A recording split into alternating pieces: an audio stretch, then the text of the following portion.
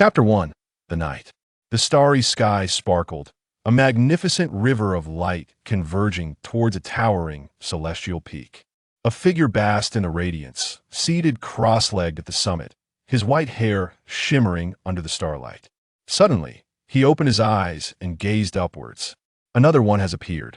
The young man watched as a resplendent golden star quietly emerged in the night sky. This marks my 100,000th golden core.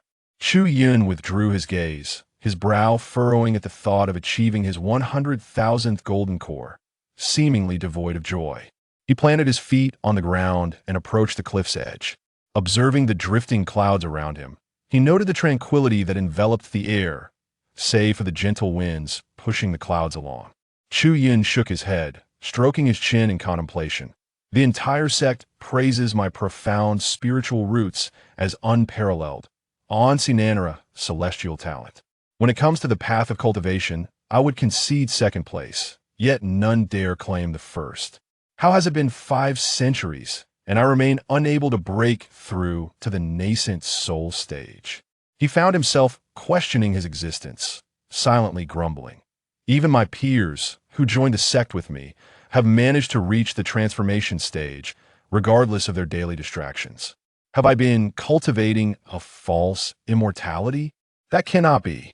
So many sects vie to accept me back, then surely they were not all deceiving me?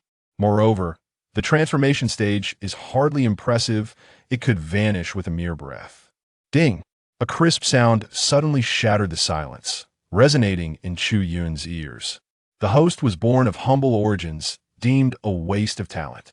Fortunately, your resolve towards the Tao is unwavering after a lifetime of toil.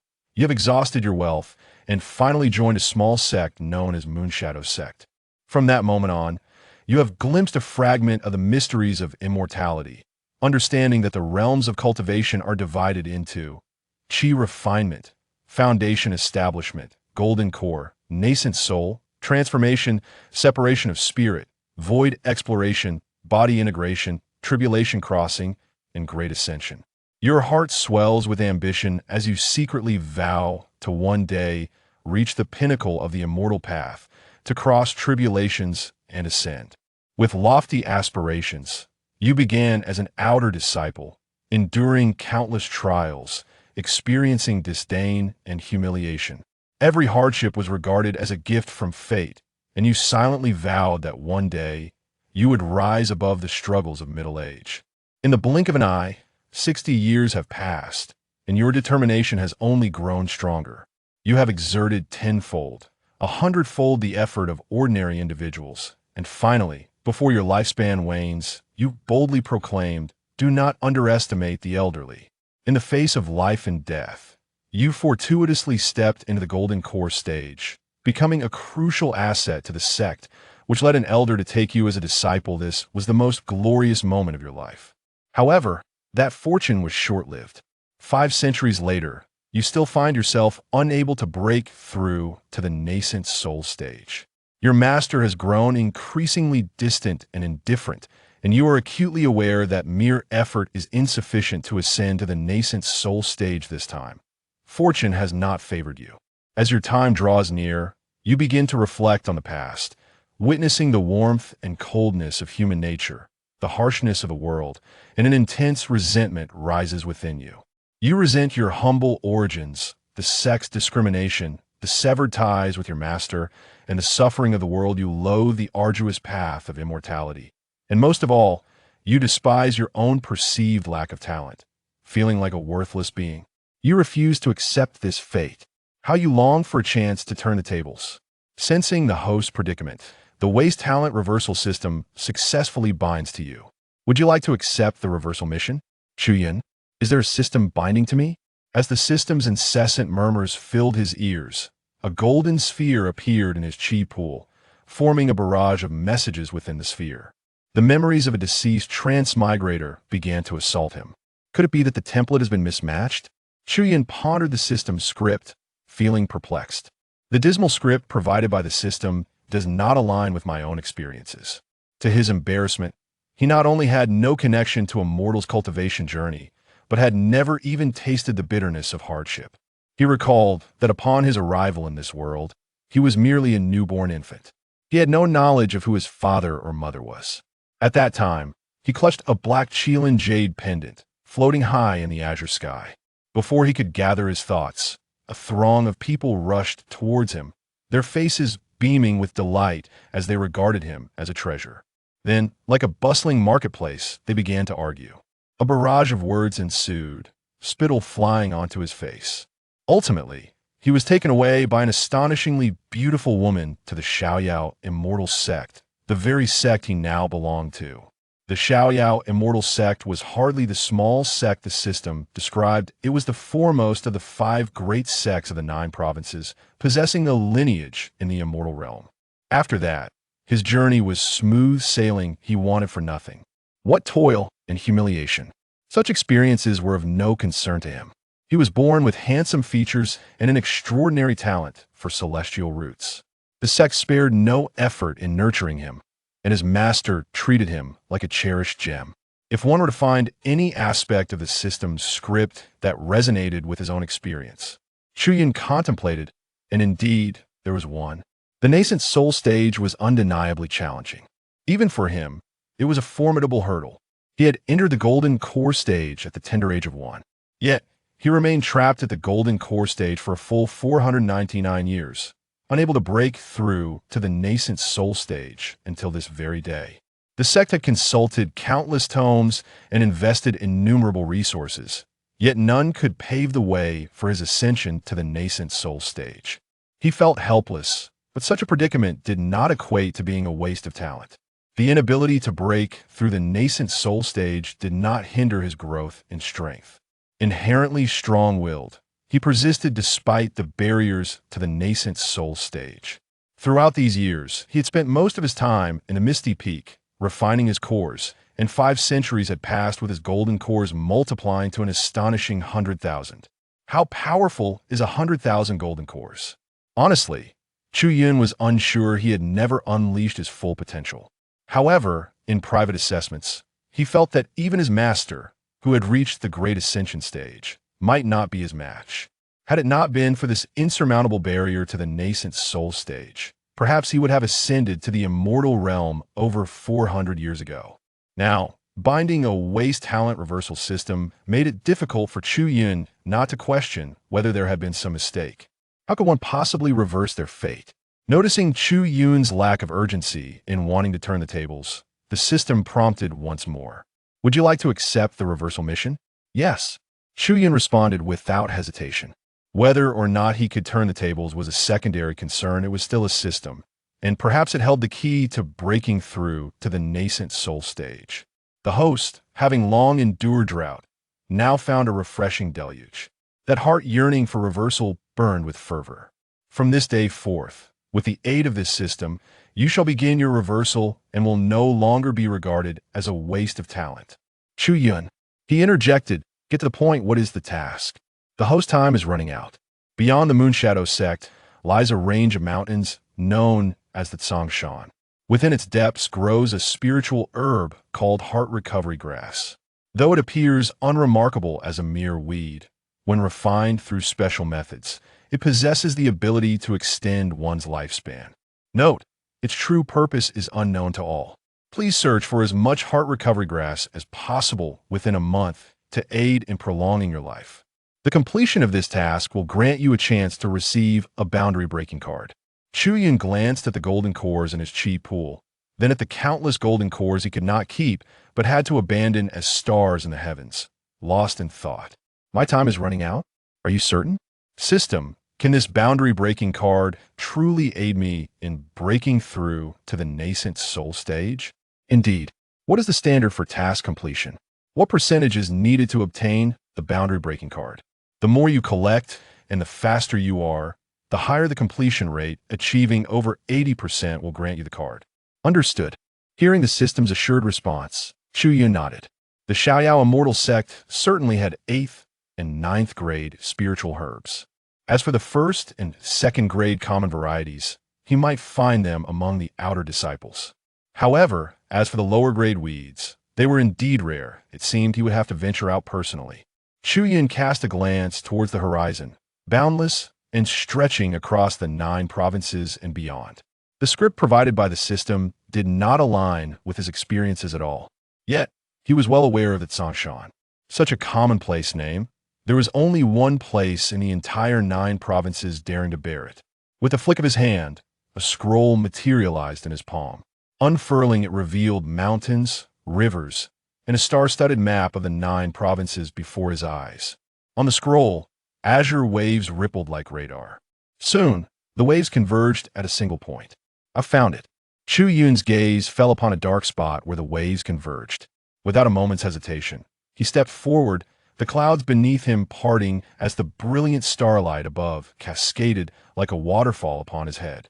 In the next instant, his figure appeared 10,000 miles away. Beneath him lay a range of undulating green mountains, shrouded in black mist, resembling a colossal primordial beast lying in wait. Chu Yun's gaze fixated on one particularly prominent mountain, soaring to great heights. A foreboding warning echoed in the air. The Tsangshan mountains bristle with peril, teeming with numerous demon beasts at the Golden Core stage, while deeper within lie the lurking threats of those at the Nascent Soul stage. It is destined to be a harrowing adventure, one that could lead to certain death, and the host must exercise utmost caution. As the system's announcement faded, Chu Yun closed the scroll and inquired, "What does the heart recovery grass look like? Is there an image?" A cluster of grass, standing about a foot tall, reminiscent of dogtail grass, with tips tinged in a striking crimson hue, appeared before Chu Yun in a luminous projection. Nodding in understanding, Chu Yun embarked on this perilous quest. He did not venture into the mountains immediately, but instead remained stationary, channeling his inner energy as he subtly released a breath of aura directed towards the towering peaks. As his aura emanated, the ground beneath him erupted in swirling black mist, rolling like waves. "Who dares to trespass in my domain? You seek death." With this indifferent voice, a terrifying sense of oppression surged forth from the lofty mountain. Everything in this world seemed to freeze in place. Above the mountain, a shadow loomed, vast enough to obscure the sky. The mere aura it radiated could cause a void-stage demon beast to perish on the spot. Indeed, there are guardian beasts of the mountain, Chu Yun observed, a smile creeping onto his face as he raised his hand in a grasping motion. The colossal figure, which had overshadowed the heavens, trembled as if it were shattering. In the span of a breath, a towering man with horns emerged before Chu Yun, his enormous eyes reflecting a mixture of shock and fear. He spoke in a deep tone. "Who are you?" Chu Yun scrutinized him and replied, "I need you to assist me with a task. How dare you intrude upon my territory and then presume to command me? What an absurdity!" The horned giant glared at Chu Yun, his fury boiling as he had not yet spoken when he was suddenly seized by a suffocating pain that coursed through his limbs. His pupils constricted as he beheld the white-haired youth, whose face bore a disarmingly warm smile. At that moment, the raised right hand of Chu Yun made a pinching gesture. Then, an unparalleled force constricted around his formidable physique, as though bound by an ethereal rope that relentlessly tightened. The sound of cracking bones echoed, a grim symphony of fractures. The longer the ordeal persisted, the more agonizing it became. With a sullen expression, he coldly demanded, "What are you doing?" Chu Yun waved his hand through the air, causing the swirling spiritual energy around him to coalesce into the shape of the heart recovery grass. The horned giant stared for a long moment, failing to recognize it, his brow furrowing in confusion. Feeling his body on the verge of collapse, he finally barked, "What is this?" Chu Yun pointed at the suspended image and truthfully replied, "The heart recovery grass. Bring me some." The horned giant was momentarily taken aback, then erupted in furious laughter. "You expect me to fetch such triviality? Do you wish for death? I am the rightful lord of this ancient forbidden realm, a being of transcendent cultivation, and you expect me to fetch a mere blade of grass? I could easily crush you with it." His temper flared, feeling the sting of humiliation, a murderous intent igniting within him. Noticing the giant's demeanor, Chu Yun furrowed his brow. He raised his arm and delivered a swift strike. Smack! The horned giant plummeted, crashing downward. The mountains shattered, great trees toppled. Boom! A cloud of dust billowed as countless demon beasts fled in terror, soon revealing a vast pit. Chu Yun stepped forward, his figure flickering as he descended into the chasm. He looked down upon the bloodied horned giant lying at the bottom of the pit, placing his foot upon the giant's head, and asked amiably, "Are you able to find it now?" The tremendous commotion stirred up a tempest of dust. At the edge of the immense pit, colossal figures approached, radiating overwhelming energy, drawn by the disturbance.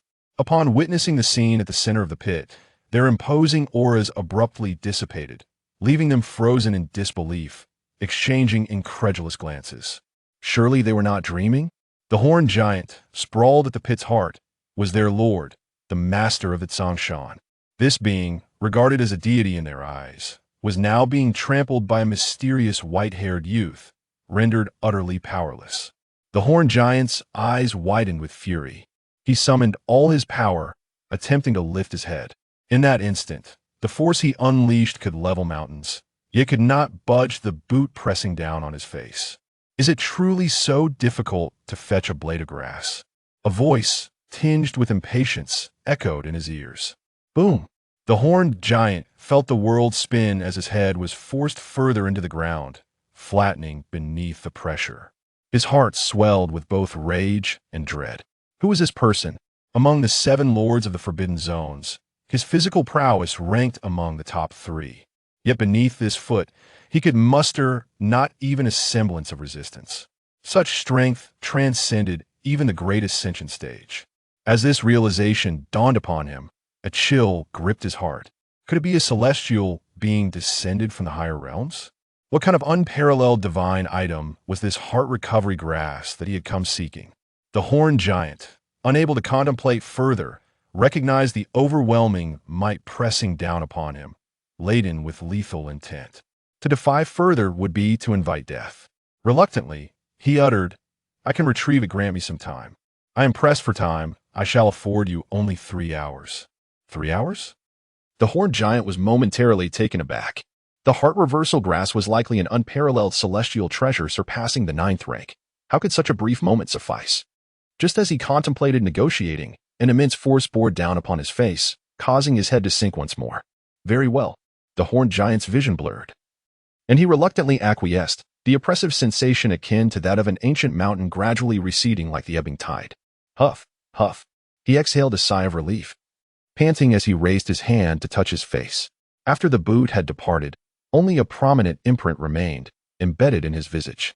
With a powerful swipe of his enlarged palm, infused with mystical energy, his countenance was instantly restored to its former state. Rising to his feet, his expression darkened as he gazed at the white-haired youth who stood a head shorter than him, coldly stating, "Do not move from this spot. I shall return shortly." The calm demeanor of the white-haired youth suddenly shifted as he raised an eyebrow, casting a languid glance in his direction. With a thunderous boom, the horned giant, just having regained his footing, seemed as if he had been struck by a nuclear blast, his form jolting violently into the air. A piercing shriek echoed through the mountains. Moments later, a tremendous tremor resonated from a distant towering peak, causing countless boulders to cascade downwards. Amidst the quaking earth and swirling dust, the horned giant, bloodied and trembling, managed to stand upright. Just as he opened his mouth to speak, a thought struck him, causing him to clench his fist with a cracking sound, cursing inwardly, "Damn it. What madness has this immortal succumbed to? If I refuse to assist, I shall be punished nonetheless. If you possess such prowess, why not seek it out yourself?" Despite his internal lamentations, the horned giant cast a glance towards the direction where the white-haired youth stood, his expression turning grave. He raised his arm and waved his hand, channeling his mystical energy to dispel the swirling dust and fog, rendering his wounds invisible. "This immortal has chosen to descend here and has granted me merely 3 hours. Thus, it is highly probable that this supreme treasure lies hidden within the Tsangshan Mountains." His forehead trembled, and a wisp of azure light surged forth, coalescing in midair to form a delicate wave of pale blue, engulfing the vast expanse of the Tsangshan Forbidden Zone, which spanned over 100,000 miles. As the sovereign of this domain, the horned giant possessed an intimate knowledge of Tsangshan, with his consciousness extending its reach, every blade of grass and every tree, along with all living beings within the Forbidden Zone, lay bare beneath his vigilant gaze. Countless creatures, sensing his unabashed presence, quivered in fear. Yet, the horned giant's attention did not linger on them. It swiftly brushed past, settling instead on the sprawling array of peculiar flowers and exotic plants. It was as if a tempest had swept through, causing the flora to sway and undulate like waves of grain.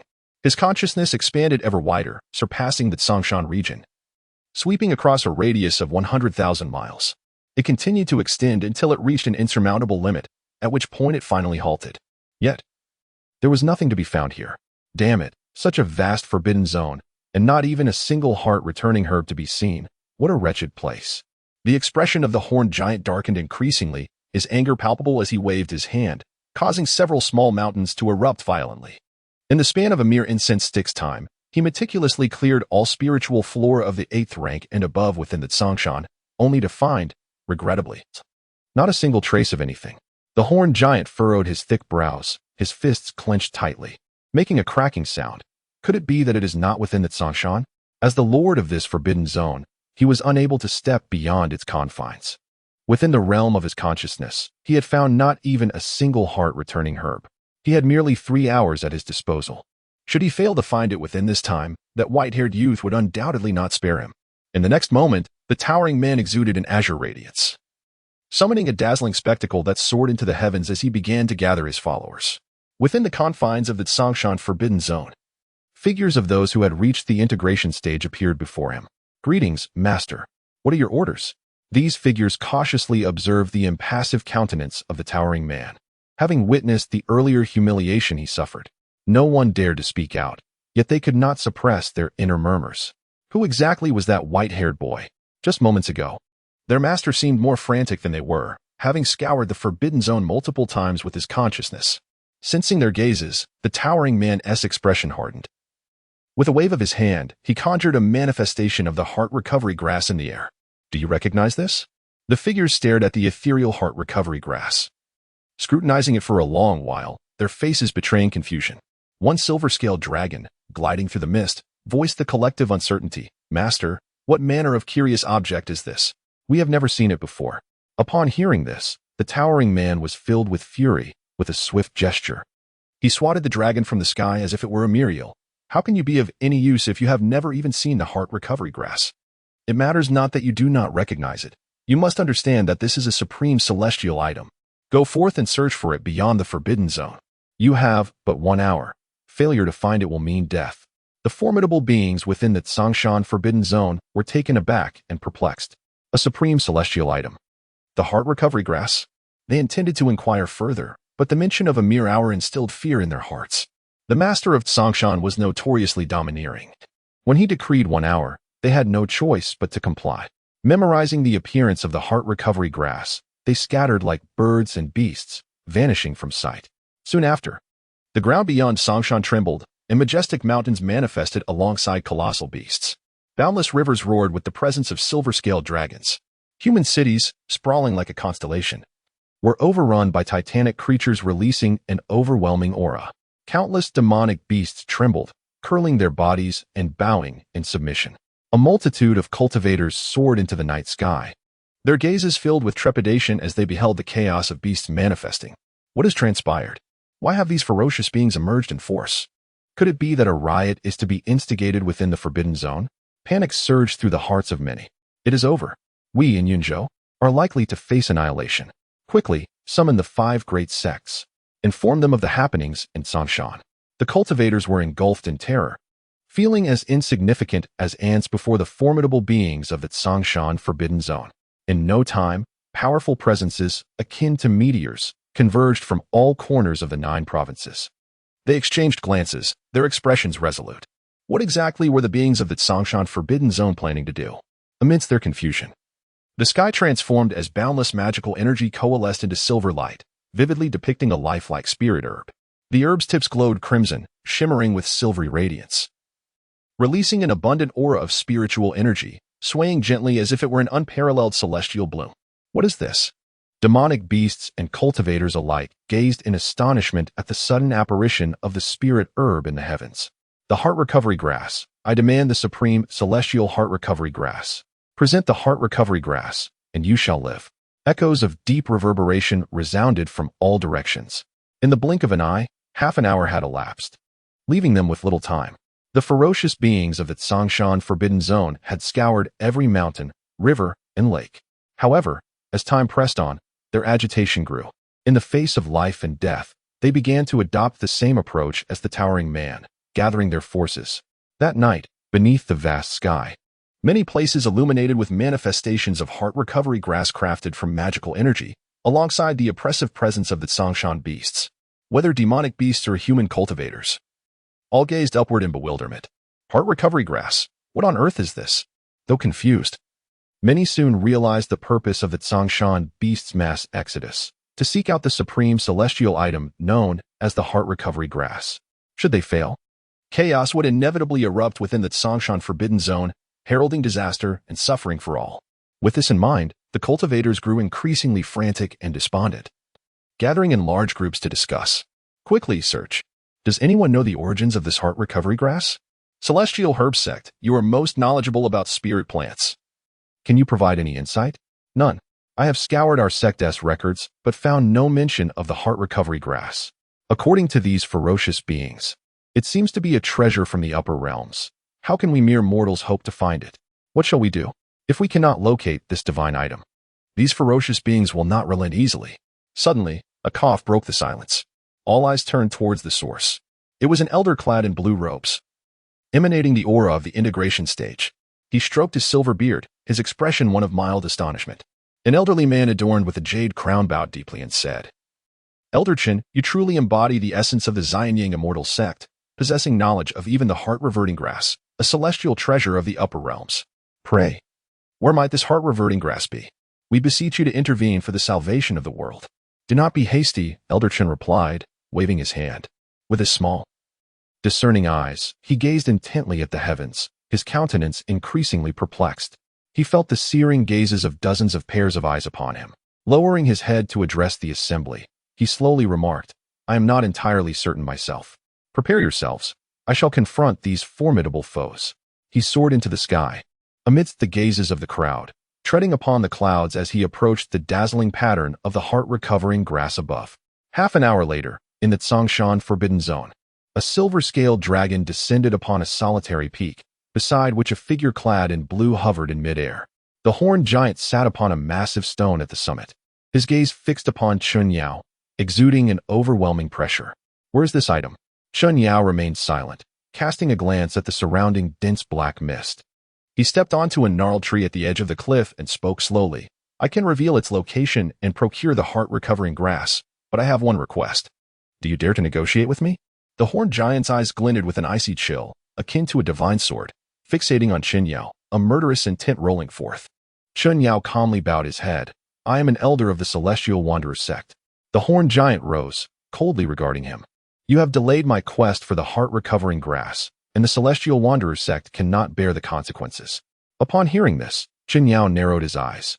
Although the Tsongshan Forbidden Zone was formidable, the Celestial Wanderer sect was not to be underestimated. If the heart-recovering grass was indeed the item he surmised, was there truly a need for such a confrontation? A sense of inexplicable uncertainty began to envelop him. Yet he maintained a facade of calmness as he pointed toward the vast, swirling black mist. Articulating his conditions, "I have a senior disciple who has recently ascended to a higher realm. Before her ascension, she was deeply concerned for her cherished disciple. This child possesses an exceptionally robust celestial root, yet remains unable to form a nascent soul, and with the sands of time slipping away. I wish to beseech the Lord of Tsongshan for a forbidden seal on behalf of this child." The brawny man, with horns protruding from his forehead, replied indifferently, "If one cannot even transcend to the nascent soul stage, what a waste of potential." Chun Yao remained silent, patiently awaiting the horned man's response. The latter glanced at the horizon where the dawn light was beginning to manifest, signaling the approach of daybreak. The thought of the formidable white-haired immortal weighed heavily on his heart. Time was running out. Without the heart recovery herb, he would surely meet his demise. The horned man fixed his gaze on Chun Yao and coldly stated, "I shall acquiesce. Where can the heart recovery herb be found?" As the first light of dawn broke, a glimmer of white illuminated the sky. Atop the main peak of Tsongshan, the horned man sat upon a colossal stone, surveying the landscape. He gazed at the horizon, where a silver-scaled dragon soared through the clouds, its tail trailing behind as it sped towards him. "My lord, I have retrieved it." The dragon once again descended upon the peak, its voice trembling with fear, reminiscent of a mosquito's buzz. Are you certain that this is the heart recovery herb? Is this not merely a wild weed by the roadside? A strand of grass, tinged red at the tip and resembling a dog's tail, drifted from a crevice in its scales towards the brawny figure. The grass swayed in midair, its roots quivering, with cracks appearing on its leaves, as if at any moment it might be torn apart by the wind. Fool, be gentler with it. Suddenly, a colossal hand emerged, crashing down upon the dragon's bent form, swatting it from the heavens as one would swat a fly. The brawny figure stared at the lifeless weed in his palm, his expression reflecting deep discomfort. The more irritable he appeared, the more unsettled he felt within. He could hardly believe that a celestial being had descended to the mortal realm in search of such trivialities. He cast his gaze towards the elder in the blue robe, a member of the Celestial Wanderer sect, and warned, "Should you dare to mock me, the consequences shall be yours to bear." Qin Yao's face twitched as he pointed to the heavens and declared, "I have previously sworn an oath before the celestial path. If what you seek is the heart-reverting herb, resembling this, then so be it. The heart-reverting herb, shrouded in obscurity, is not recorded in any ancient texts. It is merely a wild grass that flourishes in the fields of Qishou, deemed insignificant and typically used as fodder for livestock. Most who recognize this herb are ordinary herdsmen. He himself had encountered it during his travels across the 9 provinces. Upon witnessing the fierce beasts of the Tsongshan Forbidden Zone frantically searching for the heart-reverting herb, treating it as if it were a divine relic, he was left questioning the very nature of existence. Chen Yao was convinced that this herb was not merely recognized by him alone. However, given the gravity of the situation, no one would believe that the formidable beasts of the Tsongshan Forbidden Zone would venture forth in search of a common wild grass found far in Qingzhou. Thus, they instinctively dismissed this conclusion, turning instead to speculate and infer about treasures ranked above the 9th tier. Initially, he too was in a similar predicament. However, upon meticulous examination numerous times, he discovered that both the appearance and name corresponded perfectly. For the sake of the people and for the sake of his senior sister's precious celestial spirit root, he ultimately chose to step forward. Observing Qin Yao's unwavering conviction, the bullhorn giant's expression fluctuated between shadows of uncertainty. With only 3 time spans remaining, all possible means had already been exhausted. The sole candidate was this particular herb. Were it not for it, he would have no choice but to engage in a fierce confrontation with you. The bullhorn giant stomped his foot vehemently, shattering the boulders into countless fragments before vanishing from sight. Qin Yao gazed at the debris-strewn ground, stroking his silver beard, pondering inwardly, what a wonder! Who could possess such extraordinary power to render the esteemed master of this forbidden zone so discomposed? The bullhorn giant reappeared at the location where he had previously parted ways with Chu Yun, scanning the surroundings yet finding no trace of anyone. Have you found it here? A melodious voice resonated. The bullhorn giant turned towards the sound and beheld a white-haired youth seated cross-legged upon the stout branches of a giant tree to the north. His gaze calm and indifferent. Under the weight of that gaze, the bullhorn giant felt an overwhelming sense of pressure, involuntarily bowing his head as he spoke in a low, muffled tone. I have found it. He hesitated for a moment. Gritting his teeth, he extended his hand towards the north. A cascade of golden light descended, and an overwhelming surge of magical power enveloped the grass, causing the heart-retrieving herb to vanish without a trace. The burly man with horns fixed his gaze intently on the white-haired youth, who, expressionless, delicately pinched the grass stem between his fingers, leaving him in a state of unease. His vital energies surged within his lower dantian, and the treasured artifact trembled. Should this celestial being turn hostile, he was prepared to engage in a fierce battle. Chu Yun gazed down at the heart-reverting grass, though he did not examine it closely. The moment the heart-reverting grass was in his possession, his ears twitched slightly, and a notification sound from the system resonated beside him. To his astonishment, the host had ventured into the depths of Tsongshan, engaging in life-and-death combat with several golden core stage demonic beasts. Such audacity! He had stealthily gathered a specimen of heart-reverting grass beneath the very eyes of a slumbering Nascent Soul stage demonic beast, truly earning the system's admiration. You have completed the task. Would you like to settle the task and receive the system rewards? Notification, current acquisition, heart-reverting grass 1. The higher the completion of the task, the better the rewards. Chu Yun, he raised an eyebrow. Is the system blind? He arrived at Tsongshan and effortlessly subdued a mountain guardian beast. There, he practiced diligently for 3 hours, and within the confines of the system's narrative, his journey unexpectedly took a dramatic turn. He could hardly be bothered with the system. Glancing at the prompt, His gaze shifted from the heart-reverting grass to the towering figure of the horned giant. The horned giant raised an eyebrow at Chu Yun. Cold sweat cascading down his back, his palms clenched tightly, almost radiating a desperate light. Is there more? Chu Yun suddenly raised a finger and rubbed it toward the horned giant. The giant froze, stunned. Damn it, he truly wanted this weed? A wave of absurdity washed over him. Had he not feared being crushed, he might have laughed in disbelief. Observing the outstretched finger, the horned giant spoke in a deep voice. Wait a moment. In an instant, he vanished from sight. After the passage of a little over half an hour, a colossal figure re-emerged, blocking out the sun and plunging the world back into darkness. Chu Yun lifted his gaze. The horned giant had transformed, now towering over 100 feet, with a mountain of several dozen feet resting on his back. His gaze was fixed upon the mountain, where the slopes were adorned with an abundance of rejuvenating herbs. Is this sufficient? The voice of the burly man, with a hint of arrogance, echoed coldly. If he were to procure celestial-grade items, particularly ninth-grade spiritual plants, he would not be so presumptuous.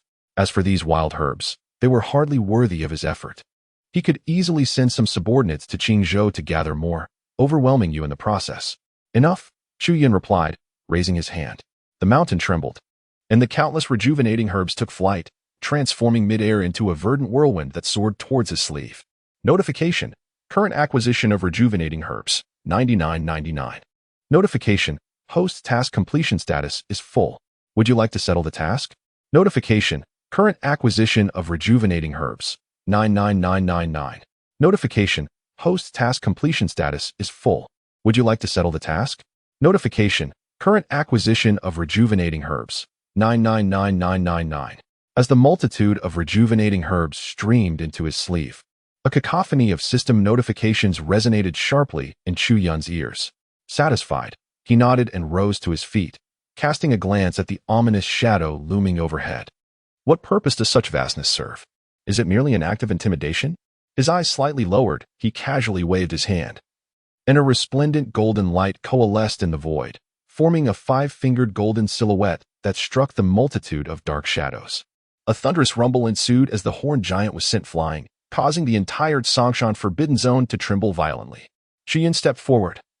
An infinite cascade of golden light cascading down from above, rendering his figure invisible. After a brief moment, the horned giant staggered back into the air, spitting out a mouthful of blood, gazing towards the horizon. After a considerable while, and with a few more probing attempts of his divine sense, he began to curse vehemently. Damn it, finally rid of this scourge. Mobilizing forces just to deal with something like this. I've never encountered such absurdity in my life. If the other masters of the Forbidden Zones were to learn of this, I would never be able to hold my head high again.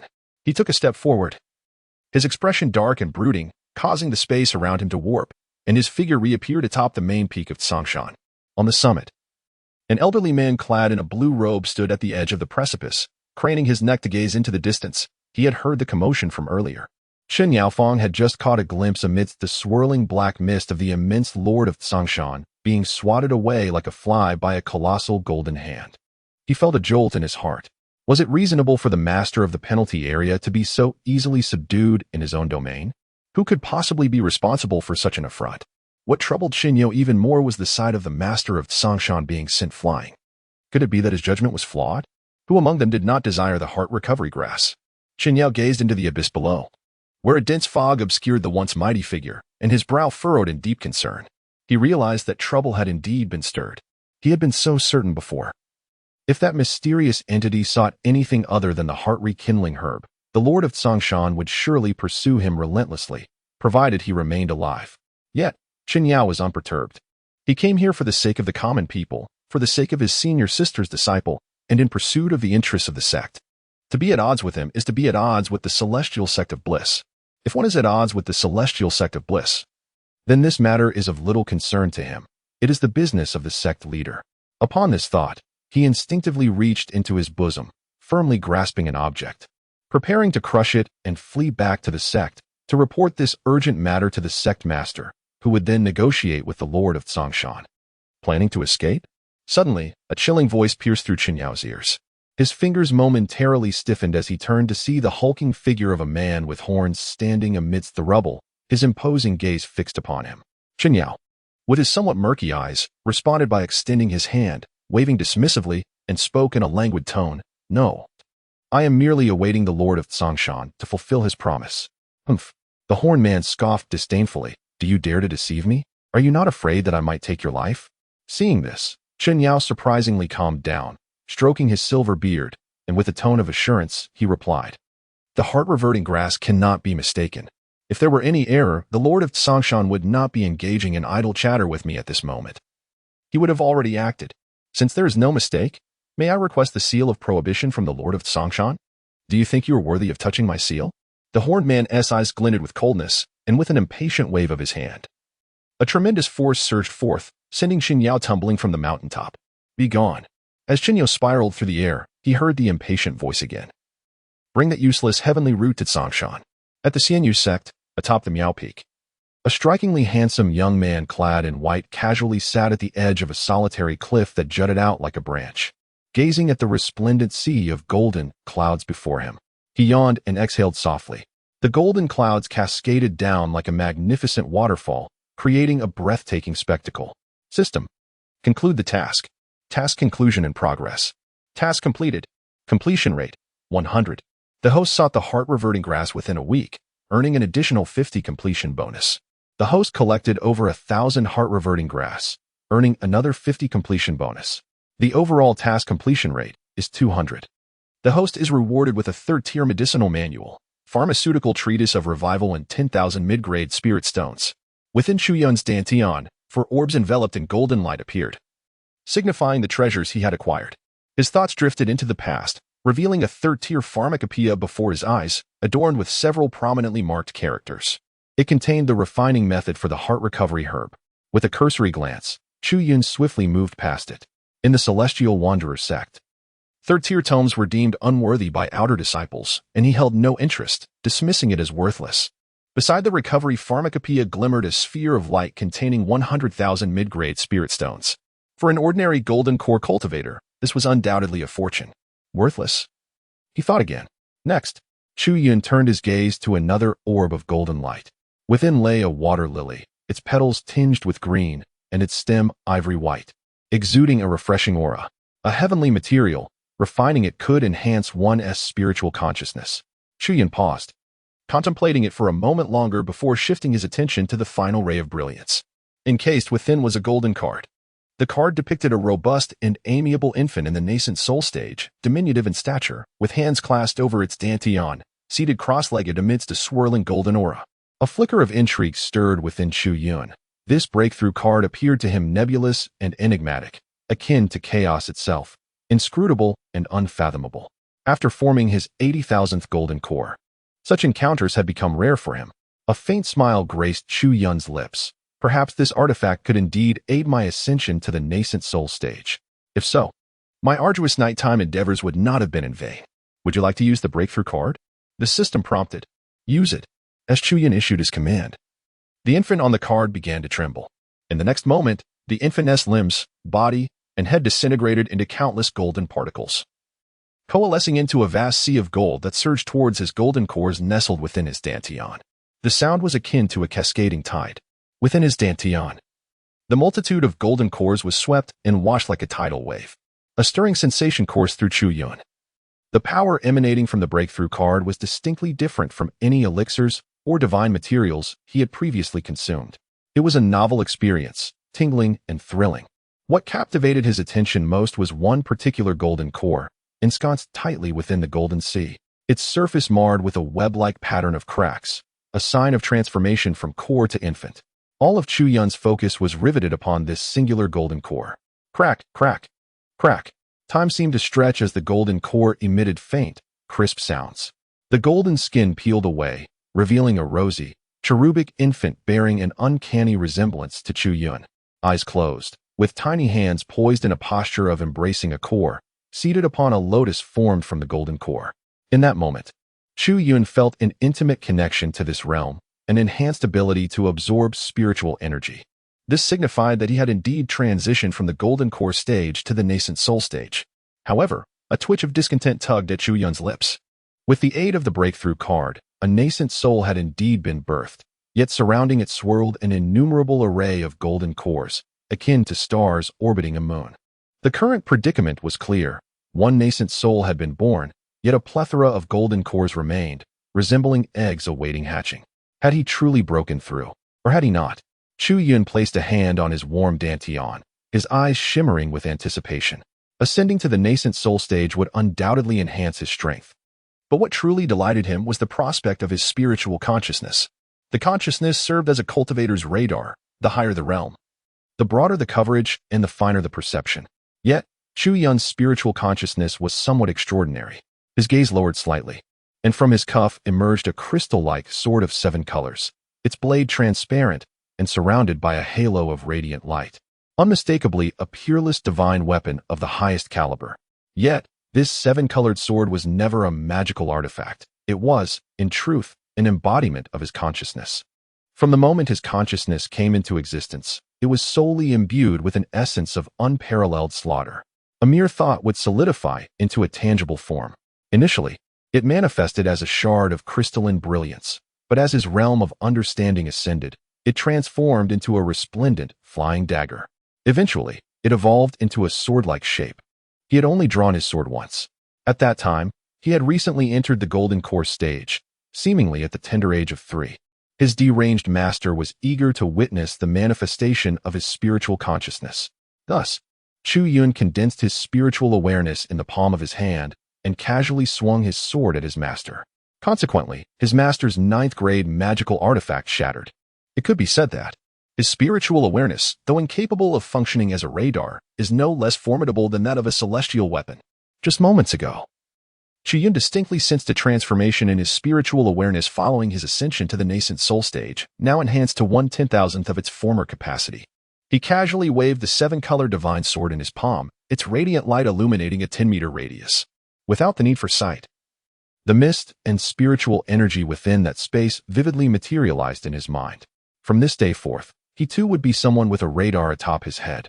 Chu Yun was in high spirits. This seemingly useless system proved to be more effective than he had anticipated. By simply completing a task, he had set into motion the gears that had been stagnant for 499 years. With a sudden burst of anticipation, he inquired, "System, what is the next counterattack mission?" The host's foundation is too weak. After using the Breaking Realm card, you successfully reached the Nascent Soul stage. Yet there remains a risk of regression. Please enter seclusion to cultivate and consolidate your strength for a period before embarking on a new counterattack. Chu Yun, this seemingly useless system truly cannot perceive his condition at all. He emphasized, "No need for delay. I shall make my comeback immediately. Quickly assign the tasks, or I will sever our ties." Ding. After enduring countless hardships, you have finally ascended to the Nascent Soul stage. Reflecting on your life thus far, you are filled with profound emotions. The journey has indeed been arduous. Yet thankfully, you possess the reversal system. Chu Yun interjected, "Cut the theatrics and get to the point." A fortnight after your ascension to the Nascent Soul, an astonishing phenomenon occurred above the Moonshadow sect. A celestial stairway of 99 steps descended from the heavens, drawing cultivators from far and wide, who were left in utter astonishment. Prominent cultivators speculated that ascending the stairway would grant them unparalleled opportunities. The cultivators, brimming with excitement, began their ascent, only to find that the moment they stepped onto the celestial stairway, they plummeted back down. It was revealed that this stairway could only be ascended by those in the Nascent Soul stage. The stairway existed for just 7 days. During the ascent, the firmer one's resolve, the higher they could climb. A note indicated that within the rejuvenation pharmacopoeia, there exists a unique elixir known as the tranquil incense, which stabilizes the mind. The host could refine a substantial quantity of tranquil incense to maximize their climbing potential. The higher the steps ascended, the greater the completion rate. As the system issued tasks, it similarly provided Chu Yun with subtle techniques for his comeback. However, Chu Yun had no intention of heeding this advice, as alchemy seemed utterly unattainable. He had but one concern: would there be a reward in the form of a breakthrough card? Indeed.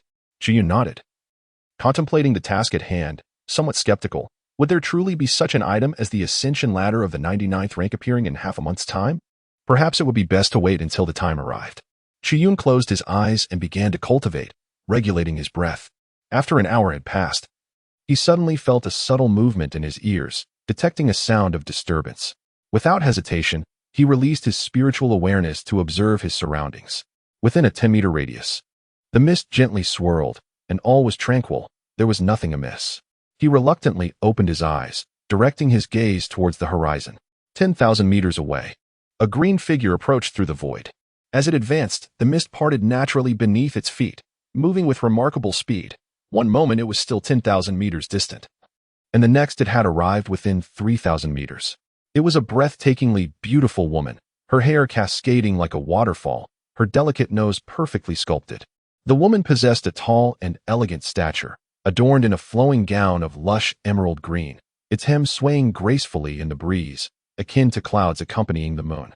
In the blink of an eye, the woman in green had closed the distance to within 100 meters of Chu Yun, locking eyes with him. Her gaze appeared somewhat vacant, yet Chu Yun was unfazed, offering her a nod. Seventh Master. The woman spoke in a calm and measured tone. Just emerged from seclusion? Indeed. He replied. Have you noticed anything unusual? Chu Yun glanced around. The sky was clear, the wind gentle, and the clouds glimmered with golden hues. The Mount Miaoling was enveloped in tranquility. The surrounding spiritual energy, however, had thinned considerably with his breathing exercises. Nothing, he responded. After a brief silence, Xianingbing pointed towards a two-story pavilion atop Mount Miaoling. Where is your master? Chu Yun looked in that direction as well. The pavilion stood silent. The lower floor serving as his residence and cultivation space, while the upper floor was designated for his master. He waved towards the pavilion, and the tightly shut windows of the upper floor suddenly swung wide open.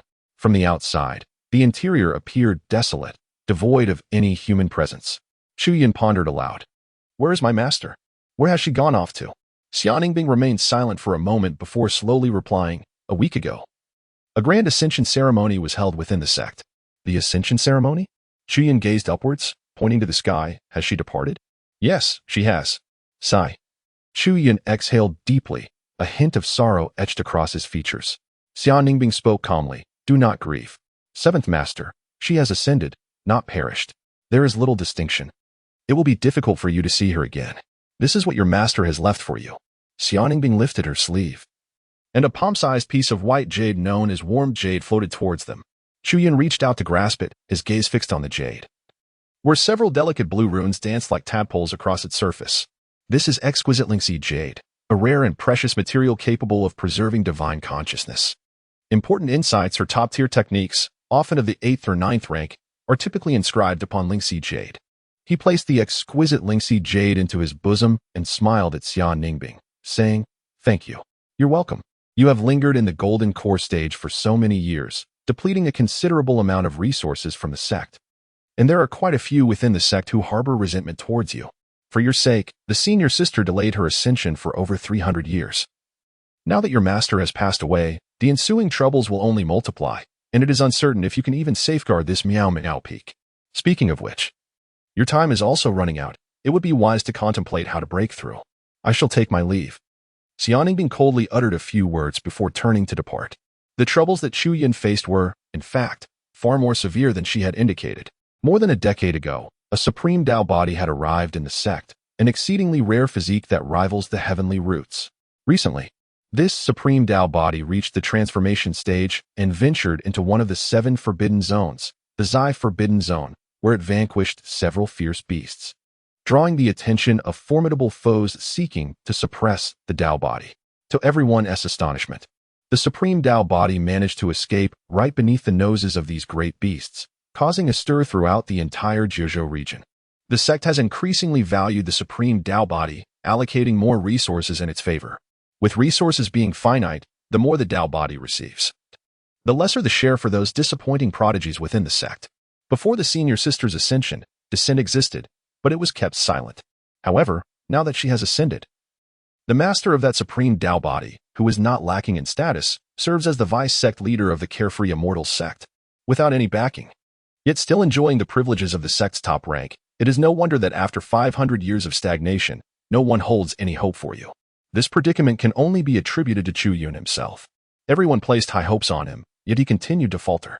After the senior sister's ascension, Chu Yun would have to rely solely on himself. As his senior aunt, all she could do was offer whatever support she could. However, Xianingbing had no desire to elaborate on these matters with Chu Yun. Her senior sister had sheltered the boy too well. After all these years, he remained stuck in the golden core stage, and should he learn about the supreme Tao body's exploits, it would likely shatter his resolve. leaving him with no hope of breaking through to the Nascent Soul stage. Suddenly, she paused, feeling a tug on her skirt. Turning around, she saw a golden Nascent Soul hand tugging at the hem of her dress, a childish voice pleading, "Aunt, don't rush away. I have something to trouble you with." Xia Ningbing's once dull gaze flickered with intrigue as it fell upon the golden Nascent Soul. "You have formed a Nascent Soul?" She extended her delicate wrist, reaching out. The figure resembling Chu Yun transformed into wisps of blue smoke, vanishing before her grasp could reach him. Xia Ningbing turned her gaze back to Chu Yun. A gentle breeze brushed past. The young man in white floated gracefully, a piece of black Qilin jade swaying lightly at his waist. In an instant, she stood 2 meters away from him, her eyes scanning him from head to toe as if examining a rare treasure. After a moment, she finally spoke with a hint of astonishment. "After all these years, you have finally reached the Nascent Soul stage. Your master, if he were watching from above, would surely feel gratified. Senior Aunt, you ought to cultivate some virtue." Chu Yun looked at Xia Ningbing with a hint of exasperation. This senior aunt was notorious for her lack of restraint, yet her serious demeanor made it difficult to discern whether she was jesting, leaving him rather speechless. Xia Ningbing appeared oblivious, gracefully moving closer. A fragrant breeze wafted from Xia Ningbing as she leaned in, peering intently at his dantian. Her previously vacant eyes sparkled with newfound brightness. "The moment your master departed, you broke through. Was this intentional?" Before Chu Yun could respond, she began to muse aloud. "No wonder you possess the strongest heavenly root. The nascent soul you formed is golden, and your spiritual power is remarkably pure. Allow me to take a closer look." Her tall figure, clad in a green dress, accentuated her curves, and as she bent down, her silhouette became all the more pronounced. Chu Yun found himself momentarily dazzled by the sight before him, raising his hand to gently push Xia Ningbing's shoulder, warning, "Senior Aunt, if you come any closer, do not blame me for pressing you to the ground." Her shoulder felt soft, akin to a cloud, easily yielding to his push. Xia Ningbing straightened up, unfazed by Chu Yun's audacity. Her greatest interest lay in exploring rare phenomena. Having never encountered a golden nascent soul born from a heavenly root, she became increasingly eager. Ignoring Chu Yun's bold words, she focused intently on his dantian. "You think you can defeat me at the nascent soul stage? That is quite impossible. However, with your extraordinary talent and the careful guidance from your senior sister, you should now be able to contend with early-stage spirit division practitioners.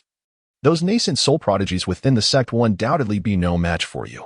After your senior sister ascended, if you find yourself lacking guidance, would you be interested in accepting my tutelage?" The more she spoke, the more her eyes sparkled with enthusiasm. "With your talent, coupled with my guidance, I guarantee you will attract the 99 heavenly tribulation during your tribulation. Should you successfully navigate through it, you may very well have the opportunity to press me to the ground. The 99 heavenly tribulation is the most terrifying thunder tribulation during the tribulation stage, something all practitioners dread and strive to avoid." Chu Yun waved his hand dismissively. "I appreciate your offer, but I'm not interested. Let us return to serious matters." "Serious matters? I seek your assistance, Senior Aunt." Xia Ningbing recalled, still fixated on his dantian, her gaze flickering. "What troubles you?" Chu Yun gestured towards the Miao Miao Peak behind him. "With my master ascended, there is no one to manage Miao Miao Peak. It feels quite unusual. I need someone to assist me with my training."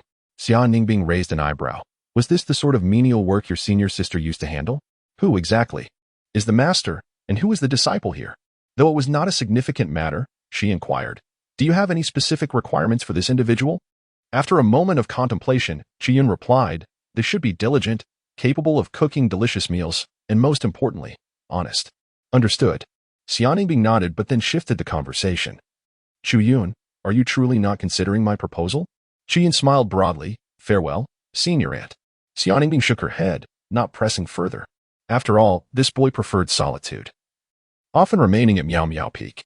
With his senior sister absent, she could quietly observe him from the shadows, and he would likely remain unaware. "Then I shall take my leave." She turned around, her skirt billowing. In the blink of an eye, Xia Ningbing's figure appeared 1,000 meters away. At that moment, a shadow gleaming with azure light descended from the sky. "What is this?" Chu Yun casually grasped the azure shadow. Advancing to the nascent soul stage is no easy feat. Here is a small token of my appreciation. As the voice of Xia Ningbing faded into the distance, Chu Yun gazed down at the jade in his palm, emanating warmth, only to discover it was yet another piece of Lingxi jade. He shook his head, not in haste to examine it, and stored the green Lingxi jade within his dantian. taking a step toward the pavilion atop the peak. In an instant, his figure became indistinct, and he found himself on the second level of the pavilion. His eyes swept across the disarray of the second level.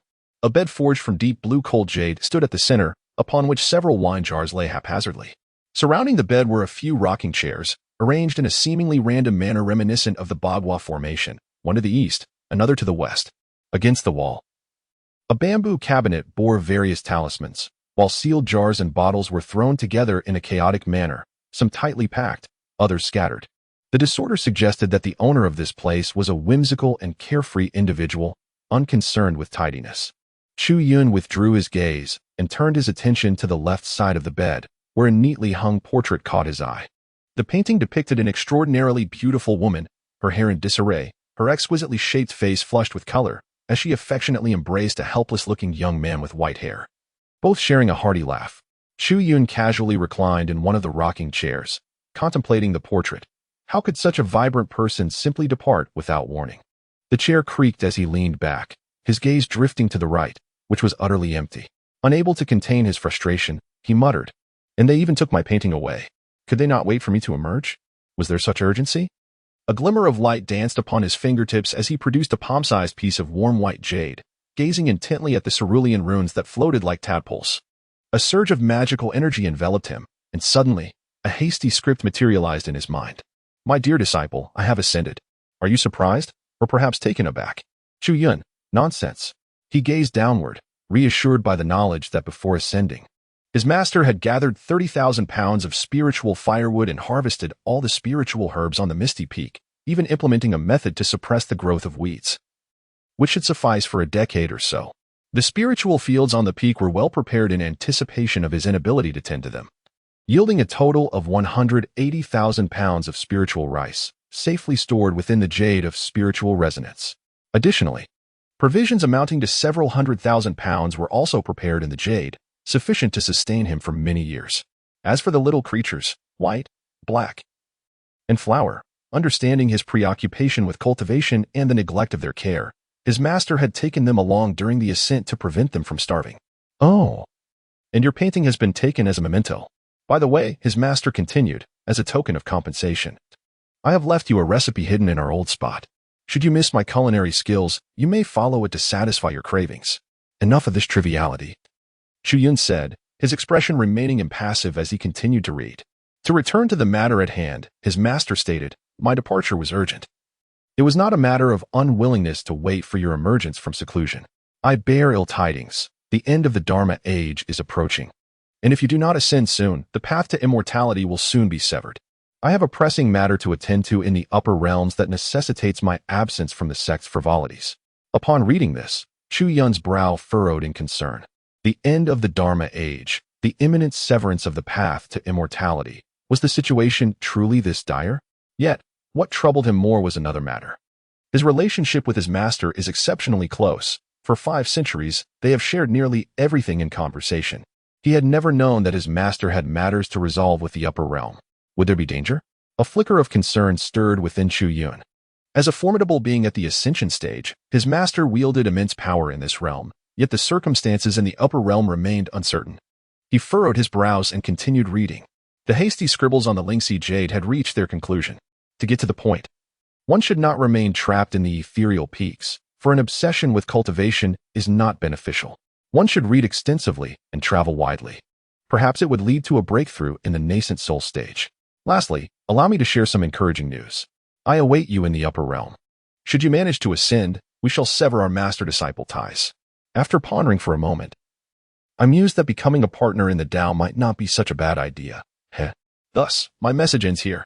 Chu Yun expressionlessly finished reading the content and glanced once more at the abundance of resources within the Lingxi jade. He lifted his hand, storing the Bai Jinwan Yu into his dantian, and sighed softly. This rebellious disciple, while lamenting the decline of the age and the impending end of the path to immortality, simultaneously urges me to ascend swiftly. Do they think I do not wish to fly? He slapped the back of the chair, rose from the rocking seat, and walked to the window. Gazing upward at the dazzling sun, he beheld the rich, milky aura flowing like a river. Surely, there were no signs of a post-apocalyptic era.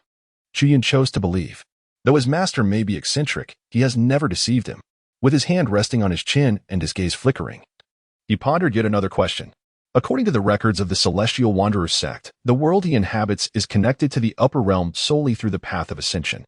Only by overcoming the heavenly tribulation and reaching the Mahayana stage can one obtain the mark of the heavenly Tao, thereby passing through the gate of realms and entering the upper realm. If this path to ascension were to be severed, even if he successfully navigated the tribulation, how would he ascend to the upper realm? Never mind, that is a matter for another time. Chu Yun has only just attained the Nascent Soul stage, still at a mere 1/10,000th of the way. The tribulation and Mahayana are far beyond his current reach. Any further contemplation now would yield little significance. The pressing concern is to break through as swiftly as possible. The demand for spiritual energy from one with a celestial root is immense. And once the age of decline arrives, his situation will become exceedingly precarious. Perhaps he should examine the promotion gift bestowed by that senior uncle. With a flick of his left hand, he extracted a piece of azure lynxy jade and delved into its depths with his thoughts. The name of a technique, 9 transformations of glazed body, caught his eye. Following that was the overarching outline, adorned with intricate and elegant script, both aesthetically pleasing and remarkably comprehensible. This was a 9th-grade body refinement technique, not one from the esteemed sect, but rather a creation of Xia Ningbing herself. Within the lynxy jade, in addition to this technique, there lay numerous radiant treasures for body refinement. Although this senior uncle's words were somewhat acerbic, he was indeed a person of genuine warmth, displaying remarkable generosity. Chu Yun couldn't help but express his admiration. A cursory glance revealed that the entirety of these treasures could rival the entire fortune of several Wild Soul Division stage cultivators outside. Casually, he extracted various vials, stones, and wooden artifacts from the azure jade, swallowing some with his left hand while channeling his spiritual energy to refine them with his right. Closing his eyes, he commenced the practice of the 9 transformations of glazed body as his white hair danced without wind, cascading with a luminous brilliance. 1 transformation, 2 transformations, 3 transformations. As Chu Yun practiced, the treasures in his hands flickered rapidly. The mountain of various body refinement treasures in the azure jade vanished at an observable pace, disappearing from the top downwards. Approximately an hour later, Chu Yun opened his eyes. The azure lynxy jade was now utterly devoid of contents. Not even a fragment remained. He raised his left hand and gently shook it, a fleeting glimmer of crystalline brilliance illuminating the air. Each of his 5 fingers was adorned with layers of divine radiance as he reached skyward. The clouds billowed, erupting violently as if caught in a tempest. A mushroom cloud exploded, waves of air surging upwards. 1 circle, 2 circles, 3 circles. Then, beyond the keen sight of Chu Yun, it vanished from view. He remained unaware. 9 days hence, amid the vast, dark cosmos, a wave of brute force, summoned with a mere gesture, surged towards a star spanning tens of thousands of miles. The surface of the star, cracking like a spider's web, quietly disintegrated into over 100,000 fragments. Only to the 7th transformation. Chu Yun observed as the radiant light of his left hand faded, returning to its flesh tone, and he gently shook his head, a hint of dissatisfaction lingering. Alas! Had he possessed sufficient refining treasures, an additional hour of cultivation would have surely elevated the 9 transformation glazed body to its complete 9th transformation. With the departure of his master, he found himself in dire straits. He returned indoors from the window, leaping onto the azure stone bed with a swift motion. He retrieved the previously awarded celestial azure and earthly white from the system, cradling them in his hands as he began to silently refine them. After refining the celestial azure and earthly white, he planned to attempt to create other golden core breakthrough cards. He had gained a general understanding of the magical trajectory and essence of the recent breakthrough card and thought it worthwhile to try to simulate it. For there was a chance he could replicate it. Even if he could not reproduce it immediately, acquiring a few more cards would surely allow him to succeed. Once I successfully recreate the breakthrough card, the system will lose its significance. As Chu Yun engaged in the refining process, he meticulously devised his plans. He did not find these days tedious. Rather, he felt a certain exhilaration. Apart from his culinary preferences, this singular passion fueled an inexhaustible vigor within him. The Celestial Leisure sect, a floating peak of ethereal beauty, rose majestically into the heavens. At its summit lay a vast expanse, seemingly carved by a celestial blade, forming a broad and level martial arena. Above the arena, a delicate blue light screen, resembling an eggshell, was inverted. Boom, boom. The light screen trembled, resonating with thunderous sounds from within the arena as clouds of dust billowed into the air. Amidst the haze, a figure could be disowned, striding with the grace of a dragon and the might of a tiger. Alas, in midair, a cluster of figures was hurled, crying out in pain. Multicolored shadows shattered, and numerous treasures, glowing with radiant light, swayed precariously as they fell in all directions. With another resounding crash, the dust began to settle, revealing the figure of a muscular bald man, his bare arms glistening. Beneath him lay a multitude of bodies, sprawled like lifeless corpses, gasping for breath. A bunch of worthless fools, the bald man scoffed, raising an eyebrow in disdain at the fallen figures. With a powerful flourish of his arms, he scattered pills that shimmered with a dark luster, precisely landing in the open mouths of the fallen. After a few moments, the figures gradually regained their footing, their expressions a mix of astonishment and trepidation as they gazed upon the bald man. "Shall we continue our sparring?" he inquired, stepping toward a nearby man clad in yellow robes. This man's attire was tattered, with a gaping wound upon his chest. As the bald man approached, the yellow-robed figure hastily recoiled, waving his hands in alarm. No, Junior Brother Xia, your prowess is truly formidable. Your third transformation into glazed body is simply terrifying. We are no match for you. Let us conclude for today. Should we continue, I fear I may not be able to attend tomorrow's court assembly, and the elder presiding over it would surely hold me accountable." Upon his utterance, the others hastily nodded in agreement, much like chicks pecking at grains. "Indeed. We cannot continue this battle. It may cost us our lives." The bald, robust man raised an eyebrow, his tone tinged with displeasure. "Each of you is at the transformation stage. Why do you still fear me, a mere nascent soul? I have already restrained 30% of my strength." The man in the yellow robe, with a woeful expression, pointed to his swollen face and lamented, "Junior Brother Xia, is your nascent soul anything ordinary? Whose nascent soul can cultivate a 9th-grade body refinement technique to a minor success in merely 10 years? Not far away." Someone quickly echoed, "Brother Zhang's words ring true. The 9-transformation glazed body is renowned among the 5 great sections. If I recall correctly, it was Elder Xia who created it to counter the heavenly tribulation. Cultivating it to the 9th transformation can withstand even the 7th and 9th heavenly tribulations. Junior Brother Xia, you are already endowed with the wasteland battle body and have effortlessly cultivated such a secret body refinement technique to minor success. Who among the other prodigies of the sect could possibly contend with you? It would be best if you spared us from further difficulties." Flattered by the praise from these senior sect members, Xia Changming's expression softened slightly, and he replied slowly, "The 9-transformation glazed body is not as easily cultivated as you all suggest. I dare not even dream of the 9th transformation. If I can achieve the 6th transformation within a century, I would consider myself content." He shifted the conversation, saying, "However, you do have a point. Since there is a court assembly tomorrow, I shall not impose any further difficulties upon you." With this, everyone present let out a sigh of relief. Damn it. This martial enthusiast has a penchant for seeking sparring partners throughout the clan. He engages in battles within the same realm and even across borders. If he loses, it is bearable, but should he triumph over Xia Changming, he clings on like a stubborn adhesive plaster, incessantly pursuing further sparring and combat. They are indeed the victims. Initially, most of them could hold their own against Xia Changming, but as he refined the 9 transformations glazed body to the 3rd transformation, they found themselves outmatched even when ganging up on him.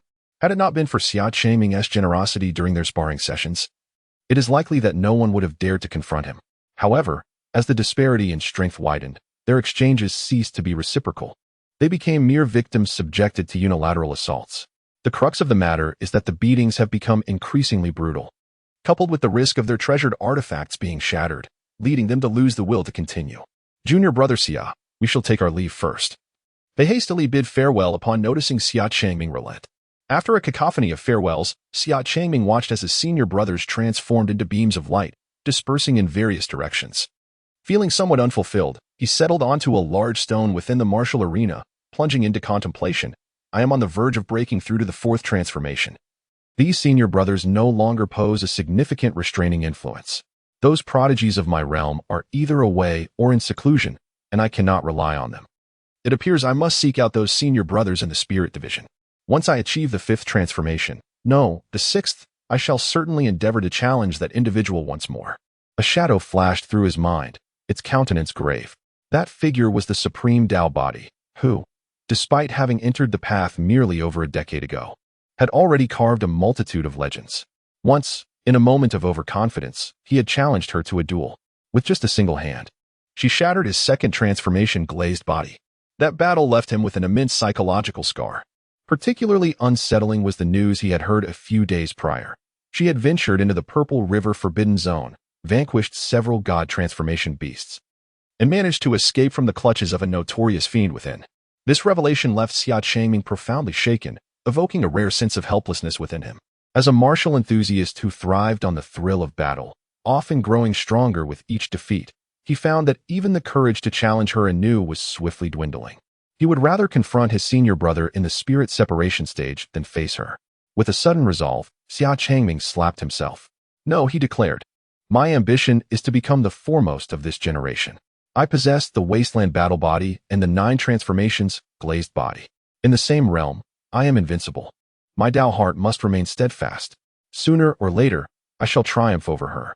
A surge of determination ignited within him, a fierce resolve to look down upon all. Changming. Suddenly, a calm voice resonated from above Xia Changming. Startled, he looked up to see a figure in a green dress hovering 10 meters away. Her hair cascaded like a waterfall, and her nose was exquisitely delicate. Sister, Xia Changming rose to his feet, greeting Xia Ningbing. With somewhat vacant eyes, she regarded him. A hint of inquiry flickering within.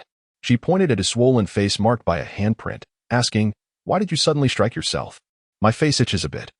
Xia Changming replied, his expression slightly stiff, as he rubbed his face, the redness dissipating immediately. Oh, I recall your culinary skills are commendable. It's been many years since I last cooked. What would you like to eat, sister? Xia Ningbing shook her head and gestured towards the west. I have no interest. You should spend some time at Piamiao Peak. Piamiao Peak? What purpose does that serve? Xia Changming's expression shifted. He was aware that Piamiao Peak was one of the most spiritually rich peaks of the Xianyao sect. Not long ago, it had been home to a formidable sect master who had recently ascended. Could it be that his sister intended for him to cultivate there? To perform menial tasks? Xia Changming. He incredulously exclaimed, Me? A mere errand runner? Without a moment's hesitation, Xia Ningbing replied, You possess nimble hands and feet. Your culinary skills are exceptional. And most importantly, you are honest, qualities that perfectly meet the requirements. Instantly, a look of displeasure crossed Xia Changming's face. He is a proud and headstrong genius, disdainful of all. Which of these words bears any relation to him? Were it not for the fact that Xia Ningbing is his sister, he would have already erupted in fury. He resolutely waved his hand in refusal, saying, I shall not go. Xia Ningbing slowly remarked, There is a heavenly spirit root atop the misty peak. Xia Changming furrowed his brow, a look of perplexity emerging in his eyes. Is there truly a heavenly spirit root within the sect? The heavenly spirit root is the most supreme of physiques. He has been part of the sect for nearly a century and has never heard of anything like a celestial root.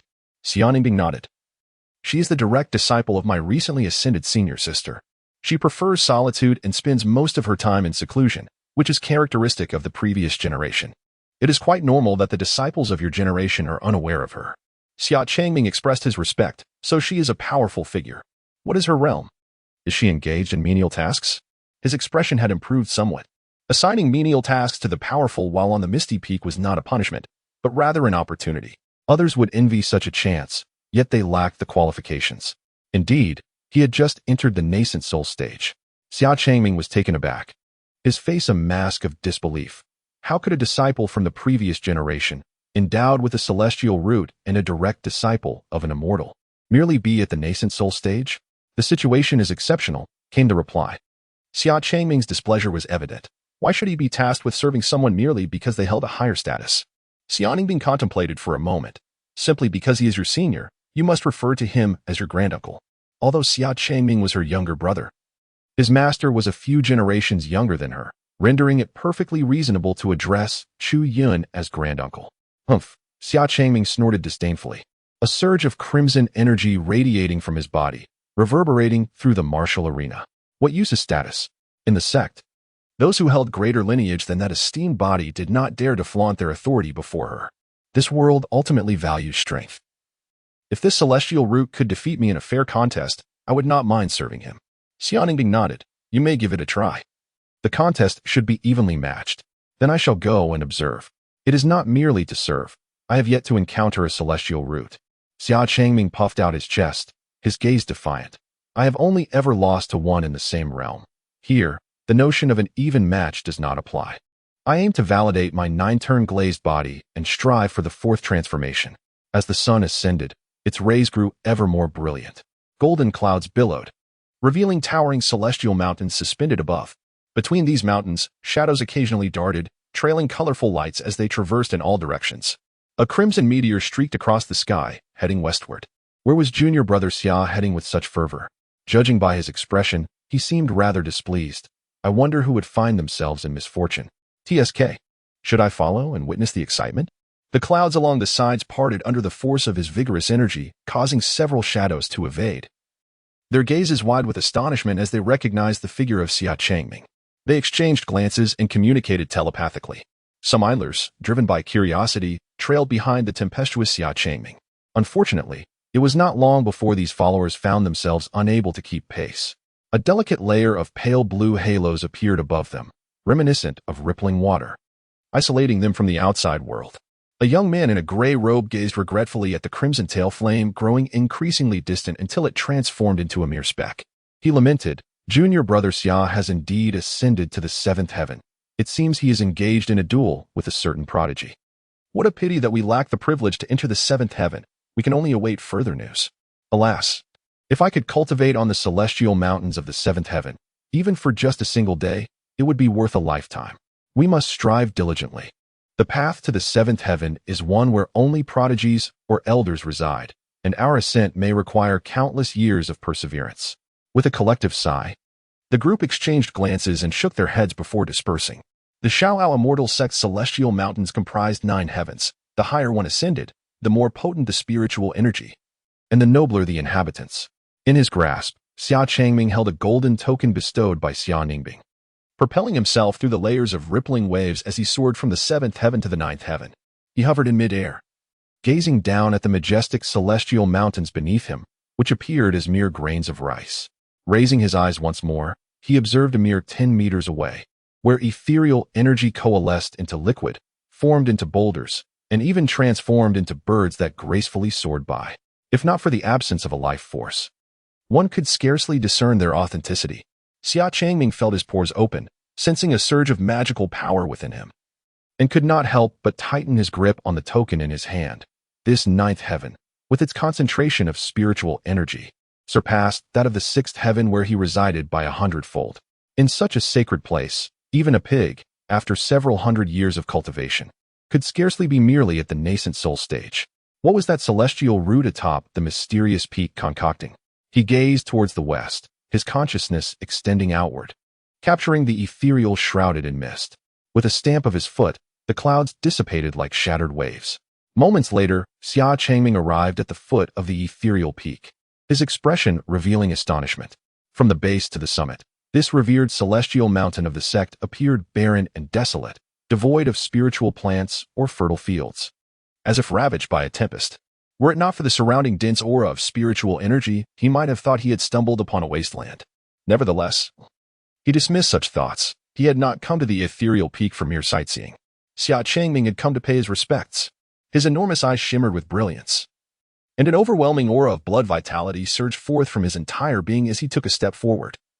Bellowing with a voice akin to thunder that reverberated throughout the misty peak, echoing relentlessly. After a brief moment, the sound subsided, leaving the celestial mountain unchanged and silent. Xia Changming furrowed his brow, gazing towards the summit. Is there no one here? His sister had mentioned that the heavenly spirit root preferred solitude and was likely to remain within the confines of Misty Peak. Just as he pondered this, a gentle voice came from behind him. Did the master send you? Xia Changming felt a shiver run down his spine. He turned abruptly, only to find the space behind him utterly vacant. As he turned his head again, he discovered a strikingly handsome youth with white hair standing directly before him, hands clasped behind his back, his calm gaze fixed upon him. Indeed, the youth spoke softly, yet his voice possessed an irresistible charm that brooked no refusal. For reasons unknown, Xia Changming instinctively responded aloud. More unsettling was the chill that crept down his spine the moment he felt the youth's gaze upon him, a sensation he had only experienced once before. Xia Changming's heart trembled slightly as he scrutinized the white-haired boy. Oh, he pondered, questioning the need for such a loud outburst. You are Xia Shidi, correct? You may simply address me as Chu Xixiao. Very well, Chu Yun nodded, casting a glance around at the barren surroundings before casually stating, there are not many tasks to attend on Pyongyang Peak for the time being.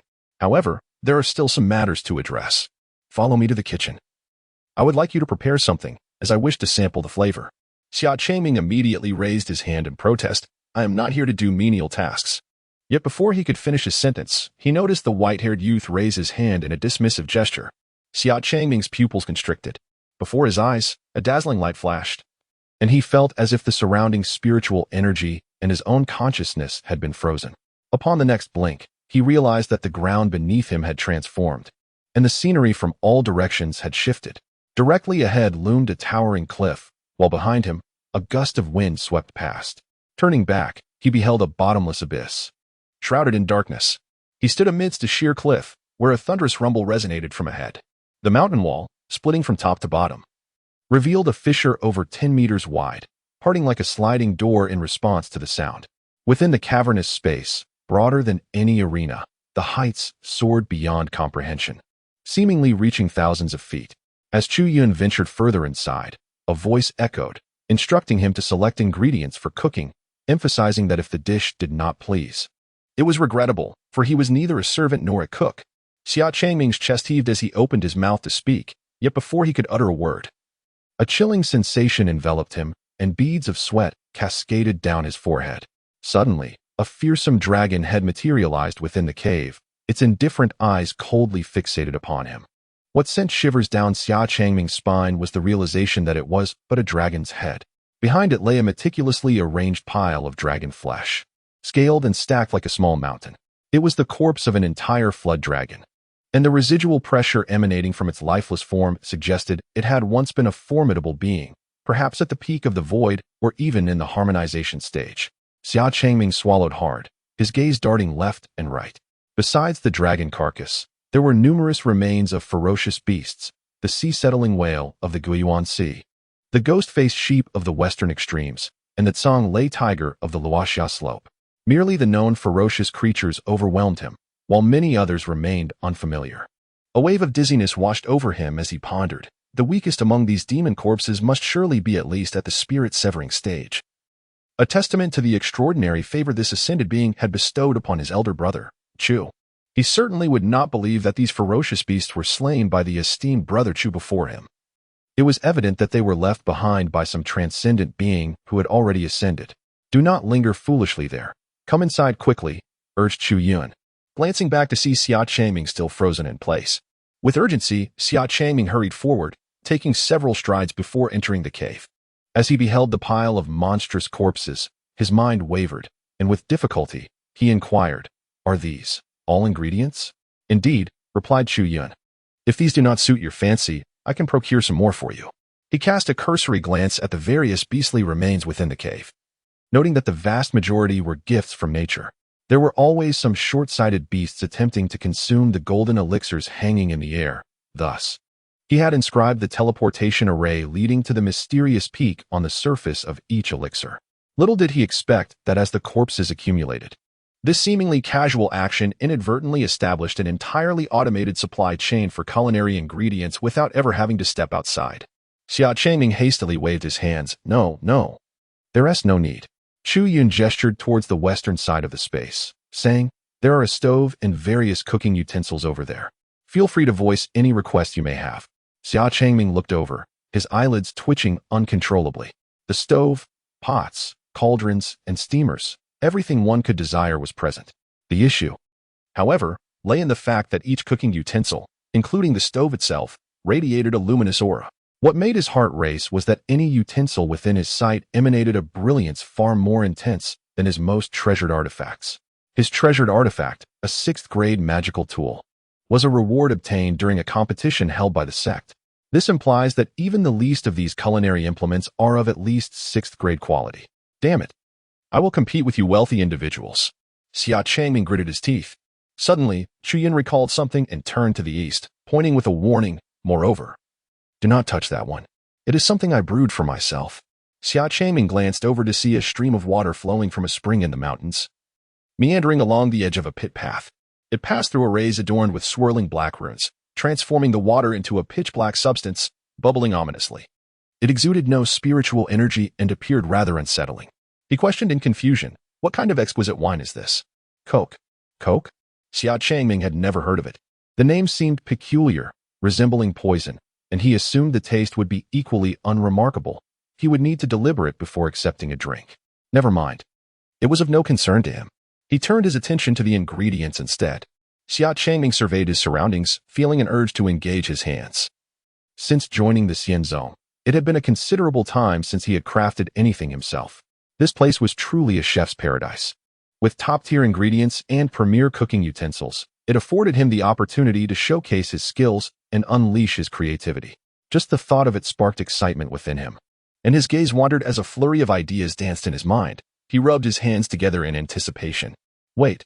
Suddenly, Xia Changming shook his head and slapped himself sharply. The sound resonated crisply. Chu Yun looked over, puzzled, and asked, "Why did you slap yourself?"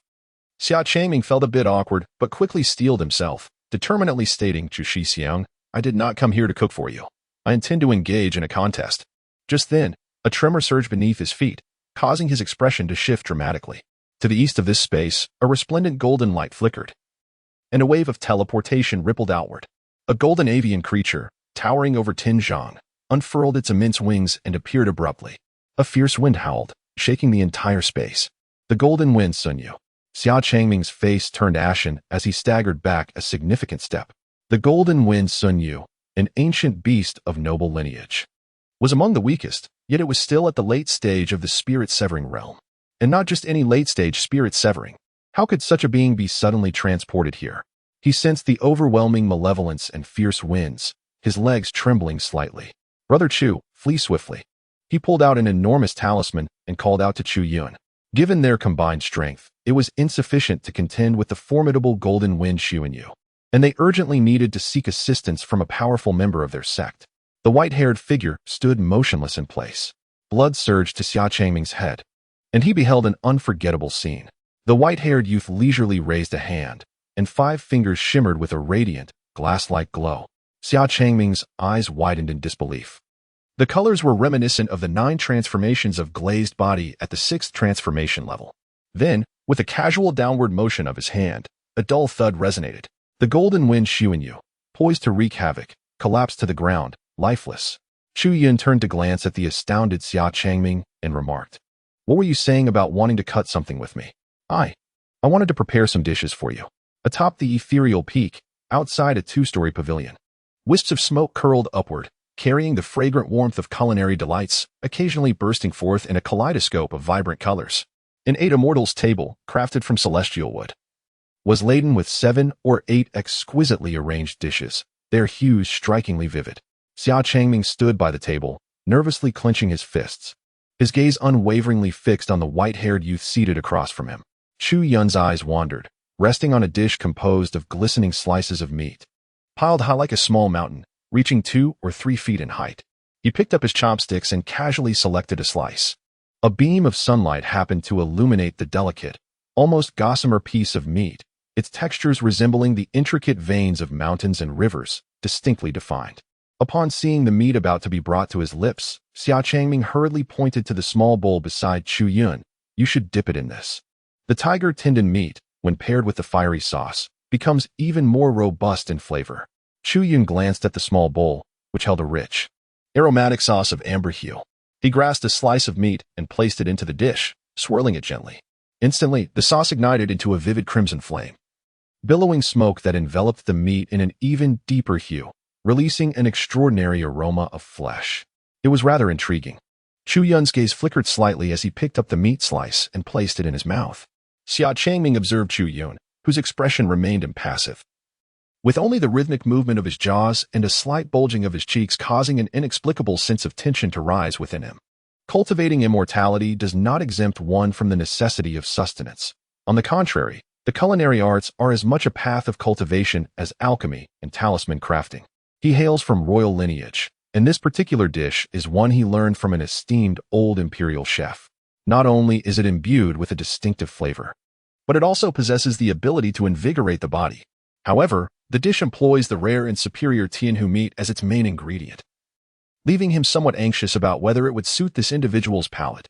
After a few moments, Upon observing Chu Yun cease his chewing, he inquired, "What do you think?" Chu Yun slowly nodded, remaining silent as he turned his gaze towards the other dishes on the table.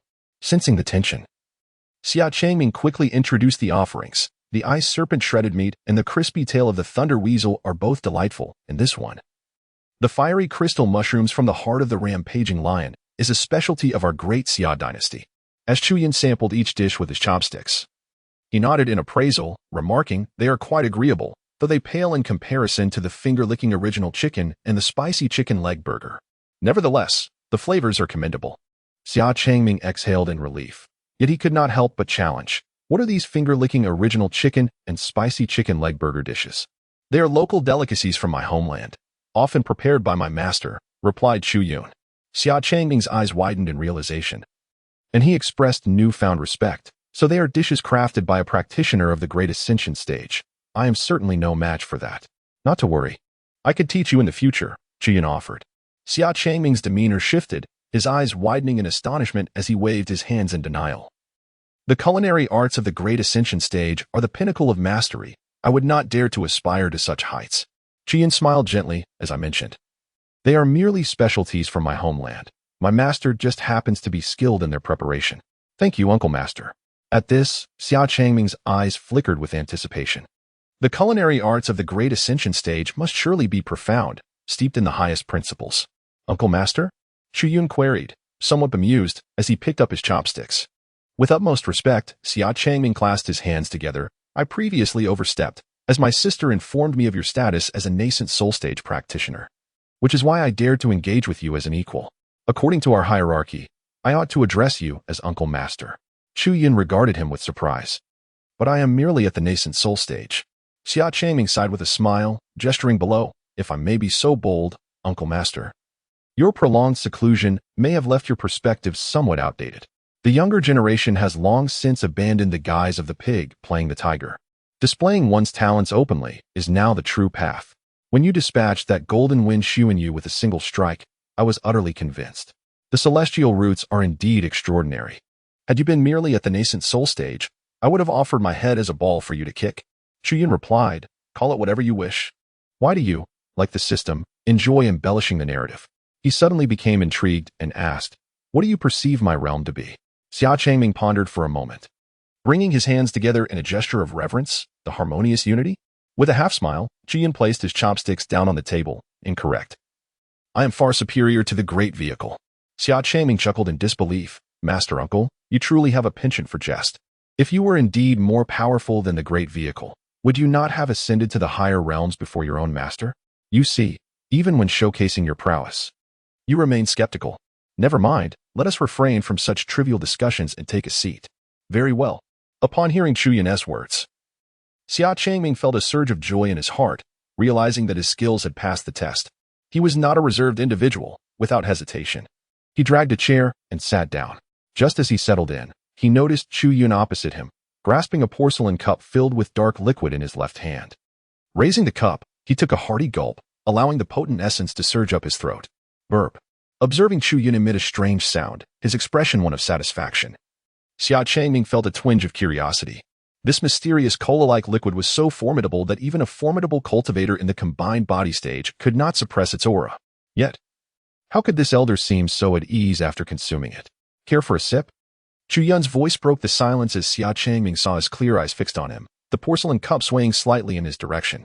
Hastily, he waved his hand, replying, No, this liquid is far too overwhelming. My physical body is not robust enough to withstand it without bursting."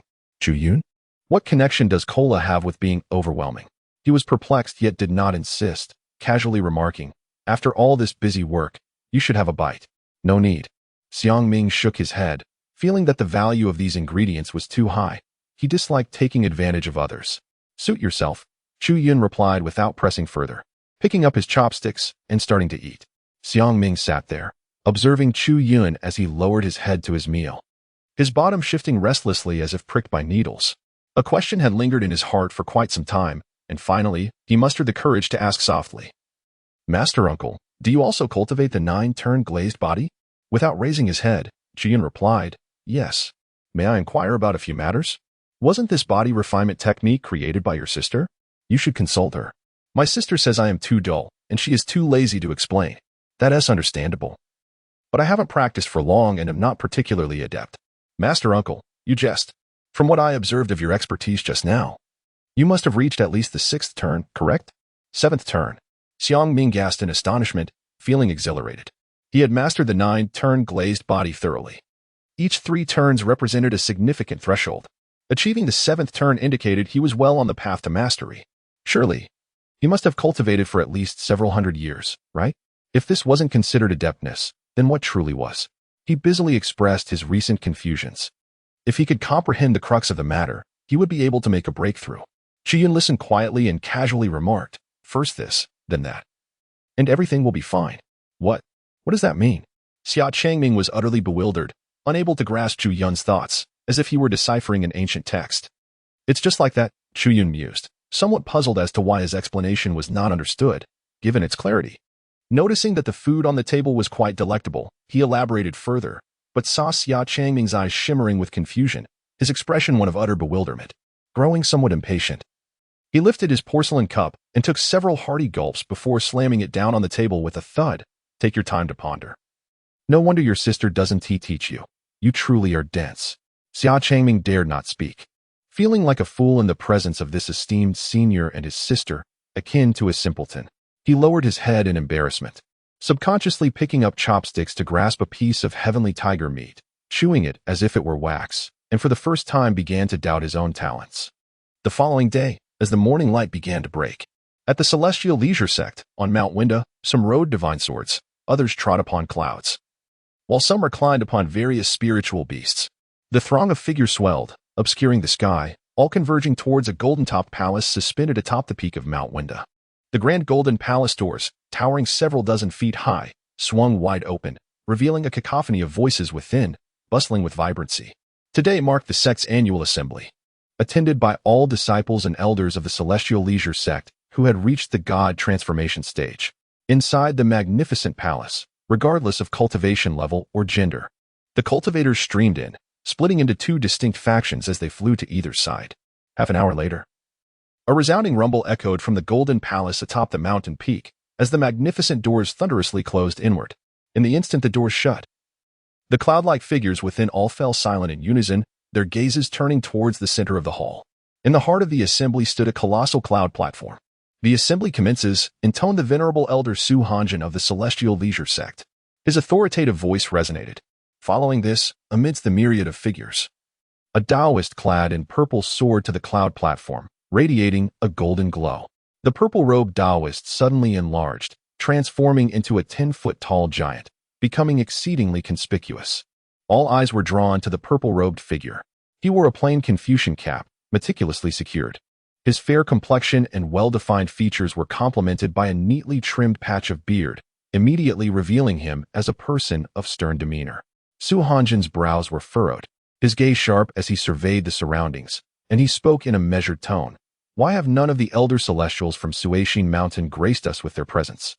The suspended cultivators exchanged glances. To the left, they looked towards the right. The Xinyu Immortal Sect was divided into 2 branches, Xinyu Mountain and Suishin Mountain. This assembly was presided over by Xinyu Mountain, yet not a single elder celestial from Suishin Mountain had appeared. After a moment of silent communication among the right-side crowd, a burly man with a square jaw floated forward, expressing his helplessness. Elder Su, it is truly unfortunate. Of our 9 elder celestials from Suishin Mountain, 1 has just ascended, and the remaining 7 are absent from the sect. The only one present, Elder 7, has never participated in such assemblies. Oomph, Su Hanjin let out a cold snort. Normally, that might suffice. However, with the imminent bell-ringing ceremony, it seems your Suishin Mountain truly does not care at all. Fong'an replied with resignation, Elder Su. The bell-ringing ceremony is meant to determine this generation's chief disciple. There is nothing particularly noteworthy about this event. Your Xinyu Mountain Supreme Tao body will undoubtedly be elected as chief, which has little to do with us. Oh, how can that be said to have no relation? Su Hanjin sneered, gesturing towards the direction outside the hall. According to the customs of past years, the former chief disciple is to guide the current chief disciple. Your Suishin Mountain's chief, with the heavenly spirit root, should have made an appearance by now. Other esteemed sects in the 32 caves will come to witness.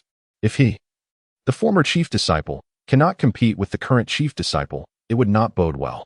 As the gazes from all directions converged once more, Fongan felt a headache coming on. He forced a smile and raised his hands in a gesture of surrender. Elder Su, I am merely an ordinary earth-level elder. Discussing these matters with me is futile. You should proceed with the assembly. Very well. Su Hanjin said, let me address some pertinent matters. Yesterday, we received urgent news from outside the sect regarding Elder Qinyao from Suishin Mountain. He resolved the turmoil in the Tsongshan Forbidden Zone. And the Lord of Tsongshan has promised to bestow a forbidden seal. He has requested that we send someone to collect it. I intend to present this forbidden seal to the Supreme Tao Body. Who is in favor, and who is opposed? Su Hanjin's expression was icy, his voice resonant, echoing throughout the hall. Upon hearing this, the cultivators exchanged astonished glances. What? Elder Qinyao has quelled the chaos in the Forbidden Zone? And he has acquired a forbidden seal. Gasps of disbelief filled the air. That seal could only be granted by the Lord of the Forbidden Zone. The Supreme Tao Body was already invincible. With the protection of the seal, would they not become even more formidable? Support. Absolutely in favor.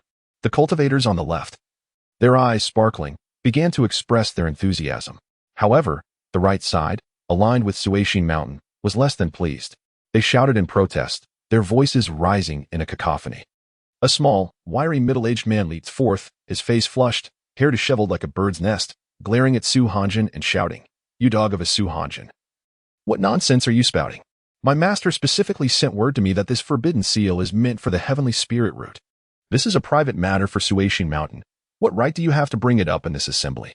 As soon as he spoke, the hall fell silent. All eyes turning to him. This middle-aged man was a direct disciple of Chun Yao, known for his straightforward nature and fiery temper. His presence was not without weight.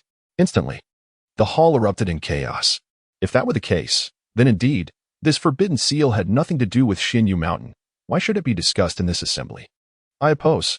The cultivators from Suishin Mountain cried out in unison. Opposed. Firmly opposed. Su Hanjin furrowed his brows, casting a cold glance at the man with the disheveled hair, and reprimanded. Wu Shengyang, step back. Do you think everyone is as ignorant as you? This matter pertains to the fortunes of our sect, and naturally warrants discussion in this assembly. The heavenly spirit root is nearing its limit. Granting it to him would be a waste. Conversely, if we present this forbidden seal to the Supreme Tao Body. He paused, allowing his gaze to sweep across the assembly before continuing with reverence. Do you understand what the Supreme Tao Body signifies? Our unwavering support will ensure that when she ascends, the entire Xianyu immortal sect will be blessed, its fortune soaring. This is a monumental opportunity. Having only cultivated for 18 years, she has already reached the transformation stage. If she receives the aid of the Forbidden Seal, she could reach the spirit-severing stage in 3 years, the void refining stage in 10, and the integration stage in a century. Perhaps she could even break the ascension record of our realm. What immense glory that would bring. Wu Xingyang refused to budge, shouting defiantly, I don't care about your nonsense. All I want is to see the truth. He could not be bothered to argue with this brash individual. With a wave of his hand, golden inscriptions materialized in midair. Everyone turned their gaze towards these inscriptions, their eyes sparkling with astonishment. They detailed a series of jaw-dropping achievements, densely packed, numbering over several dozen. Undoubtedly, these were the exploits of the Supreme Tao Body.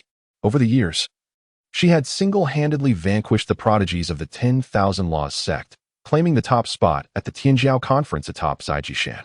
The 3 major demon sects had attempted to intervene on several occasions, only to be decisively countered by the Supreme Tao Body. Recently, she had even penetrated the forbidden zones, slaying ferocious beasts that even the most formidable adversaries could not withstand. In stark contrast, the celestial roots of the Suishin mountain lineage had stagnated over the years, lacking the speed of cultivation, the quality of physique, and the record of accomplishments to be mentioned in the same breath as the Supreme Tao Body. Elder Qinyao is currently ensnared in trivial matters and unable to return to the sect. Otherwise, through direct discourse, he would likely alter his perspective. Ultimately, this matter was also in accordance with the wishes of Brother Suji, and all were urged to take note. Let the voting commence, the left side for approval, the right side for abstention. As his words settled, the golden inscriptions transformed into golden light slips, cascading towards everyone present. The cultivators in attendance displayed expressions of astonishment, particularly upon hearing the mention of Brother Suji, which even swayed many from the Suishin mountainside. Observing this scene, Su Haijin allowed a subtle smile to grace his lips. Had Sisterly not ascended, they would not have dared to express such sentiments. Unfortunately, Sisterly had already ascended, and the sect that had nurtured her celestial roots for so many years had yielded no results. Thus, it was not surprising that they had reconsidered their stance. Now, this affair merely served as a formality. Upon learning of Elder Qinyao's acquisition of the Forbidden Seal, they had already determined its rightful ownership. He cast a disdainful glance at Wu Xingyang, his eyes reflecting a hint of contempt. This oath, regardless of whether Chen Yaoi returned to the sect, the outcome would remain unchanged. Ridiculous, foolish. The laughable and foolish Wu Xingyang clutched the voluminous sleeves of Fong and beside him, urging, for heaven's sake, you should also express something. Curse this scoundrel to death. Fong'an. He helplessly patted Wu Xingyang on the shoulder, saying, Junior brother Wu, this matter is already settled. Further discussion is futile. After all, that young man has proven to be disappointing. Wu Xingyang, eyes wide with indignation, retorted, regardless of his shortcomings. He is still one of our own from the Suishin mountain lineage. We cannot allow him to be bullied. Fong'an maintained a tranquil expression, embodying a serene disposition as he replied, I understand. I merely stated that this matter is irrevocable, not that there is no solution. What solution? He chuckled, exuding an air of confidence. The sage has his own ingenious plans. Wu Xingyang raised an eyebrow. You had better truly possess such wisdom, otherwise my master will return and put an end to you. Fong'an's expression stiffened, and he rolled his eyes in response. The so-called voting soon yielded results. Just as Fong'an had anticipated, it was merely a formality and concluded swiftly. Su Haijin continued to preside over the morning assembly with a cheerful demeanor. The Supreme Tao Body is currently engaged in cultivation alongside Elder Xuanji in the Pure Nirvana land. Once the matter is accomplished, he will personally visit the Tsongshan Forbidden Zone, and within a century, everyone shall be grateful for today's decision. The next order of discussion was the imminent Zhongming Grand Gathering, where our Carefree Immortal Sect, as the host, must extend invitations to various esteemed sects and finalize the selection of attendees, ensuring all preparations are in place. Wu Xingyang, idly picking his ear with his little finger and stifling yawns, awaited the conclusion of the assembly. Occasionally glancing at Fong'an beside him, he noticed that the latter had his eyes firmly shut, appearing utterly composed. He paced restlessly in the air, muttering to himself, Damn it. My master specifically sent a message to instruct me on this matter. If my master returns to find that the Forbidden Seal has been breached by the Supreme Tao Body, I am surely doomed.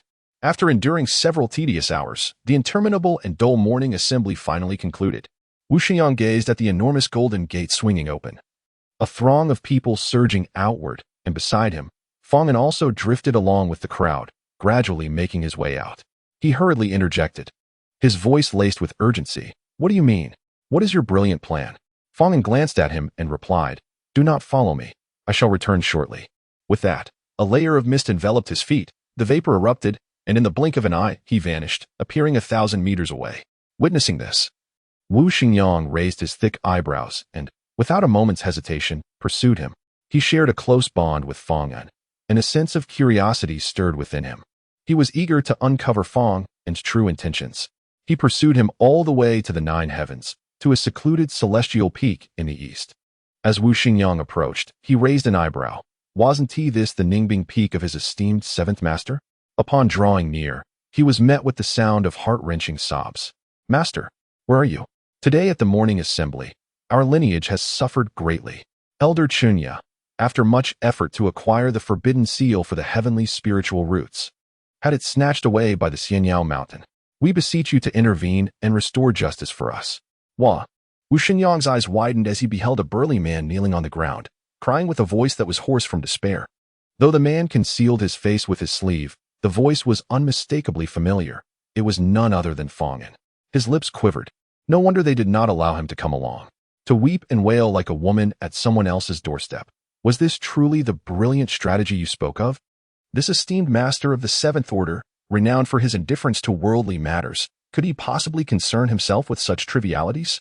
As he pondered this, a sudden rush of air pierced his ears. A figure clad in emerald green materialized abruptly before Fong'an. Her hair cascaded like a waterfall, her delicate nose held high, and her eyes, faintly lifted, gleamed with an icy resolve. What is happening? What seal? Wu Xingyang's eyes widened as he beheld Fong'an, who was sobbing uncontrollably. Then, with a piercing cry, a torrent of spiritual energy shattered the air, and the emerald figure soared southward. Wu Xingyang, astonished and somewhat exhilarated, unleashed his vast magical power and promptly pursued. Xia Ningbing made no attempt to conceal her aura, and Wu Xingyang extended his consciousness, tracing the path of her magic until he arrived at the southern expanse of the nine heavens. There stood a celestial peak resembling an alchemical furnace, surrounded by swirling purple mist, a sight of grandeur. Su Hanjin's place of cultivation. Upon Wu Xingyang's arrival, he found the surroundings of the peak littered with shattered boulders. The entire summit had been reduced by half. The alchemical furnace had transformed into a mere alchemical doorway. Sister Xia, there has been a misunderstanding, I assure you. There is no need for haste, a voice cried out urgently. There is no misunderstanding, came the cold retort that resonated throughout the nine heavens. Suddenly, a thunderous crash echoed. Wu Xingyang stood dumbfounded, his mouth agape. A gust of purple wind rushed past his ears, crashing into a floating fragment of stone behind him. The emerald figure flickered, appearing above the debris, and with a sudden step, she plummeted. The purple figure descended with the velocity of a meteor, swiftly breaking through the intervening magical barriers. Wu Xingyang gazed in shock at the purple tempest. This was Su Hanjin. This was not my idea. It was the intention of Master Xuanji. His voice resounded once more, tinged with urgency. Moreover, that is a precious forbidden seal. An undeveloped celestial root is nothing but refuse, a waste to retain, better to bestow upon the supreme Tao body. An immature supreme Tao body, in my eyes, is equally worthless. The detached tone was as piercing as ice. Thud. A resounding crash followed. Xianing being struck down with her palm, surrounded by shimmering crystal waters, spreading over 1,000 yards, akin to an ancient divine mountain descending. The pressure rendered even the air itself stifled. Wu Xingyang inhaled sharply. This seventh master uncle is truly formidable. What an overwhelming presence. His eyelids fluttered. And within his line of sight, myriad figures hurriedly emerged amidst the layers of the heavens. Such a phenomenal spectacle stirred the entire sect, leaving all who beheld the scene utterly astounded. What did they witness? It was none other than Su Hanjin, the elder of the heavenly steppes, renowned for his unwavering composure. The emerald figure, exhibiting unparalleled physical prowess, lifted Su Hanjin and unleashed a brutal assault upon him. Su Hanjin evaded relentlessly, utterly devoid of the strength to counterattack. He lacked even the energy to utter a word. After half an hour, Su Hanjin resembled a torn sack, his form deflating, and he succumbed into unconsciousness.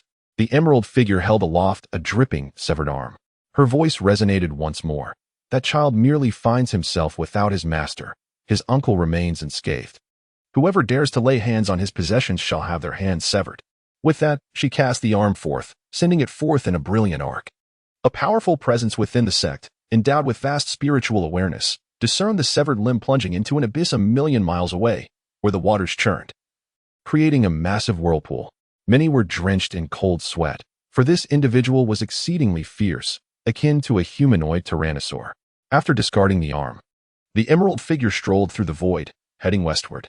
Upon arrival, Fongan inquired aloud, "Uncle Master, where are you headed?"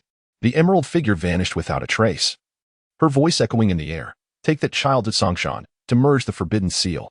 The ethereal peaks and towers stood witness to the passage of a night. The first layer of Chu Yun's residence had been transformed into a dining hall. It was pristine and bright, now sparsely furnished with only tables and chairs. "The chicken soup is ready," a voice called from outside. The burly Xia Changming entered, bearing a steaming basin of chicken soup, placing it upon the prominent, sturdy eight immortals table.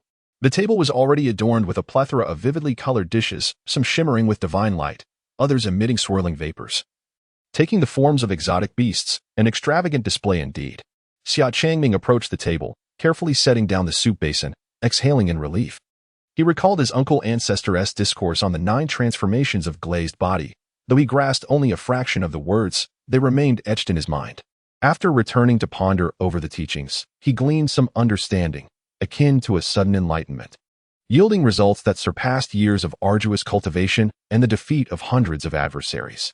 He was overjoyed and, filled with excitement, hurried to the mysterious peak early this morning to prepare a grand feast. The chicken soup he made was crafted from the golden wind feather he had acquired yesterday, and it was the final dish he prepared today. Xia Changming glanced towards the window, where a silver-haired youth reclined languidly in a rocking chair, basking in the dappled sunlight. In his hand, he held an ancient, weathered scroll, his gaze flickering as if lost in contemplation.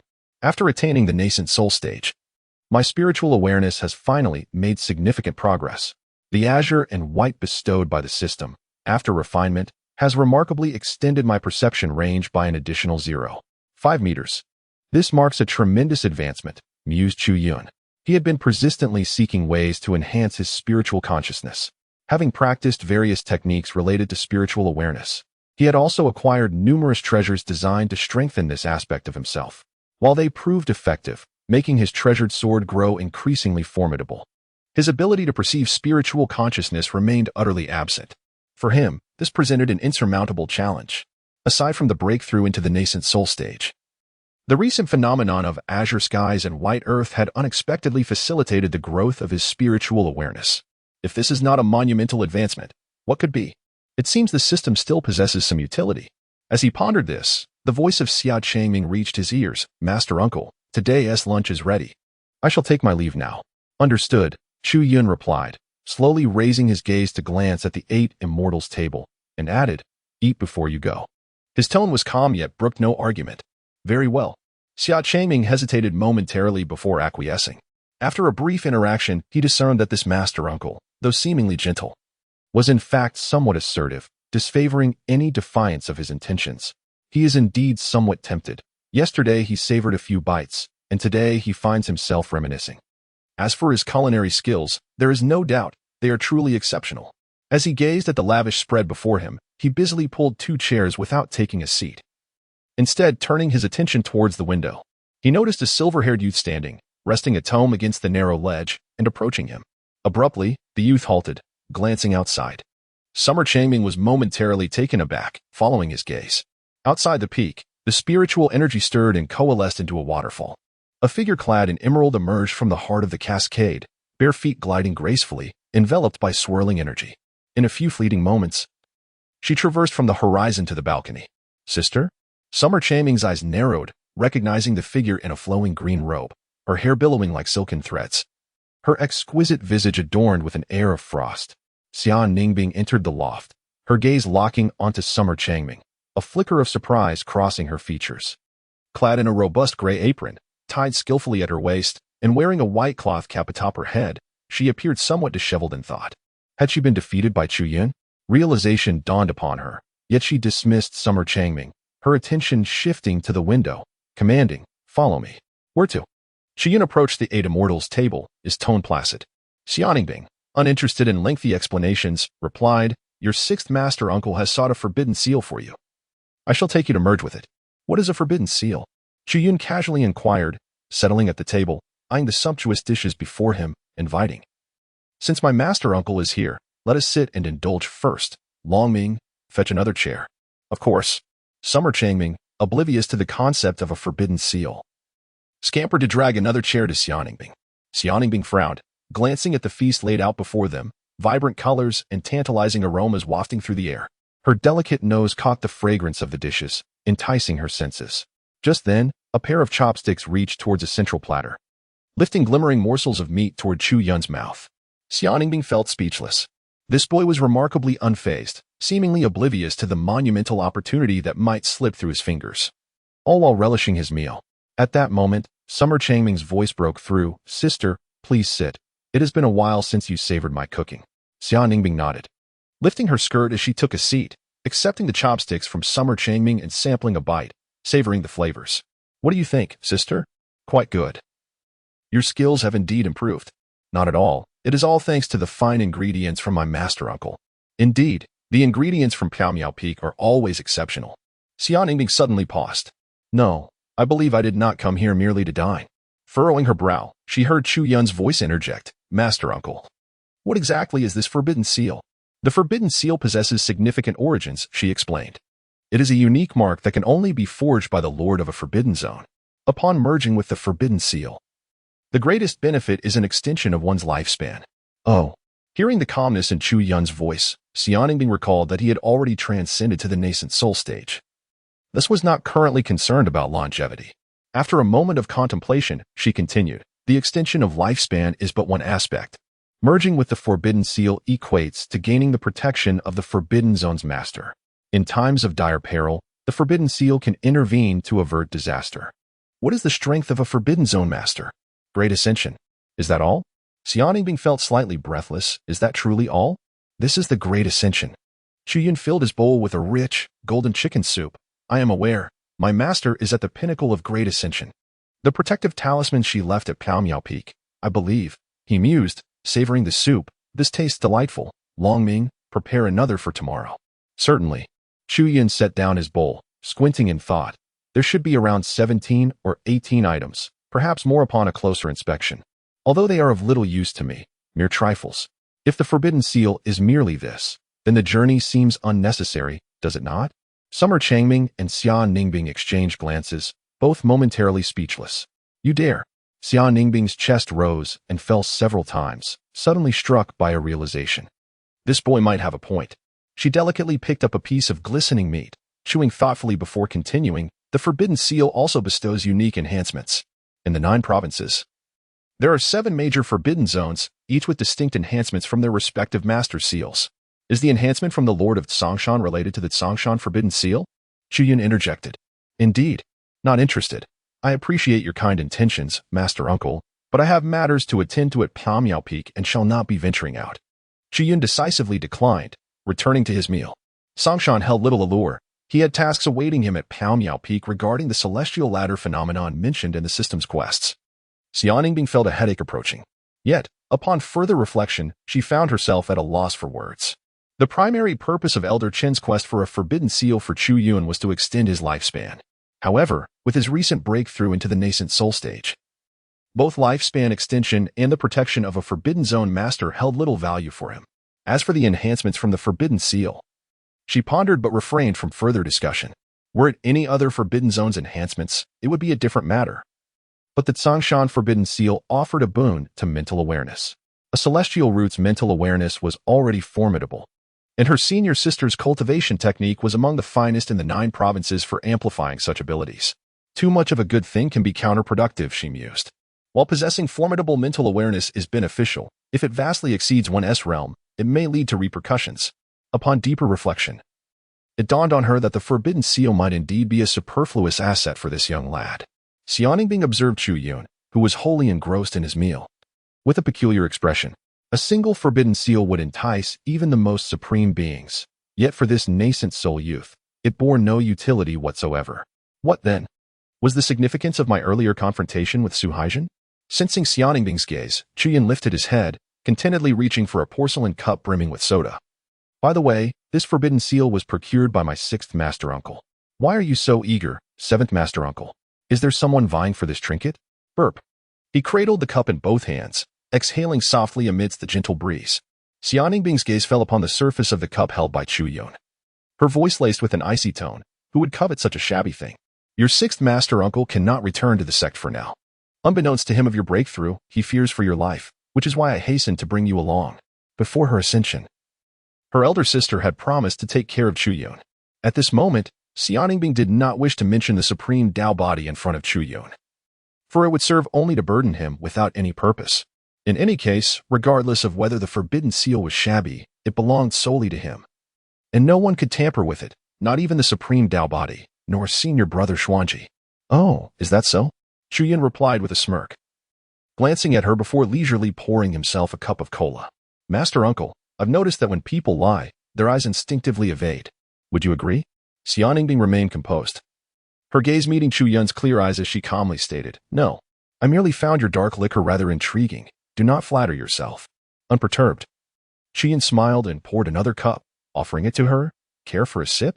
Xia Ningbing accepted it, her eyes observing the opaque surface of the drink, adorned with countless bubbles. She took a small sip, her brow furrowing at the sour sweetness, an odd taste. It was not pleasant. However, she soon froze in astonishment. A chilling wave coursed down her throat, spreading through her limbs. In its wake, her seemingly invulnerable flesh reacted, her snow-white skin breaking out in goosebumps. Yet, this was not the most significant aspect. What truly mattered was that with this chilling wave, she sensed her physical form had actually strengthened.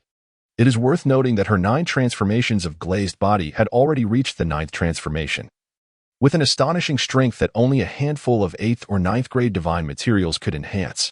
And yet, she had merely taken a small sip. What on earth was this dark liquor? Xia Ningbing stared intently at the cup in her hand, then glanced at Chu Yun, her pupils quivering. Seeing her sip delicately like a chick pecking at grains, Chu Yun chuckled, "Master Uncle, cola is meant to be enjoyed in large gulps." With that, he tipped his head back and downed the cup in one go, a satisfied expression gracing his handsome face. Xianbing was taken aback. That one small sip had already enhanced her body, not to mention the value of this dark liquor. Could Chu Yun's slight frame withstand such an overwhelming force?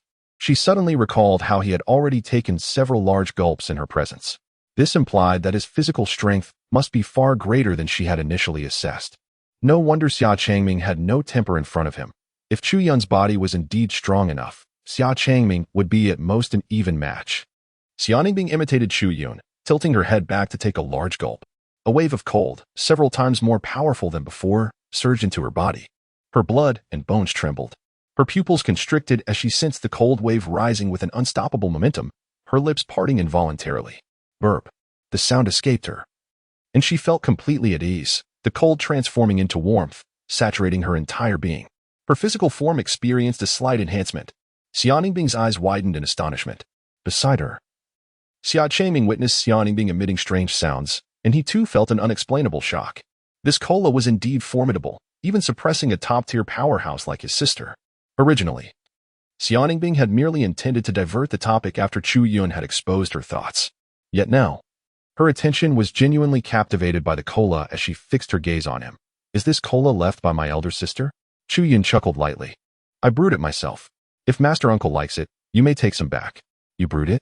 Xianbing quickly understood, realizing it must be materials left by her elder sister that this lad had concocted himself. No wonder it tasted so peculiar. She shook her head, advising, no need. This cola is quite precious. You should keep it for yourself. Chu Yun, precious? He gazed in astonishment at Xianbing. The process of making cola is rather straightforward. One can acquire the ingredients from any nearby spiritual spring, rendering it abundantly available.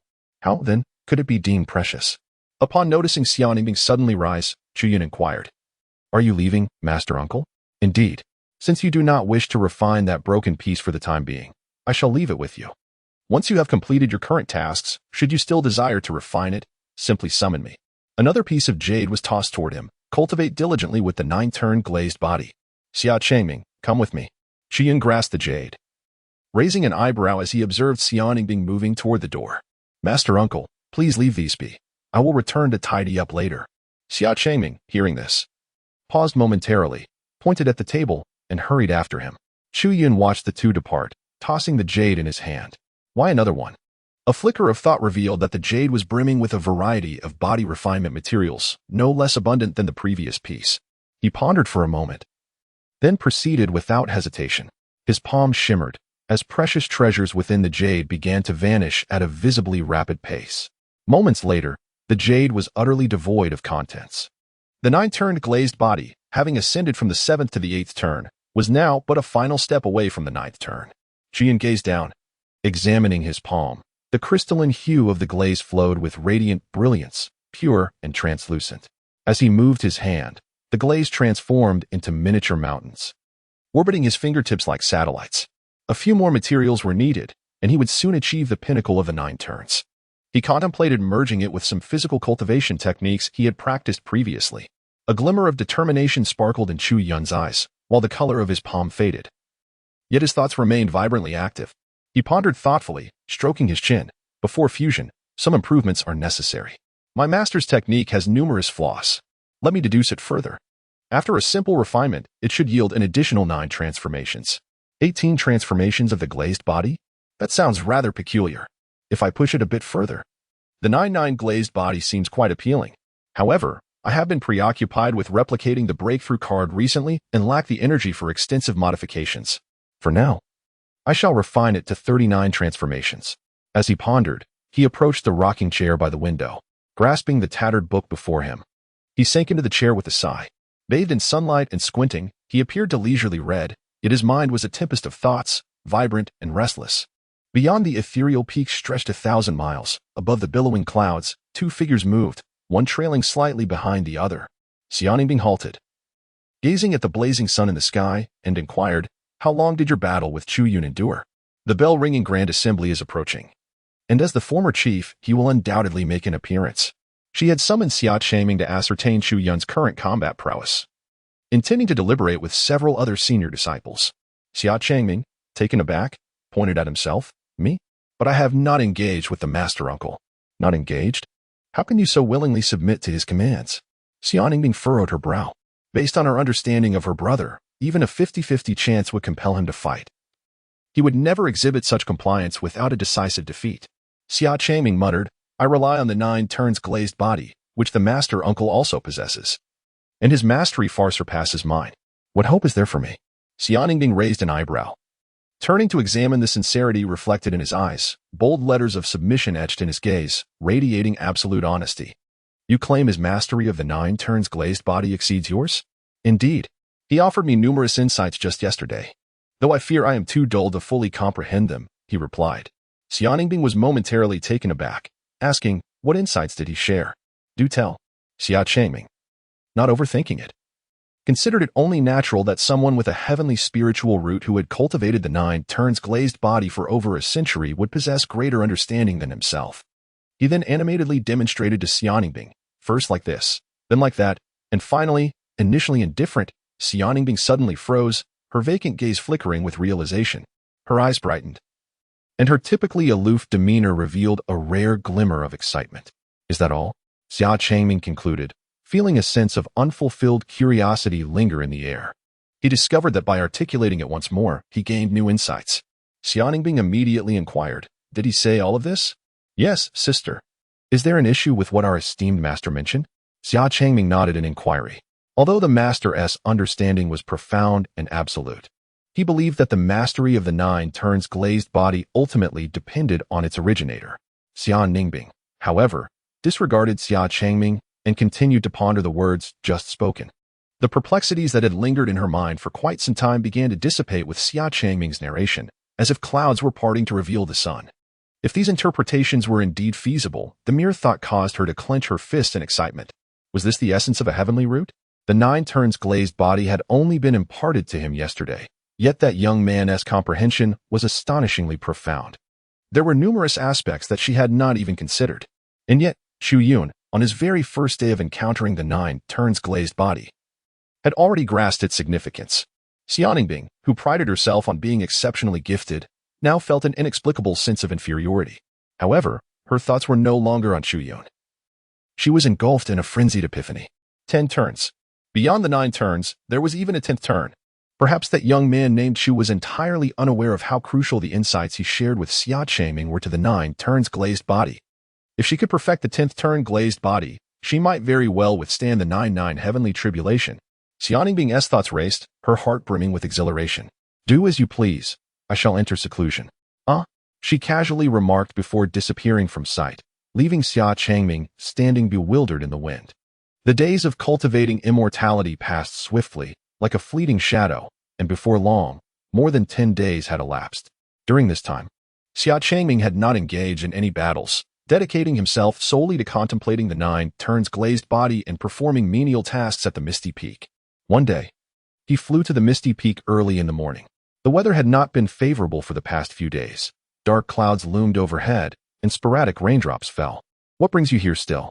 Upon reaching the peak's edge, Xia Changming spotted a white-haired figure sitting cross-legged on a protruding rock, causing him to feel puzzled. This master, who typically enjoyed lounging in the sun while reading, had been sitting there alone for several days, occasionally gazing skyward.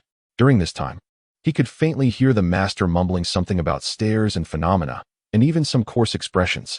Xia Changming felt a spark of curiosity. What sort of grievous offense had that individual named Shitong committed to elicit such a response from the usually affable master? After eavesdropping for a while, he began to grasp the situation. Finally, unable to contain himself any longer, Xia Changming flew closer and asked, Master, what stair phenomenon are you waiting for? Notification. The 99-step heavenly ladder has appeared. This phenomenon exists for only 7 days. The host must ascend promptly. Notification. The host has not yet refined the divine incense. The system determines that the host's current state limits ascent to the 13th step. The host must refine the divine incense without delay. On the 2nd day, the appearance of the heavenly ladder attracted cultivators from all major sects within a 1,000-mile radius. To his astonishment, his former adversary, Wang Chan, was among them. swiftly ascending the ladder and drawing considerable attention from many cultivators. Xia Changming felt a surge of anxiety, unwilling to let his nemesis bask in glory. On the third day, due to his hesitance to ascend the heavenly ladder, he was mocked by Wang Chan, igniting a fire of indignation within him, which activated a side quest to confront Wang Chan. Completing it would yield additional rewards and bonuses. Notification: on the fourth day, Wang Chan had reached the 21st step. The host must ascend quickly to turn the tide. You received a system reward, Heart Protection Talisman 5. Notification: there are 2 days left of the heavenly ladder phenomenon. Wang Chan has ascended to the 49th step. The host must ascend promptly to begin the counterattack. You received a system reward, Heart Protection Talisman 10.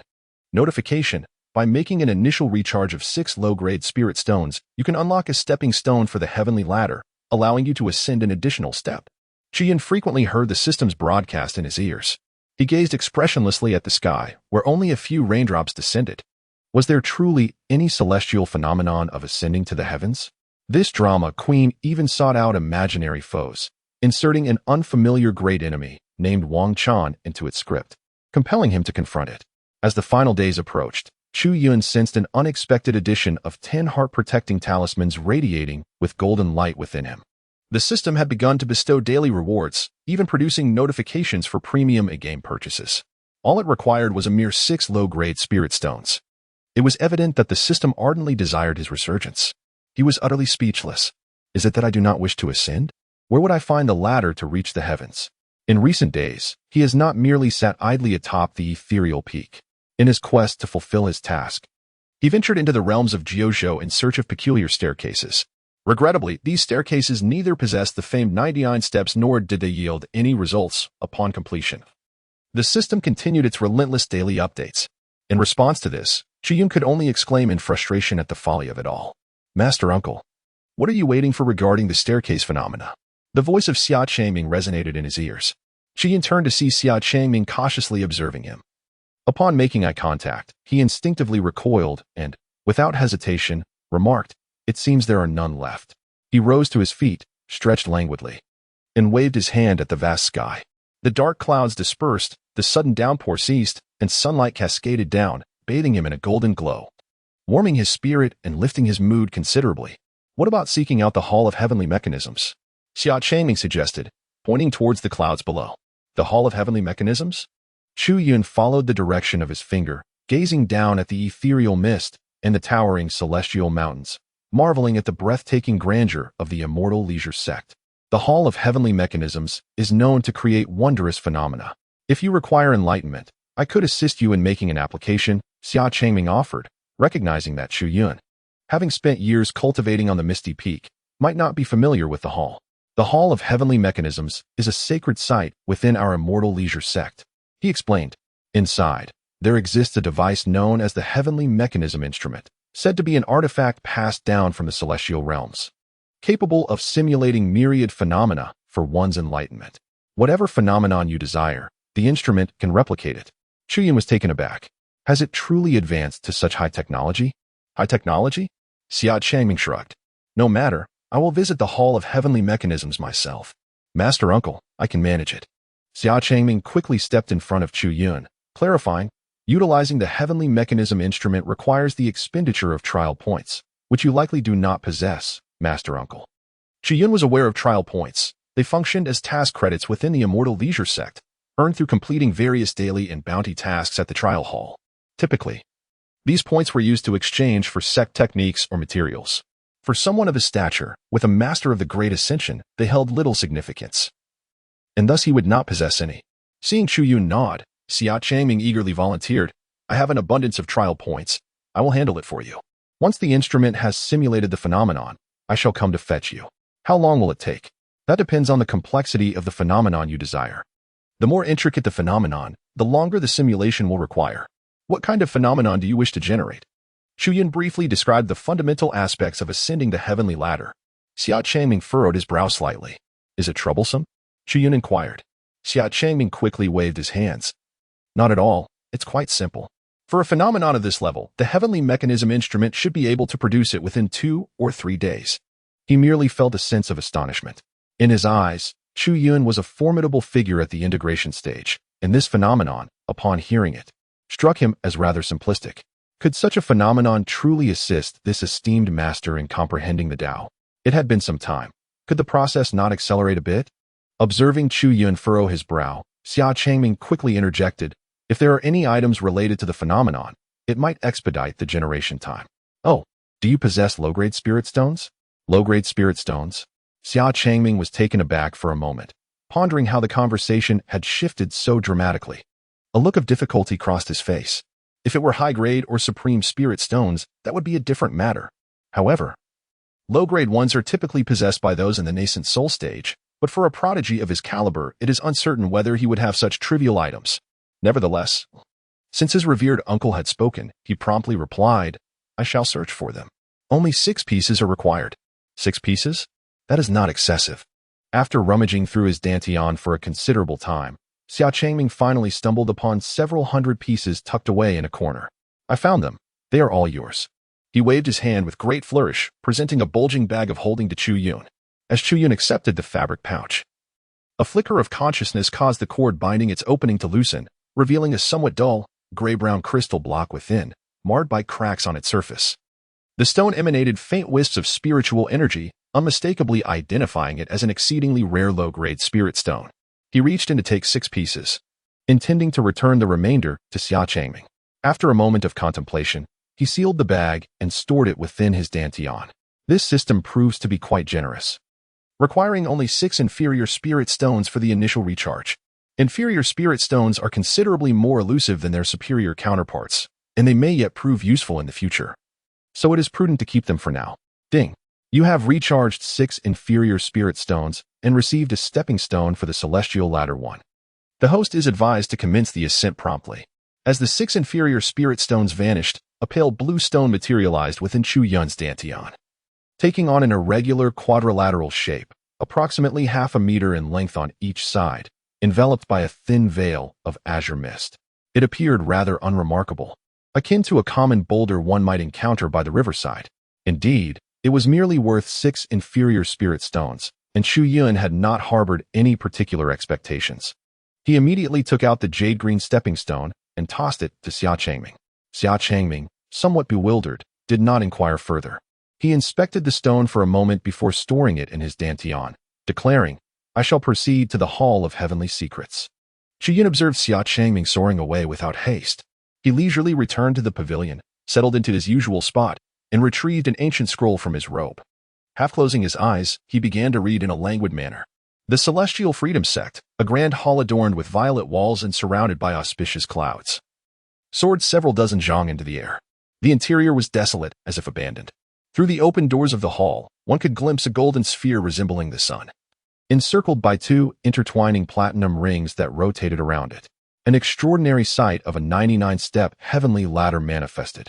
The total required for cultivation was 100,000 experience points, along with an additional 300,000 high-grade spirit stones.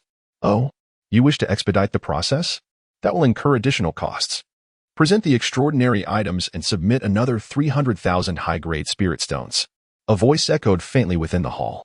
Very well. Xia Changming tossed the jade-green stepping stone at Feng Taiyu's feet and rummaged in his robe, producing 2 large bags. A somewhat withered hand accepted the bags and weighed them briefly. Xia Changming followed the hand up to behold an elderly one-eyed woman in a gray Taoist robe. Her frail visage marked by deeply sunken cheeks and pronounced cheekbones, exuding a harsh demeanor. Feng Elder, could we hasten this process? Feng Taiyu paid him no mind, using her spiritual sense to unveil the contents of the bags.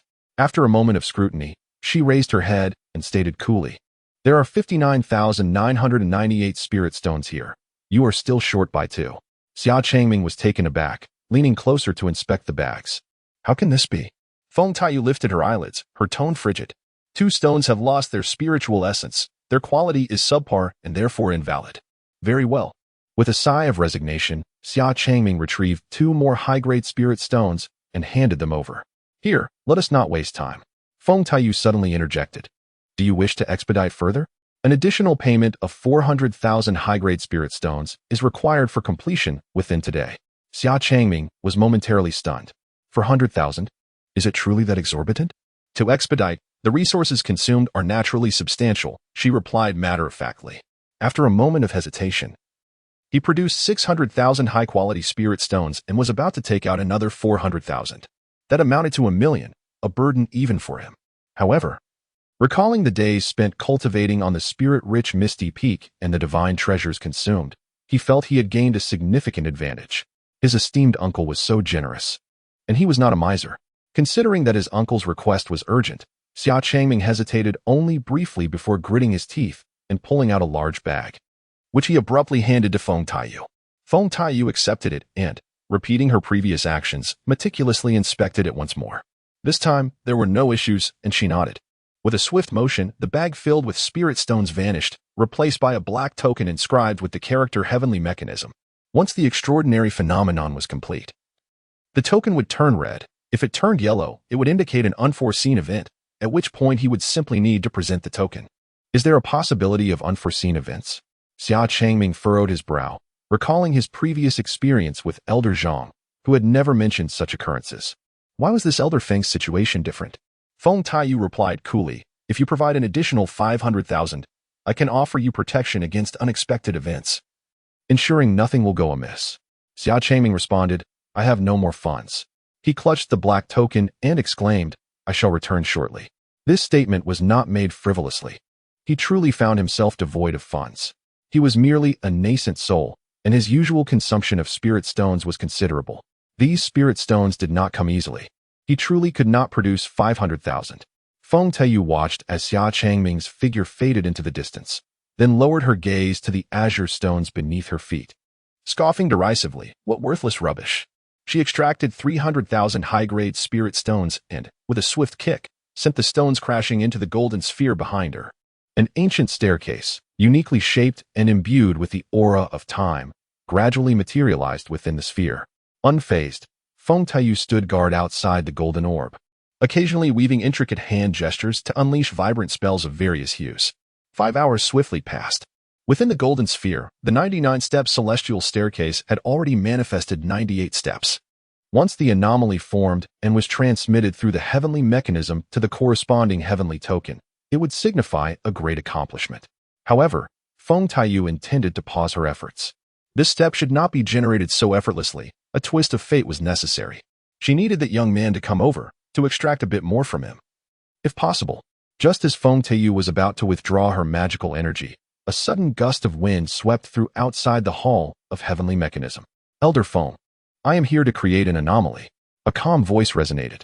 Upon hearing this voice, Feng Taiyu's rigid expression twitched, and she turned her gaze toward the entrance. Revealing a somewhat displeased smile, young master, you have arrived. Outside the hall, a young man with a ponytail, clad in black attire, strode in with purpose. Enough with the pleasantries. How much experience value do we have, and what is the cost? His countenance was austere, and his demeanor sharp, as his words flowed like a blade unsheathed. Feng Taiyu chuckled softly, gesturing dismissively. The deputy sect master has bestowed upon me great favors. How could I dare to accept your experience points? Merely deduct them from my account, and there is no need for spirit stones. With a dull thud, a blood-stained golden-feathered demon corpse was flung at Feng Taiyu's feet. The boy's defiant voice rang out once more.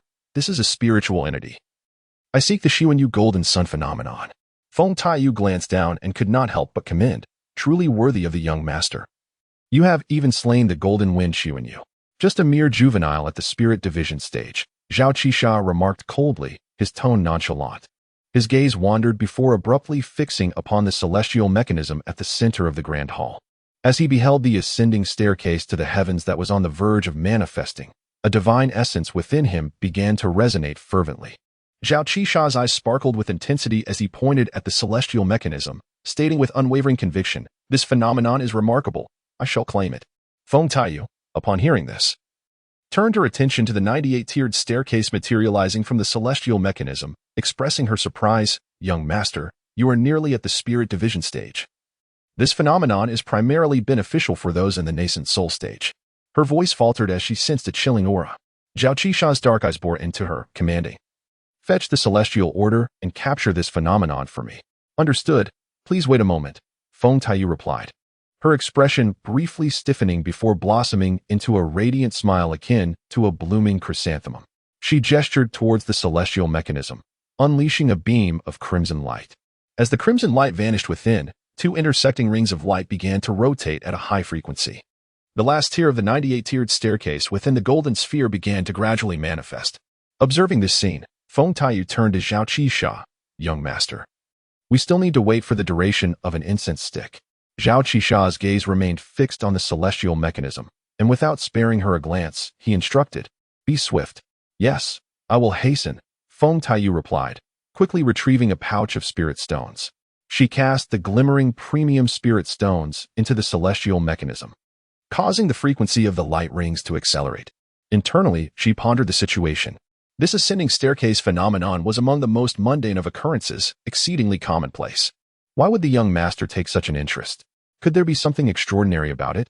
Recalling Xia Changming, the new generation prodigy of their sect who had requested this phenomenon, she realized that she had previously overlooked him.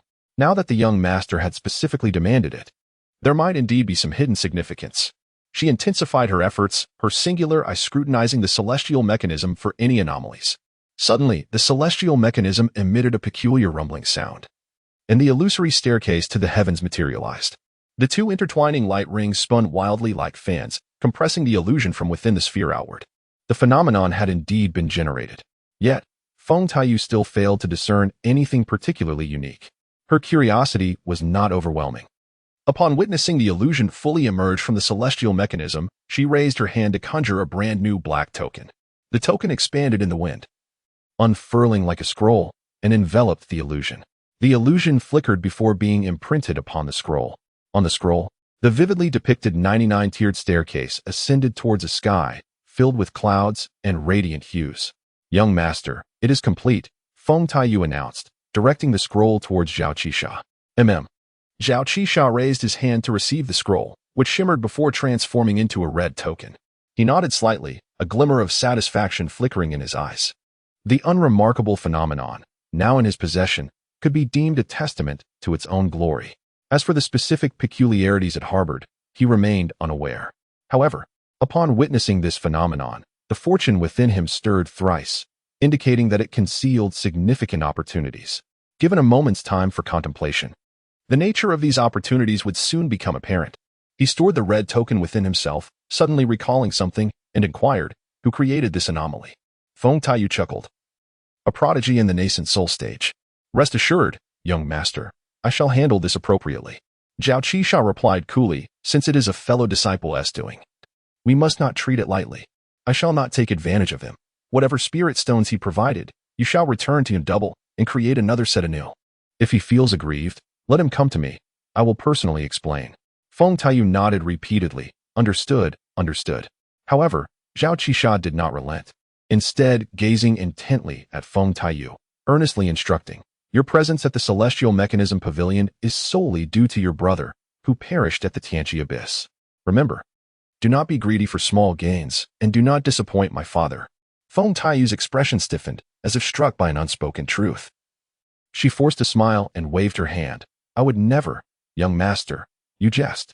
After conveying his instructions, Zhao Qisha turned to leave. "I must return to the Jinwu Pavilion to cultivate. The anomaly at Jinri is of urgent need. Expedite the process." Feng Taiyu followed him to the door, responding, "This anomaly is far more complex. Please return in 2 days to collect it."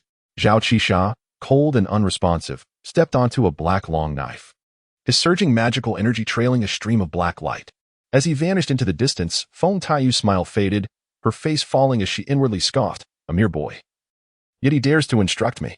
The celestial ladder anomaly was not being withheld, merely delayed. Why should she compensate? And double the amount? Had he lost his senses?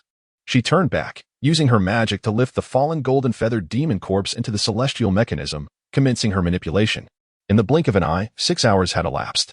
Suddenly, Feng Taiyu recalled something and retrieved a black token, pressing her finger upon it, causing the energy to surge and the token to transform into a brilliant yellow. Observing the change, she tucked the token into her waist and dismissed it from her mind. Why is it still not ready? Could it possibly exceed the time limit? Xia Changming paced anxiously, frequently glancing at the token in his hand. His brow furrowed in agitation.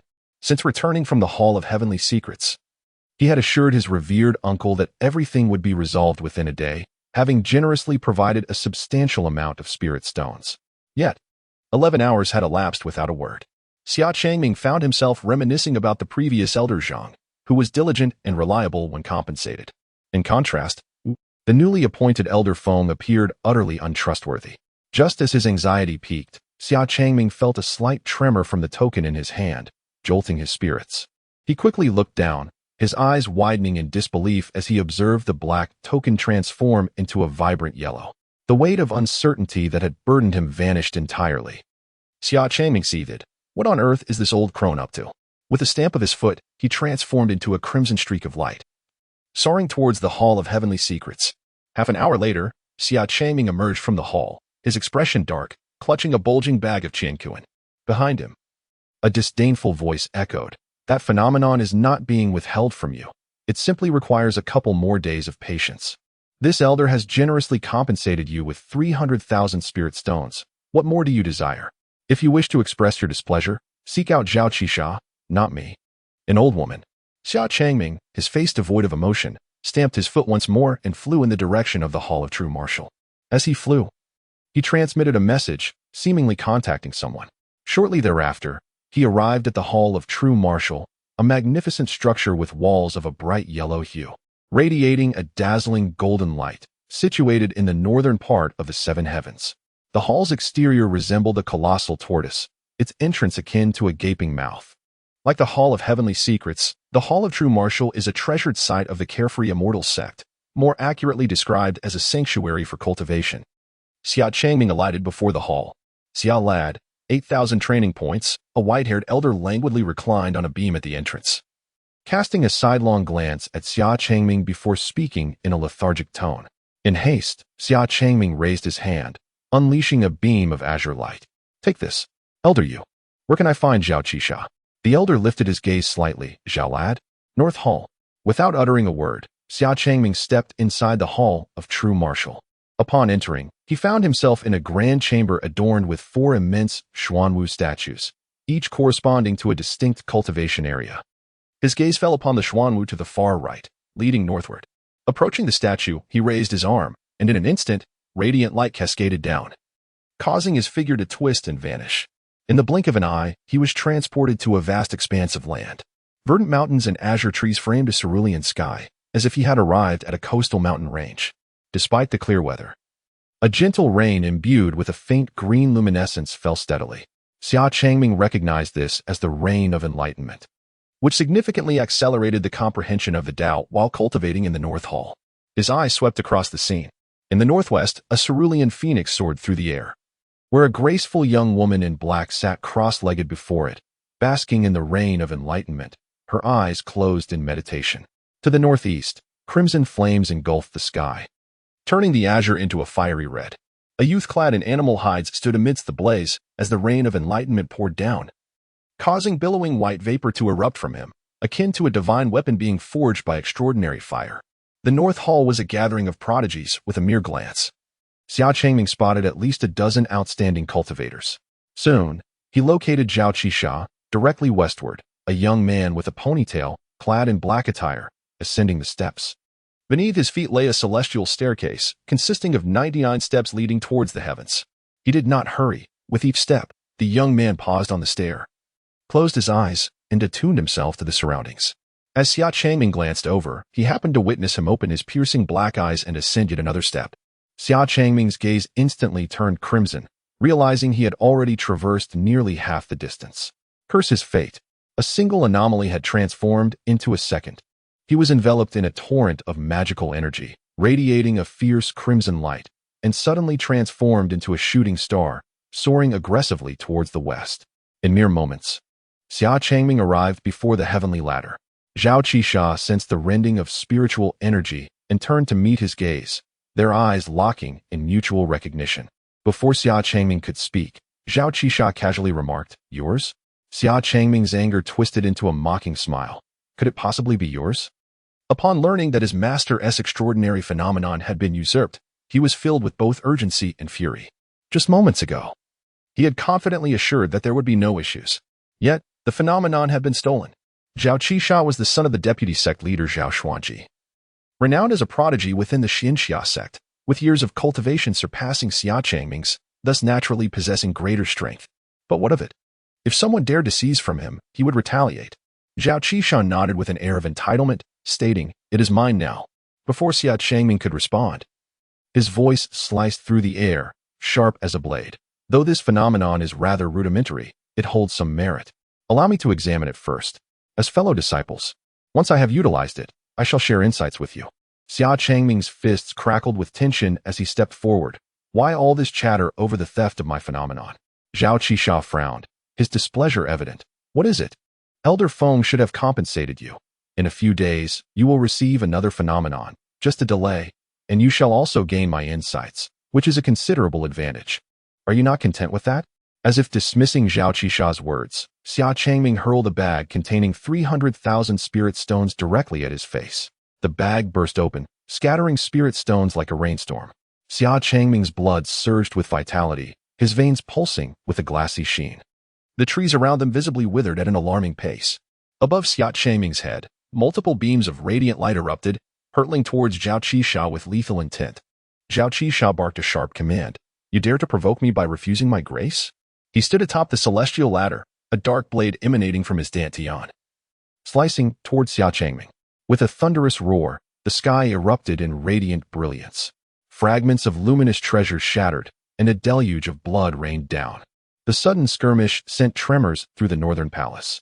In the northwest, a young girl clad in black, seated in meditation, opened her eyes to witness the unfolding chaos. In the northeast, a young man clad in animal hide paused his forging, turning his gaze toward the source of the disturbance. Is that the desolate battle body? How audacious to challenge Zhao Qisha at such a nascent stage of the Nascent Soul, a clear display of overestimation of one's own capabilities. There is some skill, but it is insufficient. How tedious. Better to focus on cultivation. An increasing number of prodigies ceased their training, their attention drawn to the clash between Zhao Qisha and Xia Changming. Rather than a duel, it resembled a one-sided thrashing. With another resounding crash, the earth caved in, revealing a deep pit. Xia Changming, his bald head and body marred by countless cuts, bled profusely, the cascading rain of enlightenment washing over his wounds, only for them to continuously seep anew, his injuries grievously severe. Zhao Qisha stood tall amidst the heavens, surveying the scene below. He remarked indifferently, "Dare to offend me? Had we not been fellow disciples, you would be dead by now." Xia Changming, gritting his teeth, retorted, "If you possess the ability, let us battle on equal ground. I will not be bested by you." Preposterous. Zhao Qisha's cold laughter echoed throughout the air. He raised the black blade above his head, poised to strike. Suddenly, a profound silence enveloped the northern hall, as if the drifting rain of enlightenment had been frozen in midair. A boot materialized unexpectedly above Zhao Qisha's head. In that instant, Zhao Qisha's pupils constricted, and an unprecedented heaviness weighed upon him, causing his body to tremble uncontrollably. An overwhelming force descended from above. Crack! Zhao Qisha's very essence shattered, and he collapsed upon the steps, his body leaning forward uncontrollably. What a lively scene! A gentle voice resonated. Under the astonished gaze of all the prodigies in the northern hall, that boot firmly pressed upon his head, forcing him down onto the steps as though he were a lifeless dog. A youth with flowing white hair and a visage as exquisite as jade uttered this sentiment, his thin lips curving into a faint, elusive smile. In response to the white-haired youth, the man beneath his foot emitted a near-death gasp, his cries strained and intermittent. Zhao Qisha found his voice eluding him, for the white-haired youth possessed 2 feet, one pressing down on his head, his face forced against the rough surface of the steps, while the other casually crushed his neck, nearly severing it. Zhao Qisha gasped for breath, his mouth agape, managing only a few indistinct groans. "Who are you?" Zhao Qisha finally recalled his own consciousness, a sharp reprimand echoing through the void. The white-haired youth's voice emerged slowly. "Why do you covet this phenomenon of the ascending stairs?" Zhao Qisha fell silent for a moment, his body resigning itself to fate as he ceased to struggle. His consciousness coldly articulating in the air, "This phenomenon is hardly a precious item. I took it, and I acknowledge that. But did I not offer compensation? What harm is there in allowing that young man in the nascent soul stage to wait a little longer? Esteemed elder, I advise you to retract your foot promptly. It would be unwise to offend me on his behalf." Zhao Qisha regained his composure, his voice growing increasingly rational. He mistakenly believed that Chu Yun was a certain elder, a formidable ally of Xia Changming. If everyone were at the transformation stage, he would harbor no fear in a battle of equals. However, given that this individual was indeed a sect elder, daring to strike at him, his strength must at least be at the void stage. There was no need for impulsiveness that would only lead to self-inflicted suffering. What he needed to do now was merely to bide his time, awaiting the arrival of his own reinforcements before settling the score with this adversary. A dull thud resonated through the air. Ah! Zhao Qisha's anguished cries pierced the heavens. He felt an excruciating pain. The foot upon his neck was lifted and brought down with a decisive force. His neck was severed, the head was detached, and blood erupted forth. Countless streams of crimson gushed from the wound, forcefully surging towards the crown. As the neck was crushed, the boot once again pressed down upon his back. Zhao Qisha, driven by instinct, flailed his legs wildly, while his hands incessantly waved at Chu Yun's legs, desperately attempting to dislodge the boot, yet he remained utterly immobile, unable to budge an inch. Alas, the boot was akin to two ancient mountains, firmly pinning him down, leaving him to helplessly lie on the ground, subjected to the whims of the silver-haired youth's relentless trampling. Chu Yun's smile remained unwavering, leisurely posing the question once more. Why do you seek to claim this celestial ladder phenomenon? Get lost, Zhao Qisha seethed with rage. When had he ever endured such humiliation?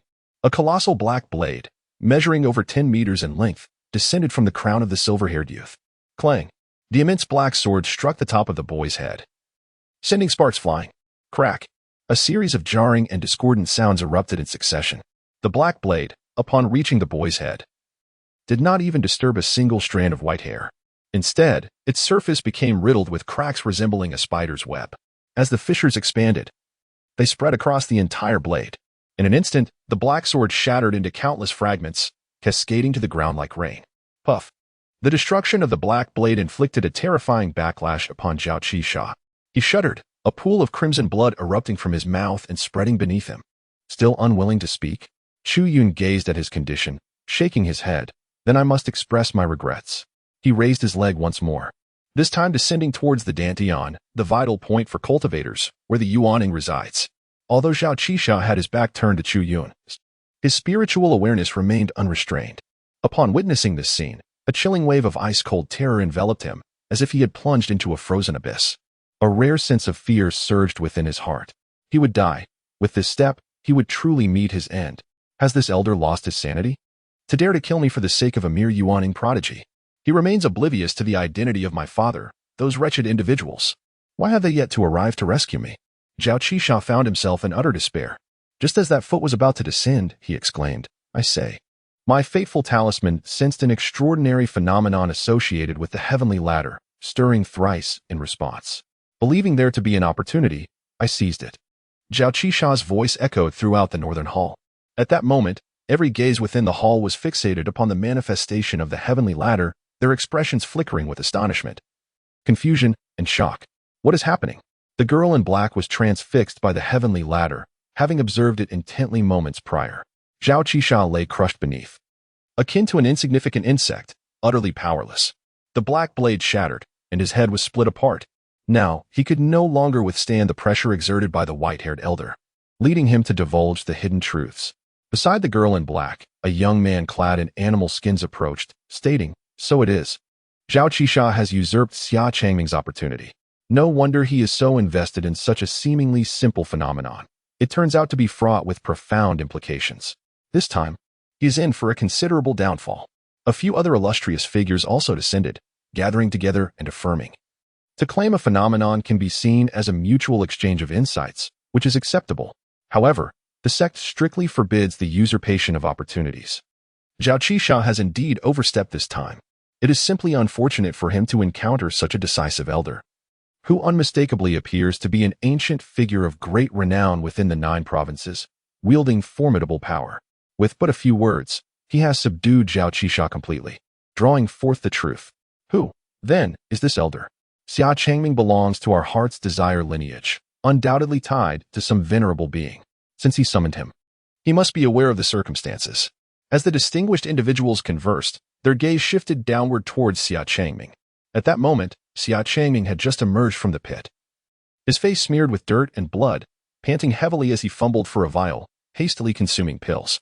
Upon hearing Zhao Qisha's voice, he turned his gaze towards the ladder in the sky, his expression equally one of profound shock. Master Uncle, what brings you here? He stared wide-eyed, gazing skyward at the familiar figure, utterly bewildered. How could it be his revered granduncle? having attained merely the Nascent Soul stage. His audacity in seeking retribution from Zhao Qisha stems, undoubtedly, from the allies he has summoned. Yet, assuredly, it is not his grandmaster he has entreated.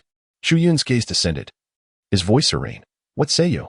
Xia Changming's countenance bore a bitter aspect as he laboriously extricated himself from the crater, offering a remorseful apology. "Esteemed Grandmaster, I lament my failure in this matter. It is of no consequence." Chu Yun offered a gentle smile, his gaze once more settling upon the prostrate form of Zhao Qisha. Having gleaned the answer he sought, he finally lifted his foot, then stooped, and with one hand, seized Zhao Qisha's head, while the other grasped his severed neck, hoisting him aloft as if he were but a garment. "So this phenomenon harbors an opportunity," he mused, "a matter of some interest. Pray, what have you discovered?" Chu Yun inquired amiably, lifting Zhao Qisha's head as he ascended the steps. Synchronously, the system's voice resounded, "The seventh day. In the waning moments before the celestial ladder vanishes, you, the host, have at long last completed your preparations and embarked upon the ascent. In a matter of mere moments, you have ascended 58 steps with divine assistance, surpassing the majority and distinguishing yourself.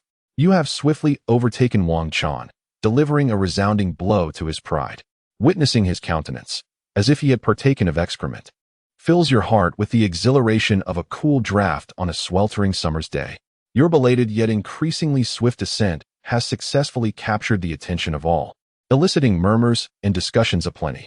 Congratulations, host, on selecting the most ostentatious method of triumph, making a grand entrance as the final act. Your completion rate has increased." Chu Yun, somewhat vexed by the system's clamor, discovered that he had inexplicably completed a side quest involving the humiliation of another. Thus, casually hoisting Zhao Qisha's head, he inquired, "Pray, do you bear the surname Wang?" Zhao Qisha remained silent. "You dare treat me thus, and yet you know not my identity?" He was so enraged that he felt a strange urge to laugh. Once his guardian arrived, you would truly comprehend the magnitude of the trouble you have stirred today. At that moment, I hope you do not find yourself filled with regrets. Zhao Qisha seemed to foresee the fate of this individual. Yet, when his gaze met those bright, tranquil eyes, an inexplicable twitch stirred in his eyelids, and he coldly uttered 3 words, "Zhao Qisha." "Oh." Chu Yun ascended another step and inquired, "Did you discover any opportunities amidst this phenomenon?" "None. This anomaly is merely the most rudimentary manifestation of body refinement. Completing the 99 steps offers a slight enhancement to the physique, but it holds little significance for me." No sooner had he spoken than Zhao Qisha felt a chilling aura unfurling from the crown of his head. A sudden jolt coursed through him as he promptly declared, "The perception of the luck goo is infallible. Once it detects an anomaly, it will alert me." "Luck goo?" Chu Yun nodded, lifting the body of Zhao Qisha with his other hand, casting a glance at the location of his dantian. "Do not." Zhao Qisha's face contorted in shock as he beheld the treasure concealed deep within his dantian, as if an invisible hand had seized it, drawing forth something so exquisite right before his eyes. What emerged was a goo worm, no larger than a thumb, enveloped in a faint yellow mist, within which flickered an eerie violet luminescence, resembling a ghostly eye. Chu Yun's eyes pierced through all illusions as he grasped the worm, scrutinizing it with great care. Beneath the mist, the worm's body appeared semi-transparent, akin to glass, with purple-black liquid coursing within its skin and 6 delicate, hair-like legs. Having been forcibly extracted, it trembled slightly, emitting a faint buzzing sound as if it sought to flee. Intrigued, Chu Yun found the worm's peculiar appearance captivating. Its texture was delightfully springy, akin to squeezing a jelly bean, and he playfully pinched it. Puff, puff, puff. Chu Yun frowned, observing Zhao Qisha spitting blood at him. Each pinch seemed to trigger a switch. With every squeeze, Zhao Qisha expelled a mouthful of blood, his previously vibrant face turning as pale as parchment in an instant. Although the blood did not come close to his body, he gazed intently at the cursed insect, a flicker of astonishment crossing his eyes. The phenomena of ascending the heavenly ladder were all manifestations created by the celestial mechanism, with each step embodying an ethereal form. Yet, these 98 steps were unlike the rest. He discerned the essence at a glance. The steps of this tier, with a gray surface, emanated a familiar azure mist. In that instant, Chu Yun comprehended that the tier upon which the fortune charm lingered was indeed the stepping stone bestowed by the system's initial recharge. There was nothing particularly extraordinary about this, as Xia Changming had previously mentioned that corresponding spiritual entities could expedite the manifestation of anomalies. However, at that moment, Chu Yun observed something peculiar. As he noted it, The azure mist began to surge forth, drifting westward in increasing abundance.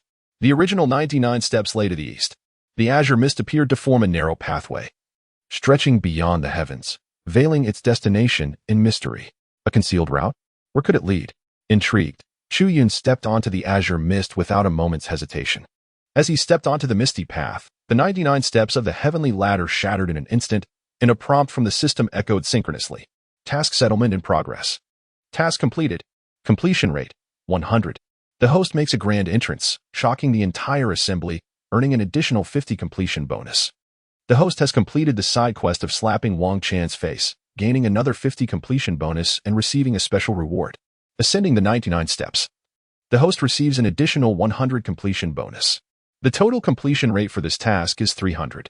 The host is rewarded with the secret record of nether poison and 300,000 high-grade spirit stones. The host receives special rewards, 1 boundary-breaking card, 3 Buddha's Fury blue flowers, and 3 Poison Flood dragon liquids. Listening to the system's notifications, Chu Yun did not linger. He continued along the misty path, gradually disappearing into the clouds, his figure vanishing from this realm. With his disappearance, the stilled rain of enlightenment in the air began to sway once more, softly cascading down. Where did he go? Where has everyone vanished? Xia Changming observed his master, who had walked up the steps only to disappear entirely, his expression one of astonishment. Expanding his consciousness, he scanned the area repeatedly but found no trace of him. Xia brat. Suddenly, a rough voice resonated from above. What of Jiao Qisha? How dare he seize our treasures from Suishi Mountain? This matter is far from over. Xia Changming looked up to see a man with a red complexion and a messy hairstyle bursting forth from the sky, radiating a fierce aura enveloped in crimson light. Master Wu, why have you only just arrived? Damn it, don't even mention it. That old scoundrel Yu went mad and closed the true martial hall. Claiming there was a malfunction at the hub, not just me, but those from the Carefree Mountain couldn't enter either. At this point, Wu Xingyang paused, his consciousness sweeping over Xia Changming in surprise. How come you seem unscathed? Did Zhao Qisha not attack you? Given his understanding of Xia Changming, even if he hadn't arrived, he would have surely engaged Zhao Qisha in battle. The true martial hall was closed just now? Xia Changming was taken aback. Upon hearing Wu Xingyang mention Zhao Qisha, his expression turned peculiar as he pointed northward. Zhao Qisha is over there. All the prodigies in the North Hall had just witnessed Zhao Qisha being thrown down from several dozen meters in the air by his master. Now he hung limply from a massive tree branch, his body caught amongst the jagged rocks of another peak. His aura was feeble, devoid of sound. It seemed he had lost consciousness. A few prodigies familiar with Zhao Qisha were gathered around, contemplating how to rescue him. Wu Xingyang followed Xia Changming's gesture and was instantly taken aback. How did Zhao Qisha end up in such a state? Xia Changming soared into the air, reaching Wu Xingyang's side, and briefly recounted the events. During this time, the sound of breaking air resounded continuously in the North Hall. 7 kill. Who dares lay hands on Zhao Qisha? Such severe injuries. His foundational energy is nearly shattered. Even the heavenly blade is broken. Zhao Qisha has suffered greatly. He is, after all, an elder. How could he strike with such recklessness? If he had the capability, why not challenge Zhao Qisha in a fair fight? A chorus of furious shouts, imbued with authority, reverberated. Zhao Qisha is the beloved son of the deputy sect master. He is also an unparalleled prodigy of the sect. At the very moment he was harmed, those safeguarding Zhao Qisha, including some elders like Su Haijin, rushed towards the true martial hall. However, they never anticipated the hall would temporarily close. In that brief moment, they could not fathom that Zhao Qisha would be grievously injured. The arriving sect powerhouses were consumed by fury. Some surrounded Zhao Qisha, producing vials of elixirs and casting healing spells to save him. Others inquired among the prodigies present in the North Hall about the sequence of events. Soon, the truth of what had transpired became clear. The sect powerhouses surrounding Zhao Qisha exchanged glances, their eyes reflecting confusion. In Suishi Mountain, was there an old fool with white hair? Seems not. Perhaps that old rascal from Suishi Mountain has reshaped his body and changed his form. As a sect elder, he wielded his power to bully the weak and shattered Zhao Qisha's heavenly blade, inflicting him with such severe injuries. A proper explanation must be demanded. They exchanged glances, all displaying a chilling demeanor. An old man in a gray robe, missing an arm, emanated overwhelming magical energy as he advanced towards Xia Changming and Wu Xingyang. His aura fierce to the extreme. First, suppress the Xia Changming. Additionally, the accomplice's identity must be uncovered and he should be captured for proper punishment.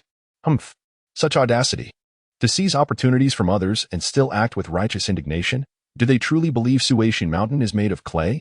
Wu Xingyang roared, unleashing an equally terrifying presence. Behind him, several figures rose, swords drawn and tensions high. Call for reinforcements. Everyone, shout for help. Who fears whom? If you have the guts, then don't you dare run. Very well. The Carefree Mountain truly believes that with our Grand Elder ascending, they can act with impunity, do they? Ridiculous. Is this our fault? To deal such a vicious hand against the sect's prodigies? This matter cannot end here. Surround the North Hall tightly. The one who grievously injured Zhao Qisha must still be within the true martial hall. We shall wait for him here. Chu Yun traversed the mist-laden path, entering a realm enveloped in swirling gray fog. His vision ahead was entirely obscured by the mist, yet he unleashed his formidable 10.5-meter consciousness to scan the surroundings. Nothing was visible. He only noticed that the misty road beneath his feet was gradually unfolding forward, while another path ran parallel beside it. Chu Yun immediately grasped the purpose of the parallel road. Was it to prevent me from returning to the true martial hall later? With each step he took, the path behind him crumbled into fragments. Yet, simultaneously, a parallel road extended in response. In Chu Yun's mind, a vision emerged resembling a track on a playground. This route, upon reaching a certain destination, would ultimately lead him back along the adjacent path to the North Hall of Jinwu. At that moment, a prompt echoed in his ear. Ding! The manifestation of the sky ladder has dissipated. Your remarkable feat of ascending 99 steps in one breath has garnered widespread astonishment and acclaim. Numerous female cultivators have simultaneously proposed partnerships with you. Additionally, more prominent sects have extended their olive branches. The arduous journey of the past 5 centuries lingered vividly in his memory. He was acutely aware that he was not a true genius. His recent success was attributed to meticulous preparation and the support of the system. He resolutely declined all invitations, opting for a more prudent course of action. Under the cover of night, he stealthily departed from the Moonshadow sect and journeyed to a secluded location he had discovered years prior. There, he set up intricate formations and began secluding himself in cultivation, determined to swiftly transform his recent gains into strength to confront the impending crisis. As anticipated, his formidable adversary, Wang Chan, was in a state of unease and sought assistance from his father, who was at the divine transformation stage, to eliminate him. Within the Moonshadow sect, his former mentor, Elder Haitu, who had attained the peak of the Nascent Soul stage, was also searching for him, eager to share the opportunities gained from the sky ladder. The host's current situation was exceedingly perilous. He must promptly advance to the mid-Nascent Soul stage to commence a new counterattack mission. Chu Yun mused, just as I finished boasting. I must now escape. Is this not the quintessential narrative of a failure? The system indeed offered him a timely reminder. He sensed several clusters of golden light within his dantian. Upon completing his task, he received a plethora of system rewards. The 300,000 spirit stones were disregarded by Chu Yun, as they were of lesser value than even the inferior grade items, which at least could be returned to the system for recharging. He obtained 3 portions of the poisonous dragon liquid, a 7th-tier material for body refinement. There were also 3 pieces of the Buddha's Fury blue flower, a blue spiritual flower shaped like the furious visage of a great Buddha. A flicker of interest ignited in Chu Yun's heart. There were no grade labels, similar to the previous Tianqing and Dibai items. These were rare treasures that, when refined, could amplify one's spiritual awareness. Excellent items indeed. He immediately began the refining process for the 3 Buddha's Fury blue flowers simultaneously. Next, he discovered a manual titled The Secret Record of Demonic Poison. With only a 4th-tier rating, it held little utility for Chu Yun. Yet, he was intrigued and perused its contents a bit more. How fascinating. The last system reward, the Rejuvenation Pharmacopoeia, was a commonplace text with much of its material familiar to him. Was it due to the differences in worlds? Many theories presented in this secret record of demonic poison were unlike anything he had encountered before. He would delve into them later. After surveying the system rewards thoroughly, Chu Yun's gaze settled upon a resplendent golden card. The surface of the boundary-breaking card depicted a miniature primordial infant with its palms pressed together in the dantian, emanating an unusual aura. A serious question now confronted Chu Yun. Should he utilize this boundary-breaking card on the primordial infant or one of the over 90,000 golden elixirs? Opting for neither, he withdrew his consciousness into his body and fixated it upon the boundary-breaking card, analyzing it fervently. Uncertain of the efficacy of the first boundary-breaking card, he had utilized it. However, for the second boundary-breaking card, he intended to retain it for replication, as long as he could successfully replicate the boundary-breaking card. He could forego the tedious tasks assigned by the system. Suddenly, while engrossed in his study of the boundary-breaking card, Chu Yun was jolted by a rumble emanating from ahead. He raised his gaze and discovered that the gray mist had dissipated significantly, revealing a hazy sight of 15 or 16 azure droplets suspended within the fog. Each droplet was as large as a fist, resembling individual fruits. Upon closer inspection, he noticed that within these droplets, akin to amber, various hues of yellow, white, and purple lightning were sealed inside. Calamity liquid? Chu Yun narrowed his eyes, recognizing the origin of the droplets. Calamity liquid is a substance that arises during the tribulation phase of cultivators when the tribulation clouds contain materials that, for various reasons, do not transform into tribulation lightning. This substance is known as calamity liquid. It is a precious treasure used for body tempering and artifact forging, due to its extreme rarity and the difficulty of collection. Each drop is of the 9th grade. Chu Yun was familiar with it because his master would procure 1 or 2 drops for him every few decades to aid in body refinement. Suddenly encountering a dozen droplets of calamity liquid amidst the gray mist felt endearing, prompting him to reach out and grasp them. In the blink of an eye, he managed to seize 2 droplets suspended in the fog.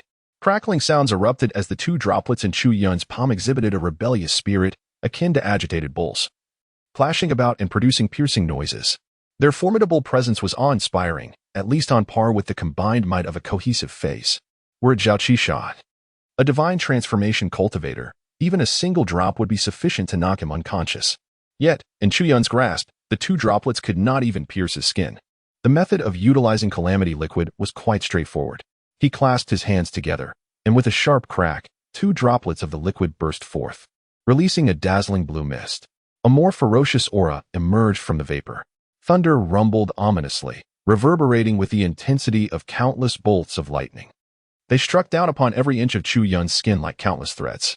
Even Chu Yun's white hair stood on end, transforming into a wild, explosive mane. He felt a delightful tingling sensation, and with a contented squint, he raised a hand to smooth his hair back into its sleek, flowing state, cascading elegantly over his shoulders. As he was relentlessly battered by the threads of lightning, he pressed onward, gathering all the ethereal liquid of calamity suspended in the mist. After collecting the liquid, Chu Yun noticed that the path draped in azure fog continued to unfold gradually before him, prompting him to pursue it further. At intervals, he discovered several droplets of the calamity liquid, which he plucked without storing them in his dantian, allowing them to hover behind him. Whenever the onslaught of lightning threads diminished, a droplet of calamity liquid would naturally shatter. Thus, he maintained a constant presence of myriad lightning threads refining his body. After approximately 10 minutes, Chu Yun finally reached his destination. He had successfully gathered over 80 droplets of the calamity liquid, and his glazed physique had reached the 9th transformation, marking a significant achievement.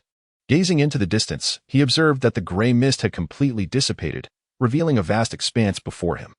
He discovered that the emerald mist path beneath his feet indeed led to an arched platform resembling a playground, connecting the verdant paths on either side.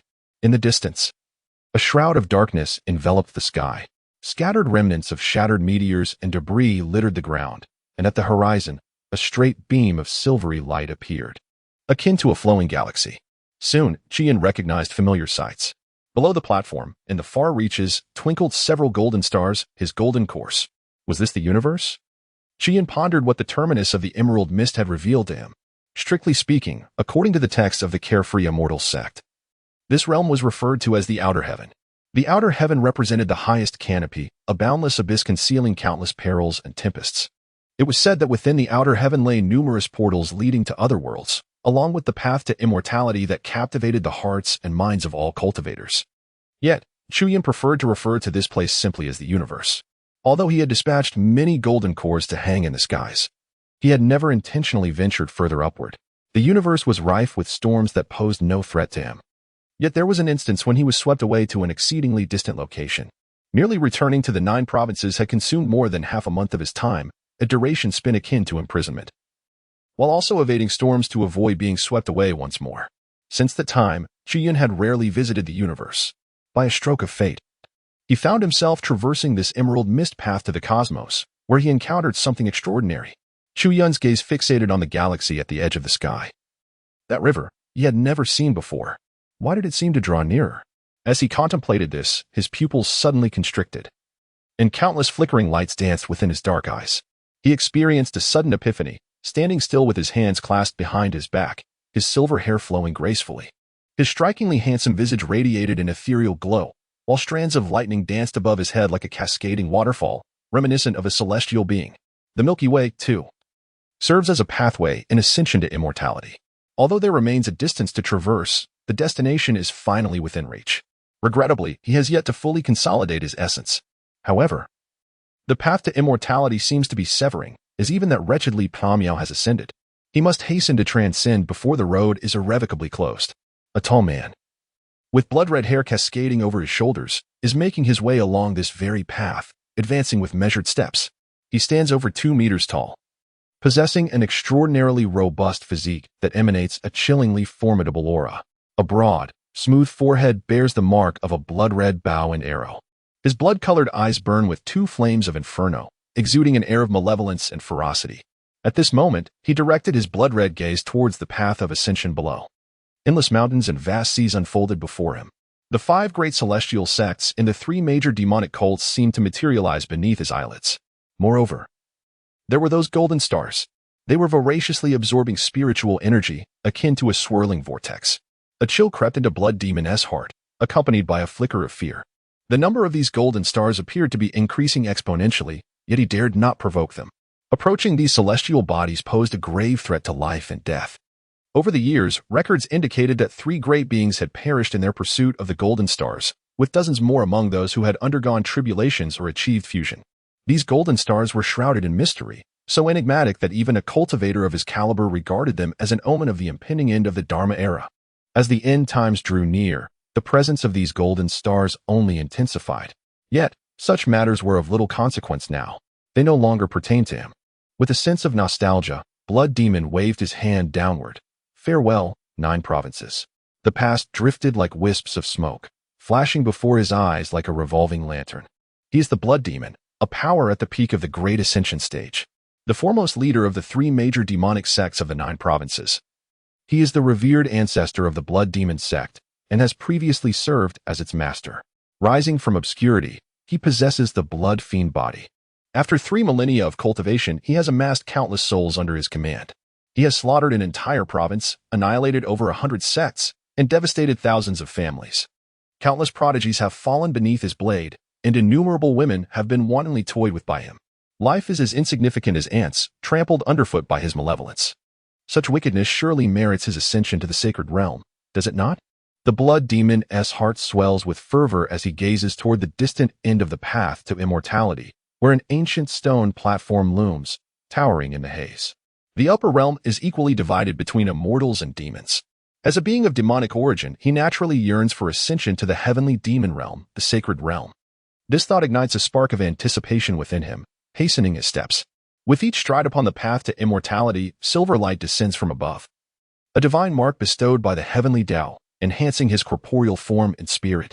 This comprehensive augmentation ensures that when he ascends, he will not be reduced to the most lowly of ants. Suddenly, the Blood Demon halts, his gaze drawn beyond the path to immortality. Tribulation thunder? No. It is tribulation liquid.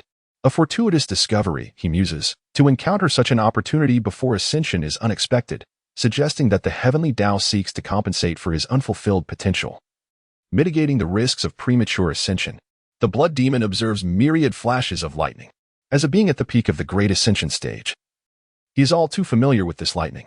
Without hesitation, he extends his palm, eager to reach beyond the path of immortality and seize the tribulation liquid. A resounding thunder reverberates along the path to immortality. After a prolonged interval, the cacophony finally subsides. Humph. A soft snort escapes him. A fragrant incense of time wasted. How foolishly advantageous for that young man. The Blood Demon's crimson eyes lower slightly, surveying the expanse beyond the path with a glimmer of disappointment. He had initially thought himself fortunate, anticipating an encounter with someone refining tribulation liquid in the outer realms, an opportunity ripe for the taking. Alas, he has made every conceivable attempt, yet no matter the means employed, he is unable to collect the liquid from the path to immortality. The tumultuous events of the path to immortality have not stirred even the slightest ripple in the realm beyond realms. As a refined practitioner of the Great Ascension, Blood Demon Child possesses extensive knowledge. With but a moment's contemplation, he quickly discerns the underlying reasons. He murmured, "The 5 senses may deceive, but the divine consciousness does not. My divine awareness is so immense, yet it can only discern the white hair of that figure amidst the lightning. The distance is indeed exceedingly vast. Thus, the path to immortality is fundamentally a conduit to the upper realm, existing beyond the bounds of the 9 continents. What appears to be less than 1,000 miles between me and those calamity liquids outside the path to immortality is, in truth, a chasm separating the upper and lower realms. Even a peak great ascension cultivator cannot traverse the heavens divide between the 2 realms. How hasty. The blood demon suddenly recalled the connections and turned to glance back. He noticed a faint black dot emerging at the end of his view. With a sweep of his divine consciousness, he effortlessly discerned the visage of that figure. It was a gaunt, pallid old man, his expression one of sorrow, bearing a heavy sword on his back that was taller than himself. He strode steadily along the path to immortality, each step illuminating the silver radiance above his head, which shone even more brilliantly than the light itself. Regaining his focus, the blood demon furrowed his brow and then scoffed. Ha! That ancient relic of the Taiku Divine Sword Pavilion? After guarding the sword abode for so many years, he has finally decided to emerge? I thought that old relic would perish alongside the 9 provinces, but it seems he is still reluctant to part with his profound cultivation. With that, he dismissed the chaos outside and quickened his pace towards the road ahead. He must ascend as swiftly as possible. He cannot afford to linger here any longer. Most importantly, that old fellow has reached the pinnacle of the great ascension, his power surpassing even his own. He wished to evade the pursuit of that ancient being, aspiring instead to traverse the path of immortality together.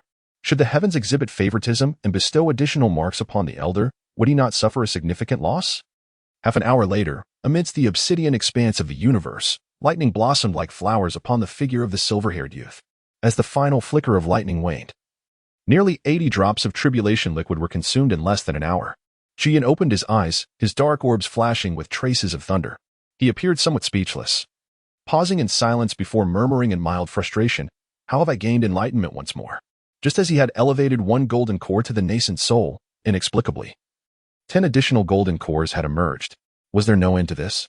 Gazing into the pitch-black cosmos, Chu Yun noticed 3 entirely new golden cores had manifested in his line of sight, born solely within this region.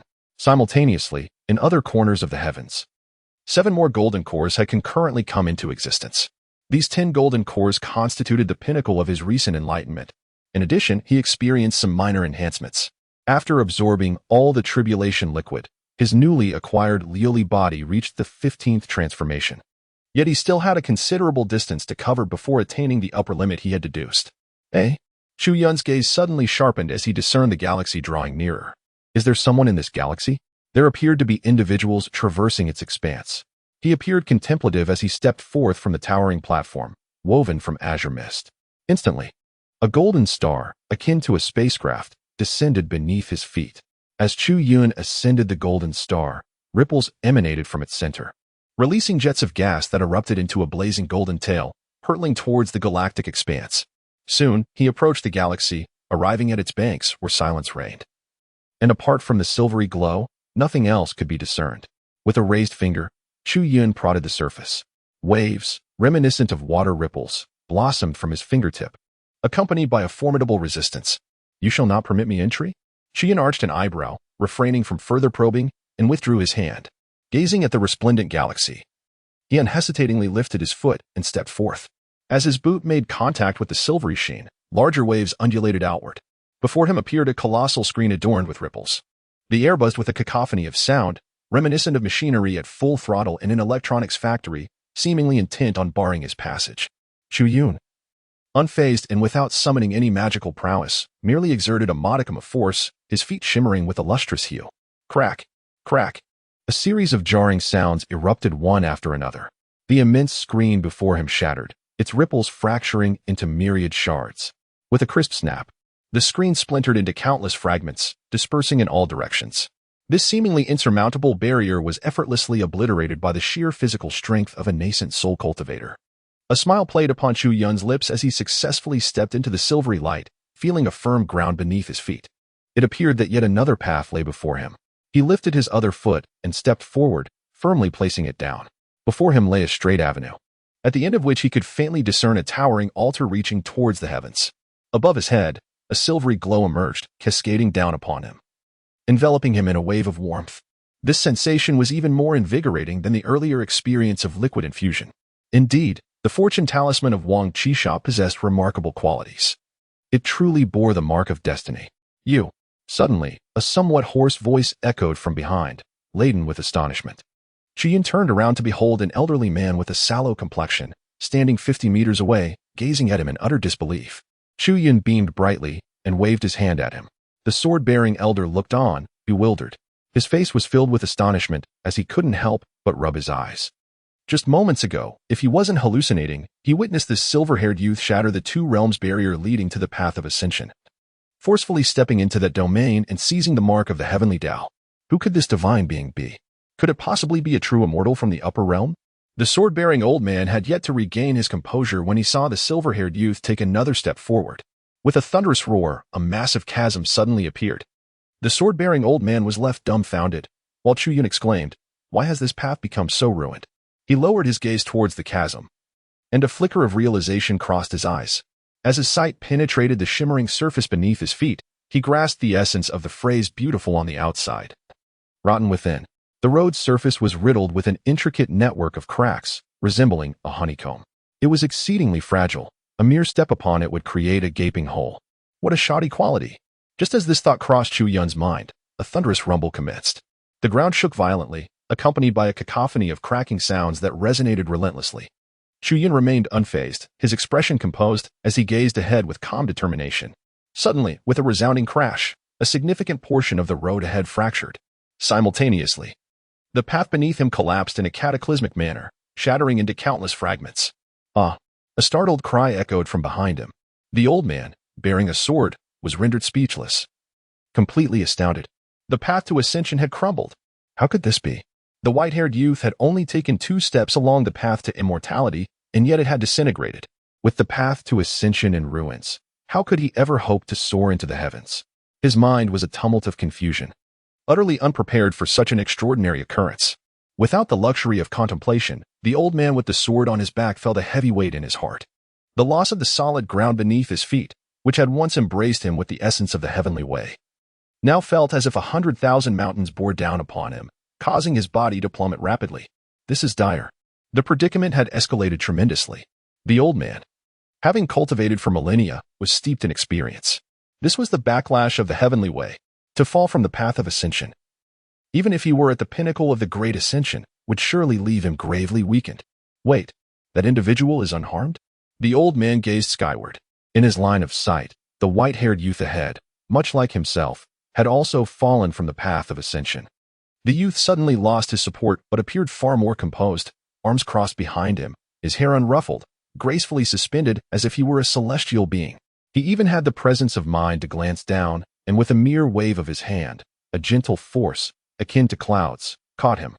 Although still constrained by the rules, his descent was significantly softened, no longer jarring. "Thank you." The old man's voice echoed from 1,000 feet below, then faded into silence. Chu Yun did not respond, instead focusing on the fractured path, his brow furrowing slightly. Meanwhile, at the edge of the galaxy, a piercing cry echoed from beneath the altar. "No, don't. I am but a step away. In midair, stop. Someone halt my descent." A tall man, disheveled and appearing almost mad, shouted desperately. "He is plummeting uncontrollably. There is no way to halt his descent." Above him, shimmering silver light cascades like a waterfall, solidifying into an immovable boulder. The weight of this boulder feels as though it embodies an entire world. His skin oozed blood, and his bones seemed to shatter, as if his dantian were engulfed in celestial flames, blazing fiercely.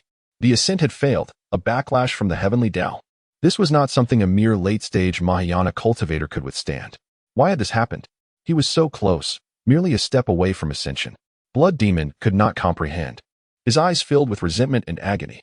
Just one step away, and the possibility of flight was forever lost. For the path to immortality had been irrevocably severed. He is destined to remain ensnared in the mire of the 9 provinces throughout his existence, languishing in this era of decline and decay. Within the blood-red depths of the Blood Demon's eyes, a furious blaze ignites, brimming with resentment. It is all the fault of that white-haired youth. Had it not been for the precious time squandered on him, how could I have fallen into such calamity? Why must the path to immortality be severed at this moment? He was unaware and had no desire to delve deeper.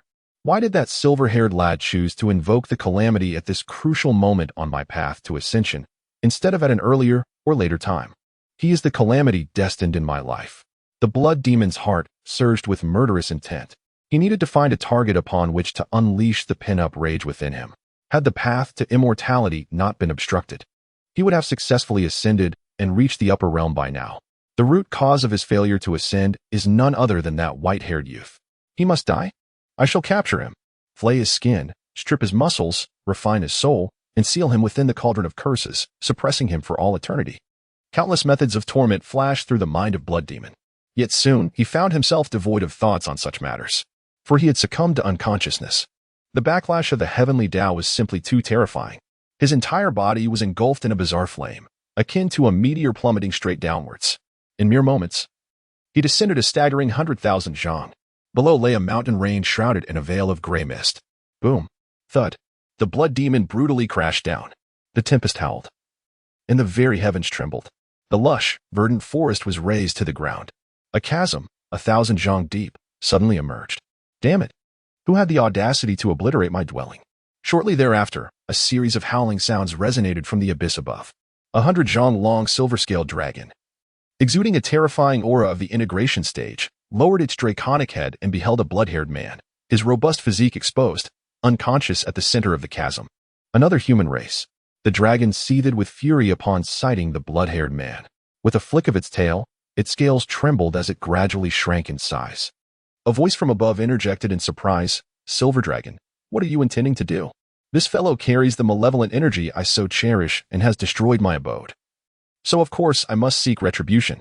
Hold on, this human has caused quite the commotion yet remains alive. He must be at least a tribulation-transcending cultivator.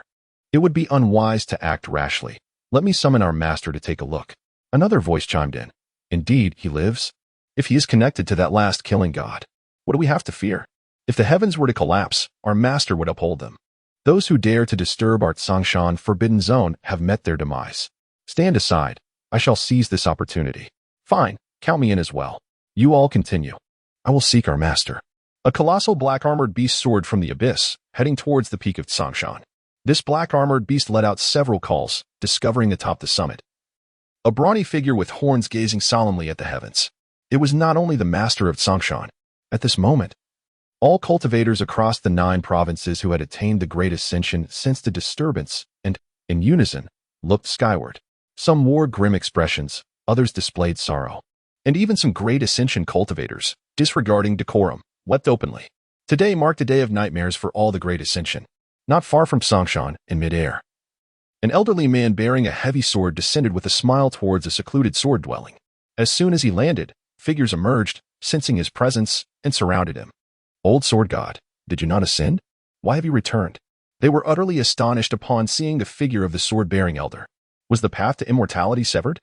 Before the elder could speak, another figure emerged, a middle-aged man clad in a yellow robe, with sharp brows and bright eyes, exuding an aura as profound as the abyss. He was also a great master. The revelation of the severed path to immortality sent shockwaves through the crowd. The onlookers exchanged incredulous glances, disbelief etched upon their faces. The yellow-robed master, equally flustered, gazed intently at the sword-bearing elder, asking, "Ancestor, are you all right?" The elder, in good spirits, waved his hand dismissively, saying, "Quite well, indeed." The yellow-robed master immediately inquired, "What exactly transpired on the path to immortality? Has the age of decline truly arrived so swiftly?" As for whether the age of decline had arrived, the elder's expression grew somewhat complex as he lifted his gaze toward the heavens, murmuring, however, "The path to immortality was trodden upon by someone." "What?" Everyone gasped, their mouths agape as if a thunderclap had erupted beside them. Someone had actually trampled the path to immortality? Even the yellow-robed master was momentarily stunned, instinctively shaking his head in denial. Impossible. The path to immortality is a manifestation of the heavenly way. If someone could shatter it, would that not imply they could also dismantle the heavenly way itself? This place was the very heart of the ancient divine sword pavilion. Among those present, the weakest was at the pinnacle of integration. Hearing the yellow-robed master's words, they all nodded in agreement. Human strength has its limits. In the realm of heavenly laws, not even a great master, let alone a celestial being from a higher realm, could possibly shatter the path to immortality. The sword-bearing elder, displeased, retorted, When have I ever deceived anyone? If I say someone has trampled it, then someone has indeed trampled it. Whether you believe it or not matters little. Seeing the elder's demeanor, they hastily responded, "We believe. We believe. Please, don't be upset." Elder Sword God. They exchanged glances, eager to placate him. Their hearts raced with fervor. Moments ago, they merely found it too astonishing to comprehend, prompting an instinctive rebuttal. Now, everyone had come to their senses. The old sword god, whose life was as upright as his blade, spoke with unwavering honesty. Every word he uttered was as steadfast as a nail, never resorting to deception or falsehood. He remarked that someone had severed the path to immortality, which undoubtedly holds truth. But who possesses the capability to perform such a defiant act? The Grand Master in yellow robe promptly inquired, "Do you know who that person is, ancestor?" The old sword deity shook his head. "I am unfamiliar with him. Most likely, it is a celestial immortal descending from the heavens." Celestial immortals descending from the heavens? A profound silence enveloped the crowd, the weight of the information overwhelming their minds. The old man's voice resonated once more. "I have repeatedly stated not to pursue it, yet you insistently implore me to ascend. As a result, I nearly perished on the path to immortality. Now, fate has decreed it. The path to immortality is severed. And even if I wish to ascend, I cannot. I shall return to my abode and guard my humble dwelling. Do not trouble me further." With that, he turned and walked back to his original place. The Grand Master in yellow robe gazed after him with a bittersweet smile. Among all the great masters in the 9 provinces, it seems that only the ancestor desires not to ascend, but rather to linger in the mortal realm. His mind was a chaotic whirlwind. Presently, 2 questions plagued his thoughts. Who, indeed, was the formidable being that shattered the path to immortality? Concurrently, Chu Yun pondered another pressing issue. Damn it, with the path to ascension severed, how would I ascend in the future? As Chu Yun soared through the pitch-black cosmos on his golden elixir, he found himself surrounded by ferocious storms wreaking havoc.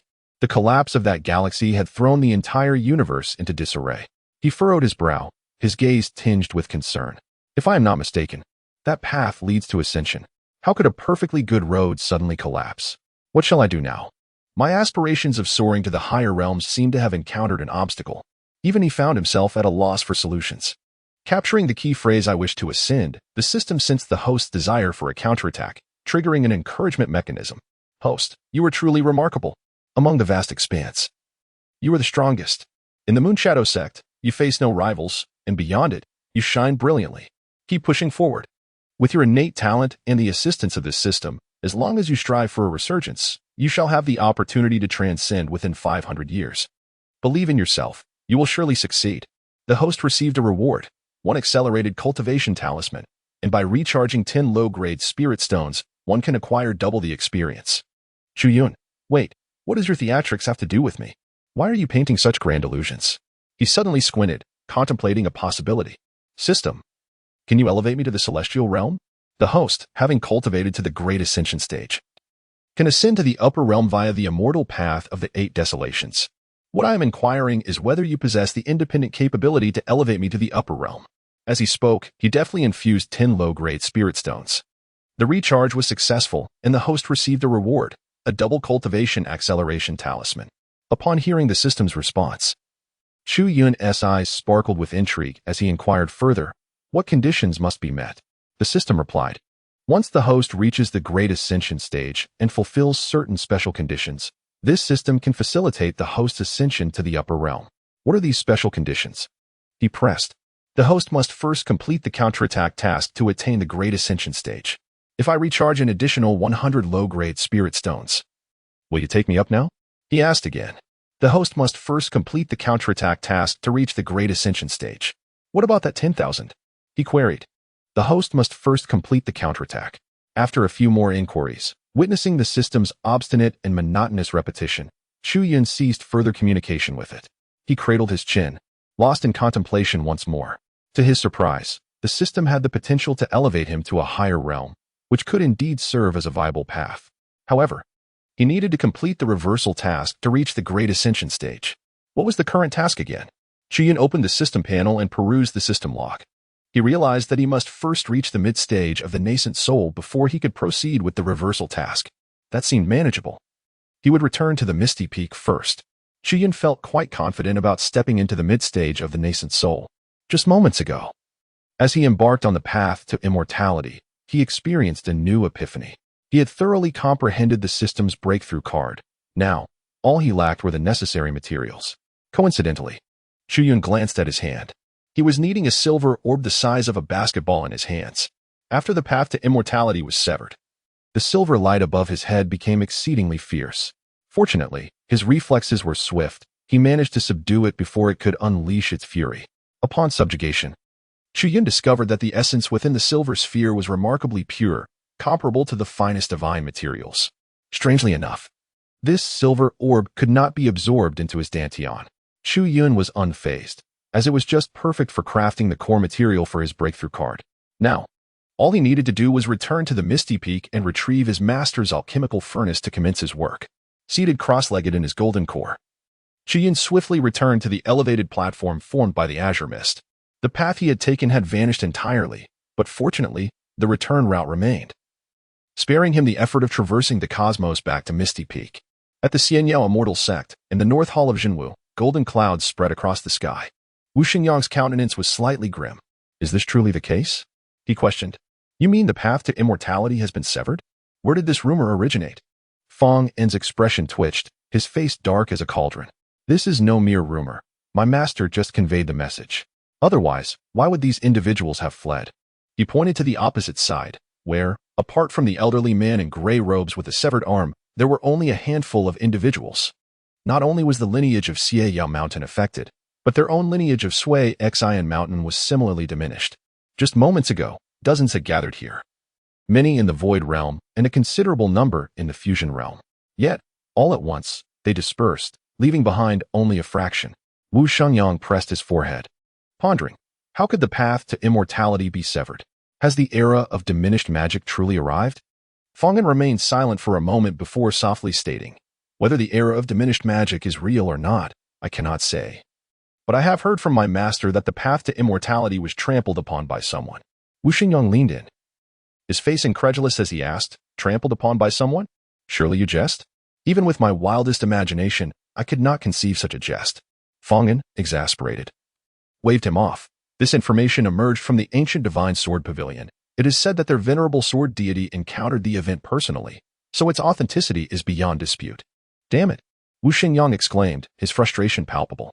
What kind of despicable person would do such a thing? He muttered repeatedly, this is catastrophic, utterly catastrophic. Fong En swiftly covered his mouth. Silence, do not speak recklessly. The being capable of severing the path to immortality possesses immense power. With a mere pinky, they could obliterate you. Wu Xingyang rolled his eyes. What chance did he have to engage with such a being? Why should he be afraid? Xia Changming, floating behind them, was left dumbfounded by the revelation. Good heavens! The path to immortality can be severed, and it was trampled upon by someone. What unimaginable existence could accomplish such a feat? No, wait. Xia Changming pondered. If the path to immortality is severed, how will I ascend once I attain the great ascension? Wu Shengyang slapped him on the bald head. I, your ancestral master, am pondering the same question. Xia Changming rubbed his head, his eyes glazed over. His mind blanked from the shock of this news, unsure of what to say. Yet one thing he unequivocally agreed on. The person who trampled the path to immortality is truly despicable, beyond measure. Such a deed is unprecedented. What is the path to immortality? It is the aspiration of the entire 9 provinces, the hope of all cultivators under heaven. And now look at this. You feel triumphant. Yet the path has been severed. Now we need not cultivate any longer. Is this not the epitome of wickedness? Suddenly, Xia Changming sensed something. He looked up and noticed that not far ahead, the clouds began to twist, and the entire realm of enlightenment disappeared. The space trembled. That young man was about to emerge. Wu Shengyang raised his fist and glanced across. The elderly man in gray robes and those beside him also turned their gazes in response. Their expressions were impassive as they gestured with their hands, weaving intricate seals. Behind these individuals, layers of radiant light began to manifest. Xia, hide well, Fong had said, gently patting Xia Changming on the shoulder. All right, Xia Changming replied. Suddenly feeling a sharpness in his head, his features contorting before Fong and swiftly tucked him into his sleeve. Wu Xingyang's voice resonated. This is somewhat troublesome. Our numbers are rather insufficient. Fong En, with a smile, stepped forward to stand shoulder to shoulder with him. No need to worry. My master has emerged from her retreat and will be here shortly. Upon hearing this, Wu Xingyang breathed a sigh of relief and signaled to several others nearby. as divine light shimmered and magical artifacts danced in the air. Both sides remained fixated on the center, ready to engage in combat the moment someone emerged from the space. A peculiar buzzing sound filled the air. Suddenly, a tall figure clad in white appeared, one hand cradling a basketball while the other rested gracefully behind his back. His handsome features were complemented by flowing white hair, and a gentle smile graced his lips. As he materialized, the crippled elder bellowed, "Suppress him." He was on the cusp of galvanizing the pagoda artifact behind him to crash into the white-haired youth when a sudden tremor seized him. An indescribable pressure descended. An oppressive force sweeping across the space. A light thud echoed. His tower-like artifact plummeted straight down. Ah! He let out a roar. An oppressive force bearing down upon him like a mountain of immense weight, causing him to stumble and kneel upon the ground. What was happening? The one-armed elder's face flushed crimson under the pressure as he turned to his side. All around him, radiant treasures fell like rain. The one-armed elder was rendered speechless. Not only him, but everyone else also knelt. This included Wu Xingyang and Fang'an. All were utterly helpless, collapsing in unison. Suddenly, the space tore open, and a stunning woman in a green dress appeared, just as she landed. With a soft sound. Her beautiful eyes widened in disbelief as she beheld the white-haired youth holding the orb, and she too knelt. A profound silence enveloped the scene. All present knelt in perfect alignment, their eyes wide open, fixated on the white-haired boy who had just emerged from the rippling space. What kind of pressure was this? Why did my legs lose control and force me to kneel? Those gathered were all formidable beings, quickly directing their consciousness toward the silver orb in the boy's hand. The one-armed elder in gray wore a grim expression. Was the silver orb the source of this overwhelming pressure? Had he acquired this treasure through the opportunity of the 7 kills? How could it be him? A voice filled with astonishment erupted from behind him. The gray-robed elder struggled to turn around, gazing at a white-bearded figure in red robes. Do you know him? Is he the elder from Suishin Mountain? The red-robed man, bowed under the pressure, murmured, "Brother Lu, he is not an elder." Lu Shuri furrowed his brow. Not an elder? How is that possible? How could he possess the authority to suppress the 7 kills if he were not? He is a heavenly spiritual root, a direct disciple of Elder Li. Lu Shuri muttered in disbelief. What? How could this be? Wasn't he just at the Golden Core stage? Has he been pretending to be weak all these years? I unknowingly encountered him over 200 years ago while passing by the Misty Peak. I never imagined he could suppress Zhao Qisha. He must have reached the transformation stage, or even the separation stage by now. As the red-robed man's words sank in, Lu Shiyi's expression darkened further. He cast a fierce glance at the white-haired youth, silently vowing, even if he is a heavenly spiritual root, his master has ascended now. It is one thing to seize such a grand opportunity from the 7 kills, but his gravest mistake was to harbor murderous intent against them. Our Xiaoyu immortal sect values camaraderie above all. To harm a fellow disciple over such trivial matters is utterly inconceivable. This matter must be settled with him. That silver orb must be returned. Only then can we provide an explanation to Sect Master Zhao, as Zhao Qisha's protector. And having received great kindness from Zhao Xinji, Lu Shuri regarded Zhao Qisha as his own kin. Now, upon discovering that the true culprit was not even an elder, he began to contemplate how to restore justice for Zhao Qisha. Suddenly, an irritated voice echoed in Lu Shiyi's ear. What do you mean by looking at me like that? Are you tired of living? Bang! A dull thud resounded. Lu Shiyi had no chance to react, spinning through the air like a top, tumbling several hundred miles before crashing into a celestial peak in the North Hall. With a thunderous roar, dust and debris billowed forth as the celestial peak crumbled. Kneeling nearby, Xiaoning Bing felt her hair whipped by the fierce winds, her pupils constricting as she lowered her gaze, piercing through layers of mist to see Lu Shiyi sprawled on the ground like an ancient tortoise. His breath was faint, almost stilled. After a few moments of silence, there was no sign of movement. He had completely lost consciousness. Her eyes widened in disbelief. What had she just witnessed? The boy named Chu Yun approached Lu Shiyi and kicked him squarely on the forehead. Then, the peak cultivator Lu Shiyi was sent flying. No. It was more than just being kicked away. He was nearly kicked to death. Even with the suppression of the silver orb, Lu Shiyi's performance was shockingly poor. Yet, that wasn't entirely accurate. It was Chu Yun's extraordinary prowess that was astounding. What kind of physical strength was this? This little fellow had only practiced the 9 turns glazed body for a few days. How many turns had he achieved? Xiaoning Bing was filled with confusion and awe as she stared at Chu Yun, her emotions surging. After sending Lu Shiyi flying, Chu Yun surveyed the kneeling crowd, somewhat surprised as he weighed the silver orb in his palm. This object was even more powerful than he had anticipated. He unleashed his magical power, enveloping the silver orb, and instantly the overwhelming pressure was completely subdued. The crowd, kneeling in reverence, felt a profound sense of relief, as if a great burden had been lifted from their shoulders. They hurriedly rose to their feet, standing rigidly as they fixed their gaze upon Chu Yun. The formidable warriors of the Sui Xian Mountain lineage were already aware of Chu Yun's identity. The individuals from the Xiaoyao Mountain, upon discovering that Chu Yun possessed a heavenly spirit root, were momentarily taken aback when they witnessed him effortlessly kick Lu Shi into the air. This was not how the script was supposed to unfold. Shouldn't we have been the ones surrounding and pressuring him, while he cowered behind the Sui Xian Mountain's ranks? Trembling in fear? How could he compel us to kneel at once? Kneeling was one thing, but to engage in kicking as well? This was entirely outside the expected narrative. Unperturbed by their thoughts, Chu Yun was resolute in his intent to return, exchanging greetings with a few familiar faces around him before directing his gaze towards the teleportation point of the North Hall, where a magnificent Xuanwu statue stood majestically at the center. Chu Yun called out Xianbing, who had risen upon seeing Chu Yun's inclination to depart. Chu Yun turned to her with a smile. Are you also here in the North Hall to cultivate, Master Ant? You carry on with your practice. I must return to enter seclusion. Xianbing raised her hand, eager to detain him, but was taken aback as Chu Yun's figure flickered and vanished into the Xuanwu statue. This impetuous fellow. Xianbing's delicate face shifted slightly, her mind swirling with questions she yearned to pose to Chu Yun, especially after witnessing him send a peak void realm expert flying. Her curiosity intensified. With a stomp of her foot, she hurried after him. The crowd, observing Chu Yun's disappearance, exchanged bewildered glances.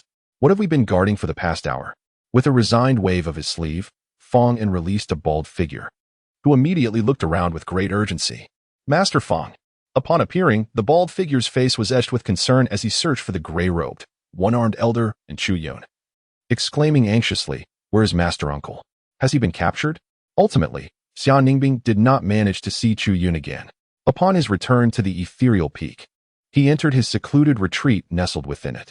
This sanctuary, carefully arranged by his own hands, is concealed within the mountain's core, existing in a realm apart from the 9 provinces, akin to a miniature universe.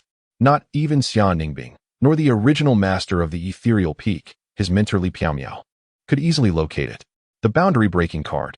The principle should unfold in this manner, and then in that way, subsequently following this course. Once these intricate challenges have been surmounted, the remaining issue is merely one of materials. Fortunately, with the silver orb at hand, it remains uncertain how many boundary-breaking cards can be produced upon its melting. Chu Yun sat in meditation before a towering 9-story pagoda, approximately 100 zhang high. This pagoda, resembling an alchemical furnace, continuously blazed with flames of various hues, with spiritual energy surging forth and permeating the air for miles. Before Chu Yun floated a palm-sized golden card, its surface depicting a miniature Nascent Soul. Hands clasped around its dantian, quietly immersed in cultivation. With his hands deftly weaving various incantations, he propelled the silver orb into the 9th tier of the 9-tiered pagoda. Through his practiced maneuvers, the efficiency was remarkable. Within just an hour, a golden gilded card frame materialized atop the pagoda, nearly identical to the one before Chu Yun. The surface of the silver orb transformed into swirling streams of silvery liquid, which Chu Yun dipped into with a brush conjured from his magical essence, beginning to sketch the intricate design of a miniature Yuaning on the card's face. The system chimed. In the Stinzong of Leisure, at the Inquiry Pavilion, the master of the mysterious mechanisms recounted the events with fervor. It is as follows, that celestial root has emerged from seclusion and nearly vanquished the 7 killers, seizing an opportunity to obtain a remarkable treasure. I suspect this treasure bears the essence of the heavenly Tao, for all the elders present knelt in awe. This treasure is undoubtedly extraordinary, with a suppression so potent that even Elder Lu suffered greatly. Should we not reclaim this treasure for the rightful owner? A voice resonated with reverence, embellishing the happenings within the true martial hall. A light chuckle echoed through the Inquiry Pavilion, followed by a sudden surge of terrifying pressure. Since this is a matter concerning the younger generation, let them contend amongst themselves. The 7 killers are no match for the celestial root. Their failure is their own fault. You must refrain from further involvement. As for that treasure, the inquirer, taken aback, prostrated on the ground, cautiously lifting his gaze toward a towering phantom that loomed 3 stories high, his heart racing. The phantom's voice reverberated again. The essence of the heavenly Tao is intriguing, indeed. The celestial root possesses fortuitous circumstances. But what do you imply? In the past, it would have been permissible for him to retain control.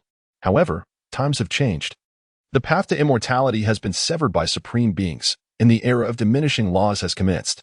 For the sake of the celestial root, such matters related to the heavenly Tao must be safeguarded within the sect to prevent any unforeseen calamities. What course of action should we take regarding the master of the mysterious mechanisms? To oppress the weak with the strong is unbecoming. Those from the free-spirited mountain are no easy targets. It would be difficult to justify this to the master. The bell of gathering is imminent. The supreme Tao body requires a whetstone to sharpen its edge. Once the honing is complete, the celestial root may return what is owed at that time. Understood. Depart now. The prostrate figure swiftly rose, bowed, and turned to exit. The phantom's voice echoed once more, concerning the heavenly mechanism hall. Eliminate the elder named Feng Taiyu. The figure hesitated.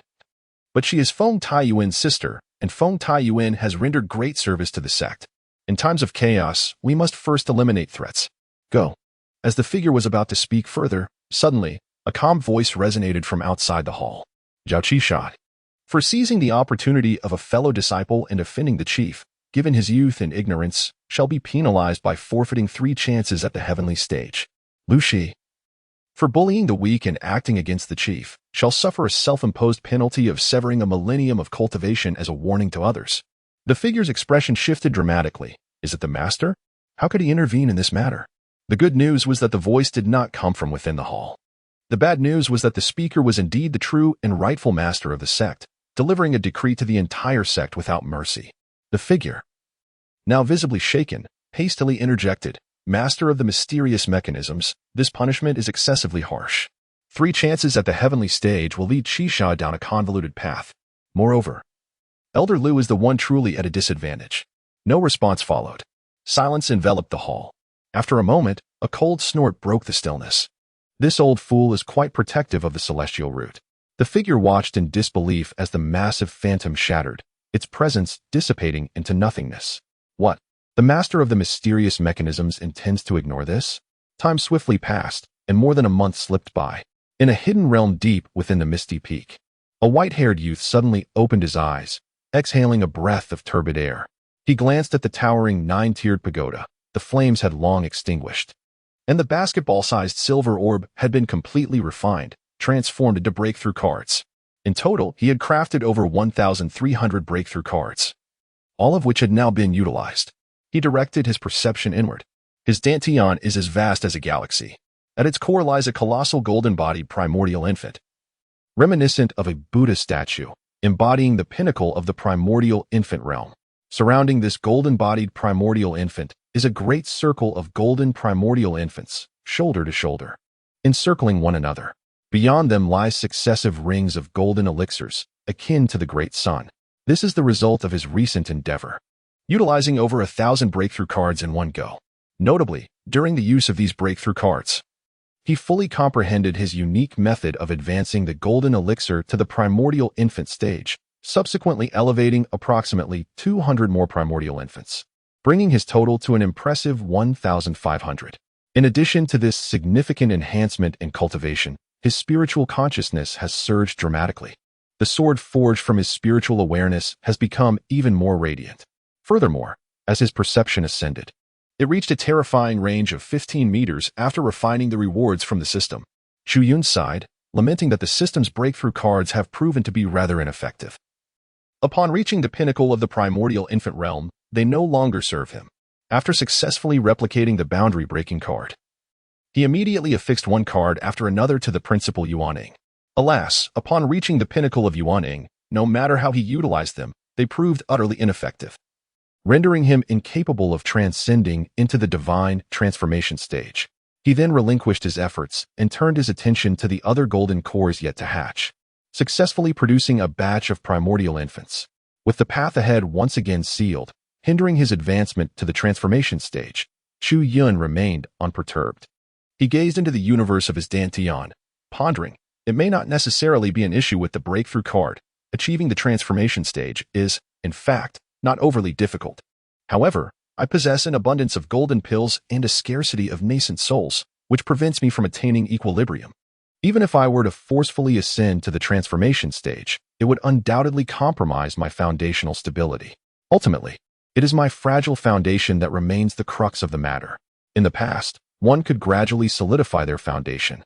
Yet it seems that such a luxury is no longer feasible. I find myself in dire need of cultivation resources, an urgent and pressing need. Chu Yun's expression grew increasingly grave. In the realm of cultivation, resources are paramount. Not to mention the immense consumption of divine materials required for crafting breakthrough cards. He is a colossal spirit root, a veritable walking machine for the absorption of spiritual energy, with resource demands that are simply outrageous. The journey to reach this point has consumed resources on an astronomical scale. Even without the aspiration to break through, the resources and spiritual energy required to sustain his own cultivation are akin to an unfathomable abyss. Over the years, despite the fact that the Carefree Immortal sect stands as the premier sect in the 9 provinces, and he enjoys the privileges of being the sect's foremost disciple, the meager offerings from the sect are utterly insufficient for his cultivation needs. In earlier years, it was his master who tirelessly ventured out to procure resources for him, nearly exhausting himself in the process, just to help him achieve a semblance of self-sufficiency. Eventually, he devised a self-sustaining method for cultivating the golden core, allowing all cores to absorb spiritual energy autonomously and seek out cultivation resources on their own, thus alleviating some of the pressure. However, this is akin to having 100,000 top-tier prodigies with spirit roots incessantly devouring the world's cultivation resources. In the past, Chu Yun remained largely unaffected. Yet recently, as he ascended to 200 nascent souls, he distinctly felt the spiritual energy beginning to thin, and the resources were rapidly being depleted. The end of the era of magic is looming, and the 9 provinces simply cannot sustain me. To ascend, I must rely solely on the system. He cast his gaze upon the system's log. During his previous cultivation, he had vaguely heard the system's prompt, but was too absorbed in his practice to pay it any heed. Soon, the contents of the system log materialized before him. What greeted his eyes were several recent notifications. Good heavens! Host, you have been aimlessly wandering the streets when suddenly enlightenment struck, allowing you to ascend to the late stage of the Nascent Soul. You have received a reward, Triple Cultivation Acceleration Talisman 10. Unbelievable. Host, upon awakening, you find yourself invigorated and astonishingly discover that you have reached the pinnacle of the Nascent Soul, leaving you utterly astonished. Could it be that the system has manifested its divine aid in secret? You have received a reward, the Heart of Heaven's Clarity Method. 2 independent pieces of information appeared abruptly. Chu Yun felt somewhat helpless, realizing that the only thing this system seemed to grasp was his cultivation level, was it not? He scrolled through the log, commencing from the beginning. The information was scant, and he quickly reached the end. The host had diligently cultivated for over a century, finally assimilating all the opportunities presented by the heavenly ladder, successfully breaking through to the mid-stage of the Nascent Soul. As he beheld the burgeoning Nascent Soul, a wave of exhilaration surged within him. His Nascent Soul was significantly larger than that of an ordinary mid-stage cultivator, signifying that even a seemingly inept individual like him possessed the potential to contend across realms. However, once the excitement subsided, he realized it was not yet time to celebrate. His master, Elder Haitu, and his formidable adversary, Wang Chan, both regarded him with keen interest. He needed to accelerate his growth, seize further opportunities, and ultimately turn the tables on them. Stepping out of his secluded meditation, he cautiously erased any traces of his presence and made his way to the nearby town of Yunchuan. In a quaint tavern, he overheard a storyteller passionately recounting tales of the foremost swordsman in the 8 desolations, who was slated to deliver a lecture in Jinhai City soon. A flicker of anticipation ignited within him. There was a time when he too harbored dreams of becoming a sword immortal.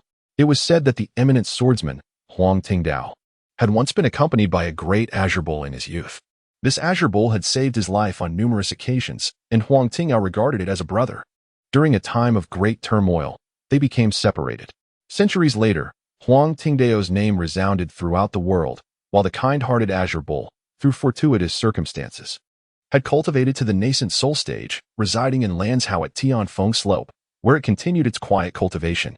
The host could venture to Tianfeng Slope, forge a friendship with the azure bull, and journey together to Jinhai City.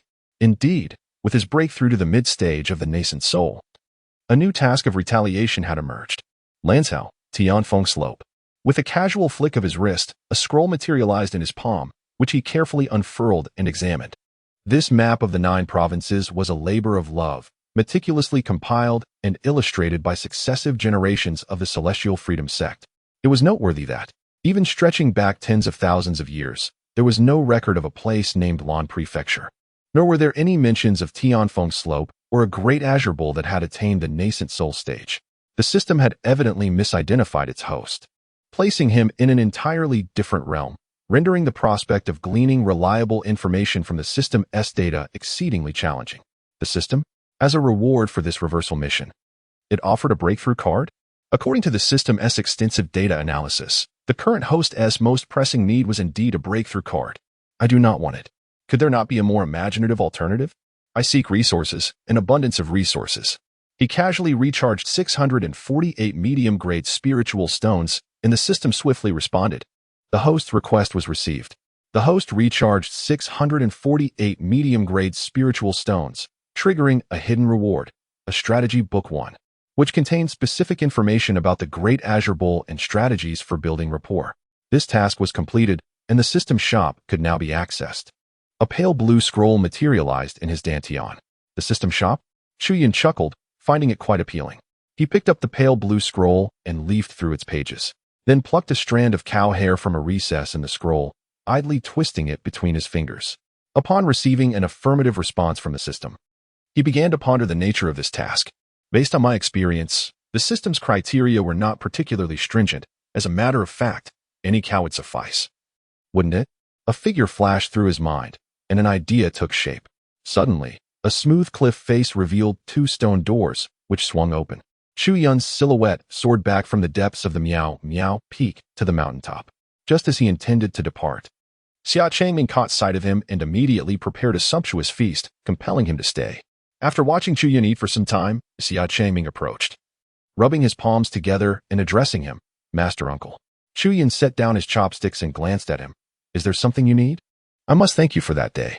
If it weren't for you, Zhao Qisha would have become insufferably arrogant. Xia Changming recalled the events at the Jinwu Hall, where he had prearranged assistance before confronting Zhao Qisha. Who could have anticipated the sudden closure of the hall? Had it not been for Master Uncle's timely arrival, he would likely have been left gasping for breath by the time his master and the others arrived. Chu Yun smiled lightly. It was merely the reclamation of what was mine. There is no need for thanks. That day, Xia Changming had struggled for an eternity to retrieve the anomaly. And just as he was about to exceed the time limit for his task, he ventured out to investigate. It was astonishing that such a trivial anomaly could be seized within the ranks of a prestigious sect like the Xianzong. Feeling somewhat embarrassed, Xia Changming continued, regardless. You did come to my aid, Master Uncle. I was waiting for your return that day, but unexpectedly, my master said you had left. By the way, he added. Raising his palm, a soft crimson glow flickered, revealing a piece of azure linksy jade nestled in his hand. This is a gift from my sister to you. With a flick of his hand, the azure spirit jade floated towards Chu Yun. What is this? Chu Yun raised his palm to receive it, probing his consciousness into the jade. The 10 transformations of glazed body? His expression bore a hint of surprise. Within the green jade lay a martial technique, an upgraded version of the 9 transformations of glazed body. The astonished voice of Xia Changming echoed in his ears. Please do not be taken aback. That day, I took what you shared with me to consult my sister. To my astonishment, after she listened, she seemed to gain some insight and soon thereafter completed the modifications to the 9 transformations of glazed body. My sister's mastery of the 10th transformation is truly formidable. I never imagined such a powerful body refinement technique could be further enhanced. Chu Yun maintained a composed demeanor. This version of the 10th transformation of glazed body, while slightly inferior to his own deductions, still possessed its unique characteristics. He felt a wave of emotion. Although this master uncle possessed rather ordinary talent, he was a genuinely good person, always considering him when new ideas emerged. Thus, he casually inquired, where's the master uncle? She left the sect a few days ago due to some matters. Left the sect? Speaking of which, master uncle, you have been in seclusion recently and are unaware that a significant event has transpired in the 9 provinces. Xia Changming smacked his forehead, his expression revealing a hint of alarm. Seeing his face filled with trepidation, Chu Yun curiously asked, what event? Xia Changming quickly nodded. This matter is of great importance. Master Uncle, please do not become overly agitated upon hearing it. What could be so alarming? Chu Yun pondered, cradling a cup of cola in his hands. Xia Changming's face turned bitter, his tone heavy as he pointed to the sky. Master Uncle, The path to immortality has been severed. The world is in chaos. A veritable mess, especially with the three major demonic sects becoming increasingly wild. Even my sister has to venture out to suppress them. Chu Yun narrowed his eyes. The repercussions of the severed path to immortality had manifested so swiftly. Xia Changming, surprised by his calm demeanor, asked, "You are aware? Typically, the higher the cultivation talent, the more pronounced the reaction upon learning of the severed path to immortality. The wineries operated within the sect had seen an explosive demand for spirit wine. Numerous elders and prodigies were in a state of turmoil. Xia Changming believed that upon receiving this dreadful news, Master Uncle would undoubtedly be shocked and thrown into disarray. However, Chu Yun remained unervingly composed, as if he had known all along. Indeed, hearing Chu Yun's serene voice, Xia Changming rubbed his slick head and inquired, "Master Uncle, do you not feel anger?" Chu Yun raised an eyebrow. Anger towards what? Towards the wicked being who severed the path to immortality. You possess a heavenly spiritual root. You must be on the verge of transcending tribulations, right? With your talent, ascending to the higher realms should only be a matter of the next few centuries. Now, with the path ahead blocked, you are unable to ascend. Upon reaching this point, he found himself at a loss for words, cautiously observing the expression on Chu Yun's face, which remained as serene as a placid lake. After a brief silence, Chu Yun inquired, "How do you know that someone has severed the path to immortality?" Xia Changming replied matter-of-factly, "In the 9 provinces, there are sects and schools. Such news travels swiftly." It became evident to Xia Changming that Chu Yun was merely aware of the path to immortality being cut off, yet lacked knowledge of the specifics. He promptly began to enlighten him. This information has emerged from the old sword master of the ancient divine sword pavilion. This venerable sword master is the foremost authority on swordsmanship in the 9 provinces, possessing an impeccable character, as upright as his blade, and never resorting to idle talk. It is said that he has recently completed the ascension ceremony and embarked upon the path to immortality. He recounted everything he knew, culminating in a moment of indignation as he slammed his hand on the table, exclaiming, "Damn it! How could there be such a despicable person? That is the path to immortality. To simply sever it at will. How are all cultivators supposed to survive? Now, it is not just the minions of the demonic sects. Cultivators from all corners of the world are in an uproar, cursing the entity responsible for this act." Chu Yun's expression twitched as an image of a gaunt, sword-bearing elder flickered in his mind, realizing that the news had originated from him. Observing Xia Changming's animated tirade, he gently suggested, "Perhaps it was an accident?" Xia Changming's eyes widened in disbelief. The path to immortality is no ordinary road. How could it possibly be severed by mere accident? The great powers of the 10,000 Methods sect have deduced that a demon from the demon realm has descended with the intent to extinguish our hopes in the 9 provinces and eradicate our realm. By my grandmother, the demon realm. His frustration escalated as he spoke fervently, his words flowing like a torrent. Chu Yun remained contemplative. He waved his hand with a hint of helplessness, and a flash of golden light swept past Xia Changming's lips, silencing him instantly. Changming, with a tranquil mind and a serene disposition, should not speak recklessly. Blinking his eyes, he gazed at his granduncle's serene expression, his eyes sparkling with clarity, devoid of even the slightest trace of anger. Witnessing this, Changming felt an inexplicable tremor within, and he couldn't help but feel ashamed of himself. His granduncle's resolve was truly unwavering. Despite being on the verge of overcoming tribulations, merely a few steps away from ascension, the path to immortality had been abruptly severed by others. Logically, he should be even more infuriated, expressing his ire with far greater fervor than Changming himself. Yet, he remained steadfast, embodying tranquility and composure. What kind of temperament is this? If I could possess such poise as my granduncle, what endeavor would be beyond my reach? He bowed deeply and respectfully said, "Master Uncle, I have attained understanding. Thank you for your guidance." Chu Yun inquired, "What have you comprehended?" In the Tsongshan Forbidden Zone, a solitary and towering mountain peak loomed, shrouded in black mist. "My lord, the great ascendant of the human race, confined deep within the Forbidden Zone, has ceased to struggle," reported an elderly man with a white beard, hunched with age, who carried a massive tortoise shell on his back while addressing a horned giant seated upon a boulder. The horned giant replied indifferently, "This ascendant dared to provoke the Forbidden Zone. Let him become nourishment for the zone, thereby replenishing its power. Within the Forbidden Zone, its master stands as an invincible entity. Even a great ascendant of the human race would be no match for him. Normally, if one cannot win, they might still escape. However, given that this ascendant is gravely injured, refining him would benefit the entirety of the Tsongshan Forbidden Zone. He suddenly turned his head to gaze at the old tortoise. Old tortoise, is there truly no salvation for you? The old tortoise let out a bitter smile. His face a tapestry of wrinkles. I have but 6 years of lifespan left. My lord, it seems I shall be unable to serve you faithfully any longer. Nonsense. The horned giant replied, his expression darkened. The old tortoise was his counsel and had been his loyal companion for the longest time among the denizens of the Forbidden Zone. How could it be that he was destined to perish? He swung his hand aside, shattering a colossal mountain. Damn it! Did you not swear with unwavering certainty before you fell asleep that you could achieve a breakthrough?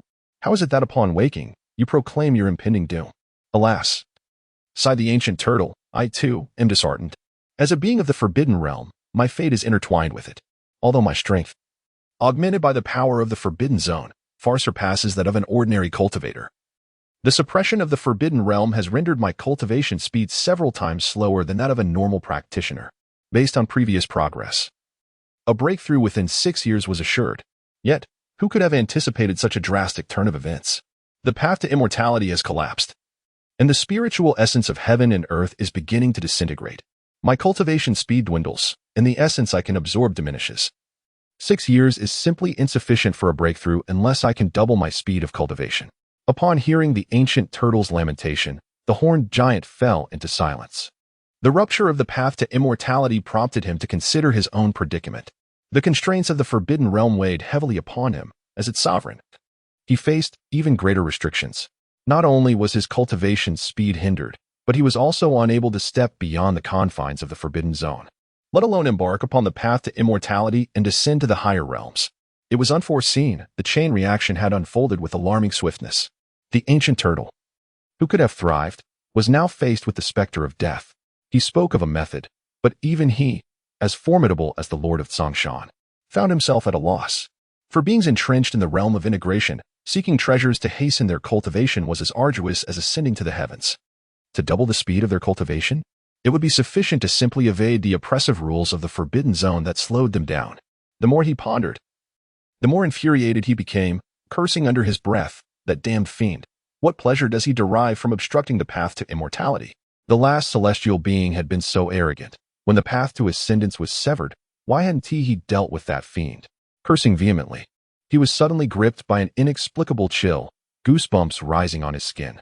A figure with flowing white hair descended from the heavens. Boom! The Lord of Tsongshan stumbled, collapsing to the ground. Are you cursing me?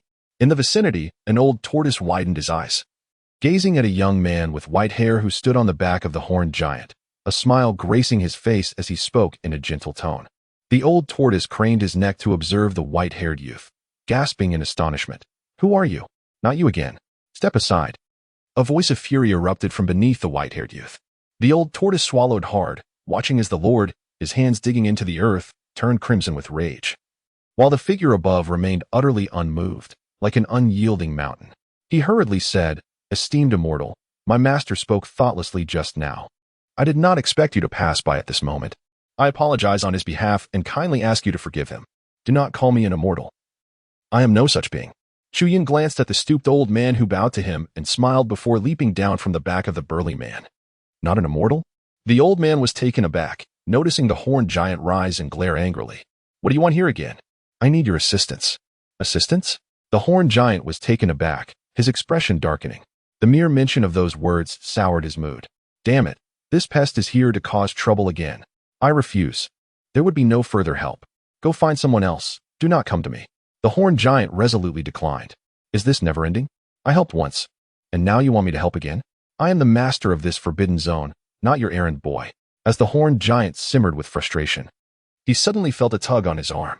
Looking down, he saw the old turtle beside him, shaking his head. The turtle cautiously addressed Chu Yun. Please wait a moment. Chu Yun cast a glance at him, but remained silent. Meanwhile, the horned giant furrowed his brow, glaring at the old turtle. A hoarse voice resonated in his ear. Master, do not court disaster. Do you not realize? This individual has just denied being an immortal. He can easily suppress you. He is undoubtedly a being from the upper realm. At this point, the old turtle paused before continuing. Is it possible that he is the demon who has severed the path to immortality? Celestials from the upper realm at least have their limits. However, demons from the demon realm are notorious for their treachery, wickedness, and brutality. If he commands your service, what if you refuse? A cold sweat broke out on the horned giant's back. The old turtle's words jolted him awake. He immediately responded through thought, "Damn, how did I not realize this sooner? Thank goodness you are here, old turtle. What should we do now?" You don't think he intends to incite chaos in the Forbidden Zone and disrupt the world, do you? Master, I cannot fathom the thoughts of a demon. We can only take it one step at a time. If we are outmatched, we must show humility. Understood. The horned giant's gaze towards Chu Yun had shifted, now filled with wariness and fear. The old turtle was right. If he could commit such a heartless act as severing the path to immortality, what else was he capable of? He took a deep breath, steadied his emotions, and spoke in a low voice. Go on. Do you desire that so-called heart-reverting herb again? Just wait. I'll have someone fetch it for you. Chu Yun, to transmit a message so close to him was no different from confronting him directly.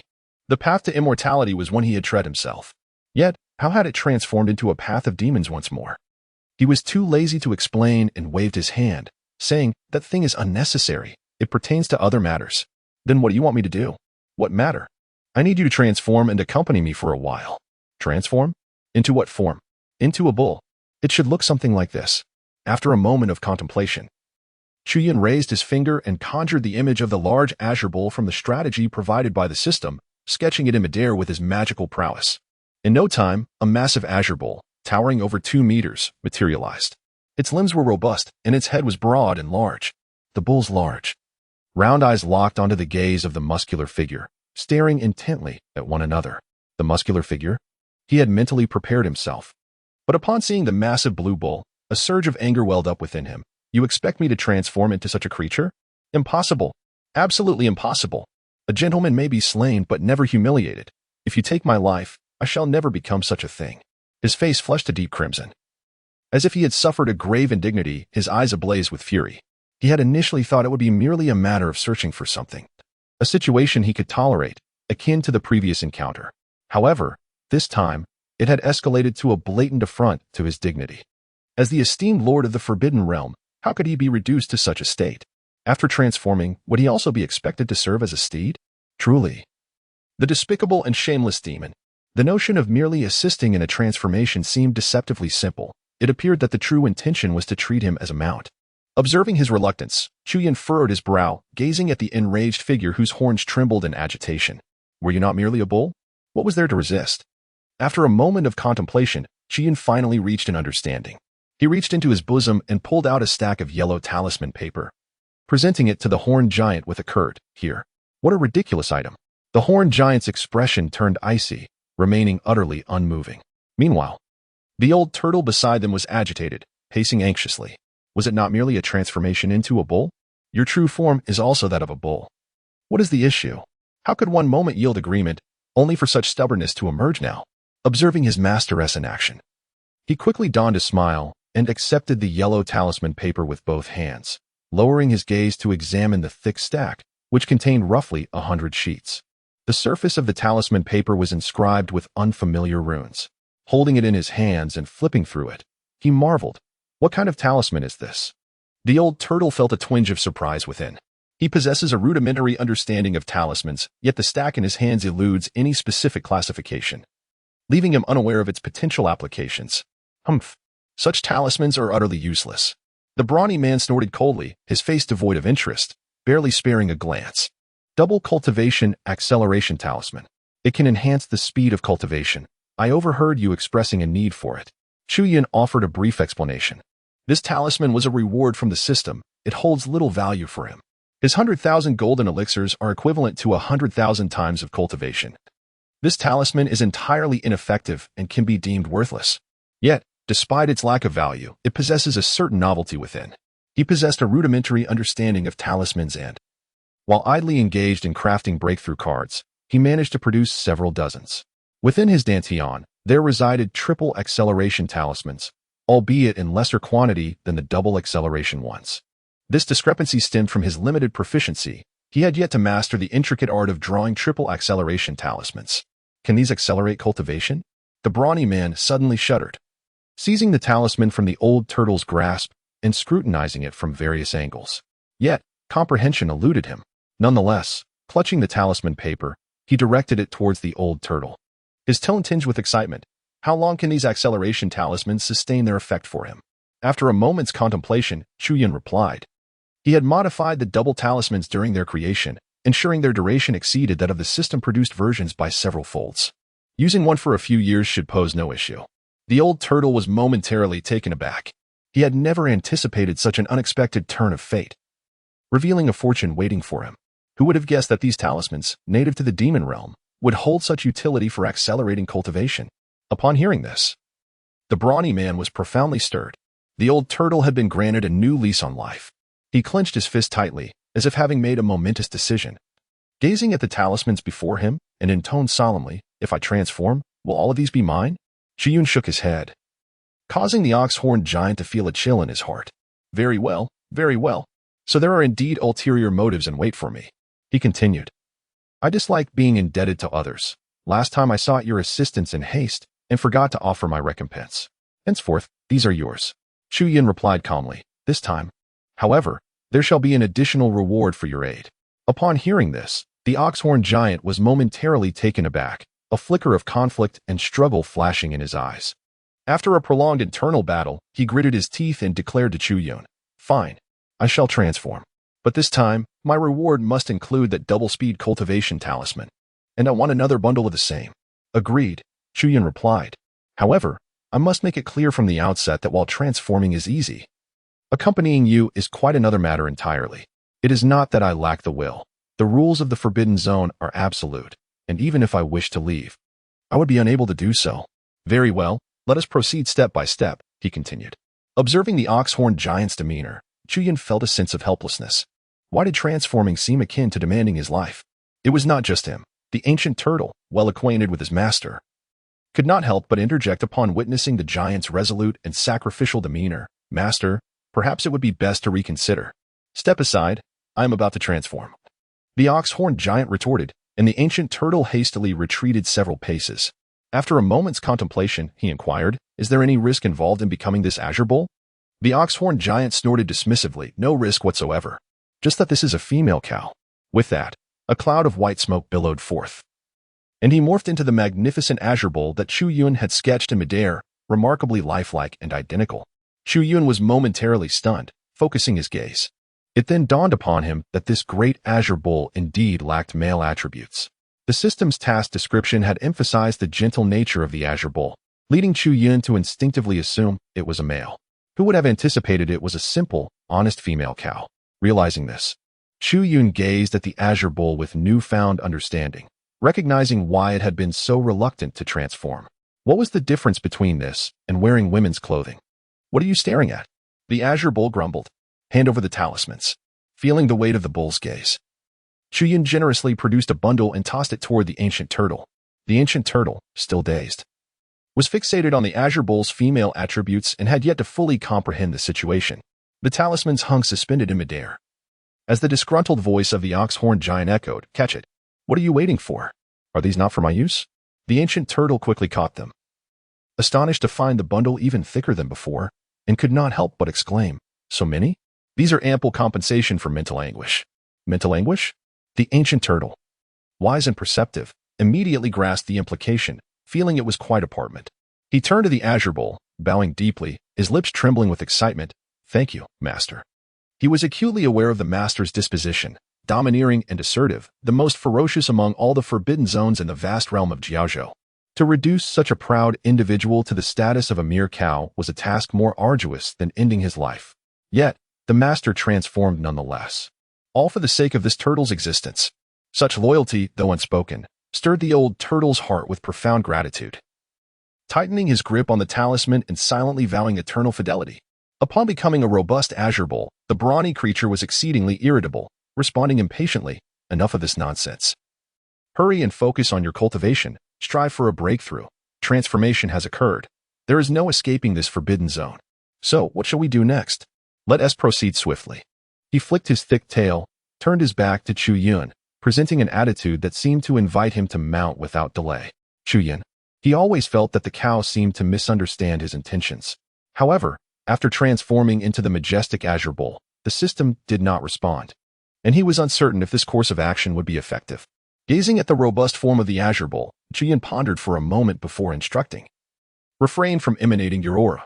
Must I suppress my aura as well? What an array of trivialities, thought the Azure Bull. What is the expected outcome? Chu Yun produced a pale blue scroll and glanced at it. Early stage of the Nascent Soul. Upon hearing this, the Azure Bull could hardly be bothered to reply. Its large tail swishing like a windmill, and its overwhelming aura suddenly diminished significantly, settling precisely at the early stage of the Nascent Soul. Ding. The host has encountered the Azure Bull for the first time at Tianfeng Slope. Please promptly establish a friendship with the Azure Bull to journey together to Zhenhai City. The system's voice chimed in immediately. Chu Yun found himself somewhat speechless. Indeed, it was feasible. This rather simplistic system was easily deceived, merely requiring the identification of a nascent soul-level Azure Bull to pass its criteria. He cast a glance at the Great Azure Bull and inquired, "You claim you cannot leave the Forbidden Zone?" The Great Azure Bull replied gruffly, "Nonsense." The old turtle, realizing that Chu Yun was unfamiliar with the intricacies of the 9 provinces Forbidden Zone, promptly stepped forward to elucidate, "Esteemed Lord of the Demon. The Forbidden Zone is an immense celestial array. Beneath each Forbidden Zone lies a formidable entity from the upper realm, and my master, as the sovereign of the Forbidden Zone, serves as the focal point of this array, rendering it indeed impossible for him to depart."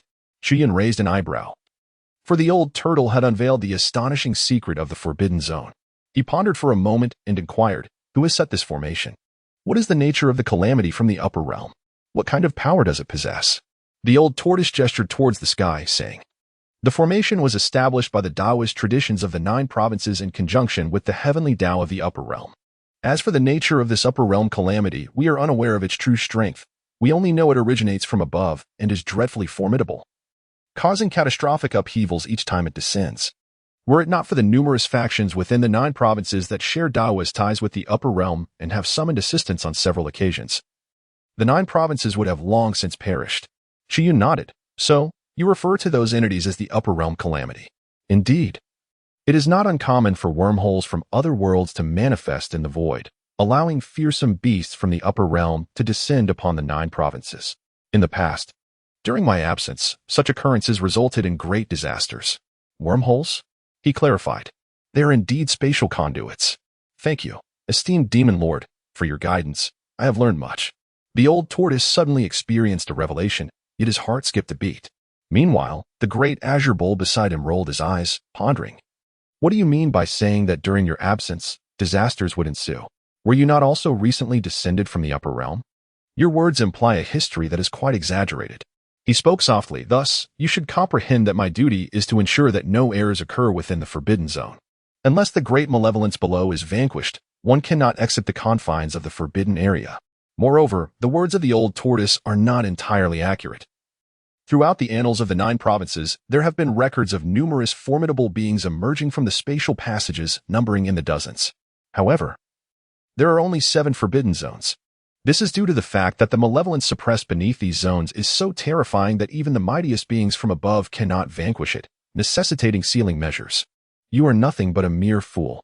Suddenly, the earth began to tremble violently. In the Tsongshan Forbidden Zone, beams of light shot skyward. The Great Azure Bull abruptly stood upright, its eyes bloodshot, and it bellowed in rage, "You have shattered the formation of the Forbidden Zone. Are you out of your mind? Beneath Tsongshan lies a hellhound. Do you even understand what a hellhound is? How dare you detonate my Forbidden Zone?" He glared fiercely at the white-haired youth. As Chu Yun spoke, he drew forth a long sword that shimmered with a myriad of colors. With a swift motion, the mountains swayed, and dust billowed into the air. Most alarming was the sudden surge of spiritual energy in the Tsongshan Forbidden Zone, all of it rushing towards the center where a black mountain stood. This black peak resembled a colossal vortex, and in an instant, the entire spiritual energy of the Tsongshan Forbidden Zone was siphoned away. Beneath the black mountain lay a fissure stretching nearly 1,000 miles, akin to the eye of a demon, suddenly opening and erupting with a blinding crimson light. To the west, deep within a towering peak, a tall man with blood-red hair stood, a blood-red bow and arrow etched upon his broad, smooth forehead. He was bound by a myriad of blood-red chains, tightly suppressed. Yet, in that moment, he sensed a loosening of those chains. With a thunderous roar, fortune favored him. The Forbidden Zone unexpectedly stirred. "Once I escape from the Tsongshan Mountains, I shall undoubtedly seek retribution for the humiliation endured here." The blood demon child's face contorted with rage as he burst forth, shattering the chains, his figure flickering as he manifested countless wondrous techniques. With innumerable shadows racing in all directions, It was only upon his escape from the Tsangshan Forbidden Zone that neither the master of the zone nor any of its fearsome beasts made an appearance. The formidable creatures of the Forbidden Zone, at that moment, were indeed too preoccupied to concern themselves with the blood demon child. As they soared into the sky in a state of panic, the silver-scaled dragon raised its head, bellowing, "What is happening? Why is the Forbidden Zone beginning to crumble?" Beside it, a massive beast clad in black armor grumbled, "Quickly, seek the master for a solution, or we shall all perish." The other fearsome beasts of the Forbidden Zone echoed in agreement, converging towards the peak where the master resided. The master of the Forbidden Zone was currently engulfed in darkness. He felt as though the heavens had collapsed. The Forbidden Zone lay in ruins, and the ominous presence from the upper realm was about to emerge. At that time, a great calamity would befall the 9 provinces, bringing untold suffering and death to millions. Yet, none of this held significance. What truly mattered was that as the sovereign of the Forbidden Zone, he was regarded with the utmost animosity by the malevolent force from the upper realm. He shall be the first to perish. The ominous forces from the upper realm are on the verge of breaking free from their seal. The old tortoise, equally startled, stomped its feet and shouted towards the great azure bowl, "My lord, quickly activate the backup formation." Activate? What a joke. It had long since been initiated, only to be shattered by this damned creature. "Today, I shall fight you to the bitter end." The great azure bull roared in a fit of rage.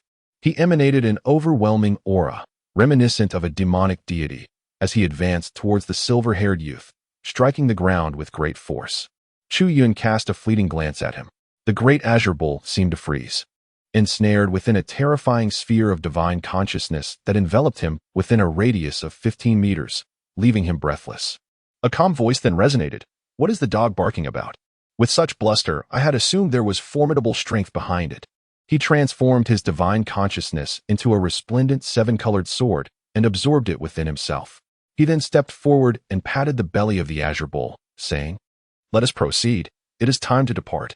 The azure bull responded with a puzzled expression, while the old turtle questioned, "What does this mean?" Unbeknownst to the azure bull, he remained oblivious to the fact that Chu Yun had struck his belly. His attention was entirely captivated by his words. "Go out." "Where to?" Before he could savor the moment, the great azure bull quivered as though electrified. His bulging eyes seemed to sense something extraordinary, and he shouted urgently, "Old turtle, hurry. Come help me." The equally bewildered old turtle gazed at the 4-legged blue bull standing upright, its legs trembling with confusion, and he was even more perplexed. How was he to assist? His mind was a tumult of confusion, compelling him to hasten forward and brace himself against the back of the bull with the shell of the old tortoise. "My lord, what on earth has transpired?" The formidable bull, trembling and unsteady, steadied itself against the tortoise and, with a heavy hoof pounding against its chest, stammered, "By the heavens, that spectral hound seems to have vanished." "Vanished? It fled?" "It has not fled," the old tortoise replied. "I can sense no trace of its presence. It appears to have met its demise." The voice of the great azure bull quivered increasingly. The old tortoise was taken aback, its own legs beginning to weaken as well. He doubted whether his ears had deceived him, murmuring to himself, "How could it be gone?" That was the most fearsome entity from the upper realm, possessing an unparalleled vitality, one that even the immortals of the upper realm could not vanquish. It seemed that just moments ago it had swung a sword. He suddenly gazed at the figure clad in white. "No," came the voice of Chu Yun. "Before I could even strike, I perished. This so-called netherhound you speak of, I did not even catch a glimpse of its form. It barely qualifies as half a sword. Had I known it was so feeble, I would have been too lazy to draw my sword at all." With a resounding thud, the old turtle and the great azure bull both collapsed to the ground. Thrown into disarray, Chu Yun remained composed, speaking nothing but the truth. He possessed only 2 truly effective items. One of them, to be precise, was not a treasure in the conventional sense, but rather his formidable consciousness sword. This was one of his secret weapons. Ultimately, the exaggerated claims made by these 2 compelled him to draw forth the consciousness sword and deliver a swift strike. After that, there were no further developments. Chu Yun gazed down at the 2 fallen figures and shook his head. The pair lay on the ground, seemingly unwilling to rise. The bullhorn brute was communicating telepathically with the old turtle. "Old turtle, analyze this for me. I can comprehend each word he utters, yet when they are strung together, they become perplexing." The old turtle, seated on the ground, straightened up and replied in a hushed tone, "To be frank, my lord, I too find it incomprehensible how the title of Great Calamity from the upper realm can be associated with weakling. Strangely enough, he speaks the truth. I sensed that he could vanquish the Great Calamity without even wielding that terrifying sword. You must not defy his intentions, my lord. For no one could save you should you do so. Old turtle, do you take me for a fool? The old turtle chuckled awkwardly and hastily shifted the conversation. My lord, you are well-versed and knowledgeable. Do you have any insight into his realm? Is he a celestial demon? A true demon? Or perhaps of an even higher order? This is simply outrageous, treating the Great Calamity from the upper realm as if it were mere poultry. The bull-horned brute muttered in agreement. Do not inquire of me. My knowledge of the upper realm is limited. However, had I known of his strength, I would not have dared to retort previously. As they continued their telepathic musings, praising him, Chu Yun, with a smile that was both amused and enigmatic, interjected, enough chatter. I am still awaiting your response. The bull-horned brute, startled by his words, turned to look at Chu Yun. Heavens, could he possibly overhear our whispers? He felt a tremor in his heart, his tone imbued with an unprecedented reverence, yet tinged with difficulty. I am unable to depart. He raised his front left hoof and tapped the earth lightly. I am the focal point. My corporeal form is completely integrated into the formation. Now that the array has been shattered by your hand, I find myself unable to leave. Chu Yun directed his gaze downward. Is that so? Allow me to examine. I possess a modicum of understanding regarding formations. His gaze pierced through the dense shroud of darkness, and as his eyes flickered, he beheld a different sight. It was an intricate web of chaotic black and white lines sprawling across the entire expanse of Tsangshan, under the watchful eyes of the horned giant and the ancient tortoise. Chu Yun raised a finger, its tip emanating a golden radiance as he gently traced a few lines. After a moment of concentration, he furrowed his brow. His arm sagged slightly, his expression turning grave, as he summoned a tome from his dantian and glanced through its pages. The horned giant and the ancient tortoise observed curiously, their eyes drawn to the glaring inscription on the cover, detailed explanation of basic formation techniques. Goodness, so you weren't being modest. You actually possess some understanding. The two exchanged a glance, their expressions darkening. This Forbidden Zone's grand formation had been laid out by a master of the upper realm, a celestial adept specializing in formations. It had recently suffered damage to at least half of its structure.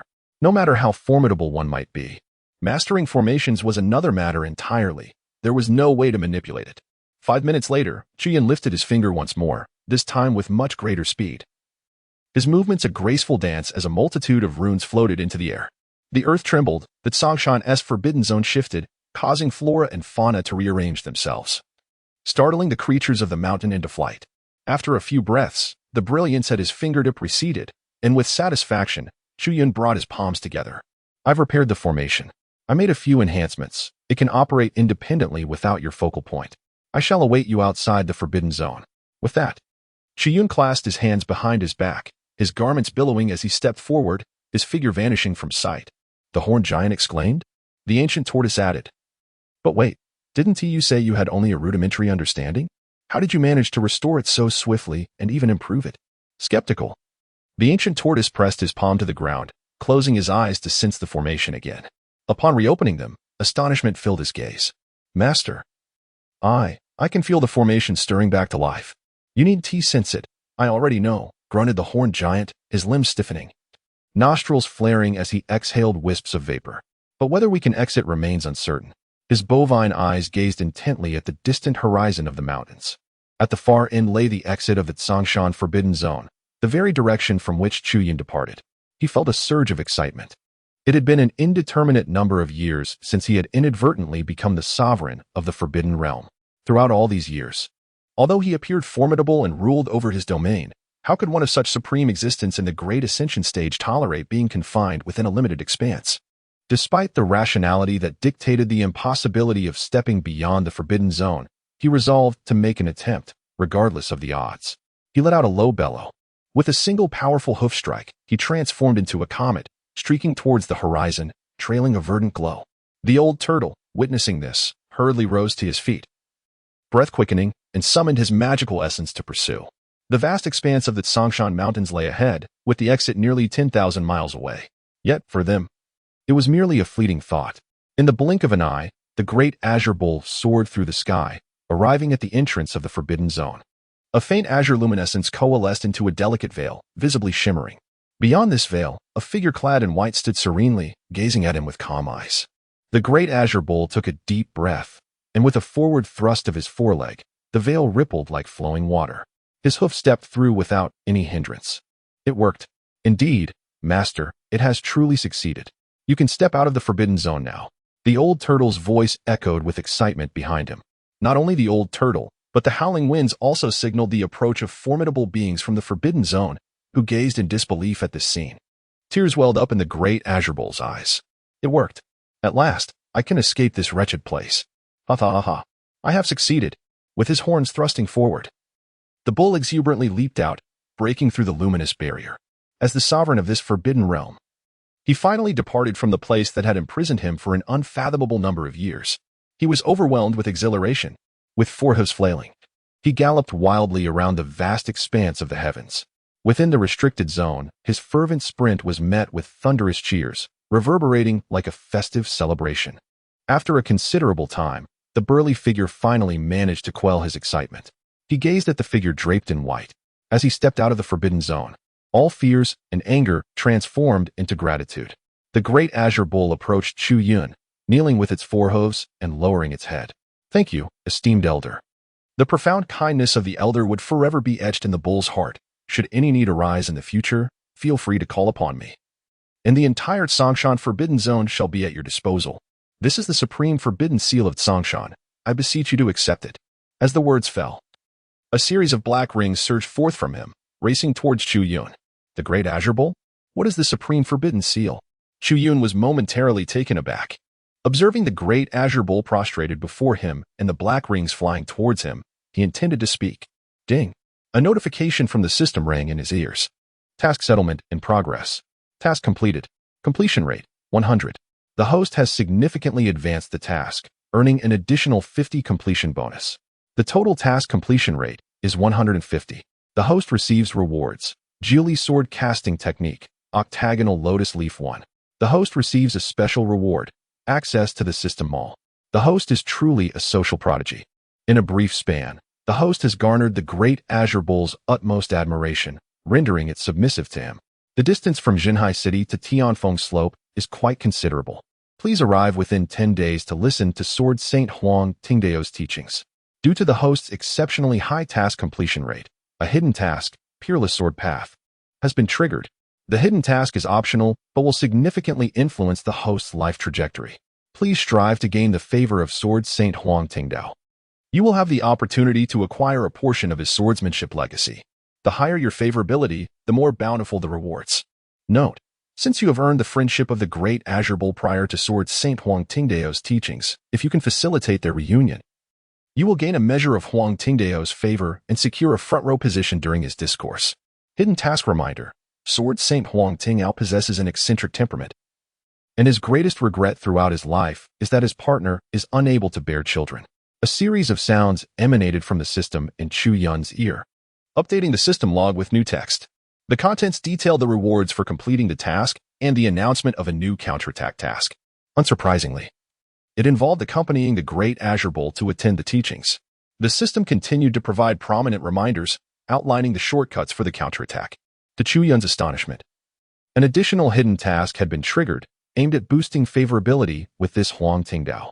Yet, as he regarded the hidden task prompt, he fell silent. What does it mean that his partner is unable to bear children?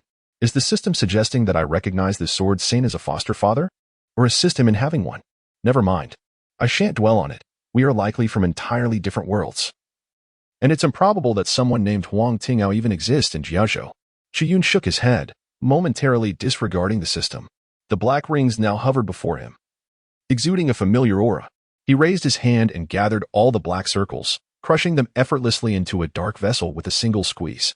Lifting his gaze from the vessel, he turned to Niu Binbin, inquiring, I understand the forbidden seal, but what is this supreme forbidden seal? Niu Binbin's eyelids twitched with unease as he replied, the supreme forbidden seal is, in truth, the very core of the forbidden zone's formation. It had been merged with me all along. After you enhanced the formation, it detached from me. What purpose does it serve? He continued. This object can harness the power of the heavenly path, rendering one nearly invincible within the confines of the Tsongshan Forbidden Zone. At this point, he fixed his piercing gaze on the silver-haired youth. He is a man of deep loyalty, regardless of the motives of others. The fact that he has extricated himself from peril is a significant grace that he must acknowledge. Chu Yun casually remarked, "Oh, what do you want me to do with it? You might as well keep it for yourself." Noticing Chu Yun's apparent lack of interest, Nyo Bimbin quickly responded, "It would serve me no purpose. The Supreme Seal must possess more than just this function. It has numerous uses. Most importantly, it grants protection from the heavenly Tao. Although I am unaware of your reasons for descending into this realm, with the protection of the heavenly Tao, your endeavors will undoubtedly be facilitated. Is that so? Can it be refined?" Chu Yun grasped the black jar, recalling the silver basketball he had previously refined, and recognized the identical aura, instantly piquing his interest. Nyo Bimbin felt a jolt of realization. "Oh no, I miscalculated. In my excitement, I almost forgot that this individual may very well be the root cause of the disruption on the path to immortality. He could very well be in opposition to the heavenly Tao of the 9 provinces, yet he speaks of protection." Nyo Bimbin reconsidered, pondering how this relates to him.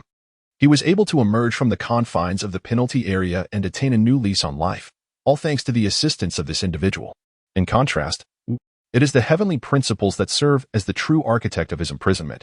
It is evident where he should take his seat. There is no need for further contemplation. He spoke in a low voice. "If you wish to refine it, go ahead. It has little to do with me now." Oh, Chu Yun was indifferent. That silver basketball possessed a far more potent essence of the heavenly Tao than this supreme forbidden seal. After all, he had successfully refined it into a breakthrough card. Ultimately, it would prove to be of some utility. Casually, he placed the black jar into his dantian. As soon as the black jar entered his body, he raised an eyebrow. He discovered that his divine consciousness, which reached a height of 15 meters, had inexplicably expanded by an astonishing 50 meters, now towering at an impressive 65 meters. Was this the protection bestowed by the heavenly path? If so, he had no intention of refining further. "Senior, what is the matter? Didn't you succeed?" Nyo Bimbin inquired upon noticing Chu Yun's raised eyebrow. Chu Yun shook his head. "It's nothing. Don't call me senior. It feels awkward." "Then what should I call you?" "Anything you like. Let us go." "Ah? Then should I call you boss?" "Whatever you prefer." Nyo Bimbin posed another profound question. "Where are we headed?" After a moment of contemplation, Chu Yun replied, "The ancient divine sword pavilion, to find that old sword god." Nyo Bimbin was taken aback. Could it be that they were going to confront him? His tone suddenly shifted to one of excitement. "The ancient divine sword pavilion? I am aware of its location. It seems to be quite near Yuzhou. I shall take you there," he declared. He swiveled his hips and turned around, presenting his back to Chu Yun, then squatted down, gesturing for him to climb aboard, completely shedding his earlier reluctance. Observing this, Chu Yun stepped forward and settled onto his back. Feeling the weight of Chu Yun upon him, Nyo Bimbin abruptly straightened up, glancing back at those fearsome beings in the forbidden zone, and instructed, "You all should continue with your tasks. I am off to enjoy a leisurely outing." His tone was fervent. Under the astonished gaze of the old tortoise and the myriad beings of the forbidden zone, the azure bull lifted its forelegs, akin to a runaway hound, galloping forth with the young lad in white, shattering the clouds and spiritual essence all around. The boy rode the bull, navigating the winds with ease. His gaze lowered slightly, his mind focused on the system. A brief glance at the task rewards revealed little of note: a set of alchemical materials, a 5th-tier sword forging technique, and most significantly, a shimmering purple key. As his thoughts brushed against the key, a notification resounded. "Congratulations, host. You have unlocked the System Mall 8 Desolation Realm. As this is your first entry into the mall, you receive a discount voucher of 20. Note: items within the System Mall require system points for purchase. The rewards from all tasks completed by the host have been converted into points and stored in the mall." Before Chu Yun's eyes, a dazzling array of mall items materialized. A cursory glance revealed offerings ranging from the lowest 1st tier to the highest 9th tier, techniques, treasures, and an assortment of bizarre materials. The selection was vast and overwhelming, with each item marked by its price in the lower right corner. However, the essentials for Chu Yun's cultivation were all at least 9th tier. He focused his thoughts, and a multitude of items appeared, the cheapest displaying a price of 100,000 points. He sensed the top of the mall interface, revealing his current system points, 60,000. Even with the discount voucher, he could not afford a single 9th tier material. The resources he required for cultivation were measured not by individual pieces, but by the ton. Thus, to procure a substantial amount of cultivation resources from the system mall, an astronomical number of system points would be necessary. Chu Yun inquired of the system, "How can system points be acquired?" The response was clear: the host earns system points by completing tasks. The higher the completion rate, the more points are awarded. He pressed further. Are there no other avenues for acquiring system points? The system replied, no other channels for acquiring system points are currently available. Chu Yun raised an eyebrow. Having completed 3 tasks, he had only amassed 60,000 points. It was evident that fulfilling tasks in the usual manner would not meet his needs. He needed to devise an alternative strategy. Contemplating this, he focused on a small rectangular slip of paper within the mall. Its surface etched with golden characters spelling out 20 off. This discount voucher appeared rather rudimentary compared to the breakthrough card and double cultivation talisman. Let me think, he mused. A flicker of inspiration ignited within his mind. His fingers danced gently. From the depths of his dantian, rectangular slips of paper emerged from the palms of each nascent soul. Each slip bore the inscription 20 off. In the blink of an eye, thousands of these discount vouchers materialized in Chu Yun's hands. System, no, this is incorrect. This was not how it should be. Chu Yun furrowed his brow. With a single thought, the myriad vouchers, meticulously crafted from his magical essence, transformed into a cascade of golden light. Moments passed, and a new batch of discount vouchers appeared, this time inscribed with 0.001 off. System? Only then did Chu Yun nod in satisfaction. This should represent the utmost limit of what I can currently conjure. Let us see if it can be utilized. As his thoughts stirred, he withdrew a discount coupon and randomly selected a 9th grade material from the marketplace for purchase. Soon, a notification from the system echoed. The host had acquired the 9th grade material, Imperial Heart Branch, utilizing a discount coupon, deducting 100 system points from the host's account. Within his dantian, a branch radiating with violet light flickered with myriad phenomena, suddenly manifesting. Chu Yun smiled, convinced of its efficacy. 100 system points for a 9th grade material was a fair exchange. With the discount coupons now in abundance, he unhesitatingly expended all 60,000 points in one go. The high-end area of the system marketplace instantly became desolate. In contrast, within Chu Yun's dantian, a brilliant glow emanated, resembling a treasure trove capable of driving even great ascension cultivators to madness. Regrettably, his points remained insufficient. Otherwise, he could have also procured those 7th and 8th grade materials, which, while slightly less effective, would still prove useful. With a hint of regret, Chu Yun began refining these treasures and, before embarking on his cultivation, instructed, System, ensure to replenish the stock promptly. System, understood. Meanwhile, as Chu Yun immersed himself in his training, the great azure bull seated nearby did not idle. Having not ventured out for an extended period, it was filled with exuberance, breaking into a frenzied gallop. With each stride, its excitement intensified. Eventually, it even forgot to maintain the aura of the Nascent Soul stage, drawing attention to itself in the heavens and causing quite a commotion. The ancient Divine Sword Pavilion, located in the heart of Yinzhou, was swiftly reached by the bull's impressive speed, soaring into the skies in less than half a day. He was aware of the ancient Divine Sword Pavilion, yet he did not recognize the old sword deity. However, since he had already arrived and with a formidable presence in attendance, finding someone should not prove difficult. Niu Binbin unleashed an overwhelming aura of transcendence, exerting pressure over the vast territory of the ancient Divine Sword Pavilion, spanning millions of miles. Who dares to intrude upon the ancient Divine Sword Pavilion?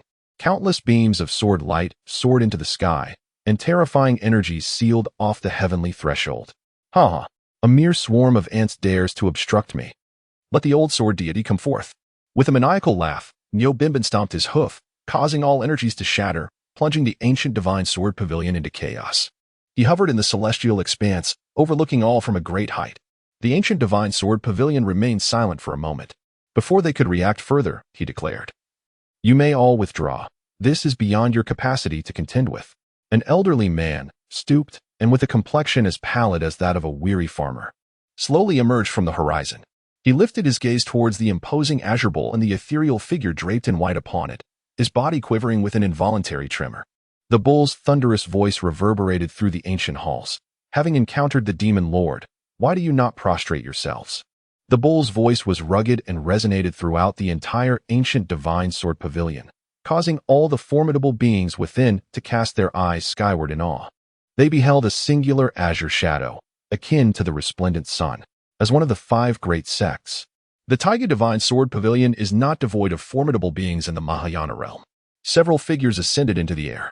A middle-aged man clad in a yellow robe stood at the forefront, wielding a grand sword of profound hues, directing it towards the azure silhouette, and intoned solemnly, There is someone upon the back of that azure bull. Who is the demon lord? Has a colossal figure from the demon sect emerged? The surrounding Mahayana beings shimmered with sword light, drawing forth their divine blades. Their expressions were grave as they gazed into the distance, striving to discern the shadow that loomed ahead. Suddenly, the sky darkened. It was a massive black sword, spanning the heavens and severing the line of sight for all. A voice, weathered and hoarse, resonated. Children, you must not look upon this. It is beyond your reckoning. The old sword god. Descend now, for it is in your best interest. The old man, resembling a seasoned farmer, waved his hand at them. The black sword hung low, resembling an abyss that cleaved the world in two. Despite the anxious cries of those mighty beings behind the sword, it remained utterly unmoved. Having completed this, the old sword god turned his gaze once more to the azure bull. His gaze fixated on the white-clad youth, eyes closed, atop the azure bull, a heaviness settling in his heart. So, he is the demon sovereign from the upper realm? No wonder he has shattered the path to ascension. Has he come to settle accounts with me? Even with the knowledge that the visitor bears ill intent, his countenance remained remarkably serene. Bowing his head, he lowered his gaze and inclined his body in a gesture of respect. I am the aged Huang Jiuxiao, honored to meet the demon sovereign. Silence enveloped the scene. The white-haired youth on the azure bull remained with eyes shut, exuding an unspoken authority. However, the azure bull beneath him snorted disdainfully at the old sword god. Is this what you call paying respect? Can you not kneel and bow your head properly? Do not. Ancestor, the old sword god, we shall summon the other celestial sects. Those in the shadows of the black swords felt their anger surge, erupting in furious shouts. Huang Jiuxiao waved his hand once more, and the black swords descended, silencing the uproar instantly. He sighed.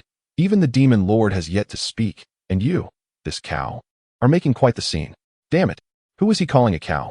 The green bull glared. He then noticed the old man dusting off his knees, gradually kneeling down, and bowing towards Chu Yun. The bull's eyes nearly popped out in disbelief. Is he truly kneeling? Aren't those who cultivate swords supposed to possess unyielding pride? Why is this old man so docile? Truly pathetic. He understood that the formidable figure before him had come to confront the old man, and witnessing such a show of cowardice only deepened his disdain. The type of person he despised the most was precisely this kind, and he scoffed. With such a feeble spine, you might as well take your own life to spare the demon lord the trouble of dirtying his hands.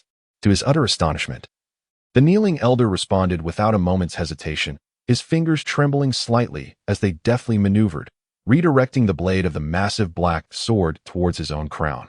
Neo Binbin was struck dumb. What on earth was happening? A peak-level sword cultivator, and he was hardly a match for that. Did he truly take the suggestion of self-termination to heart? Was he that fearful? Suddenly, he felt a gentle pat on his bovine head, causing his ears to instinctively droop. A soothing voice resonated. What nonsense are you up to? As the words settled, the black sword appeared to be encased in eternal ice, frozen in place. Huang Jiuxiu felt a warm flow radiating through his kneeling knees, naturally lifting his body. He looked up in surprise at the white-haired youth seated upon the azure bowl throne. Opening his eyes, those eyes gleamed with golden light, reminiscent of a deity, pure and clear, bearing no trace of malevolence. He was momentarily taken aback, suddenly enlightened, and hesitantly inquired, Senior, are you not here to kill me? Chu Yun, with an air of exasperation, replied, Who told you I came to kill you? Ah? A voice of disbelief emanated from beneath, as Neo Binbin expressed his surprise, only to have his head tapped again. Chu Yun, with a tone of irritation, reiterated, Of course not. What reason would I have to kill him? Did he not expose your severance of the path to immortality? Calmly, Chu Yun elucidated. When did I ever sever the path to immortality? That path was broken of its own accord. Ah? Indeed, that path was indeed broken by itself, Huang Jiuxiao interjected. I must have been seeing things earlier. Hiki. Chu Yun then fixed his gaze upon Huang Jiuxiao. If he says you should die, would you simply comply? Huang Jiuxiao chuckled lightly. Were it anyone else, I would certainly not acquiesce. However, I have personally witnessed your formidable abilities, should you wish to take my life. I would stand no chance of resistance. If I were to provoke your wrath further, my disciples may also suffer the repercussions. It is better to maintain some semblance of dignity. For a moment, Chu Yun found a semblance of reason in the old man's words and calmly remarked, You are quite unburdened. Upon hearing this, Huang Jiuxiao's jovial expression relaxed a touch, and his fingers ceased to tremble as much. Chu Yun was about to delve into the main topic, encouraging Huang Jiuxiao to impart his wisdom, hoping to advance the task at hand. Unexpectedly, a notification echoed in his ears. With your dignified demeanor and eloquent speech, you have garnered the admiration of Huang Tingdao, who has increased his fondness for you. Chu Yun was taken aback. Indeed, as he had anticipated, they were both eminent figures in the swordsmanship realm. Why should Huang Jiuxiao not hold the same stature as Huang Tingdao? The task had indeed progressed. Isn't your narrative a tad contrarian? The system's voice continued to resonate in his ears. You, accompanied by the great green bull, traversed mountains and rivers to arrive at Jinhai City. Upon entering the city, Sword Saint Huang Tingao sensed your presence and directed you to a particular residence. Before long, Huang Tingao reunited with his close friend, and the two, having not seen each other for many years, embraced in tears, overwhelmed with emotion. This poignant scene stirred something within you, affirming that bringing the great green bull was indeed the most judicious decision. Huang Tingdao held you in good regard, pleased to learn that you also practiced swordsmanship. As a token of gratitude, he arranged for you to occupy the best seat during his discourse, and you began to eagerly anticipate the day of the lecture. Huang Tingdao's fondness for you had indeed increased. This script is well crafted. The reunion of close friends is truly moving. In his pursuit of refining certain substances, he inadvertently found himself on the verge of self-destruction, misled by his dear friend, the great green bull. Reflecting on this, he gave the bull's head a light tap.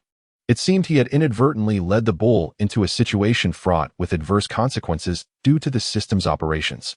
The bull, feeling perplexed from the repeated taps to its head, remained silent. Yet, being straightforward in nature, it observed that Chu Yun's demeanor towards the elderly man was not unfriendly and remarked quietly, "It appears there was a misunderstanding regarding my earlier inquiries. It is of no consequence. I share your sentiments, old friend." Huang Jiuxiao, with his gentle temperament, waved his hand dismissively and, filled with curiosity, questioned Chu Yun. Then, "What brings you to seek my presence, esteemed elder?" Chu Yun replied, "Let us converse in a different setting." Suddenly, both the bull and Huang Jiuxiao felt the spiritual essence of the world around them come to a standstill, and in an instant, they found themselves transported to a desolate wilderness. The bull and the old man exchanged glances, each perceiving the tremors of surprise reflected in the other's eyes. They are all of the Mahayana, yet the method of changing days and nights is truly terrifying. They had not even caught a hint before they were transported to a new place. Chu Yun leapt down from Niu Binbin and approached Huang Jiuxiao, stating directly, "It is not a significant matter. Simply tell me about your swordsmanship here." "Speak of my swordsmanship." Huang Jiuxiao was taken aback for a moment. Then after a brief contemplation, he replied slowly, "It is likely not appropriate. I have long sworn not to discuss swordsmanship in this lifetime. If that is the case, then you might as well kill me." Chu Yun responded with a puzzled expression, as Niu Binbin's incredulous voice echoed, "No. I am asking you to take your own life, and you dare to comply. The esteemed one merely requests you to share a principle, and you refuse? Are you unwell?" Chu Yun remained silent, merely gazing at Huang Jiuxiao. A terrifying sense of pressure enveloped him, causing Huang Jiuxiao's silver hair to dance wildly and his knees to weaken. He remained unperturbed, his gaze resolute and posture upright, revealing a proud essence characteristic of a sword cultivator. The wilderness lay in eerie silence. A gust of northern wind swept through, sending the weeds and dry branches at Chu Yun's feet spiraling into the air. Chu Yun observed Huang Jiuxiao with a calm demeanor, though his shoulders began to tremble, beads of sweat cascading down his waxen face. The massive black sword behind him quivered as well, emitting a resonant sound akin to a sword's cry. "You fear not death. What of your disciples?" Huang Jiuxiao's expression turned grave as he struggled to articulate, "The fortunes of my descendants are their own. If I am without progeny, I shall enjoy my blessings." "You scoundrel, it seems you did not voice such sentiments moments ago." Huang Jiuxiao paid no heed to Niu Binbin's words, his expression unwavering as he watched Chu Yun approach. A dull thud resounded. The intangible sense of oppression grew increasingly terrifying, utterly overwhelming Huang Jiuxiao. He bent his leg and knelt on the ground. "Are you truly unwilling to speak?" "Indeed, I shall not speak." "Why not?" "I simply do not wish to." Huang Jiuxiao resignedly closed his eyes and lowered his head, adopting a demeanor of indifference. "You are indeed rather peculiar. The path to immortality has been severed. Yet you do not seem angered by my presence. You wield a sword devoid of any brilliance. The so-called foremost in the sword path is nothing but a facade." Upon hearing Chu Yun's voice, Huang Jiuxiao willingly bowed his head in acknowledgement, saying, "What you say is true, esteemed senior. I am unworthy of the title of the foremost in the sword path. I am but a useless being. If you wish to kill me, do so. If not, you may disregard me entirely." His brazen and shameless words evoked a look of disdain on Niu Binbin's face. Chu Yun lowered his gaze towards Huang Jiuxiao, who was kneeling on the ground, bowing his head, and fell into a moment of silence. He turned to the north, raising a finger. In that case, the ancient divine sword pavilion need not exist. As his words settled, the terrifying pressure that had weighed upon Huang Jiuxiu dissipated entirely. Yet, he lifted his gaze, observing the golden radiance shimmering from the fingertips of the young man in white, his expression intricate. The youth remained indifferent to his thoughts, merely directing his finger downward. Simultaneously, above the ancient divine sword pavilion, a colossal shadow loomed, obscuring the heavens and plunging the night into darkness once more. This shadow grew increasingly darker. Within mere moments, the grandeur of the 9 provinces would be reduced to ashes. Is it possible for me to speak now? Huang Jiuxiao's face twitched as his voice emerged, tinged with resignation. Although he claimed indifference, his body betrayed his sincerity. Chu Yun's finger remained suspended in midair. Speak. Huang Jiuxiao forced a bitter smile. The reason he refrained from speaking was not due to unwillingness, but rather inability. I have sworn a great oath to the heavens, vowing never to pursue the path of the sword again. Should I do so, I would immediately transcend and perish, never to be reborn. However, if the elder wishes to hear my ramblings, I could indeed elaborate on the reasons. What utter nonsense! Niu Binbin rolled his eyes, pointing at the black sword behind him with a sneer. If you do not pursue the sword path, does that mean I cannot wield that black sword? Chu Yun remained silent, yet the night above the ancient divine sword pavilion pressed down even further. Sensing the urgency, Huang Jiuxiu hurriedly clarified, the black sword is not a sword. What? Are you fabricating tales? Such a massive 8th grade black sword? Do you take me for a fool? Huang Jiuxiao insisted. No, that is my Dao companion, Niu Binbin. Chu Yun lowered his finger and turned around, a question mark rising above his head. Huang Jiuxiu sighed deeply, seemingly reluctant to recount the tale. It's a long story. My Dao companion hails from the renowned sword-forging clan, the Yu family. We were childhood friends, innocent and carefree. In fact, we even raised a green bull together in our youth. He gazed at Niu Binbin, a hint of sentiment reflected in his eyes. Niu Binbin retorted, let us cut to the chase and avoid digressions. My wife possesses an extraordinary talent for sword forging. She is both wise and kind, well-educated and refined. We became partners early on. At the age of 30, I broke through to the transformation stage, gaining renown across the land. My mind solely fixated on acquiring a sword that resonated with my spirit. Upon learning of this, that foolish girl, in an act of devotion, cast herself into the forge, employing her family's supreme sword forging techniques, melting her blood to create this 9-hearted sword as a gift for me. As he spoke, Huang Jiuxiao removed the black sword from its sheath, holding it in his hands. Tears fell from his murky eyes as he caressed the blade, lamenting, alas, wielding this sword has left me deeply wounded and disheartened. From that moment on, I ceased to practice swordsmanship, to observe swords, and to discuss the art of the sword. Vowing to sever all ties with the path of the sword, Niu Binbin fell into a contemplative silence. He gazed at the black sword. If that were the case, then indeed, this black sword was his true companion, without a doubt. Yet, something felt amiss. Niu Binbin suddenly furrowed his brow. You swore off the sword path. So how did you become the foremost in swordsmanship, and even achieve the great ascension? Huang Jiuxiao sighed once more.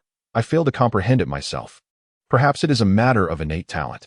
Ever since I vowed to renounce the sword path, I have languished in despair, spending half my life in a state of dejection, erecting a thatched cottage in the place where I once lived with her, no longer concerning myself with the trivialities of the world. It may be hard for you to believe. He let out a wry smile. In that year, I suddenly turned around and found myself inexplicably entangled in the essence of existence. Upon another glance, I had traversed through the tribulations of 8 or 9 lifetimes, achieving a grand transformation. Unbeknownst to me, the path to immortality lay before my feet. However, my sole desire was to live a simple life in my humble cottage, with no inclination to ascend to the higher realms. Niu Binbin. He wore a smile that did not reach his eyes. Are you really trying to deceive me? Do you think I believe you, or not? I do believe. Suddenly, Chu Yun spoke up. He has experienced such feelings and empathizes deeply. Although he does not frequently break through realms like Huang Jiuxiao, he often awakens to find himself inexplicably endowed with several golden elixirs. Niu Binbin gazed in astonishment. Is it truly so absurd that you believe this? Such occurrences are, in fact, rather common. It is your rarity that makes you bewildered. Chu Yun fixed his gaze upon Huang Jiuxiao, contemplating. I see now. Your cultivation is indeed not of the sword path. Utilizing a companion to strike down foes does not constitute swordsmanship, yet this sensation embodies an alternative path, one that is somewhat rare. Huang Jiushu paused, as if encountering a kindred spirit, and promptly nodded. Senior, you truly possess discerning insight. After entering the Mahayana, although I have not diligently cultivated most of the time, during moments of utter boredom, I would occasionally ponder. The Forgetting Emotions sect, one of the 3 great demonic sects of the 9 provinces, practices the path of detachment and forgetting emotions. I believe that my cultivation stands in stark contrast to theirs. I term it the path of affection. Yet, I am puzzled. Having forsaken the sword for passion, and with the grand oath of separation, it seems I have not relinquished my proficiency in swordsmanship. Even if I do not practice, it continues to grow. Unbeknownst to me, within the ancient divine sword pavilion, no one can surpass my swordsmanship. Upon the subject of cultivation, Chu Yun expressed keen interest and, after some contemplation, provided his insight. Your abandonment of the sword does not signify that the sword path has forsaken you. Your constitution aligns remarkably with the sword path. And each elevation of your realm, even without practicing swordsmanship, will enhance your sword skills. Huang Jiuxiao was taken aback. Is it truly so? Thank you, senior, for enlightening me. Chu Yun shook his head. No need for thanks. My understanding of the sword path is merely superficial, and my assertions may not be entirely accurate. However, the sword path and the path of emotions are inherently distinct. With your grand oath of separation from the heavenly way, I foresee complications arising sooner or later. Unless, do you believe I should sever all ties with the sword path? That depends on the sword path's attitude towards you, I pondered. It is not insurmountable, indeed. Huang Jiuxiao initially sought merely to clarify, but Chu Yun's response piqued his interest. As a top-tier genius, Huang Jiuxiao's instincts compelled him to inquire further, and Chu Yun responded effortlessly, leading the two to engage in a subconscious exchange. He also realized that Huang Jiuxiao spoke nothing but the truth. Often, he would begin to speak only to fall silent midway, unable to continue. An inexplicable aura of the heavenly Tao would descend upon him, akin to a divine sword poised to strike at any moment. Niu Binbin listened intently from the side, seemingly enlightened by the discourse. Before long, Huang Jiushu stood motionless, his aged eyes shimmering with insight, as if he had entered a state of profound realization. A casual remark from Huang Tingdao unexpectedly sparked your enlightenment, leading him to regard you as a promising talent in the sword Tao, thereby enhancing his favorable impression of you. Chu Yun remarked, I came to discuss the Tao with you, yet it seems I have ended up imparting wisdom instead. He gazed intently at Huang Jiuxiao, who was lost in contemplation, and suddenly pressed his fingers against his forehead, furrowing his brow before quickly lowering his arm. Chu Yun murmured, the great oath of heaven is rather troublesome to abolish. Niu Binbin interjected, the great oath of heaven cannot possibly be revoked. Not necessarily. As long as he consents, I have my ways, Chu Yun replied. Niu Binbin, perplexed, questioned, is that truly possible? That old man is resolute in his death wish. If it weren't for his extraordinary talent, he might have perished long ago. Indeed, Chu Yun nodded. Moving closer to Niu Binbin and patting his head, let us depart. Is that all? Just like that? Niu Binbin was momentarily taken aback. Before he could voice his thoughts, Chu Yun casually mounted his back. Where shall we go, my esteemed friend? To untie the knot, one must find the one who tied it. We are heading to the Yu family. His wife has family? What business do we have there? Niu Binbin glanced at Huang Jiuxiao, recalling that the Yu family was the renowned clan of swordsmiths he had just mentioned. I have a certain interest in their swordsmithing techniques. Chu Yun, with a smile that hovered between jest and sincerity, remarked, your partner possesses unparalleled talent and shares a deep bond with you since childhood.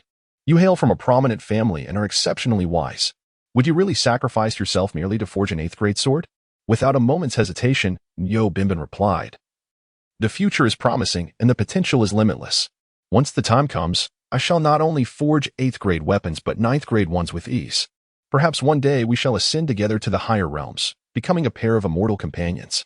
I am not foolish. Why should I forego fortune and endure hardships unnecessarily? He paused, realizing, are you saying? Uncertain, I cannot fully trust the musings of a lovesick mind. I must personally witness whether there exists a sword-forging technique capable of transforming one's intellect. What is a lovesick mind? It means foolishness. What does foolishness entail? Niu Binbin was even more perplexed. The conversation seemed quite sharp, and he dared not inquire further, fearing to appear dim-witted, instead muttering to himself. With a flick of his tail and a stomp of his hoof, he soared northward, amidst the rising clouds and mist. In the western region of Yuzhou, adjacent to the territory of the ancient Divine Sword Pavilion, lies a vast and imposing city, square in shape. Atop the city, a towering crimson sword hovers in midair. From the sword's body, 79 chains radiating a bluish hue dangle downwards in all directions. This is Tianjin City, the domain of the esteemed Yu family, renowned for their sword forging. In the heart of the city, within a grand and stately residence, a middle-aged man clad in a blue robe stood on the balcony, clutching a piece of black jade, gazing skyward, murmuring, upon encountering the demon sovereign, why not pay homage? Is it true that the one who shattered the path to immortality is indeed a saint ancestor? The divine realm has finally acted against the 9 provinces. How splendid! The sky was shrouded in darkness, as if the heavens themselves were about to descend. Even the suspended heavenly sword appeared dim and trembled. The Yu family shared a deep bond with the ancient Divine Sword Pavilion. Witnessing such an extraordinary phenomenon, he gazed intently at the looming shadow, appearing quite reverent, seemingly unperturbed. Suddenly, the shadow dissipated, revealing the sun, and the weather cleared as if everything prior had been mere illusion. Observing this, the blue-robed man stepped forward a few paces to lean on the railing and peer into the distance. Moments later, his profound consciousness retracted into his being, and he tapped the railing, perplexed. Why has it ceased? After a brief interval, the sound of footsteps echoed from behind. The blue-robed man leisurely tucked away the black jade and turned to see a young woman in a pink dress with waist-length hair ascending the stairs. Father. The person has arrived. Behind her was a girl, petite and youthful, appearing around 13 or 14 years of age. She followed closely, tiptoeing as she emerged from the staircase. The girl had an ordinary appearance, but her dark eyes sparkled with vitality as she cautiously regarded the blue-robed man, excitement and admiration flickering in her gaze. You are the orphan from Qinjia village? The blue-robed man's gaze fell upon her, his eyes sharp, causing her to instinctively shrink her shoulders. Yes. Chu Yun mustered her courage to respond, nervously gripping the hem of her garment, bowing respectfully. I have met the head of the Yu family. Yu Zhongjing's expression remained impassive as he approached, scrutinizing her from head to toe before patting her shoulder. Indeed, you are quite astute. Has Yu Yin explained everything to you? Chu Yun nodded earnestly. She has clarified everything. Head of the Yu family. My mother taught me from a young age to be grateful. The Yu family saved me and provided me with a means of living in Tianjin City. I have always remembered this. Whatever you wish me to do, I am willing. It is not as complicated as you think, Yu Zhongjing replied calmly. Observing the curiosity in Chu Yun's eyes, he placed his hand atop her head, ruffling her hair casually. Your sole task is... Suddenly, Chu Yun's lively eyes turned vacant. To die. Yu Zhongjing shifted his grip. With a soft sound, blood gushed forth from the severed neck, staining her garments crimson. Yu Zhongjing effortlessly detached her head, a plume of dark mist emanating from his palm, enveloping the head before tossing it to Yu Yin. Dispose of it, and deliver it to Siko. Understood. The esteemed Dao body should be arriving at Tianjin City shortly. Instruct him to act swiftly and forge the sword promptly, as the Yu family seeks to establish a benevolent connection. Also, take the body. The spiritual blood of a supreme water spirit root must not go to waste. Acknowledged. Yu Yin grasped the head shrouded in dark mist, her phoenix-like eyes reflecting a complex expression. With a flourish of her sleeve, a pink glow enveloped Chu Yun's remaining body. The aura swirled, and Yu Yin vanished with the corpse. Watching Yu Yin disappear, Yu Zhongjing glanced at the blood splattered on his palm, retrieving a handkerchief imbued with spiritual light to meticulously clean it. Just as he stored it away, he noticed the bloodstain on the ground, his brow furrowing. With a wave of his sleeve, black mist engulfed the stain, erasing it entirely. Satisfied with the now pristine wooden floor, he retrieved the black jade once more. After a time sufficient for 2 incense sticks to burn, the black jade suddenly trembled. Yu Zhongjing's expression sharpened as he directed his consciousness within. Inside the black jade lay a vast expanse, akin to the cosmos. Upon entry, a multitude of white characters manifested against the dark backdrop of the universe. The situation at Tianchi Yuan is critical. Damn it, a woman from the Xiaoyao Zone has suddenly appeared, her physical form on the verge of collapse. And all reinforcements have perished. The floating pagoda's forbidden ground has exploded. Retreat immediately. The spiritual energy in southern Qingzhou is depleting at an alarming rate. The Eastern envoy wishes to accompany me in seeking opportunities, but has accidentally trespassed into the golden star phenomenon, suspected of falling. The multitude of characters within the Black Jade appeared chaotic, yet they were systematically exchanging various pieces of intelligence. However, the camp channel seemed misaligned. The Black Jade belonged to the demonic sect rather than the celestial gates. Possessing Black Jade required at least the cultivation level of the Dongshu stage. It could be said that only true formidable figures of the demonic sect were qualified to transmit information here. After a moment of contemplation, Yu Zhongjing also sent out a message with his consciousness. The entity that shattered the path to immortality has seemingly emerged at the ancient divine sword pavilion. Claiming to be the demon sovereign, with a strong suspicion of being a saint ancestor. Upon the release of this news, it was akin to casting a colossal stone into a tranquil lake, stirring up tumultuous waves across the surface. The white characters inscribed within the Black Jade momentarily froze in place. Soon after, a frenzy of messages erupted. Is this news accurate? Is it true? Has a saint ancestor truly severed the path to immortality? Ha ha ha, the dawn of the sacred realm has indeed illuminated the 9 provinces.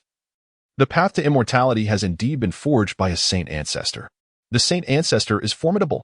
The saint ancestor exudes an aura of authority.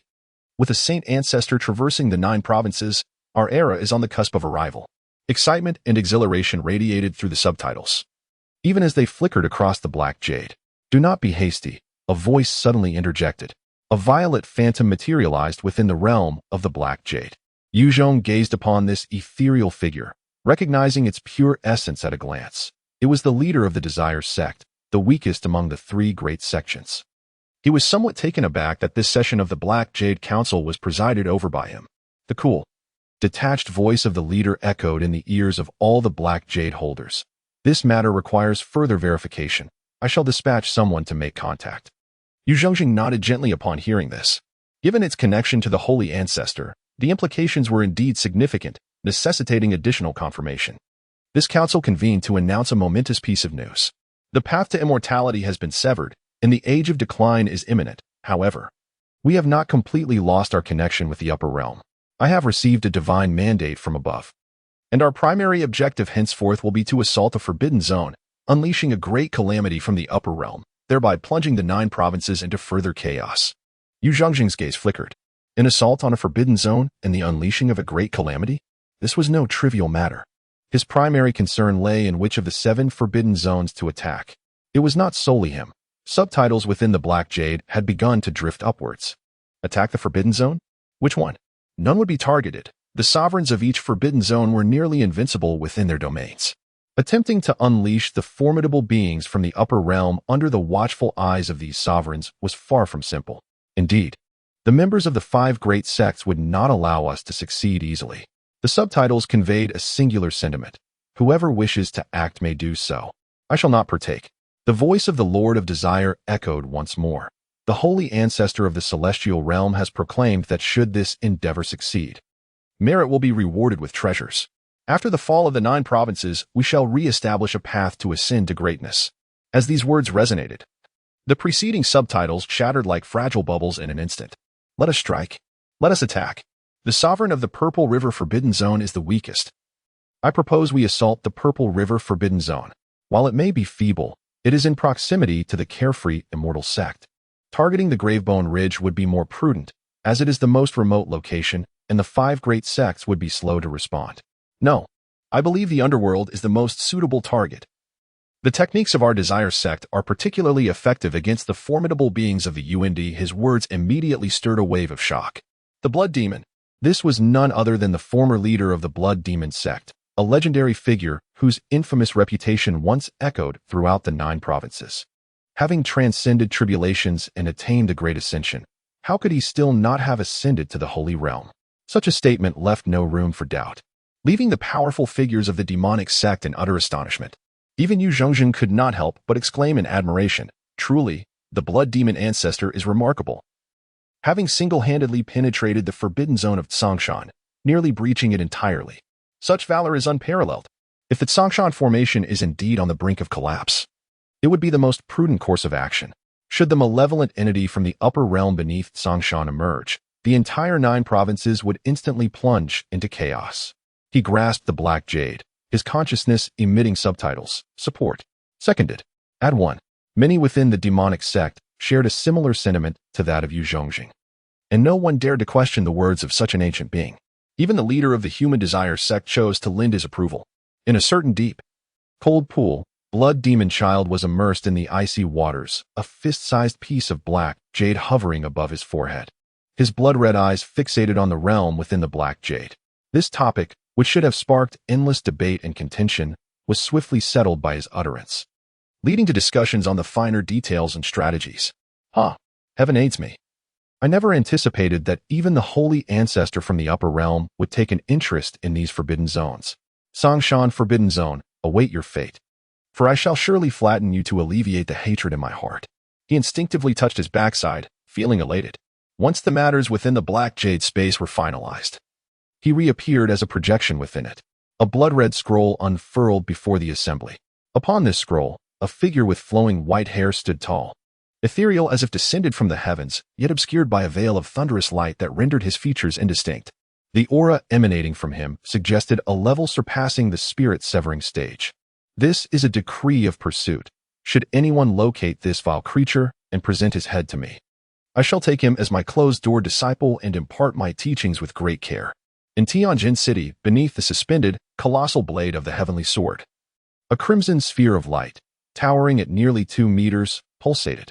Within this sphere, the crackling sounds of flames and the rhythmic clanging of metal could be heard. This was, in fact, a secret realm, a self-contained expanse of approximately 100 miles, with fierce crimson flames blazing at its core. Focus. We must forge this to 1,000,000 strikes as swiftly as possible. Lord Sikong is in urgent need of it. My furnace requires 7 parts of. Hurry. The family head has commanded us to work overtime to complete the crafting of the Chu Yun divine sword before the supreme Tao body arrives. Over a dozen figures moved with fervent intensity through this space, where the temperatures soared to unbearable heights. Most were stripped to the waist, drenched in sweat. Some glowed with a fiery radiance as they forged metal, while others, standing under the central, orchestrated the flames into serpentine forms that cascaded in various directions. Additionally, there were those who cradled freshly forged purple divine iron, soaring to the west side of a towering 5-story cauldron, casting the metal toward its ear. Lord Sikong. The purple extreme iron is ready. Standing atop the cauldron's ear was a burly man, his large eyes dominating half of his face. His entire body was enveloped in a crimson hue, devoid of any clothing, with pores emitting wisps of white smoke. The burly man did not cast a glance. Instead, raising his hand to seize the tire-sized divine iron, his gaze piercing as he focused intently on the cauldron within, where a faint silhouette of a sword, approximately 10 meters in length, could be discerned. Bring forth the fire. With a pointed gesture of his arm, the central essence of fire transformed into a colossal fire dragon, plummeting into the cauldron. Within the cauldron, flames erupted, releasing waves of ethereal light and auspicious energy. Blood, come forth, the burly man bellowed once more. Beneath the cauldron, a mound of divine materials shimmered like a small mountain. Atop this mound, a headless female corpse lay in a state of disarray, visibly withering at an alarming pace until it became a desiccated husk. Crimson mist emanated from the corpse, ascending like a gentle stream, merging into the cauldron. A cacophony of sounds erupted from within the cauldron, prompting the man to instinctively cast the purple extreme iron into it. As the purple iron struck down, it unleashed a resounding explosion of violet light. The peculiar sounds subsided, the flames surged with ferocity, and the blade of the colossal sword within the cauldron glimmered with a spectral radiance. Head, come forth. His voice echoed as a visage of ordinary appearance, bearing an expression of shock, soared upward like a ball. The burly man manipulated the head, invoking a spell, causing layers of blood light to erupt from his body. Within the head, a blue ethereal shadow, resembling a sapling, shimmered and projected light outward, with blue radiance emanating from every orifice of the young girl's head. Suddenly, a gentle voice reached the burly man's ears. Incorporating this supreme water spirit root corpse can merely enhance the sword's unique attributes without elevating its quality. It remains at the 7th grade. Why not utilize tear cold iron? A 6th grade material can achieve the same effect. The man raised a finger, channeling his energy, letting the head plunge towards the sword in the cauldron, responding without a moment's thought. Are you instructing me on how to work? Is 6th grade material as cheap as cabbage? Do you think it comes without spending spirit stones? Although the supreme water spirit root is rare, it doesn't grow on trees. It can't be used freely. Why not use something alive? It might possess more spirit and even give birth to a spirit weapon. The head collided with the sword, and blue light rippled. The blade of the divine sword began to manifest a transparent azure hue. The burly man concentrated intently on the sword's body, seizing the moment as his fingers danced, casting streaks of crimson light. What difference does it make between the dead and the living? Spirit weapons are a rarity birthed only by celestial arms. If I could forge a spirit weapon, I wouldn't just be the chief swordsmith of the Yu family, but the foremost swordsmith across the 9 realms. Which side are you on? Hurry and get lost. Don't disturb my work. The sword within the cauldron gradually stabilized under the burly man's refinement. He suddenly froze, abruptly turning around. Before him stood a strikingly handsome young man with white hair, exuding an ethereal beauty akin to that of an immortal. He stood with his hands clasped behind his back, his deep, pure black eyes intently fixated on the cauldron. What further irked him was the large azure bowl trailing behind the youth, its gaze directly locked onto his midsection. The man's expression shifted dramatically as he barked. "Who are you?" Suddenly, a vivid red amber materialized in the palm of his hand, and with a firm grip, it shattered into fragments. A thunderous roar echoed, causing the entire secret realm to tremble. The bustling figures around him froze momentarily before swiftly retreating to the outside world. In the blink of an eye, over 50 silhouettes descended from all directions of the secret realm, each radiating an overwhelming aura. Even the weakest among them exuded a presence that reached the transcendent realm of divine transformation. At the forefront stood a young man clad in black armor, wielding a formidable spear, exuding an awe-inspiring majesty. The menacing energy emanating from beneath the black armor reached the terrifying heights of the late stage of divine separation. He brandished his weapon and bellowed, "Who dares to trespass upon the sacred grounds of the Yu family? Do you wish to court death? Right here," came the booming voice of a burly man, causing the formidable warriors of the Yu family to swiftly converge, encircling a single individual and a bull with an impenetrable wall of bodies. The voice of the youth clad in black armor resonated once more. "My lord Sikong, are you unharmed? Need you even ask?" Yu Sikong retorted angrily, gesturing towards his side. "Do I appear unscathed? Hurry and deal with this. Do not delay me in forging my sword, and ensure the bull remains intact. I intend to feast on its testicles tonight." Chu Yun raised his gaze. Dozens of figures plummeted from above, akin to dumplings falling into boiling water. Bang, bang, bang. Yu Sikong's expression froze as he beheld the numerous pits below. Instinctively, he took a step back, nearly losing his footing and tumbling into the cauldron. A heaviness settled within him, as if a sharp pang had struck his heart. It was highly probable that a formidable being of the Void Realm, or even the harmonization stage, was present. "Are we to eliminate them all?" came the disgruntled voice of the Blue Ox. "Patience," Chu Yun replied with a faint smile, retracting his gaze from the cauldron. "So, what you imply is that, given your capabilities, the distinction between the dead and the living is inconsequential, correct? That is classified information." Yu Sikong retorted sharply. "Now, be gone. Our Yu family maintains extensive connections throughout the realms and has cordial relations with countless celestial sections. Behind us stands the ancient sword god of the Tiger Sword sect. If you wish to court death, you may certainly await it here." As his words resonated, a series of clear bell chimes echoed from outside the secret realm. Noticing this, Yu Sikong's eyes gleamed with menace. "The calamity bell of the Yu family has tolled. You shall not escape."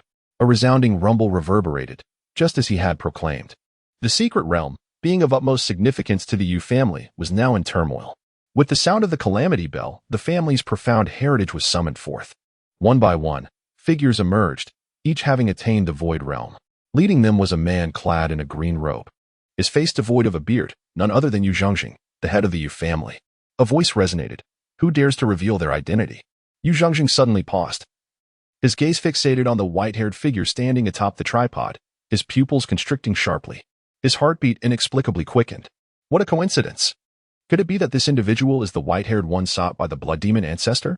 As the head of the family, Yu Zhongjing was resolute, regardless of the truth. Anyone daring to intrude upon the sacred grounds of the Yu family would first be subdued. He addressed the figures on either side, proclaiming, "Let us strike swiftly. Unleash the celestial sword." The figures trembled momentarily, taken aback by the immediate invocation of the celestial sword. Yet, with Yu Zhongjing's unwavering resolve and the formidable power of the adversary looming before them, his command resonated with authority. Without hesitation, all the warriors of the Yu clan brandished a sword talisman. As they raised the talismans, golden miniature swords erupted forth from each one. The air reverberated with thunderous roars, shaking the very heavens and earth. Above the towering celestial sword city, a colossal crimson sword, suspended in the firmament, stirred to life. Chains snapped, and the sword's blade plunged directly towards the hidden realm below. Esteemed one, this sword possesses intriguing potential. Shall I intervene? The languid voice of the great azure bull reached Yu Kong's ears, causing his eyelids to flutter. No need, replied the white-haired youth, his tone serene and unruffled. He casually raised a finger and lightly tapped the air above. A series of crisp cracking sounds echoed in succession. Yu Kong, along with Yu Zhongjing and all the formidable members of the Yu clan, suddenly felt a surge of searing wind sweep past them. They looked up and beheld an unforgettable scene. The sky above the secret realm was rent asunder. A singular, unparalleled celestial sword, capable of slaying those in the harmonization stage with a mere draw, emerged. The treasured masterpiece, forged through generations of the Yu family's dedication, bore a massive crimson blade that seemed to have been struck by a tremendous force. As the sword quivered, it emitted a mournful cry. The blade, visibly marked, became enshrouded in a dense web of fissures. With a sharp crack, Yu Zhongjing suddenly felt a weight descend upon him. He raised his hand and grasped, discovering in his palm a fragment of exquisite crimson gold. This divine red gold was the primary material of the heavenly sword's blade, an indomitable essence of the 9th-grade divine iron. Now it lay shattered, cascading down upon him. The fragments that fell upon Yu Zhongjing's head heralded the impending tempest. At the very moment he focused on the divine iron in his hand, a cacophony erupted. The air was filled with the sound of crashing, as the dense shards rained down like droplets of a torrential downpour. Ouch! A cry of pain echoed from behind, followed by terrified exclamations. It shattered. The heavenly sword has broken. Hundreds, if not thousands, of varying-sized fragments plummeted. Even if one sought refuge, the whistling sound continued to erupt around Yu Zhongjing, scorching waves of heat tearing his robe into tatters. The formidable members of the Yu family darted around him, evading the falling debris. Simultaneously, a series of dread-laden whispers thundered in his ears. Patriarch, this individual can easily shatter the heavenly sword. He is likely a transcendent being beyond the fusion stage. Retreat is the wisest course. Run. A formidable foe approaches. We cannot withstand him. As long as we preserve the Green Mountains, we need not fear the absence of firewood. Father, summon the elders of our clan at once. Otherwise, the Yu family may face annihilation today. The voices in Yu Zhongjing's ears were discordant. Some urged flight, while others advocated for battle, and yet others found themselves torn between the two, opting to betray both. Do not kill me. I am an envoy of the human desire's teaching, an infiltrator within the Yu family, unfamiliar with its affairs. I have no intention of participating in the siege against the elder. I implore you to spare my life. A rotund figure clad in black, exuding an aura of the void transcending stage, cried out. Under the astonished gazes of the other Yu family warriors, he transformed into a streak of black light, fleeing towards the western edge of the secret realm. Yu Zhongjing remained speechless. As the vice leader of the emotionless sect, it was utterly bewildering that he had failed to detect the presence of an undercover agent within the Yu family. How absurd!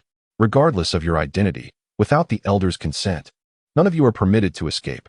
Suddenly, a coarse voice resounded.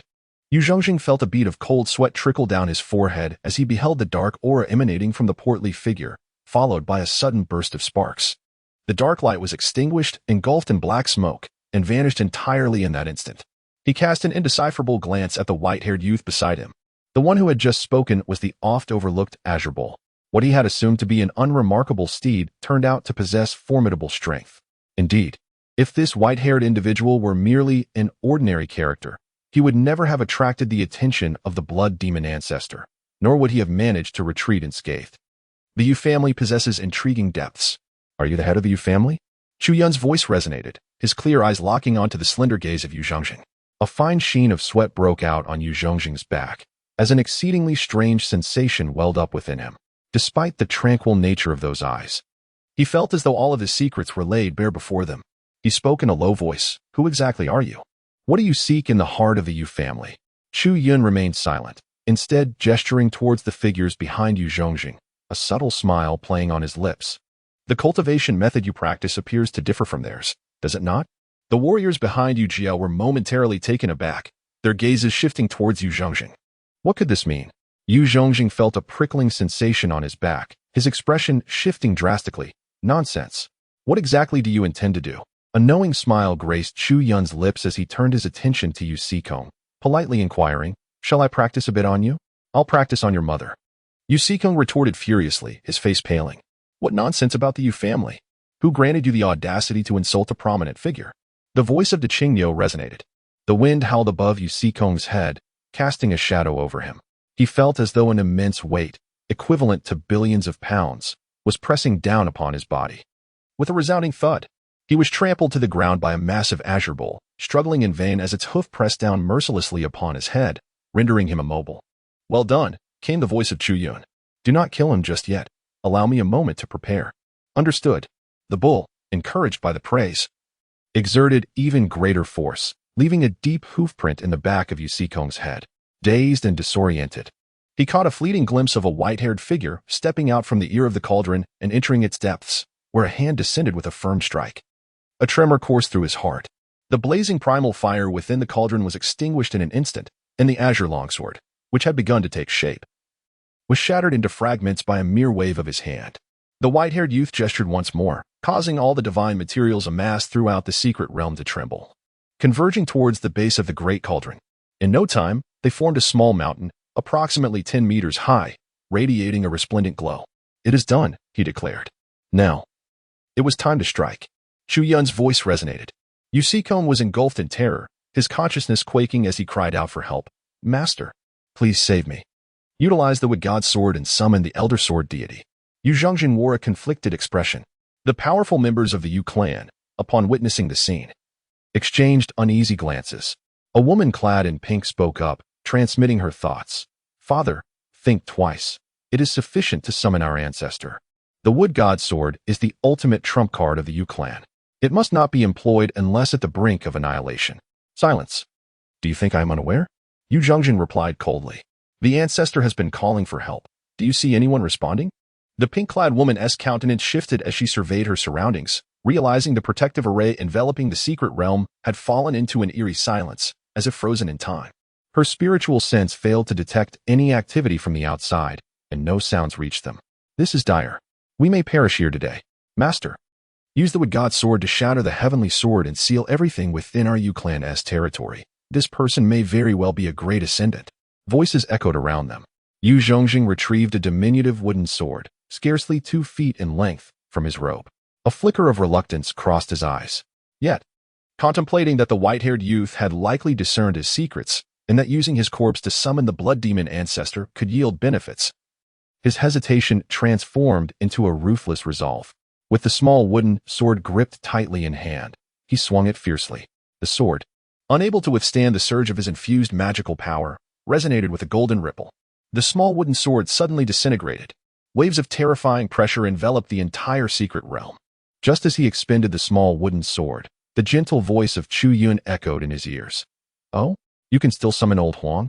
That will certainly simplify matters. What do you mean? Yu Zhongjing paused, a sudden sense of foreboding washing over him. Can he hear our whispers? Lao Huang, are you referring to Huang Jiuxiao? His pupils contracted rapidly. The golden waves produced by the small wooden sword struck the horizon of the secret realm, akin to a pile of foam. Unable to breach the protective array of the secret realm, suddenly his pupils trembled. The silver-haired youth waved his hand towards the golden waves. The pitch-black array shattered, creating a fissure over 10 meters long. In an instant, the golden waves surged forth, disappearing from sight. Was it intentional? Why? Did he not fear Huang Jiuxiao? This thought was swiftly dispelled by Yu Zhongjing. It was utterly impossible. Huang Jiuxiao was at the pinnacle of the Great Ascension stage, not to mention being among the foremost figures in the 9 provinces. He was undoubtedly one of the supreme existences, with even the blood demon ancestor reluctant to overshadow him. If this white-haired lad truly possessed the strength to defy Huang Jiuxiao, would the blood demon ancestor still issue a pursuit order, urging them to take action? That would be a grave miscalculation. Yu Zhongjing's thoughts continued to spiral. The air outside the secret realm buzzed with noise, accompanied by a crackling sound. A fissure appeared in the sealed Yu family's secret realm. How could the heavenly sword shatter? The sealing power of the secret realm was no trifling matter. Elder, what kind of trouble have you stirred up? A voice, tinged with an accent, reached them before the speaker arrived. Shortly after, an elder, bearing a black sword, his complexion sallow and resembling an old farmer, stepped in from outside the secret realm. Upon entering, he swept his divine sense across the area. and a look of distress immediately crossed his previously calm face. He opened his mouth, and a tone of resignation echoed through the secret realm. What the devil? How is it that I encounter you again, esteemed demon lord? Huang Jiaxiao's half-closed eyelids suddenly widened. He glanced down at the smoking fragments of the shattered sword. Meeting the gaze of the young man in white, he revealed a wry smile. The young man's gentle voice broke the silence. It is better to arrive fortuitously than to arrive early. I could use your assistance in controlling a fire. Begin with a gentle flame at 7 parts intensity. Control fire? Huang Jiaxiao followed the direction pointed by the youth and beheld a blazing crimson flame at the center of the secret realm. The scarlet flame, a divine fire, was a remnant from the ancient divine sword pavilion. He raised his hand slightly, and the flames flickered, coalescing into a fire dragon adorned with glass-like scales, which flowed into the cauldron beneath Chu Yun's feet. His expression was somewhat conflicted as he glanced at the astonished members of the Yu family and inquired, "What brings you to the Yu family, esteemed elder?" "I have a burgeoning interest in sword forging and thought to pay a visit," Chu Yun replied, also raising his hand. The radiant light beneath the cauldron flowed like a gentle stream, drawn into the vessel by his magical prowess. Huang Jiaxiao, suddenly enlightened, broke into a hearty smile. "Very well. I shall lend you a hand." With fingers soiled by the earth, he flicked them lightly, his magical energy meticulously refining each material within the cauldron to perfection. He cast another glance at the Yu family. What could their predicament be? Had they perhaps offended the elder? Hiki. Not quite. They simply lack cooperation, Chu Yun remarked nonchalantly, his fingers shimmering with hues of various colors, cascading into the cauldron as he commenced the ritual of refinement. As soon as his voice fell, the large azure bowl, stepping on its head, spoke with displeasure. Old Huang, are these your disciples? The esteemed one is truly showing you favor. It's not merely unfriendly, but rather aggressive, brandishing swords and shouting for blood. One might think a rebellion is at hand. Huang Jiaxiao furrowed his brow slightly as he heard the somewhat panicked transmission from Yu Zhongxing. "Jiaxiao, do you recognize them? You referred to that person as the demon sovereign? Could he be the one previously encountered at the ancient divine sword pavilion?" "Indeed," Huang Jiaxiao replied, casting a murky glance at Yu Zhongxing. He received affirmation, and his complexion turned as pale as paper in an instant. The demon sovereign? The one who severed the path to immortality? What business could such an entity have at my Yu family? How would I know? My dear father-in-law, you truly have a knack for creating trouble, after all. It was not easy to employ the little wooden sword, and now I find myself entangled in such a significant predicament. Huang Jiaxiao's tone towards Yu Zhongxing was laden with impatience. Yu Zhongxing gazed at the white-haired youth with a mix of shock and panic, his legs trembling uncontrollably. He had thought that summoning Huang Jiaxi would ensure the demise of this individual, leading to a resolution of all matters. Never did he expect the origin of his adversary to be so profoundly formidable. Even Huang Jiaxi proved ineffective. From the very beginning, he had misidentified the target. It was not the blood demon ancestor pursuing him, but the holy ancestor who had severed the path to immortality. As a member of the demon sect, Yu Zhongxing was painfully aware of the terror the holy ancestor instilled. He could not help but transmit a tremulous message. "Jiaxiao, you must save us. We have not provoked him at all. It was they who barged into the secret realm of the Yu family without cause. We merely acted in self-defense and did not resort to any extreme measures." Huang Jiaxiao cast a glance at the shattered heavenly sword below and shook his head. Enough of these futile words. The intentions of such an existence are impossible to predict. So, what shall we do now? Since you have employed the little wooden sword, I shall certainly do my utmost to ensure your safety. If he wishes to kill you, he must first step over my corpse. That is reassuring indeed. I knew you held on to old sentiments, Jiaxiao. Upon receiving Huang Jiaxiao's response, Yu Zhongxing felt a wave of relief wash over him. No more chatter. Ignite the 3 points of fire on the 2 sword embryos to the west and east. Suddenly, a calm voice echoed from Chu Yun. Huang Jiaxiao's expression sharpened.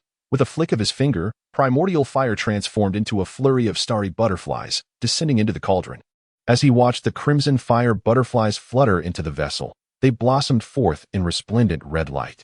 He soon discovered that in just a fleeting moment, 2 sword blanks had emerged within the cauldron, one hovering to the west and the other to the east.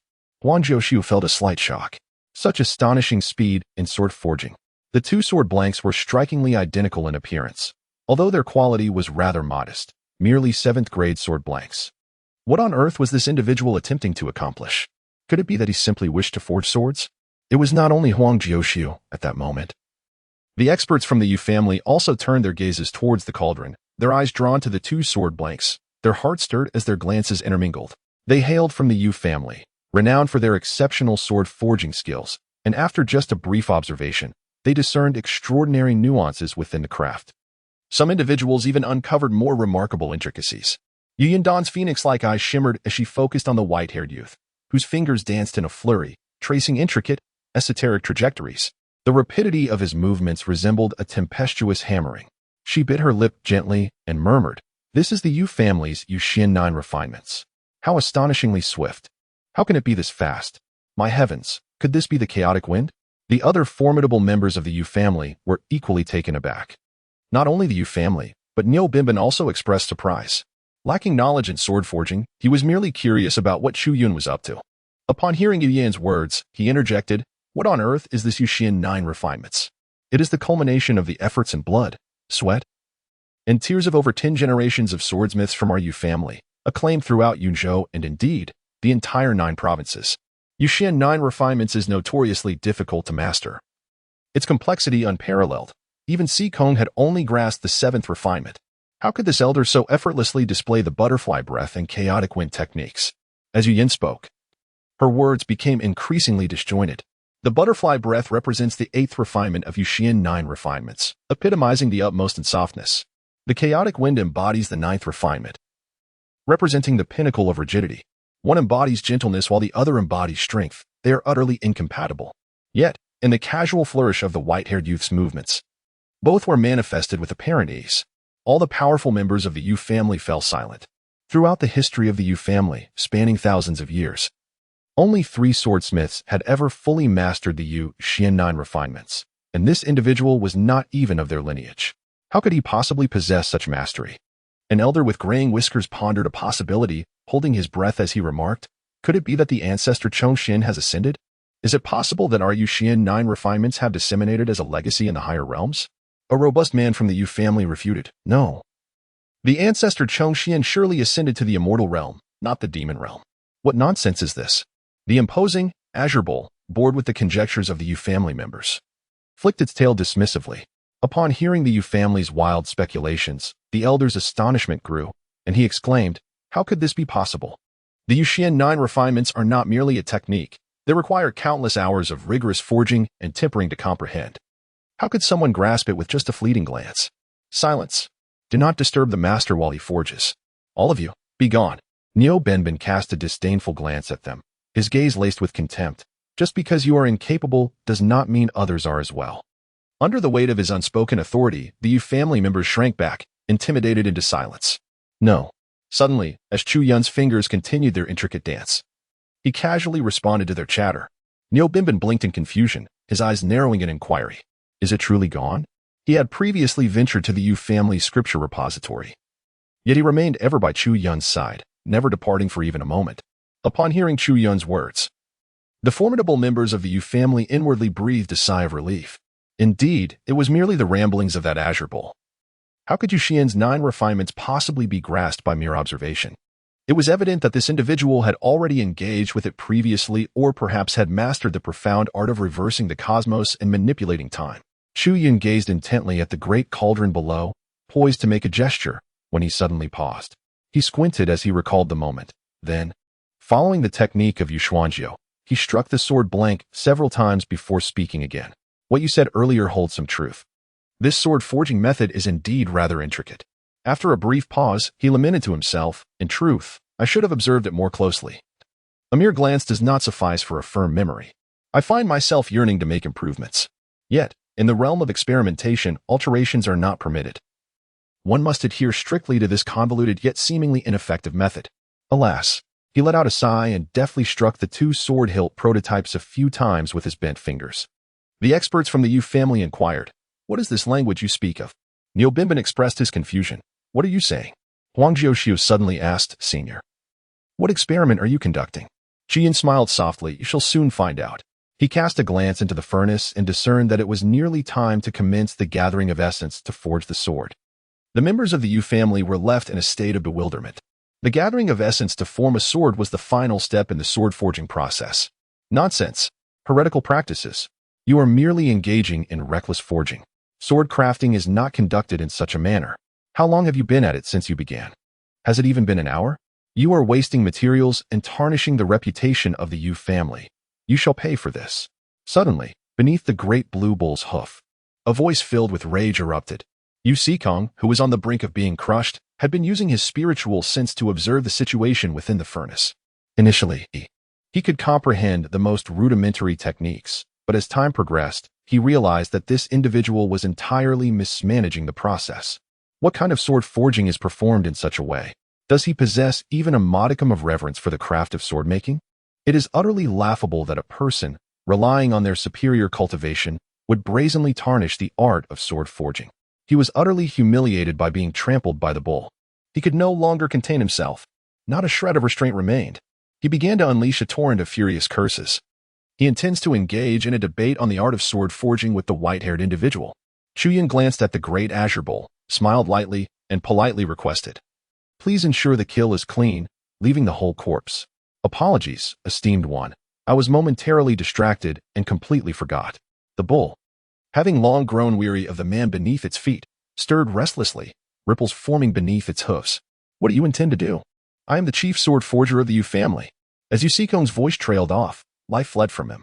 The formidable members of the Yu family, witnessing this scene, were consumed with rage. Huang Jiuxiao closed his eyes, an expression of resignation upon his face. Yu Zhongjing, observing the unfolding events, clenched his teeth, his fist cracking with tension. Suddenly, Yu Zhongjing froze, his gaze locking with Chu Yun's, who wore a playful glint in his eyes as he pointed at him, saying, "You will do." The moment those words landed, Yu Zhongjing felt a chilling dread envelop him, every pore of his skin quivering in trepidation. He widened his eyes and trembled as he pleaded, "Save me, Jiao Xiao." His pores opened, and countless threads of blood erupted, shooting toward the cauldron. An overwhelming pain surged through him. In an instant, Yu Zhongjing transformed into a being of blood, wailing in agony. The onlooking members of the Yu family were struck with terror, retreating in haste. Father, among them, only a young woman in a pink dress displayed concern as she stepped forward with urgency. "Senior," Huang Jiuxiao observed, hesitating to speak. Although Yu Zhongjing appeared tragic, he was not in grave danger. His life was not yet at stake. Most importantly, he could not fathom the intentions of the exalted demon sovereign. "Do not rush. Allow yourself to witness a splendid spectacle." Chu Yun gestured with his fingers. The lifeless body of Yu Sikong, beneath the great azure ox's hoof, plummeted towards the eastern sword embryo. Simultaneously, torrents of crimson blood from Yu Zhongjing cascaded down the western sword embryo. White smoke billowed, a pungent odor permeating the air.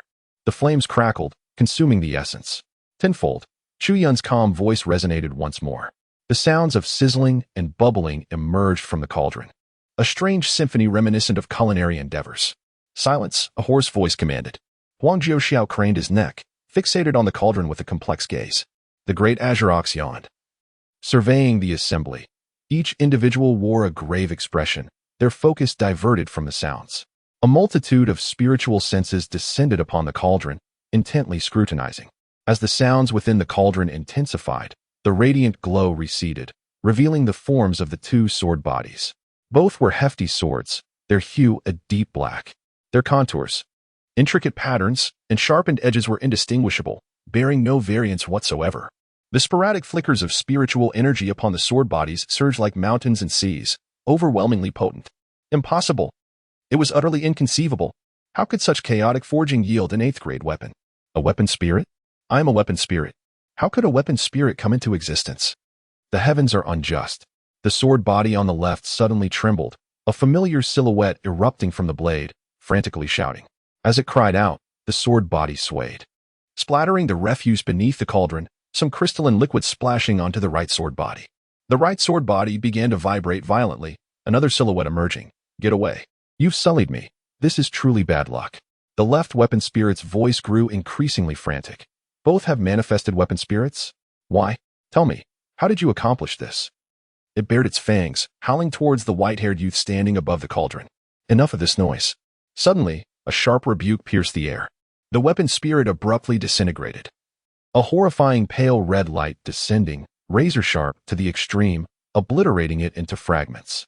All present turned in astonishment towards the speaker. Huang Jiuxiao, hunched like an old farmer, wore a waxy complexion now tinged with an unhealthy flush. His eyes fixed upon Chu Yun. You have done this." Chu Yun maintained a serene expression. Glancing at the two 8th grade weapons below, as you can see, a remarkably simple comparative method. I couldn't be bothered to create more, thus, I forged merely 2. The technique remained unchanged, albeit with slightly inferior materials. Nevertheless, they ultimately reached the 8th grade. One was crafted using a life to sacrifice for the sword, while the other required merely some blood. He indicated the 2 swords. I deliberately controlled the process. At present, these 2 swords appear to bear no significant difference. Oh, but that is not entirely true. My magical essence is excessively high, resulting in the emergence of 2 small lives. After a moment's contemplation, Chu Yun raised his hand, erasing the weapon's spirit resembling Yu Zhongjing, nodding in satisfaction. Thus, it is essentially replicated. What is he saying? The azure bull blinked, lost in contemplation. Meanwhile, all the formidable warriors of the Yu clan were taken aback, their muscles tensing and pupils dilating. They all turned their gaze toward the silent Huang Jiuxiao. Tick-tock, tick-tock. Cold sweat dripped from each person's forehead. Ah, so that's how it is. The great green bull spoke. I thought those 2 newly forged 8th grade swords looked familiar. They are identical to your late partner, old Huang. This implies that regardless of whether one sacrifices lives for the forging, the outcome remains largely unchanged, does it not? It seems your former partner met an unjust fate. Silence. Huang Jiuxiao commanded coldly, his eyes locking with Chu Yun's, his voice growing increasingly hoarse. Then may I inquire? Esteemed elder, why has my sword not birthed a spirit? Chu Yun shrugged. Perhaps the craftsmanship is lacking. Huang Jiuxiao. He offered a bitter smile and inquired. Esteemed elder, is there any record of this matter in the 9 refined arts of Yuxian? Not at all, came the reply. However, I did make inquiries on your behalf earlier. That spirit of the weapon should be aware of it. Forging a sword through one's life force is quite rudimentary, lacking in technical finesse. Even without the blood refinement process, employing various materials can yield the same results. Chu Yun gestured towards the heavy sword to his left. Huang Jiuxiao bowed respectfully, expressing his gratitude. Thank you for elucidating this matter, esteemed elder. I understand now. With that, he turned to face the formidable members of the Yu family. The Yu clan warriors, clearly comprehending the gravity of the situation, turned pale and instinctively retreated a step, their gazes fixed upon the bloodied figure at the center. Elder, do you have anything to say? Huang Jiuxiao took slow strides towards Yu Zhongjing, who, despite his pain, called out, Jiuxiao, I am unaware of any distinction between life refinement and blood refinement. Ah, Huang Jiuxiao replied, your ignorance is inconsequential. Xiner possesses exceptional talent in the art of sword forging. She had seemingly reached the 6th refinement stage years ago. Though she may not surpass Yu Sikong, her intelligence should enable her to grasp this principle. Both life refinement and blood refinement bear similarities, and even materials can substitute for the most crucial element. Why did she insist on casting the sword in the furnace without consulting me? Elder, prior to my marriage with Xiner, you subjected me to myriad trials, claiming they were tests. At the time, I found it peculiar. Was I truly so lacking? On what grounds did your family oppose our union? In hindsight, Xiao's predicament must be closely tied to you. Could you offer some explanation? Huang Jiuxiao's voice remained calm, devoid of any fluctuation in tone. In stark contrast, Yu Zhongjing felt his heart nearly cease, his nascent soul and consciousness ensnared by an overwhelming aura of dread. He was aware that the truth had ultimately come to light. Yet, he refused to resign himself to such a fate. He turned his gaze towards Yu Yan, conveying his thoughts through spiritual communication. Yinner, your father cannot perish just yet. You must be aware of the circumstances surrounding that incident from years ago. Our unfeeling sect cannot allow the ancient divine sword pavilion to nurture a peerless sword deity. Your sister must make the ultimate sacrifice. Yet, I never anticipated that after slaying Yu Xian and shattering his resolve, he would still manage to flourish. Even more astonishing is that, after all these years, this matter would come to light. It is now time for your sacrifice. Yu Yan bit her lip, her expression frigid as she regarded the stooped old farmer. With a complex gaze, she finally stepped forward, positioning herself before Yu Zhongjing. Raising her sleeve, she revealed a heart-shaped token, placing it in his palm. Brother-in-law, there were deeper reasons behind my sister's death. This is her gift. A faint sound echoed. Yu Yan's eyes widened, filled with bewilderment. From the center of her brow, a slender line abruptly appeared, bisecting her form in an instant. As her primordial spirit faded, she heard Huang Jiuxiao's calm voice. I was not inquiring about you. Huang Jiuxiao strode through the divide of Yu Yan's lifeless body, fixing his gaze upon Yu Zhongjing. His withered fingers clutched a dim black doll, its surface cracked and lifeless, devoid of vitality. It was the shattered primordial infant of Chu Yun. Wisps of dark energy swirling from the fissures. Dark energy? It seemed there was no need for further questioning. Huang Jiuxiao coughed lightly, spitting onto Yu Zhongjing's face. No, Jiuxiao. Allow me to explain. Go below and explain. With a sudden clap of his gnarled hand, Yu Zhongjing's form erupted. A pitch-black primordial infant transformed into white light. Fleeing into the distance, Huang Jiuxiao cast a glance, observing the dark primordial infant explode. Yu Zhongjing had perished. Witnessing this scene, the strong members of the Yu clan gazed at Huang Jiuxiao in terror. Huang Jiuxiao turned his gaze back, his murky eyes sharpening like those of an eagle. Old sword deity, do not. We are not demonic cultivators. We have no ties to the demonic sect. We were unaware. The members of the Yu clan cried out in unison, transforming into streaks of light as they employed various means to escape in all directions. Huang Jiuxiao remained silent. Raising his arm, his fingertips traced the air, and countless arcs materialized in this realm. The sharpness was palpable. In that instant, all flickering lights were pierced by the arcs, reducing them to silence. Boom. Before the arcs could cease, the secret realm was pierced through. The heavens began to tremble, and spiritual energy rapidly withered. The primordial fire within the secret realm extinguished. Huang Jiuxiao's silver hair gradually morphed into strands of deep purple-black, and a thick fog began to envelop his eyes. His fingertips once again lifted, soaring above his head, a sphere of purplish-blue light, as heavy as a lead ball, crackling with energy. A hand suddenly patted his shoulder. Enough. If this continues, you will succumb to the darkness. The gentle voice resonated, and Huang Jiuxiao's body trembled. The sharp aura dissipated in an instant, and even the dark purple strands of hair visibly receded. Thank you, senior. Huang Jiuxiao's eyes met those of the youth clad in white. His heart a whirlpool of emotions upon encountering those clear, penetrating eyes. No need.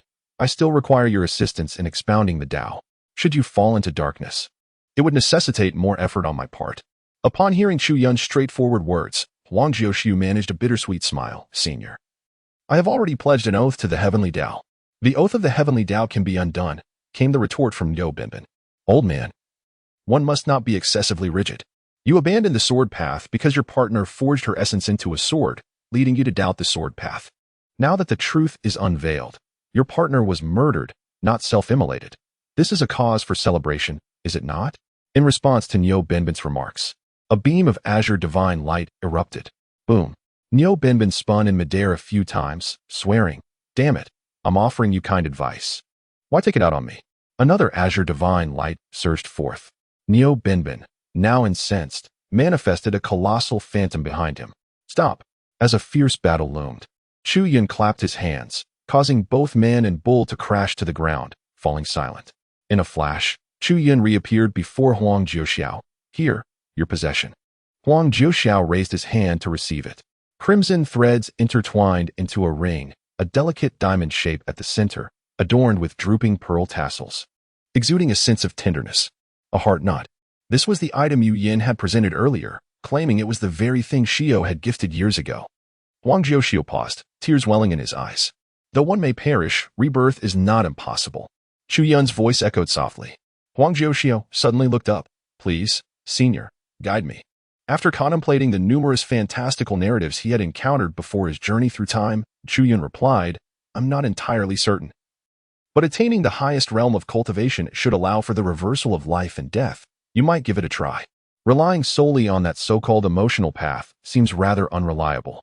However, your talent in the sword path is commendable. I believe you have a chance. Huang Jiuxiao fell into silence. Can one truly reverse life and death by reaching the pinnacle of cultivation? He had scoured every classic text throughout the 9 provinces, yet found no record of such an occurrence. However, the words came from a transcendent being of the upper realm, lending them an extraordinary credibility. Should he dare to test it? Huang Jiuxiao pondered within himself. His heart had long since perished. Countless doubts had arisen within him regarding the purpose of his cultivation. Why? Of all things, could a mere sword cause that foolish girl to depart from him forever?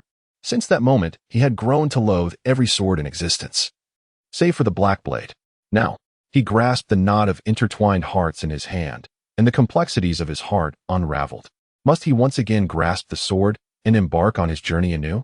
After a moment of contemplative silence, he remained voiceless. Chu Yun, unperturbed, raised his hand with a flourish. His palm resembled a colossal vortex, drawing all of the treasures from the Yu family into his dantian. Senior, I wish to tread the path of the sword once more, a hoarse voice resonated. Chu Yun turned to see that the lines on Huang Jiuxiao's face had diminished significantly, his brow appearing at least a decade younger. The countenance reflects the heart. A cultivator's exterior is determined by their inner state. It seems you have come to a realization. How can one lift the grand oath previously sworn to the heavens? Simple. It suffices that you are willing. Just remain still. Chu Yun chuckled softly, placing his hand upon Huang Jiuxiao's head. Boom. Huang Jiuxiao heard the sound of thunderous winds resonating by his ear. The nearby azure bowl, its skin tingling, wondered what it had just witnessed. Above Huang Jiuxiao's head, a magnificent silver silhouette began to materialize. Goodness, is that the manifestation of the heavenly Tao? He widened his eyes. The aura emanating from the silver silhouette was all too familiar to him. It bore a striking resemblance to the heavenly aura of the formation within the Forbidden Zone. Niu Binbin watched as Chu Yun raised his palm, striking down with a force reminiscent of swatting a fly. Boom. The silver silhouette exploded. A cloud of silver dust scattered like fireflies. All right, Chu Yun declared. The heavenly oath should now be lifted. He clapped his hands and turned to Huang Jiuxiao. Huang Jiuxiao stared blankly at the silver light that lay scattered around him, his scalp prickling as he gazed at the white-haired youth before him. The heavenly oath was undone simply by uttering the words. The sword intent that had persistently followed him, yet remained outside, surged into his body. The way of the sword had returned. Yet, at that moment, Huang Jiuxiao's mind was consumed by a single thought. Just how powerful is he? Before he could ponder further, Chu Yun's voice resonated once more. Can you now enlighten me about your way of the sword? Certainly, Huang Jiuxiao replied eagerly, thumping his chest. I shall share everything with you, esteemed senior, for as long as you wish to hear it. Without a moment's hesitation, he began to expound upon his swordsmanship, revealing every detail with utmost candor. Ding! Congratulations, host, you have completed the hidden task. In the shattered realm of the Yu family, the great azure bowl languidly sealed off the surroundings with meticulous precision. A vast clearing had been established. Two figures emerged, a white-haired youth seated in meditation, and an elderly man with a waxen visage, whose fingers danced like swords, tracing the air as he elucidated the profound mysteries of the sword with a heavily accented voice. Huang Jiuxiao's discourse on swordsmanship was exceedingly esoteric. He could not comprehend it and could only languidly recline nearby, observing the white-haired youth attentively listening with admiration. He mused to himself, if only I possessed such skills, I would indulge in the finest delicacies daily, cultivate a romantic relationship, and sire a multitude of offspring. What bliss that would be! He had discerned that this formidable individual was indeed a fervent practitioner, profoundly intrigued by all matters of cultivation.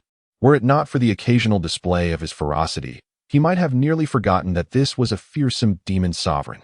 Something seemed amiss. He paused, contemplating. Chu Yun beckoned to Huang Jiuxiao. Instantly, Huang Jiuxiao lowered his finger and awaited in silence. After the youth spent a considerable time in contemplation, he opened his eyes and nodded to him once more. It is sufficient. Please proceed. Huang Jiuxiao immediately resumed his discourse with utmost respect. Chu Yun listened attentively, nodding at times and furrowing his brow at others. Although somewhat rudimentary, it represented the insights of a masterful sword cultivator who had traversed the path for an entire lifetime. For someone who had only practiced for 500 years, much of it was refreshingly novel. Thus, Huang Jiuxiao spoke with great detail, and Chu Yun listened with unwavering diligence. After pondering over a perplexing issue, he suddenly recalled something and, with a fragment of his attention, checked the system log. Huang Tingdao's affinity towards the host had significantly increased. The host, with exquisite skill and remarkable healing abilities, had cured Huang Tingdao's partner of a hidden ailment, resulting in a substantial boost in his favorability, garnering an additional 100 completion points. Huang Tingdao had commenced his teachings, and the host, positioned at the forefront, enjoyed the privilege of being the first to receive insights, thereby enhancing his completion level. He raised his eyebrows slightly. Dog system, when did I become a master of resurrection? Is this merely a farce? Senior. But is there something amiss? Huang Jiuxiao paused, noticing Chu Yun's expression. Chu Yun shook his head. No, please continue. He was multitasking, listening intently while simultaneously perusing the logs. The favorability value of Huang Ting had reached its zenith, and the completion rate of the hidden task was an impressive 200. The host was awarded the Sword Spirit Root, 500,000 top-tier spirit stones, and 50,000 system points. Additionally, an extra completion reward was granted, the translucent sword heart. Within his vast dantian, two radiant treasures manifested. One treasure, bathed in golden light, was a crystalline sword, merely 2 fingers wide and 1 foot long. The other, pulsing gently, was a fist-sized heart of crimson gold. Both treasures shared a distinctive characteristic. They emanated a profound aura of swordsmanship. By merging the sword spirit root with this translucent sword heart, even a wastrel could undergo a metamorphosis into a prodigy of swordsmanship. However, this was predicated on the fact that the individual bound to the system was indeed a wastrel in need of a comeback. Chu Yun felt quite pleased. Mused to himself, as expected of a hidden task, it yielded 50,000 points, quite commendable. With these 50,000 points, he could indulge in a delightful shopping spree within the system's marketplace. He relocated the sword spirit root and the transparent sword heart to a corner of his dantian, intending to access the system's marketplace. Suddenly, an anomaly caught Chu Yun's attention. His thoughts ascended through the cosmos of his dantian. It revealed an endless sea of stars, with his organs resembling colossal galaxies occupying every direction. At the very center, a chaotic gray mist enveloped the space. A towering giant tree stood amidst the fog, its presence commanding. Golden radiance, birthed from magical energy, cascaded from all sides upon the giant tree, akin to nourishing dew. The characteristics of this monumental tree were strikingly apparent: immense, thick, and sturdy. Its trunk was robust beyond imagination, seemingly constructed from countless celestial mountains. The branches twisted and coiled like great dragons, adorned with verdant leaves that swayed gently. This scene was merely within Chu Yun's being, should it manifest in the external world. He estimated it would be even more colossal, potentially spanning a territory of thousands of miles. He would certainly refrain from such action, for it is his celestial root. 5 centuries have elapsed. The colossal celestial root that once left the Xian sect of Carefree astounded has now matured into the likeness of a world tree. Observing the scene, it is evident that, with the elevation of his realm, it continues to grow. Particularly after recently binding with a system, Chu Yun discovered that his celestial root expanded by 1,000 miles. Just moments ago, with the emergence of the sword spirit root and the transparent sword heart, the celestial root quivered slightly. Do you desire it? Without a moment's hesitation, Chu Yun placed the 2 orbs of golden light beneath the celestial root. The trunk of the celestial root, riddled with ravines, resembled a winding river in its intricate patterns. The sword spirit root and the transparent sword heart nestled into this river like fledglings returning to their nest. Buzz. The celestial root trembled gently.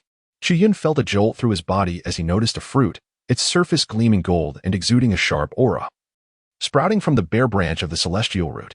The fruit was modest in size, merely the size of an infant's fist, almost imperceptible on the vast world tree. Yet, the aura it radiated was the purest essence of sword intent, as the foundation of Chu Yun's cultivation, the moment the fruit came into existence. He sensed the profound transformation it would bring. This fruit signified his affinity for the sword path reaching its zenith.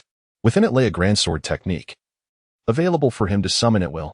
Moreover, this fruit evidently possessed considerable potential for further development, leaving Chu Yun uncertain of what it might eventually become. Beyond that, the most immediate change was the voice of Huang Jiuxiao preaching in his ears, which shifted from intriguing to mundane, from simple to trivial. Previously, he could only reverse engineer 10 segments from a single discourse. Now he could effortlessly deduce 100, each one exponentially more profound than the last. Thus, in the vast realm of swordsmanship, Chu Yun's knowledge, bolstered by the elementary teachings of Huang Jiuxiao, surged from the level of a kindergartner to that of a professor. Thus began Huang Jiuxiao's nightmare. Just as he was articulating a point, he found Chu Yun furrowing his brow and interjecting, "That's incorrect. Your reasoning is flawed. It should be approached this way." Huang Jiuxiao, huh? Half a day later. Like this, then this, and then again like this, hasn't it improved significantly? Huang Jiuxiao, huh? Chu Yun, akin to a professor grading a student's assignment, responded without a second thought. Why do you gaze at me? Is there something written on my face? Continue speaking. Let me observe. Huang Jiuxiao wore a face of despair, forcing himself to persist, yet sensing that the situation was veering into absurdity. A few more days passed. Is there anything more? Huang Jiuxiao lamented, repeatedly waving his hands. I implore you, spare me from further discourse. I am utterly drained. Truly, I have nothing left to offer. If this continues, the recently regained confidence in swordsmanship will shatter into pieces. Chu Yun. He sighed and gently patted Huang Jiuxiao's shoulder, saying, Old Huang, I take back my earlier words. Your talent in the way of the sword is even more lacking than I had imagined. Huang Jiuxiao bowed his head in silence. his aged face burning with embarrassment, and replied, "Senior, your words are indeed very insightful." He found himself grappling with existential doubts. How could it be that what my senior articulated was merely a deeper rendition of what I had just expressed, yet eluded my comprehension? Has my prolonged abandonment of the swordsmanship rendered me incapable of grasping its essence as I once did? Chu Yun nodded. Shall we leave it at that? Huang Jiuxiu hurriedly interjected. No, no, no. Could you possibly elaborate further? I have other matters to attend to. He hesitated for a moment, then boldly inquired. Do you take disciples? No. Even a nominal recognition would suffice. The great blue bull beside him rolled his eyes, thinking, what a foolish thought. How could a prominent figure like him take you as a disciple? Huang Jiuxiao sighed, alas. Seeing this, Chu Yun chuckled, stood up, and stretched his back. Well, this matter is settled.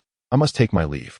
Huang Jiuxiao was taken aback, opening his mouth to say something, but after deliberation, he bowed and said, I wish you a safe journey, senior. If there is any way I can be of assistance in the 9 provinces, please do not hesitate to ask. Indeed. Chu Yun glanced at the sky and prepared to depart. With his journey concluded, his task was fully accomplished. He intended to return to the Misty Peak, plunder the system's marketplace, and then devote several days to earnest cultivation, striving for breakthroughs. Master, what about me? Will you not ride me anymore? The great blue bull, noticing Chu Yun's intention to leave, hurriedly stood up and asked. Chu Yun cast him a sidelong glance. Go do whatever you wish. Do you truly think of yourself as a bull? Huh. The great blue bull flicked its tail, somewhat bewildered. Damn it. Weren't you the one who turned me into a bull? He had been awaiting instructions from Chu Yun on what tasks to undertake. After an inexplicable delay in Yuzhou, he still remained unaware of his purpose and ultimately sent himself back. What, then, was the reason for my summons? Am I merely a source of amusement? He lifted his gaze, intending to inquire of Chu Yun, but a chill ran down his spine as a sudden gust of wind rustled around him. The figure of the silver-haired youth had vanished without a trace. Meanwhile, Chu Yun had returned to the ethereal peak, having barely settled into his beloved rocking chair when the system notification echoed in his ears once more. Ding! Accompanied by a grand manifestation of swordsmanship, the lecture concluded, leaving the audience in stunned silence, profoundly moved. Enraptured, he felt immensely enriched by the experience, grateful for the teachings of the Huaning Dao. Task settlement in progress. Task completion at 100. The host's affinity with Huaning Dao has reached 100, granting an additional 50 completion bonus. The host has completed a hidden task, earning another 50 completion bonus. The overall task completion rate stands at 200. The host receives rewards, Thunder Calling Azure Cloud Sword, Wind Dispersing Spirit 2, and 20,000 system points. The host also receives an additional reward of 30,000 system points. The system's voice resonated repeatedly. Chu Yun glanced at the rewards. The highest grade 5th tier sword technique was subpar. The consumable that enhances spiritual consciousness was passable. With 50,000 system points, combined with the points earned from prior hidden tasks, he found himself with exactly 100,000 points. He opened the system marketplace. The system was remarkably efficient. Just a few days ago, he had completely emptied the marketplace. Yet the interface had already refreshed, now brimming with a dazzling array of treasures. As a thought crossed his mind, the power within his dantian flickered to life, manifesting a thick stack of fracture vouchers.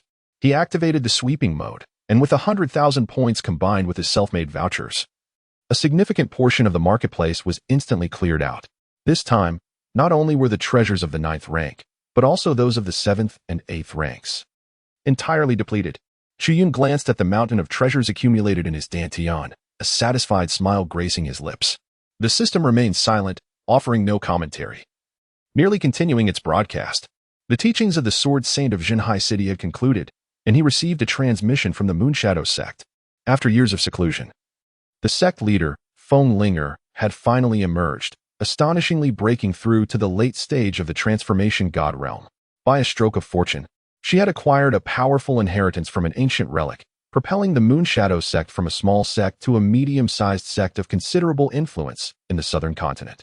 Feng Linger, with unwavering determination to strengthen her sect, resolved to host a grand assembly, distributing parts of the relic inheritance as rewards to those who excelled.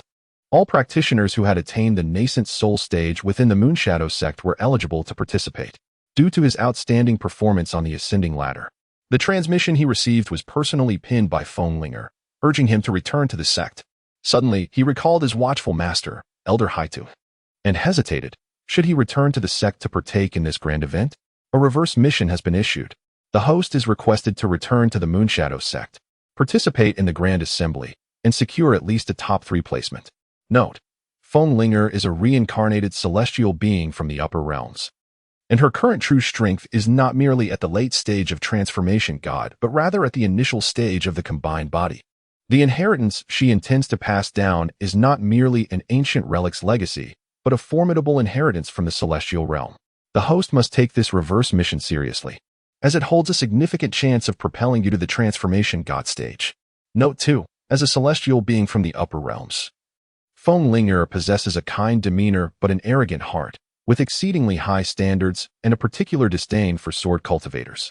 Given the host's current circumstances, please refrain from carelessly attempting to increase Linger's favorability, as it poses a risk of sudden demise. Having just completed a mission, a new storm was already brewing. After listening to the system's task description, Chu Yun shook his head, finding it reminiscent of a low-quality novel, even resorting to the trope of a celestial being's reincarnation. What would come next? A marriage arrangement. Suddenly, his gaze shifted, landing on a particular section of the system log. This task seemed to present an opportunity for a breakthrough into the divine transformation stage. Although the system had been incessantly chattering with him across realms, after several missions, he had gradually discerned the key. Regardless of the system's incessant prattle, as long as he grasped the critical information and sought similar situations to replicate, he could significantly advance the task's progress. Firstly, he thought, the conditions to fulfill the task required the location to be within the sect. Furthermore, it needed to be a grand event presided over by the sect leader. Whether or not immortals were involved was inconsequential. The task's objective was merely to secure a top 3 placement at this gathering.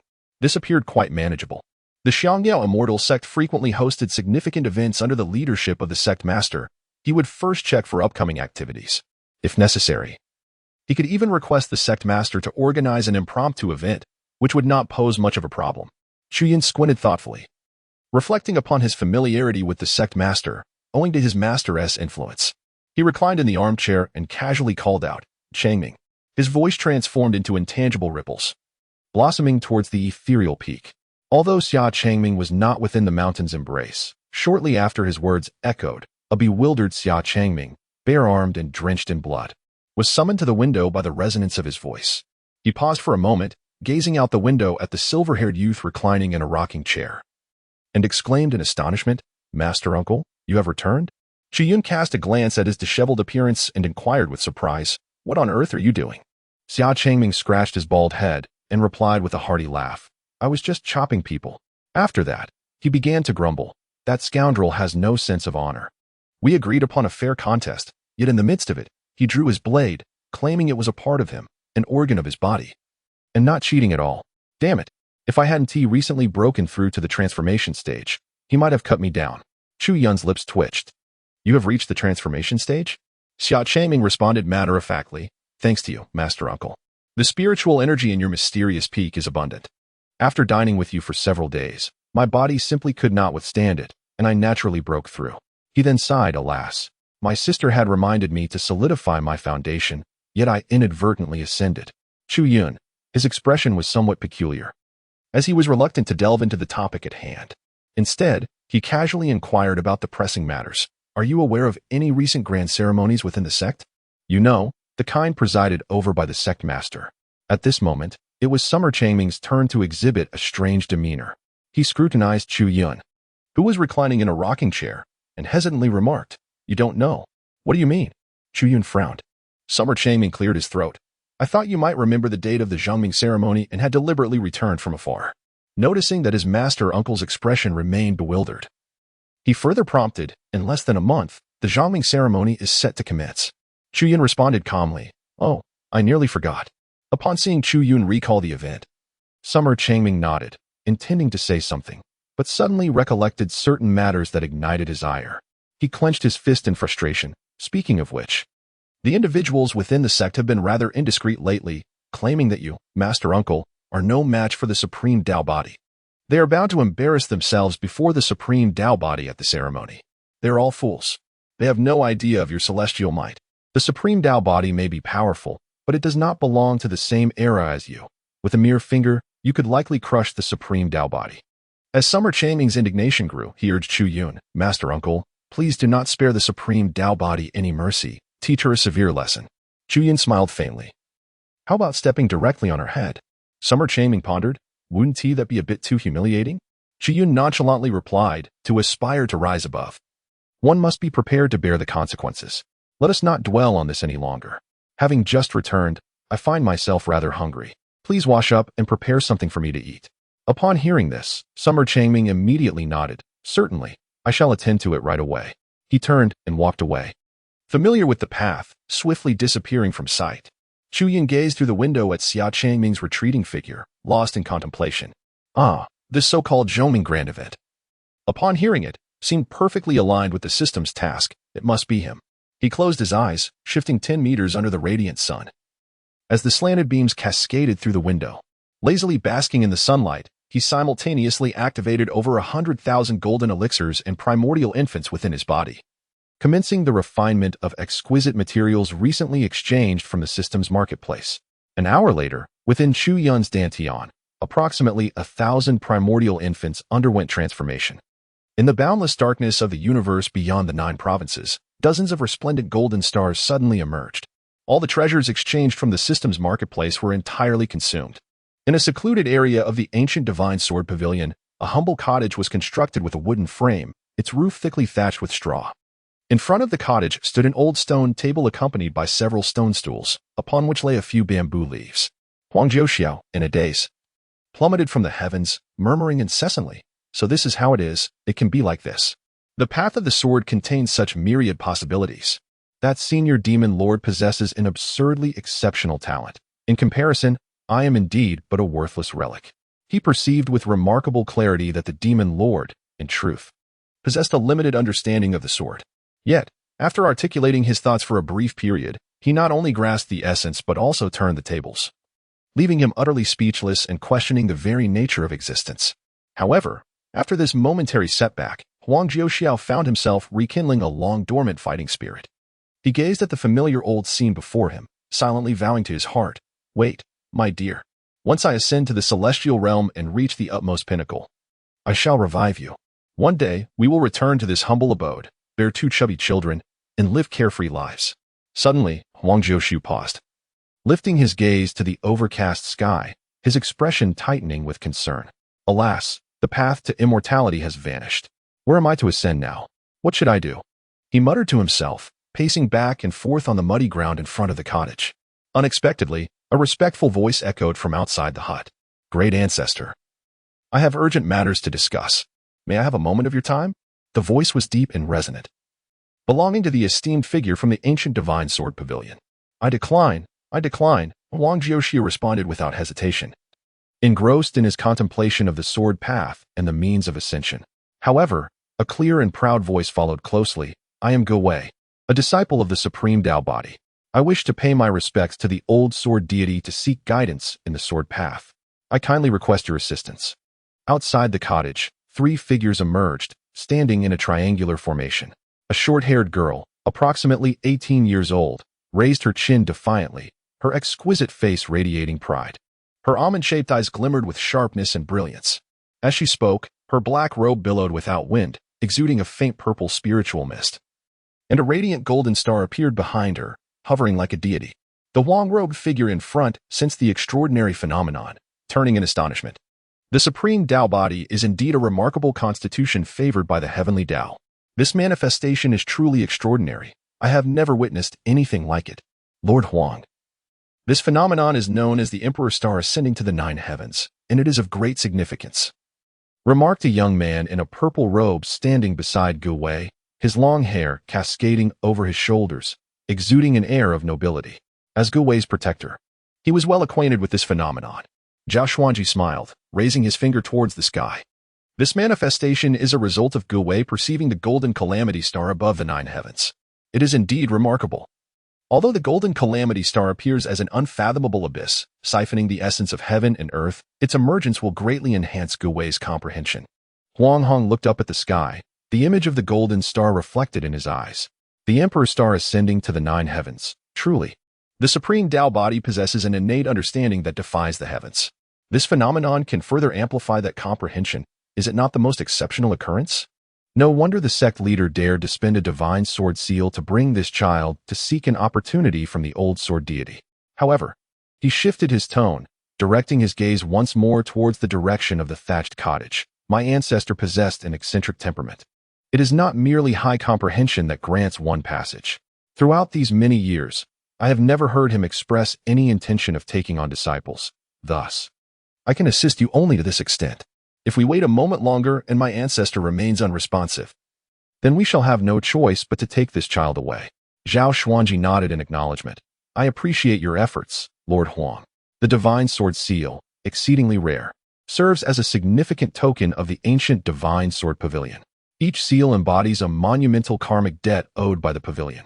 Once employed, it allows the ancient divine sword pavilion to undertake numerous actions. This time, bringing Gu Wei to the thatched cottage consumed one divine sword seal, yet he harbored no concerns. The supreme Tao body, unparalleled through the ages, is destined to tread the path of invincibility. He journeyed through the 9 provinces with Gu Wei, and thus far, none had remained indifferent in the presence of the supreme Tao body, not even the venerable sword god. However, as time slipped away, a little over half an hour had passed. A sudden gust of cold wind swept through, rustling the grasses and striking against the corners of the thatched cottage. Zhao Xuanji gazed calmly at the cottage, yet there was still no sign of movement. Zhao Zongzhu, the time has come. I apologize. It seems my ancestor truly does not wish to meet the Tao body. Let us depart. Huang Hong's deep voice resonated, and he turned to lead the two away. Let us wait a moment longer. It is unnecessary. I understand my ancestor well. If he is unwilling, dear friend, even if you were to wait here for 500 years, you would not see him. Zhao Xuanji remained steadfastly in place, gesturing towards Gu Wei beside him. The Tao body has attained enlightenment. Once she has completed her understanding, we may depart. Huang Hong's gaze flickered, resting upon Gu Wei. He noticed the swirling purple aura surrounding her, mysterious black and white runes leaping forth from her essence.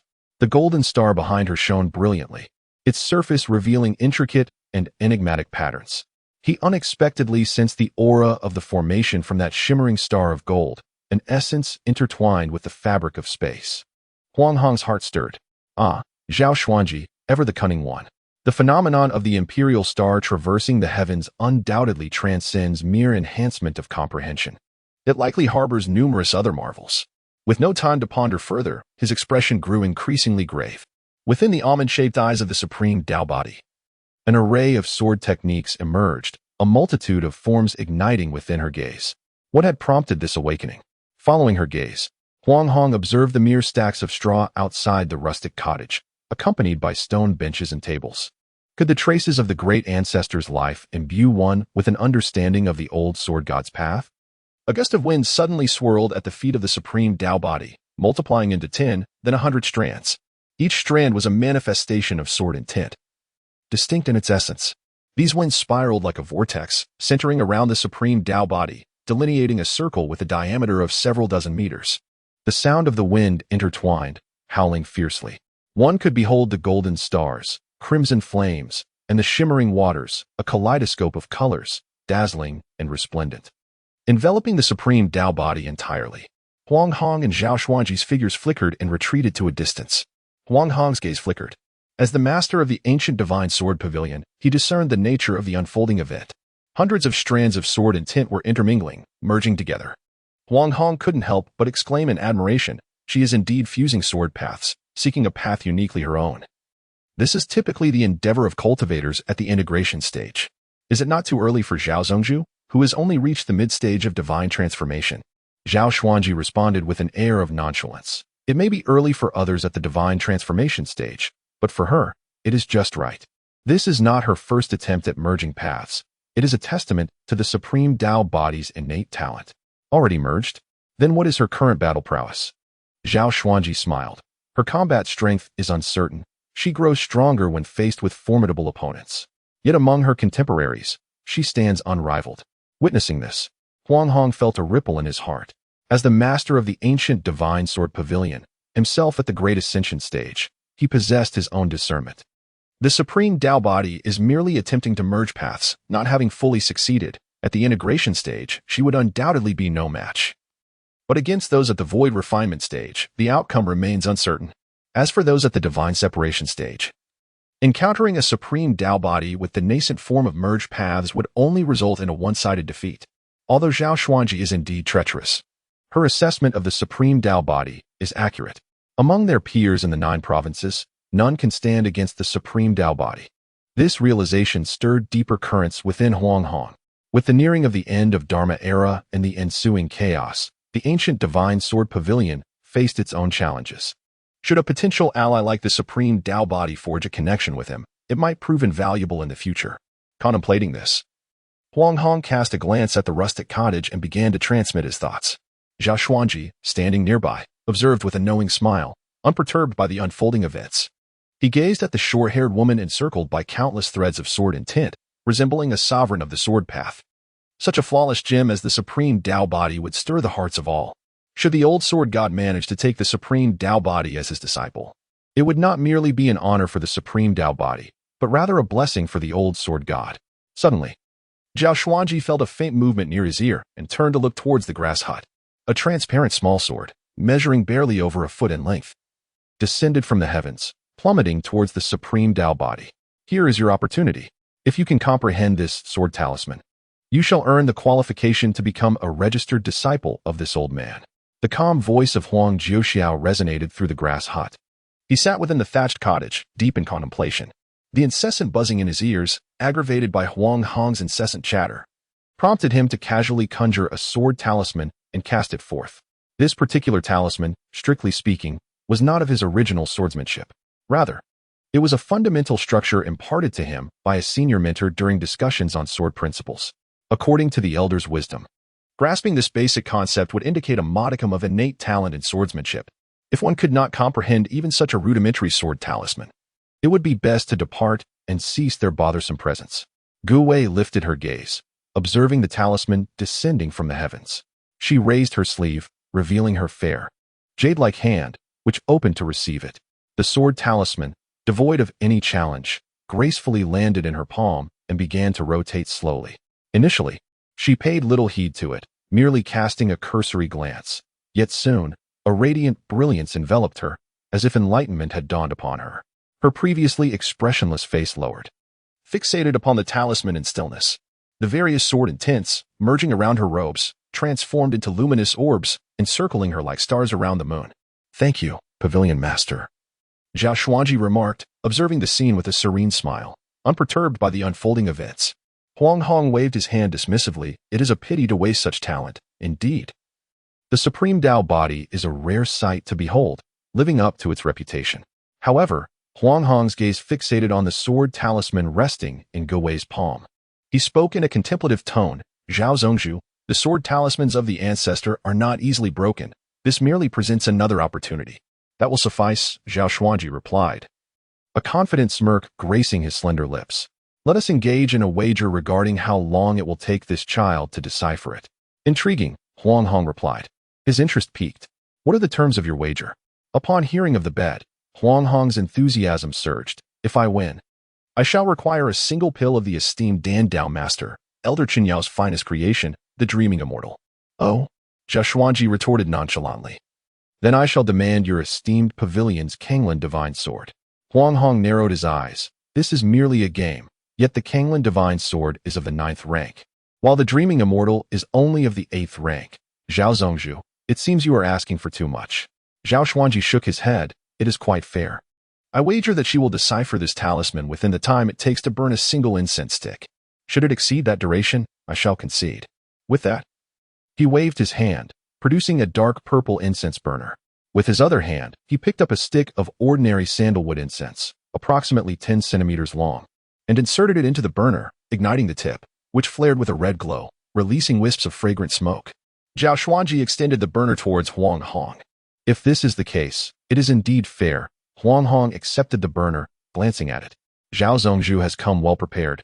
You must have engaged in such matters before." Zhao Xuanji replied coolly, "As a protector of the supreme Tao body, it is only natural to seek some benefits for the Tao body. Winning through skill is no disgrace." Huang Hong's fingers traced the surface of the burner, lost in thought. The 9th rank divine sword, even within the ancient divine sword pavilion, was an exceedingly precious artifact. Should he lose, he shifted his gaze towards Gu Wei, who was deep in thought.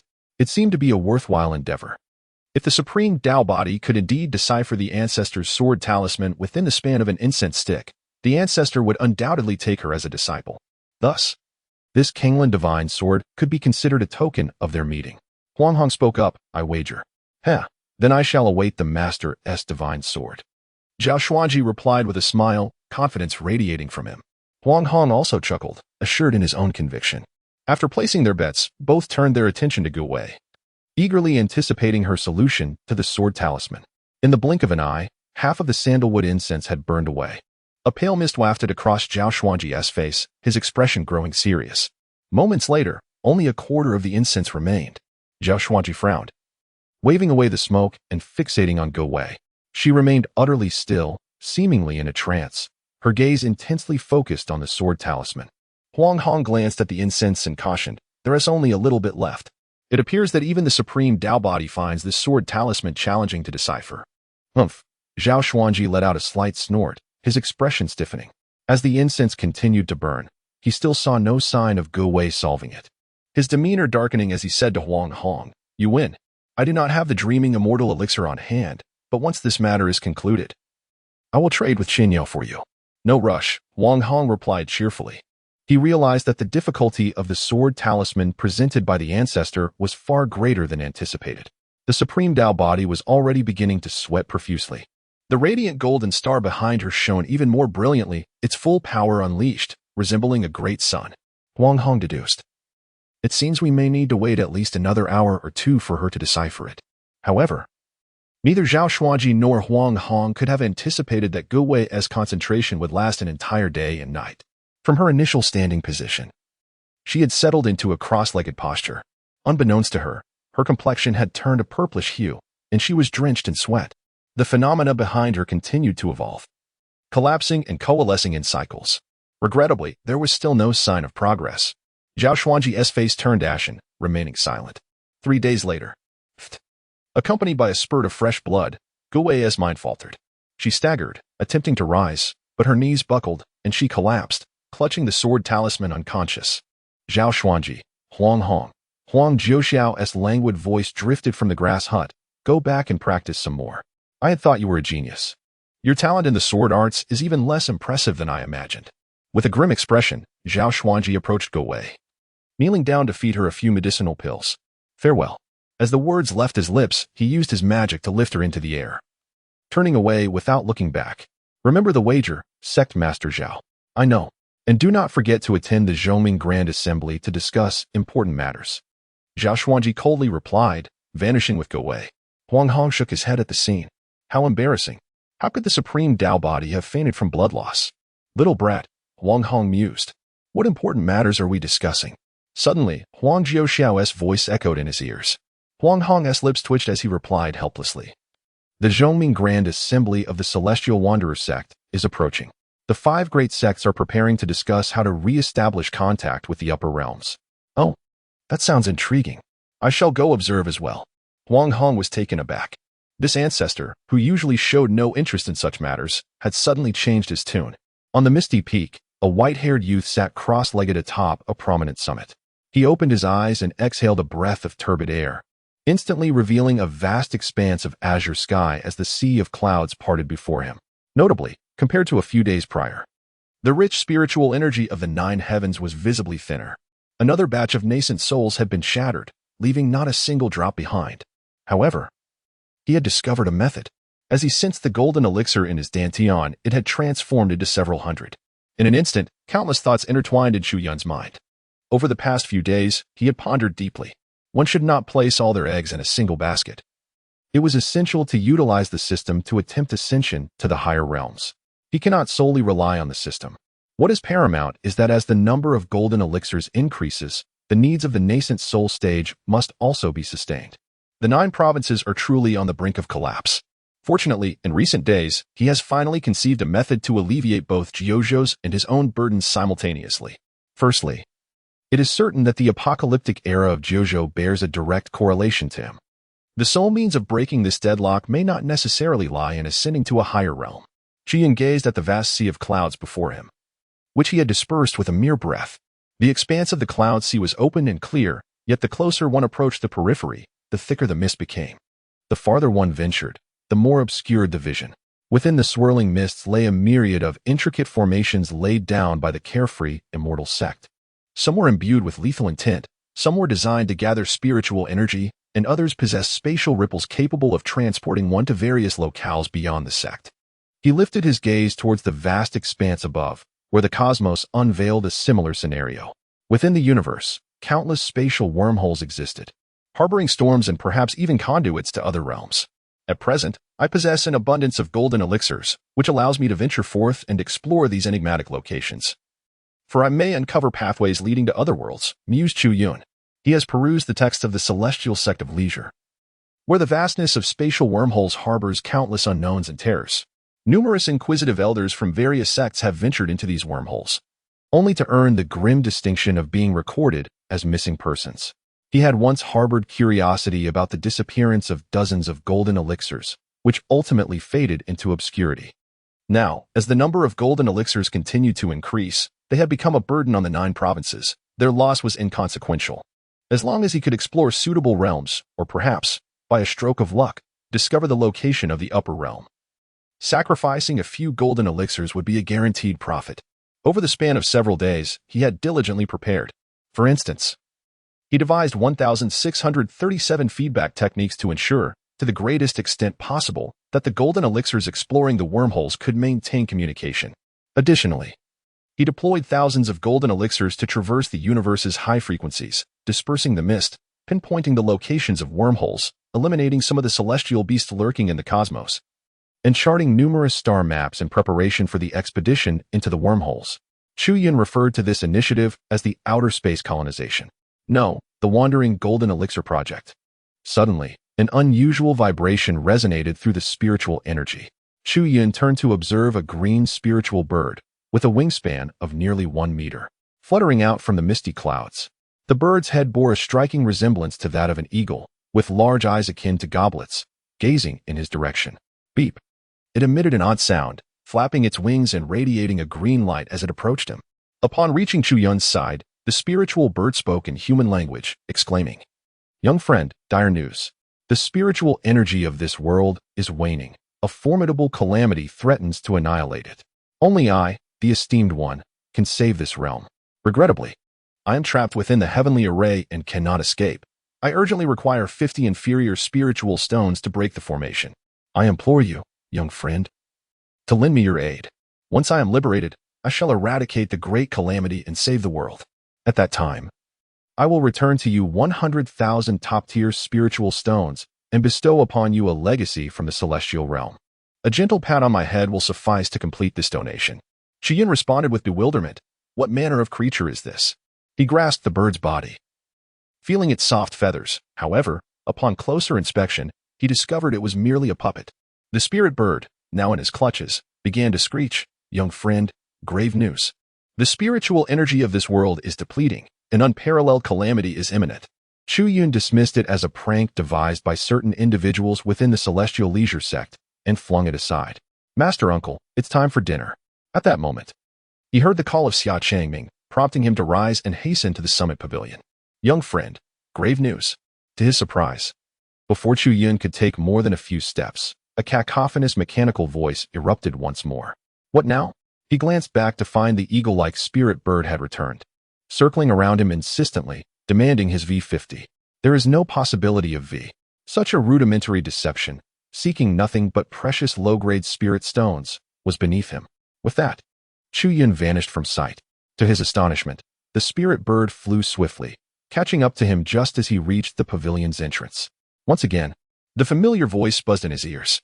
Growing increasingly irked by the incessant chatter of the spirit bird, he raised his hand and smashed it with a swift strike. Oh! Chu Yun was taken aback to discover that the bird, now shattered, quickly reassembled itself, returning to its pristine form and resumed its incessant prattling. He squinted his eyes. The method of recomposing this puppet bird is quite intriguing. He became intrigued and was about to take another shot to explore the nuances. Xia Changming's voice resonated. "Oh, Master Uncle, you too have caught the attention of this celestial bird? Celestial bird? You have encountered it as well?" Chu Yun turned to see Xia Changming, who was tying an apron and placing a large bowl of fragrant soup onto the table.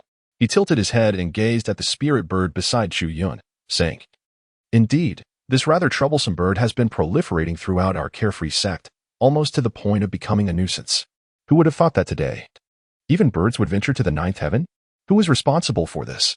Chu Yun exclaimed as he struck the table, shattering it.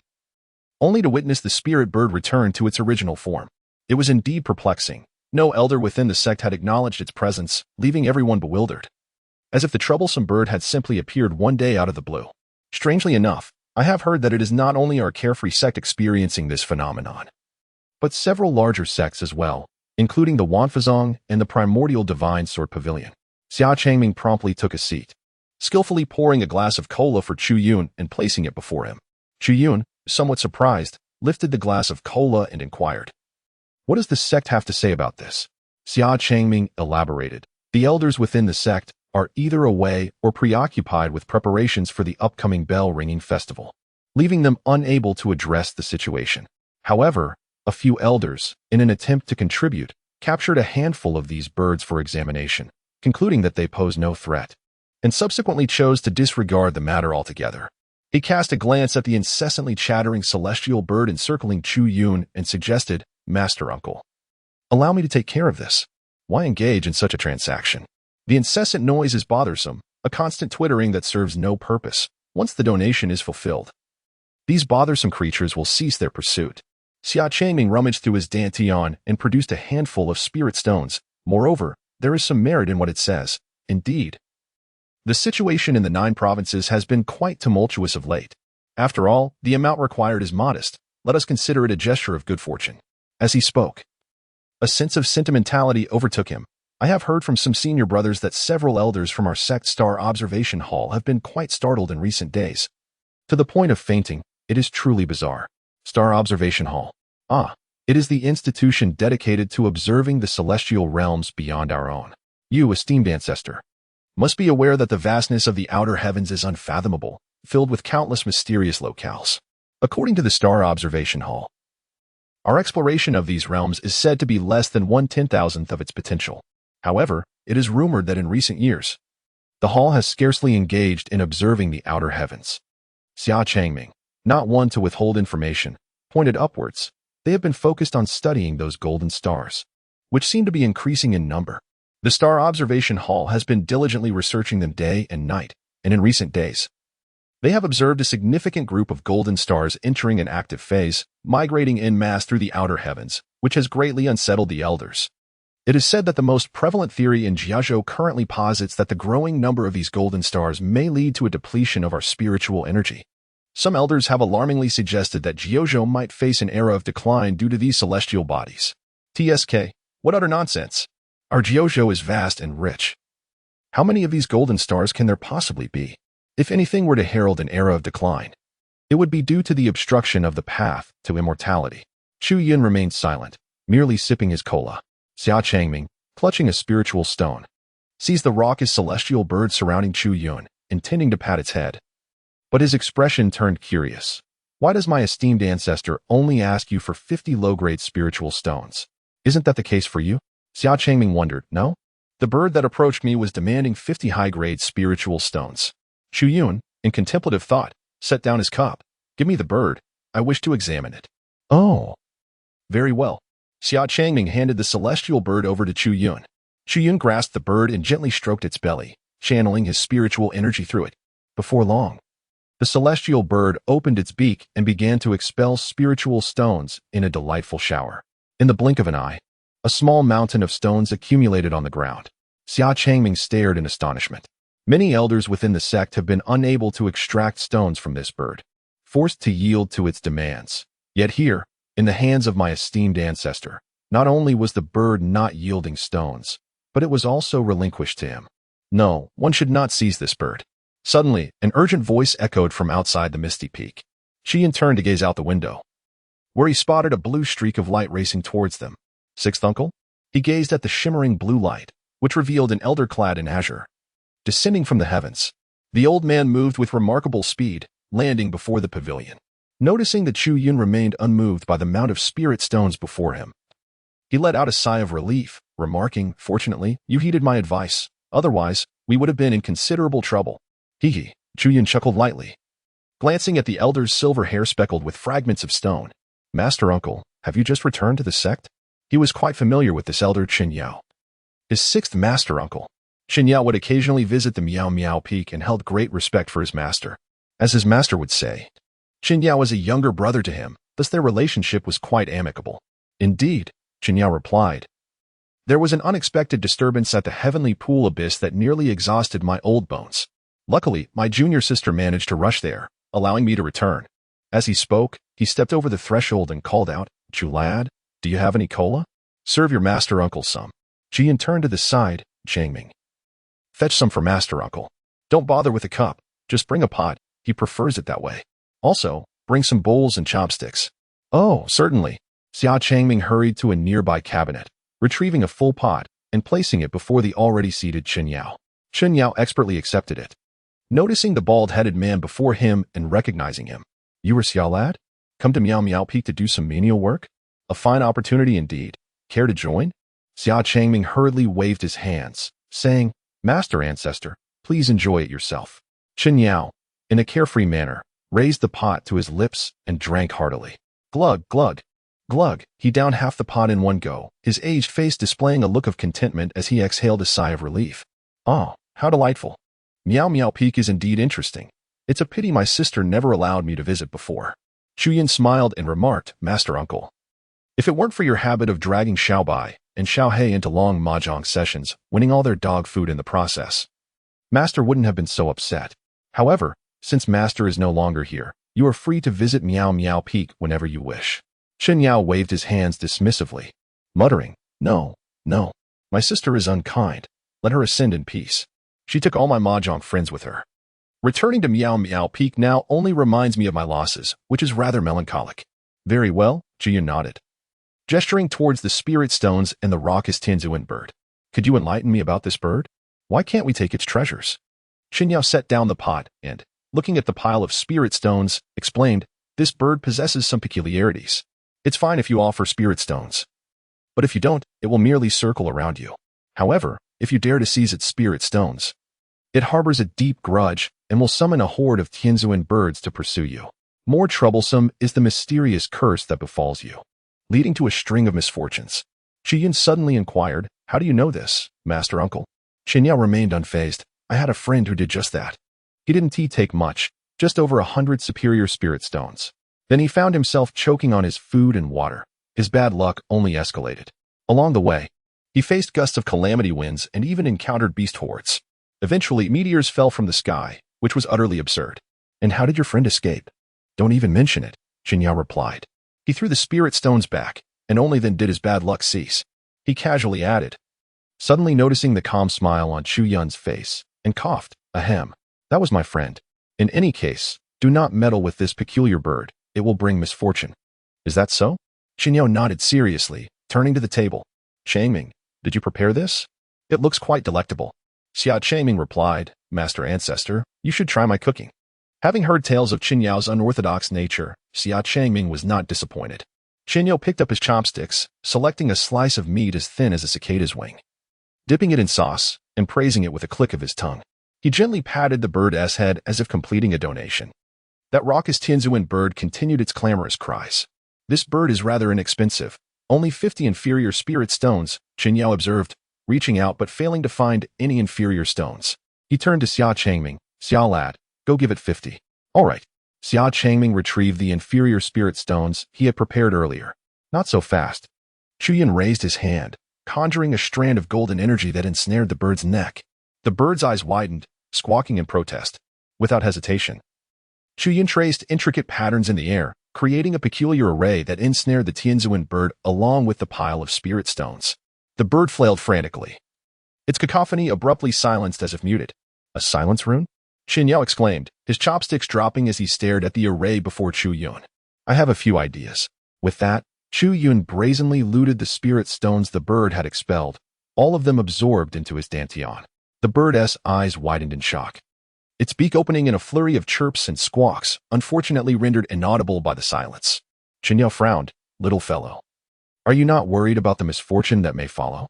Xia Changming too displayed concern.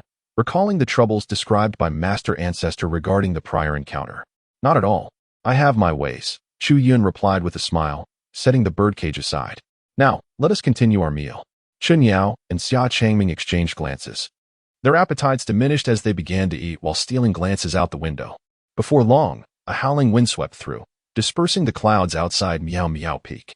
A wave of green light, accompanied by a cacophony of noise, suddenly erupted as hundreds of Tianzuan birds arrived for revenge. They hovered outside the peak. The verdant glow thick as ink, pressing toward the pavilion where Chu Yun resided. Shen Yao slammed the table, his brows furrowing in agitation. Something feels off. Why are there so many all at once? As the green light descended, an unsettling sensation surged within Xia Changming's chest. He looked anxiously between the window and Chu Yun. He beheld a black Qilin jade pendant, shrouded in swirling black mist, materialize in the palm of his hand as Chu Yun leisurely waved his hand. Gazing at the pendant, he felt as though the Qilin etched upon it had come to life, yawning languidly.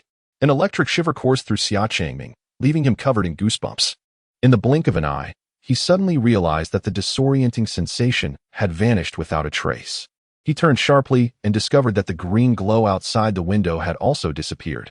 With a cacophony, the multitude of celestial birds plummeted to the ground, as if they had experienced a catastrophic descent, landing synchronously on the grounds of the mysterious peak. No sooner had they touched down than a golden net ensnared them, capturing the entire flock and drawing them into the newly established magical array created by Chu Yun. Standing outside the array, Chen Yao was left utterly stupefied. He twitched the corner of his mouth, observing Chu Yun stow away the Qilin jade pendant, and couldn't help but inquire, "Why have you even brought out this treasured artifact?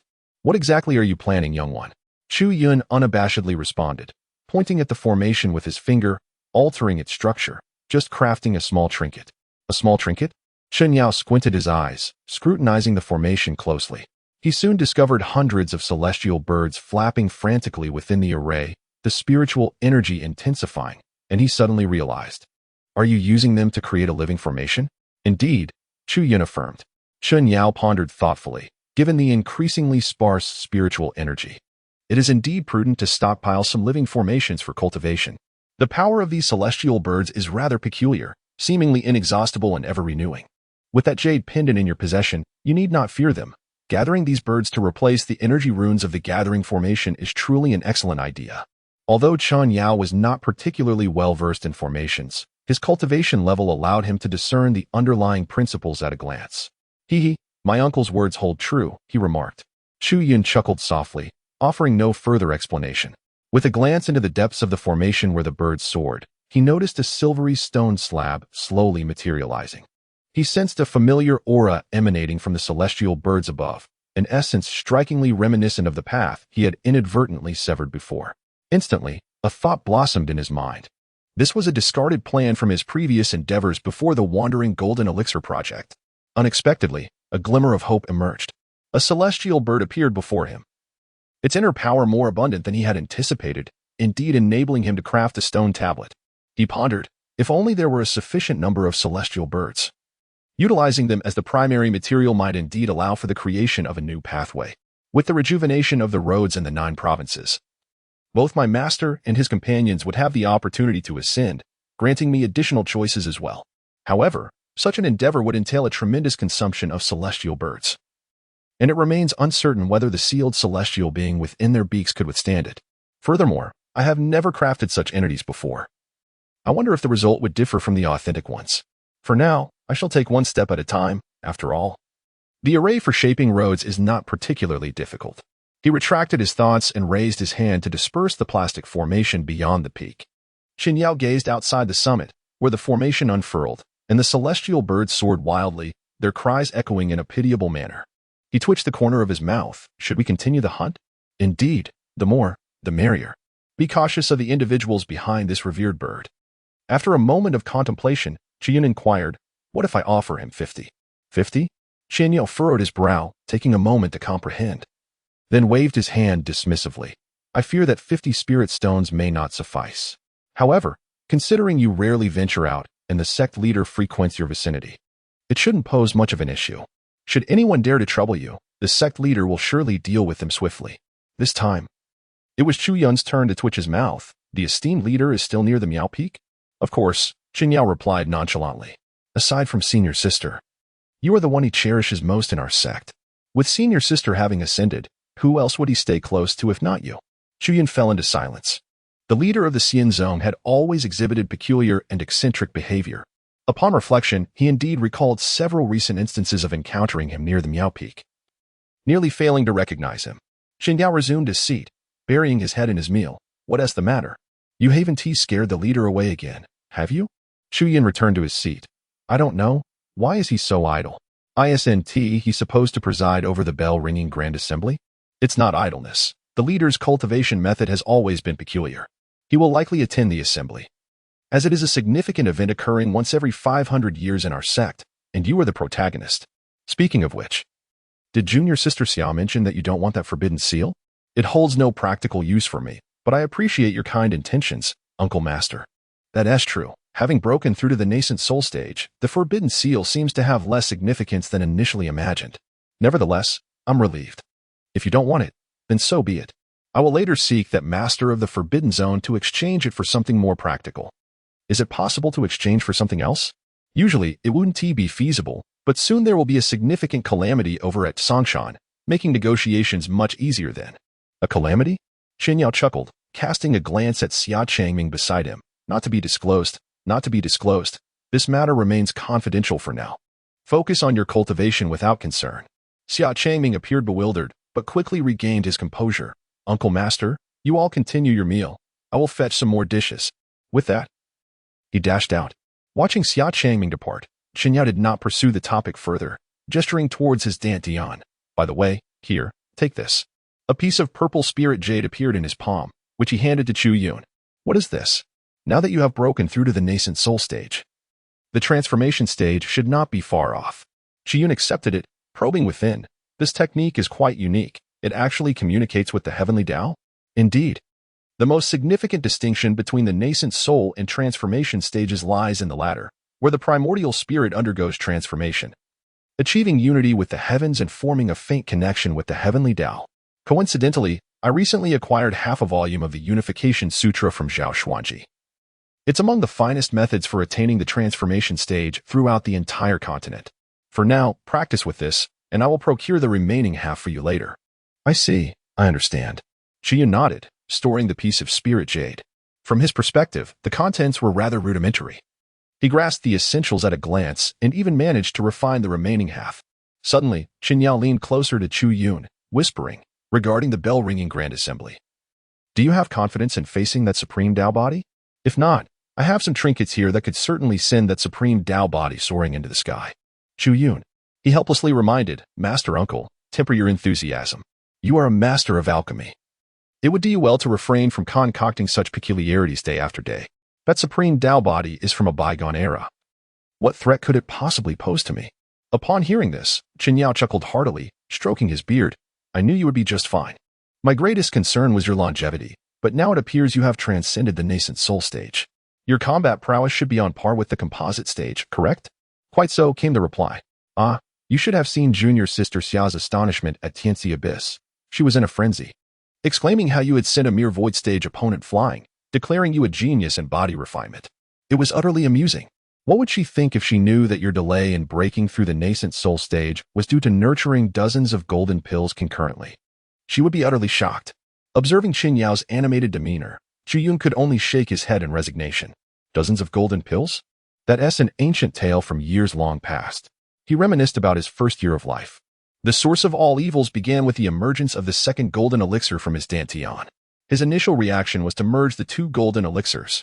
The fusion was successful, and before long, 2 more golden elixirs were born. He was skeptical of the supernatural and, after several attempts, dozens of golden elixirs began to manifest within his dantian. The greater the number of golden elixirs, the more arduous the path to breaking through to the Nascent Soul stage became. Concurrently, the resources required for cultivation surged exponentially, leaving his master in a state of distress. It was during this tumultuous period that his master summoned the esteemed alchemist Chen Yao to examine his condition, leaving Chen Yao astounded and speechless for an extended duration. Chen Yao's voice resonated once more. Speaking of which, during your master's ascension, she entrusted me with a matter, which is also the reason I sought you out today. A sense of astonishment washed over Chu Yun at the mention of his master's directive. Chen Yao nodded. Elaborating, she informed me that this matter should only be conveyed to you once you break through to the Nascent Soul stage. You are aware that the most significant event at the Zhongming Grand Assembly is not your duel with the Supreme Tao Body, but rather the emergence of the Enlightenment Bell. Your master has left something for you within the Enlightenment Bell. Do remember to retrieve it. 20 days later, in the central region, at the Carefree Immortal Sect. Sunlight cascaded down, illuminating the vast expanse of pale golden clouds that flowed over the countless celestial mountains, exuding an aura of grandeur. Streams of light in myriad hues surged from the four cardinal directions. Today, the Carefree Immortal Sect was hosting a grand event, inviting the 5 major sects of the 9 provinces and 32 celestial realms to witness the occasion. Among the mountains, cheers and chants echoed. The 10,000 Laws sect has arrived. The Nirvana Pure Land has arrived. The Red Dust Immortal sect has arrived. Above the celestial canopy, phoenixes, divine deer, and sacred turtles descended, landing gracefully before clusters of divine light, guiding them toward the lofty heavens. The ancient divine sword pavilion has arrived. Another voice called out, signaling the presence of all 5 major sections. Before a radiant golden light, a 5-clawed cloud dragon descended, swaying its serpentine body as it approached and lowered its majestic head. Within the golden light, figures emerged, approximately 10 individuals, both elders and youths, all bearing swords upon their backs, stepped forward in succession. Once the group stood firm, a resounding dragon's roar echoed. The cloud dragon soared skyward, piercing through the clouds amidst the awestruck gazes of those around. With a powerful claw, it alighted upon a vast plaza spanning 1,000 miles, suspended in midair. Huang Hong was the first to descend from the dragon's head. As he walked along the floor paved with priceless ancient azure gold, he beheld a grand hall at the center. The hall towered 100 feet high, with its immense doors tightly shut, while over 100 observation platforms formed of auspicious clouds floated in the air. To the left and right, clear distinctions were evident. Huang Hong observed the lively throng upon the platforms. To the left stood the disciples of the Carefree Immortal Sect, while to the right, he recognized many familiar figures from other sections. After a moment's contemplation, his gaze returned to the imposing closed hall, and he marveled. The Enlightenment Bell of the Carefree Immortal Sect truly embodies the essence of heaven and earth, resonating once every 500 years, allowing entry into the celestial realm to deeply comprehend the Tao. What a pity. He shook his head, a hint of regret in his voice. If our ancient divine sword pavilion possessed this treasure, we could nurture several top-tier prodigies. The individuals behind him glanced at the grand hall, their expressions tinged with envy. The wisdom bell, unique throughout the 9 provinces, signified a near-certain ascendance to the Great Ascension stage. What does this imply? A new Great Ascension could emerge every 500 years, showcasing the profound heritage of the foremost immortal sect in the 9 provinces. An elderly man clad in blue robes behind Huang Hong remarked, historically, the chief battle during the bell-ringing Grand Assembly serves to motivate the next generation of leaders. Traditionally, the previous chief emerges victorious, thus securing the opportunity to ring the bell. Yet, this time appears somewhat extraordinary. The previous chief of the Carefree Immortal Sect, that remarkable spiritual root, is said to be quite low-key, having failed to reach the Nascent Soul stage even after 5 centuries. Conversely, the current chief is practically guaranteed to be that Supreme Tao Body. As you all have witnessed, he has already attained the transformation stage. Should this truly be a chief transition, it is plausible that the Supreme Tao Body could prevail, and after another 500 years, he could ring the wisdom bell twice. It is astonishing that even as the end of the Dharma approaches, we can still witness the birth of an unparalleled prodigy. The words of the elderly man prompted nods of agreement from the group. A curious young prodigy, a handsome youth with a sword on his back, inquired, "Elder, the chiefs of the Carefree Immortal Sect have always been exceptional, and the spiritual root is the highest of all roots. How could he not break into the Nascent Soul stage after 500 years? This seems illogical. Moreover, how did he defeat the other chiefs to be elected back then if he hasn't even reached the Nascent Soul stage?" Huang Hong chuckled, his gaze reflective as he began to recount. This spiritual root from the Carefree Immortal Sect is no ordinary one. 500 years ago, he was born under celestial signs, without parents, accompanied by a precious artifact. Upon his arrival, the 9 provinces experienced boundless anomalies. That day, auspicious signs filled the heavens, and the spiritual energy surged 100-fold.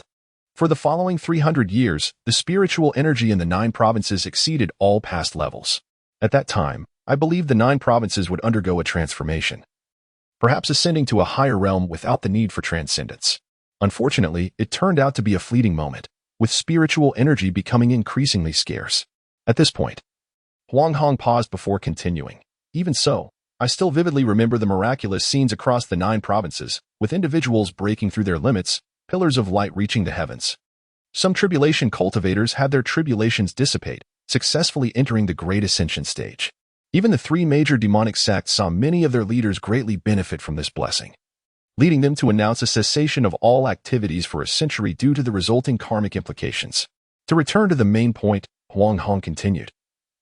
The moment that child was born, all the top powers in the 9 provinces mobilized. Even some hidden figures from bygone eras surfaced, eager to take him under their wing for the sake of passing down their legacies. I promised that if the child were willing to join our pavilion, I would personally request our ancestor to ascend to the higher realm and seek a volume of the Azure Lotus Sword Cannon for him. Ah. The Azure Lotus Sword Cannon, despite its unassuming name, it ranks among the top 10 sword cannons in the celestial realm. A collective gasp resonated through the audience. Does that mean no one from the higher realm sought to claim the spiritual root? Huang Hong casually replied. Our 9 provinces are hardly a feeble lower realm. The Tao traditions in the upper realm are formidable. It is not easy for other celestial Tao traditions to penetrate our 9 provinces. Why then did the celestial Tao traditions not take him to the upper realm for cultivation? This involves higher-level rules of the Tao, simply put. Since he was born in the 9 provinces, he must grow here to unlock his fullest potential. If he were to ascend to the celestial realm or any other world, the will of the Tao would actively reject and suppress him to protect its own chosen ones. The young prodigies behind him were left astounded. Those brought by the ancient divine sword pavilion to the bell-ringing grand assembly were all prodigies of prodigies, each with a glorious past.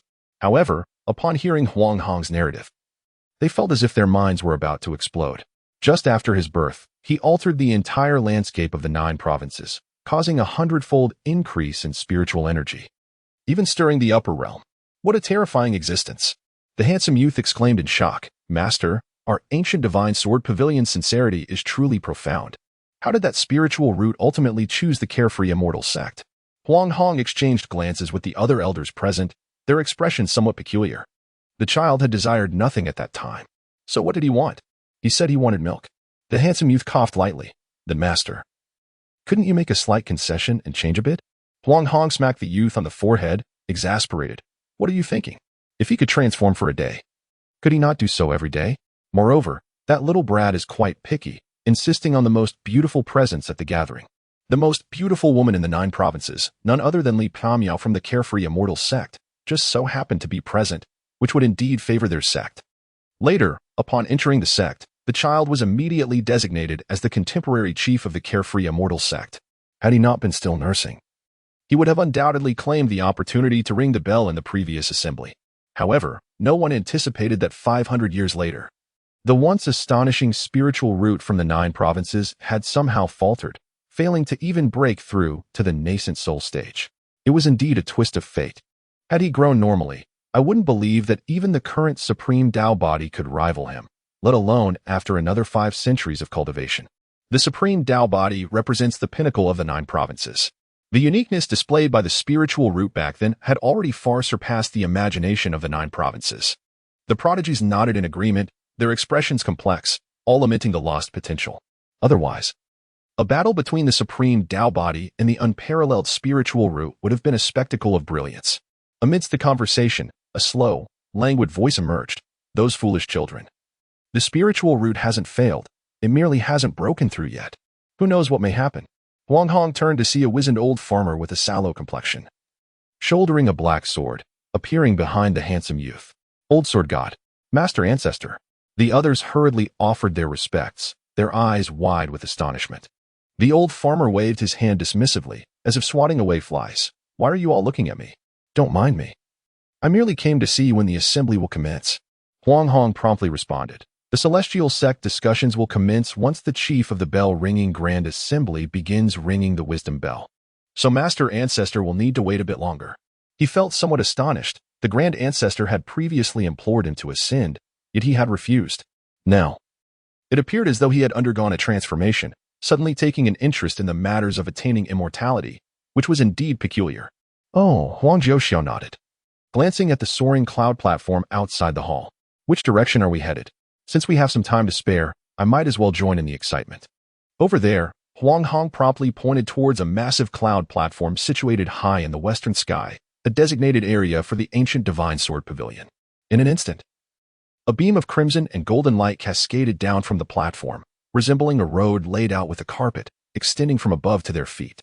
Huang Hong stepped forward first, inquiring as he walked, "Grand Ancestor, do you have faith in the celestial spirit root?" "I have not seen it," he replied. "Yet I did observe that supreme Tao body, and it was rather unimpressive. It couldn't even break a basic sword talisman. What sort of greatness could it achieve?" Huang Jiuxiu leisurely ascended the platform, followed by a large group of disciples who exchanged glances and listened intently.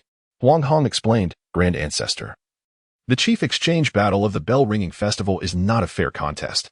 The new generation's chief merely needs to make the previous chief move a single step within the duration of an incense stick burning, and that signifies the former's defeat." Huang Jiuxiu shot him a sidelong glance. "You foolish brat. I may be indifferent to worldly affairs, but I have not been absent from the bell-ringing festival. How could my brother possess such an archaic lineage as yours?" Huang Hong awkwardly smiled. "I merely feared you might forget, after all.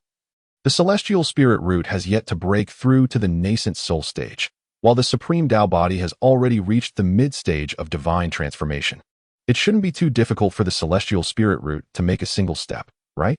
"Indeed," Huang Jiuxiao nodded, "but I still hold faith in the celestial spirit root." Noticing the Grand Ancestor's confidence, Huang Hong pondered for a moment. If the Grand Ancestor possessed some insight, perhaps a betting game could be arranged.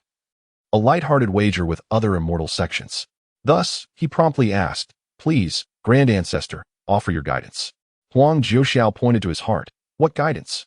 "It is merely an intuition. I cannot shake the feeling that if this celestial spirit root is not supported, something unfavorable may occur. Perhaps it is the consequence of the karma I accrued 500 years ago." Huang Hong. He appeared to be in deep thought. During the conversation, he ascended the cloud platform, where a row of chairs had already been arranged. He found a spot at the very center and approached the chair, saying, "Your Majesty, please take a seat." "Do not mind me," replied Huang Jiuxiao, casually selecting a corner seat. Looking down, he saw a misty expanse below, intermittently illuminated by flashes of various colors, which quickly bored him. A multitude of profound sword techniques surged in his mind, prompting him to rest his feet on the adjacent chair and recline with his eyes closed. Huang Hong, observing this, shook his head in resignation. After instructing the others to find their seats, he stepped forward, soaring towards the cloud platform of the Wanfa Pavilion. Time passed swiftly. Soon, an eerie silence enveloped the realm. A palpable pressure descended, and everyone instantly understood its significance. On the high platform, Huang Jiuxiao slowly opened his eyes and gazed ahead. With a thunderous rumble, the massive 100-foot door gradually swung open. Within, suspended beneath the grand beams of the hall, hovered an enormous bell adorned with the four symbols, Qinglong, Baihu, Xuanwu, and Zhike, each nearly 100 feet tall, resembling a small mountain before the assembled crowd. As the doors parted, the bell's four symbols seemed to come alive, meandering slowly across its surface. Purple mist naturally rose, billowing forth into the world outside. An enigmatic sound of Tao suddenly resonated, echoing throughout the Xianzhou. The Tao Enlightenment Bell, one of the highest fortunes in the 9 provinces. Regardless of one's realm, the appearance of the Tao Enlightenment Bell sent all minds into a whirl, entrancing them. "Thank you, fellow Taoists, for attending this grand bell-ringing event. It is a true honor." A spectral voice resonated from all directions. "The competition begins now." With that declaration, the ground trembled. Below the cloud platform, beyond the grand hall, a colossal white-armored Xiangui suddenly tore through space, leisurely emerging. It then retracted its head and limbs, leaving behind a massive, snow-white shell. Could this be the guardian beast of the Xianzhou zone, the world turtle? Legend has it that its shell conceals a space as vast as a world, truly terrifying. What a joke. This is merely a turtle offspring. The true world turtle is far grander, Huang Jiuxiao lazily remarked. The disciples of the Taigu Divine Sword Pavilion, who had risen to lean against the cloud platform's railing, were left dumbfounded. The aura that the turtle had released was exceedingly formidable, and it turned out to be just a mere offspring. The foundation of the Xianzhou is indeed formidable. In mid-air, the ethereal voice resounded once more. First challenge. Disciples who had joined within the last 500 years may ascend the platform and battle until no one remains to oppose them. As the words settled, all gazes turned toward the eastern cloud platform. A girl of approximately 18, with short hair and clad in a stern black robe, radiated with brilliant spiritual light as she stood at the edge of the platform. Upon finishing her declaration, her bare jade-like feet gracefully touched the ground, and in the blink of an eye, she landed upon the vast white shell. Her stunning visage bore an air of superiority, her almond-shaped eyes surveying the crowd with an imperious gaze. The position of first is mine. Does anyone dare to object? Her voice was crisp and commanding as she spoke. The spiritual light behind her intensified, revealing a pair of crimson jacquet wings sprouting from her back, along with a shadowy, ancient mountain hovering above her head. Silence ensued in response to her proclamation. In a brief moment, none dared to ascend the platform. The elite from various sects, witnessing the scene, exchanged solemn glances, whispering amongst themselves, "How terrifying. I sense even more phenomena evolving and emerging. Each manifestation could grant her terrifying enhancements in combat power. Is this the supreme Tao body? She has only been in the Xian zone for 18 years and has already reached such heights. In the future, she may indeed reign unchallenged." It is said that in her pursuit of ultimate Tao foundation, she had severed her own cultivation multiple times. Otherwise, she might have already reached the spirit division stage by now. Hiss. Not only the elite, but even the seasoned cultivators regarded Gu Wei with astonished expressions. Remarkable. Truly extraordinary. The emergence of the supreme Tao body signifies an invincible path, destined to shine brightly in this grand era. Within the Xian zone, did any of her contemporaries dare to challenge the supreme Tao body? A black whirlwind abruptly appeared. Zhao Qisha, here to seek guidance. Dressed in a sleek black outfit with her hair tied in a ponytail, Zhao Qisha radiated a terrifying aura of magical power as she stepped onto the vast white shell. He has transcended and has already embarked on the path of spiritual separation. Why subject oneself to humiliation? Gu Wei lifted her eyelids, her gaze indifferent. Zhao Qisha let out a cold snort. If one lacks even the courage to challenge, what is the purpose of cultivating immortality? Behind him, a radiant vision of the golden sun shone forth as he raised a gleaming black longsword in his hand, and with a swift motion, he brought it down. The spiritual energy within a 10-mile radius was instantly drained away. His strike unleashed a boundless celestial might.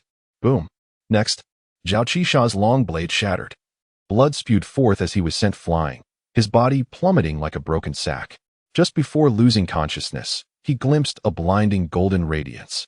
The audience was utterly astounded, their eyes fixed on the figure cloaked in black. Gu Wei stood there, her expression serene. All the extraordinary phenomena that had naturally arisen vanished when Zhao Qisha attacked.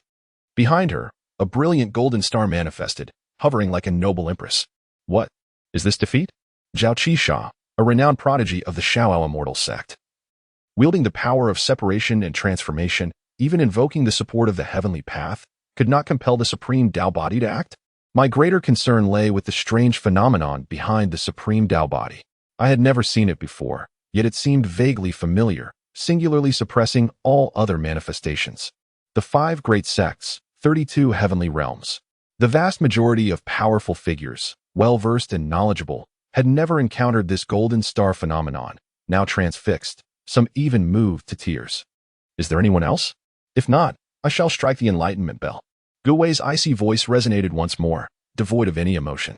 Upon her words, the crowd erupted. Such arrogance, such dominance. The air was thick with an overwhelming aura that declared the supreme Tao body's might. What are you so proud of? On a cloud platform radiating a clear yellow hue to the east, Xia Changming, upon hearing this, expressed his displeasure. The battle for the chief position hasn't even begun. And she is already thinking of ringing the bell? Such hubris. When our master arrives, she will be crushed. Others were equally agitated, among them Wu Xingyang. With his disheveled hair, cursing vehemently, "Damn it, how can this arrogant Tao body disregard our junior brother Chu so completely?" Someone patted his shoulder, but he shrugged it off. Continuing his tirade, "Feng'an, don't bother me. Where are the prodigies from our Suixin lineage? Usually, they strut around like peacocks, yet today they've all gone silent. Someone needs to take this arrogant girl down a peg." "Wu Shidi, it's not me," came Feng'an's resigned voice. Wu Xingyang raised an eyebrow and turned around. "If it's not you, then who? Our master? What brings you over to our side?" He discerned that the one who had struck him was an elderly man clad in blue robes, and his expression immediately soured, his voice losing some of its vigor. Qin Yao, with a sense of resignation, gestured towards the west and inquired, "Do you see that cloud platform?" Wu Xingyang, perplexed, turned his gaze westward, where he spotted a grand cloud platform. At its center stood a middle-aged man in a yellow robe, his sharp brows and bright eyes animatedly addressing a large table, his words spilling forth with fervor. The table shimmered with treasures, piled high like a small mountain. Surrounding it were 7 or 8 figures, each producing radiant gems and presenting them to the middle-aged man. Wu Xingyang raised an eyebrow. What are they doing? With a cheerful grin, Shan Yao produced a bulging bag and placed it in Wu Xingyang's arms, saying, "They are engaging in a wager. Go assist your master by betting on your junior brother's victory." "Ah," Wu Xingyang replied without questioning further, grasping the bag and soaring towards the gathering. Shan Yao then turned his attention to Xia Changming. "Young Xia, could you also lend your master a hand?" Xia Changming, somewhat bewildered, nodded and found himself with a similarly filled bag in his hands. "You will head over there as well, betting on your uncle's victory." Shan Yao indicated towards a cloud platform in the north, where a woman clad in the attire of Wanfa Pavilion stood before another dazzling table. "All right," Xia Changming responded, taking off with his bag. Observing him fly away, Shan Yao then looked at Fang'an, who wore a look of resignation. "Master Uncle, I shall go to the Red Dust Immortal Sect," he stated. No. Chun Yao waved his hand, retrieving another large bag and pointing to the northwest. "I have already placed my bet at the Red Dust Immortal Sect. You should head to our own sect." Fang'an followed Chun Yao's gesture. In the northwest, a purple cloud platform floated in the sky. There stood a strikingly handsome young nobleman with shoulder-length hair, his hands clasped behind his back as he gazed down at the turtle shell below, a large table similarly positioned behind him. He weighed the heavy bag in his hands and hesitated, asking, "Master Uncle, how can you be so certain that Dao Ti cannot rival Brother Chu?" Shin Yao replied with a smile, "The current champion, what grounds does he have to contest the previous champion? Each one dares to offer such high odds for that young lad. Isn't that akin to giving away money? Yet, should he actually win, it would amount to a considerable sum. Are you not afraid of the consequences?" Shan Yao, maintaining a serious demeanor, responded, "It matters not. Should anything arise, the sect leader will bear the brunt." Fang'an remained silent. He let out a sigh, grasping his bag as he stepped onto a cloud, leisurely making his way to the violet platform. As he rode the cloud, he glanced down and noticed that within just a brief moment, 3 or 4 individuals had already ascended to the contest platform below. The supreme Tao body, despite revealing an unparalleled demeanor, was still surrounded by proud and ambitious contemporaries. Even when aware of their impending defeat, whether from the lineage of the Carefree Mountain or the Heart's Desire Mountain, there were still prodigies who stepped forward to issue challenges, unwilling to allow the supreme Tao body to claim victory so effortlessly. However, regrettably, the supreme Tao body triumphed with remarkable ease. These prodigies, who had established significant reputations throughout the 9 provinces, were unable to force the supreme Tao body into a true confrontation. They were utterly defeated merely by the astonishing celestial phenomenon emanating from behind it. It was an absolute annihilation. Fang'an was a rational individual, and as he contemplated the visible prowess exhibited by the supreme Tao body, he couldn't help but feel a twinge of doubt.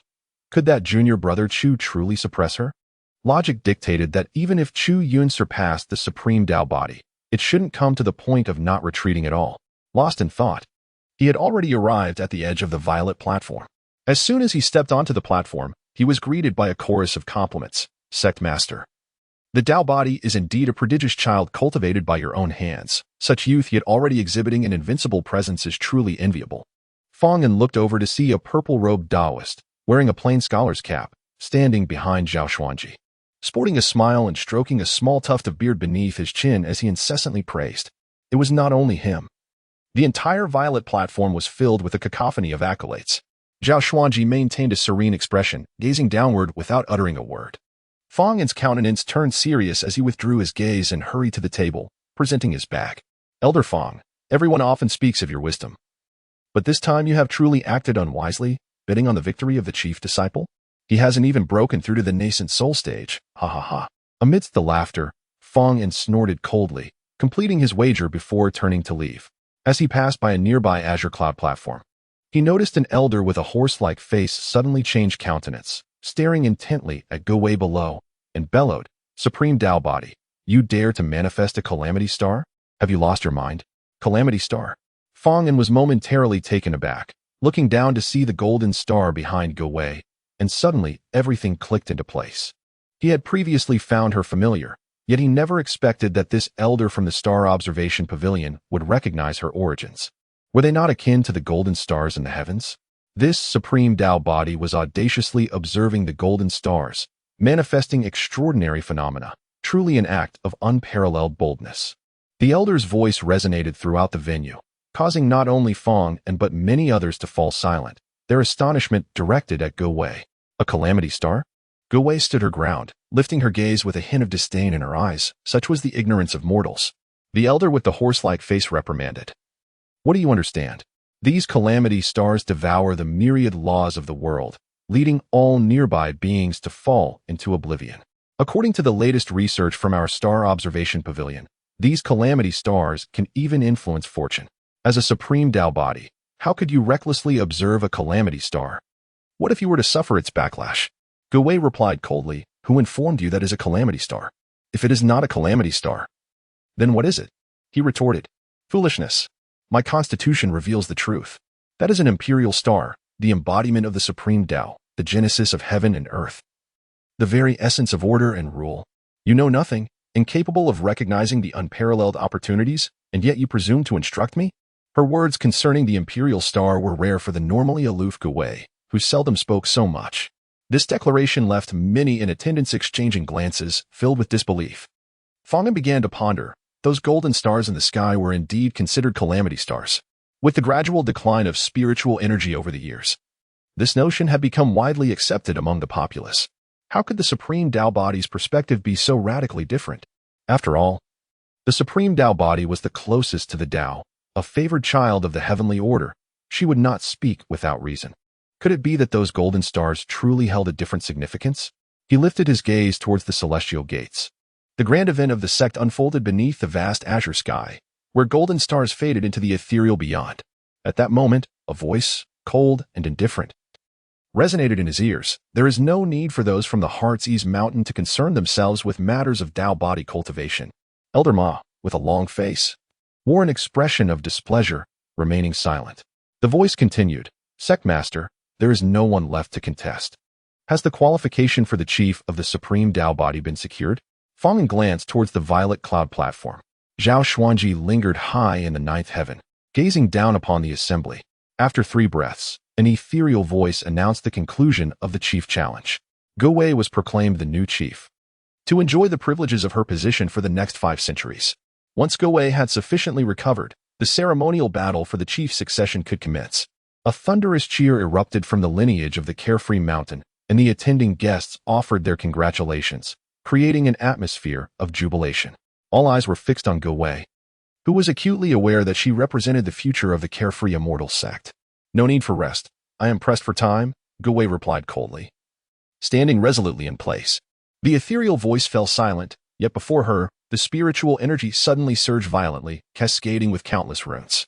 A colossal beam of light, several hundred meters wide, poured down from the heavens like a waterfall. Amidst the dappled light and shadow, a figure appeared, seated cross-legged and suspended within the cascade. Go Wei gazed intently at the beam, her expression growing grave.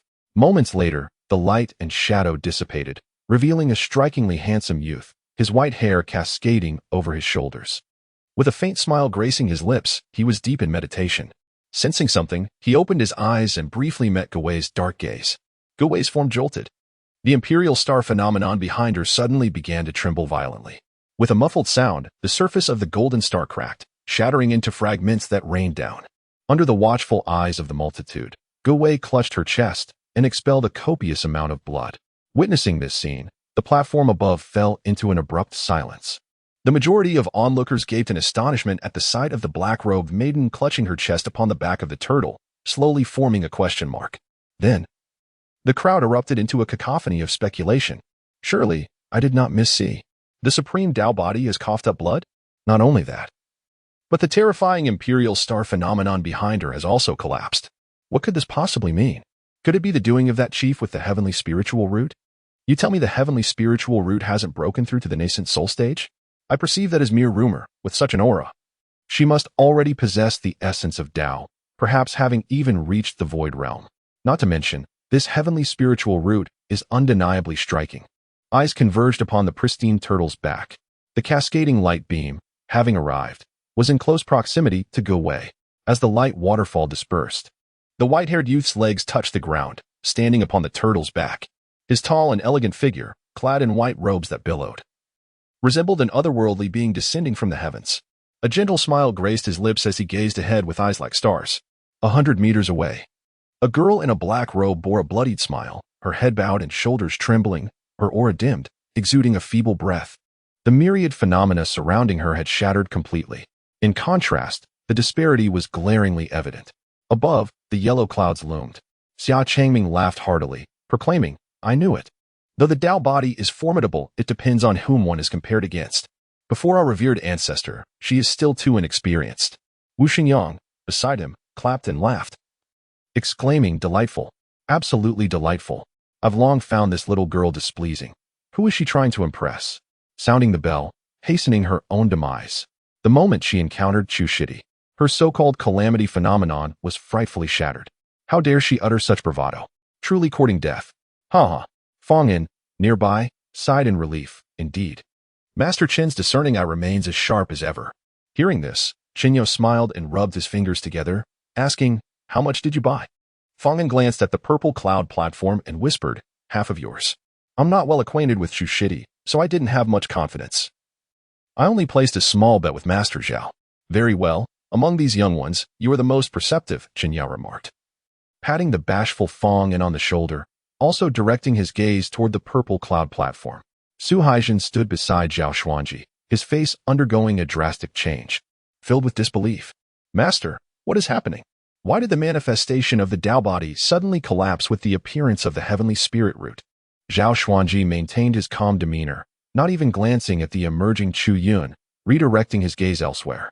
It swept past the astonished experts of Suixin Mountain, finally resting on Chun Yao, who was grinning widely, revealing a set of white teeth.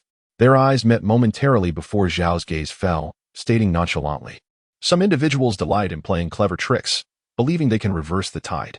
Little do they realize that, in the face of absolute power, all conspiracies and schemes are mere folly." "Master, are you implying that the sudden collapse of the Tao body's manifestation is the handiwork of Suixin Mountain?" Su Haijin pondered aloud. "Indeed, the imperial star manifestation of the Tao body has been revealed multiple times. Suixin Mountain must have devised countermeasures." "How despicable." "Predictable," Zhao Xuanji replied. "Let us continue to observe. The depth of the Tao body is beyond the imagination of these individuals from Suixin Mountain." As the protector of Gowei, he was acutely aware of the immense power of the supreme Tao body. Moreover, following the incident at Salu, she had grown increasingly formidable, experiencing a rebirth that endowed her with even more terrifying abilities. Zhao Xuanji's hand brushed against the railing as he looked toward the direction of the ancient divine sword pavilion.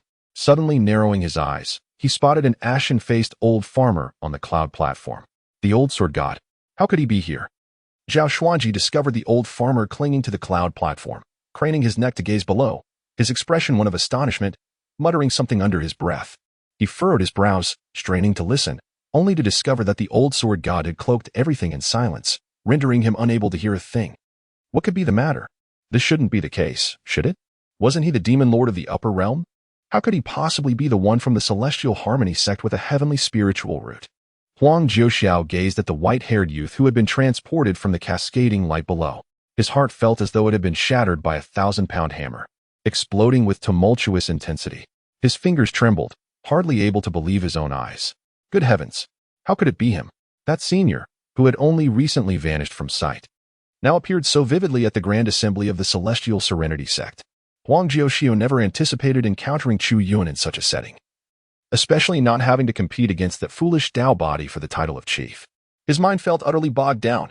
What qualifications did that foolish Tao body possess to challenge a senior? "Ancestor, are you all right?" Huang Hong's talented disciple, known as Xiao Yu, caught sight of the old sword god reclining leisurely. Suddenly, he sprang up from his seat, rushing to the railing in shock. Concern etched across his face as he approached to inquire about his well-being. It was not just him. Others turned their gaze as well. "It's nothing. Don't mind me." Huang Jiuxiao waved his hand dismissively, his eyes fixated below. "Ancestor, that heavenly spiritual root seems far more formidable than rumored. That Tao body has already spat blood.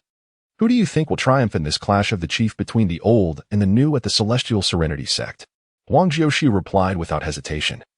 "What a joke. That foolish Tao body is merely being toyed with." "Ah?" The disciples of the ancient divine sword pavilion looked utterly bewildered. The supreme Tao body is going to be toyed with? Although the confrontation had yet to commence, the supreme Tao body appeared to be at a disadvantage. However, it could not simply be treated as a plaything, could it? Xiaoyu glanced down, observing the dark-clad maiden regaining her composure, her chest held high with pride. He then looked at the white-haired youth, who sat cross-legged in midair, exuding an air of elegance and calm, devoid of any sharpness. He felt a twinge of doubt. Since the old sword god had spoken in such a manner, could it be that the rumors surrounding that heavenly spiritual root held some truth? At that moment, a faint voice echoed through the void once more. The battle for the chief is intended to inspire the present generation to forge ahead and reward the efforts of the past. As per tradition, considering the vast disparity in cultivation time between the former and current chiefs, the rules are as follows. 1 incense stick's duration. The former chief shall remain defensive, while the current chief is prohibited from employing lethal techniques. If the current chief can push back the former chief even a step, it shall be deemed a victory. Otherwise, the former chief shall prevail. The battle shall commence in 10 breaths. As the words settled in the air, a massive azure cauldron filled with white ash materialized above the two contenders.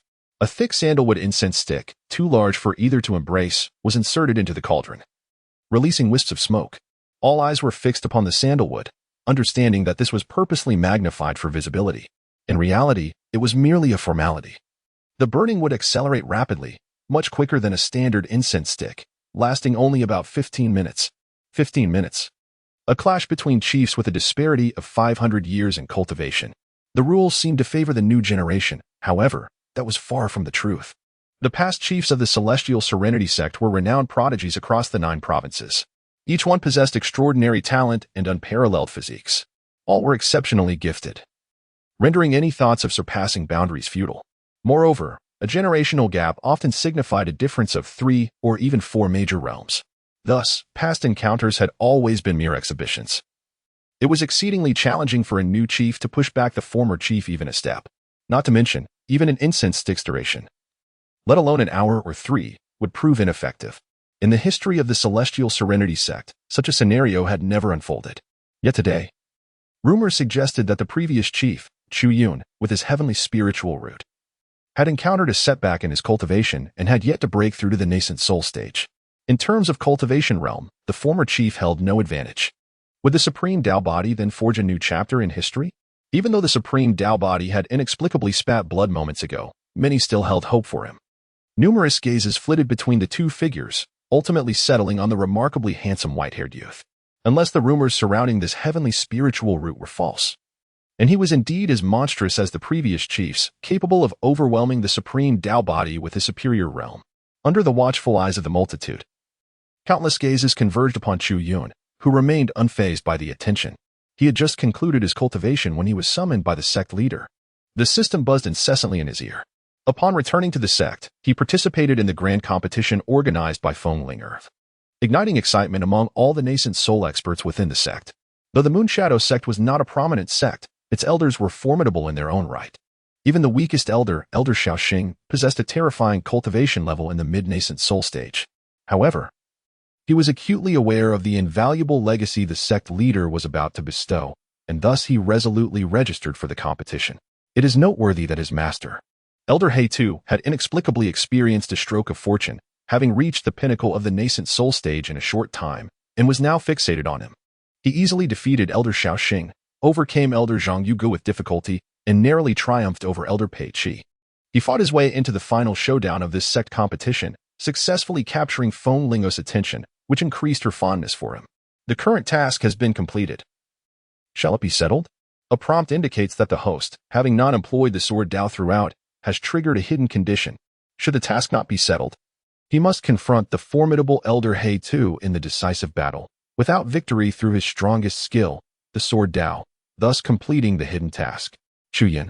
He had done nothing yet, merely having just been transported here, so how could the task be completed? Moreover, a hidden mission had been triggered? His mastery in swordsmanship had only recently seen modest progress.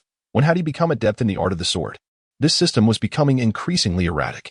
Disregarding the system, he turned his gaze towards the towering enlightenment bell in the grand hall, curiosity stirring within him. What had his master left for him within that imposing bell? While pondering, the ethereal voice of the sect leader reached his ears. 10 breaths have passed. The chief battle commenced. The fragrant tip of the incense on the great cauldron ignited with a golden flame. Smoke swirled and drifted in all directions, even towards the tortoise shell. Upon hearing the sound, Chu Yun finally allowed his gaze to settle on Gu Wei, who stood opposite him. The girl in the black robe also fixed her eyes on Chu Yun. Her cultivation was indiscernible, and no aura could be sensed, although she stood right before him. Enveloped in his divine sense, she felt utterly vacant. Frowning slightly, she found this opponent quite displeasing. It often signified a troublesome and tenacious adversary. But what of it? The audacity to tamper with her imperial star anomaly had ignited a flame of fury within her towards Chu Yun, as a Tao body traversing the path of invincibility. Encountering an enemy, regardless of their identity, warranted no hesitation in overwhelming them. She took a step forward. Buzz. The power surged. Rippling waves shattered the void as a golden star gradually emerged from behind her, transitioning from the ethereal to the tangible, fixing her cold gaze upon the white-haired youth. Gu Wei's eyes glinted with intensity. In addition to the golden star, 7 or 8 other supreme anomalies simultaneously arose. The manifestation of her supreme Tao body could bestow upon her numerous enhancements. She twisted her waist, her arm arched over her shoulder, drawing back like a bowstring, preparing to unleash a formidable offensive technique. The audience held their breath. On the platform of the Wanfa sect, a woman clad in palace attire wore a grave expression. Recognizing the significance, this was the Qilin Shock Star, a 9th-grade offensive technique derived from the celestial heritage of the Qilin sect. And she had mastered it at the transformation stage? Indeed, it was the Qilin Shock Star. If this strike were to be unleashed, even a harmonization phase cultivator would tremble. Furthermore, the emergence of an astonishing 9 supreme anomalies was undeniable. No wonder this Tao body held such reverence for the anomaly born of calamity, before it could regenerate. The other top-tier anomalies dared not approach. Could it be that this calamity star truly was, as the Tao body claimed, an imperial star, the source of the great path? If so, even that heavenly spirit root, despite having shattered into the Nascent Soul stage, might struggle to withstand it. Beside her, the other elders of the Wanfa sect exchanged glances, murmuring softly, their eyes unwaveringly fixed on Gu Wei. The girl in the black robe continued to gather her strength. Anomalies manifested one after another. The golden star behind her finally solidified. She radiated an ocean of magical power, and beyond the anomalies, a colossal black Qilin phantasm materialized. The enlightenment bell is mine. Her voice was domineering and proud. The Qilin roared, and the earth trembled. The entire space quaked, the momentum reaching a terrifying crescendo. A shadow hurtled towards the white-haired youth, poised to shatter him. Chu Yun raised his gaze, unyielding and calm, fixated on the golden star behind her. A slight frown crossing his brow. In a moment of impending crisis, boom. A resounding explosion echoed throughout the universe. The black Qilin quivered in midair before erupting into chaos. Before the astonished eyes of all, the black-robed girl was flung from the sky like a ragged sack, blood raining down. With a thud, she crashed far to the ground, falling silent. Chu Yun, Zhao Xuanji, Su Haixin, everyone. Moments later, on the platform, the calamity star behind her erupted once more. The elder with a horse-like face from the stargazing hall, witnessing this scene, danced with excitement and exclaimed, "I knew it! Ha ha ha! I knew this calamity star was no good." The Tao body, in its arrogance, evolved the calamity star anomaly and boasted so grandly that it had me all confused. Yet at such a critical moment, it exploded. Ha ha ha ha. Everyone was dumbfounded, for they all witnessed that indeed, as Gu Wei unleashed her full force, aiming to strike the heavenly spirit root. The enormous golden sun behind her suddenly trembled, flashing with ripples before detonating in a thunderous explosion. Someone gasped in astonishment. Could it be that the calamity star anomaly backfired? Was this Tao body truly so unfortunate to encounter such a thing? A joke. A cold laugh echoed. The supreme Tao body is inherently endowed with great fortune. How could it possibly encounter a mishap at such a crucial moment? Many turned their gazes towards the source of the scoff, which belonged to the palace-clad beauty of the Wanfa sect. She was none other than Mou, the esteemed leader of the Wanfa sect, renowned throughout the 9 provinces. Seeing the attention of many drawn to her, Mou, observing the still-standing Chu Yun below, explained nonchalantly, "It is the heavenly spirit root." The heavenly spirit root? Had he perhaps acted against the rules? Mou cast a sidelong glance and calmly stated, "What nonsense. That S called fortune guarding the body." At the moment the supreme Tao body struck, boundless fortune coalesced before the heavenly spirit root, with that fortune like an ocean. Combined with the instability of the imperial star anomaly, it was bound to explode. Her words caused an uproar. Just a protective fortune was sufficient to diffuse such a terrifying strike from the supreme Tao body? Mou's voice rang out again. "Whoever claims that the heavenly spirit root hasn't broken through to the Nascent Soul stage is a fool. To achieve fortune suppression, One must possess fortune at least several times stronger than that of the supreme Tao body. With such terrifying fortune, how could it possibly not have reached the Nascent Soul stage? Her words plunged everyone into contemplation. MOU of the Wanfa sect was an undeniable authority. Her assertion left many stunned and deep in thought. Xia Changming nodded vigorously. Exactly. Why do some still believe such absurd claims when our esteemed elder is so formidable? He still vividly recalls the moment he first encountered his master's granduncle, a time when he was struck by an overwhelming aura. It was the essence of a formidable warrior. It was inconceivable that he could be at the Golden Core stage. At that moment, an instinct whispered to him that if he were to engage in combat with his granduncle, the outcome would undoubtedly result in a 50-50 chance. He would strike 5 times, only to be shattered into 5 pieces. Hee. Xinyao chuckled upon hearing Xia Changming's words. It's not about belief, it's human nature. Young Chu, possessing a serene disposition, was averse to venturing outside, preferring to devote his days to cultivation on the ethereal peak. Naturally, this led to a plethora of rumors among those ignorant of the truth. Human nature tends to harbor ill intentions. Who truly anticipates the success of others?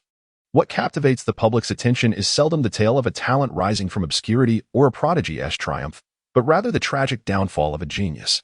Thus, those who believe far outnumber the skeptics. Wu Xinyang interjected. Then, Master, who exactly propagated the rumor that Chu Shidi cannot break through to the Golden Core stage? Xinyao paused momentarily, instinctively glancing upward before exhaling a sigh of relief, responding softly, of course, it was sisterly. Why would the Grand Elder sabotage her disciple? Cough. At that time, he may indeed not have broken through. Later, however, some individuals only choose to trust what they observe. Xinyao cleared his throat, realizing this matter could not be elaborated upon. After all, he couldn't divulge to these younglings that Chu Yun possessed extraordinary talent, requiring a multitude of golden cores to conquer individually. Could he? Back then, his sister had scoured the world in search of methods to aid Chu Yun's breakthrough, gathering insights, which ultimately led to this information leaking out. However, this matter pertained to Chu Yun's hidden strengths, and Xinyao was acutely aware that it was best left unsaid. Noticing their puzzled expressions, he gestured downward, steering the conversation away. It's not over yet. Let us continue to observe. Xia Changming, Wu Shengyang, and the others turned their gazes downward. They beheld Guwei laboriously rising from the ground, her black robe tattered, her alabaster skin marred by extensive bloodstains, her entire being drenched in crimson, resembling a figure of blood. Fortunately, her unique constitution allowed her spiritual essence to manifest, continuously mending her form. She lifted her head, and for the first time, her face, perpetually cold as ice, displayed a shift, a look of utter disbelief. The imperial star had collapsed once more, causing her Tao body to shatter and her primordial spirit to sustain damage. Gasping for breath, she struggled to gaze at the youth before her. The boy cast a fleeting glance in her direction, a mere flicker akin to observing an insignificant insect. In that moment, she inexplicably felt a profound illusion. The white-haired youth before her towered majestically, seemingly reaching the heavens, radiating a divine brilliance. In comparison, she felt like a frog at the bottom of a well gazing at the moon, or a mayfly beneath the vast sky. No, I am the supreme Tao body. My path is one of invincibility in this life. Why should I fear a mere earthly spiritual root? Guwei pressed her lips together, glancing at the great cauldron above, where less than a quarter of sandalwood incense remained. She steadily approached Chu Yun, her spiritual essence intensifying with every step, her condition improving. I shall unleash but one more strike. This strike is one I have recently comprehended, aimed solely at severing consciousness. Take heed. With that, an array of divine swords began to materialize behind her, each more resplendent than the last, their intent surging forth, their sharpness re-emerging. In truth, Chu Yun did not focus on Guwei. No matter how much a mere insect flailed before him, it remained insignificant and laughable. His gaze remained fixed upon the grand hall that lay open behind Guwei. His eyes traveled from top to bottom, resting on the towering great bell, which hung motionless. A myriad of extraordinary phenomena revealed a resplendent celestial majesty.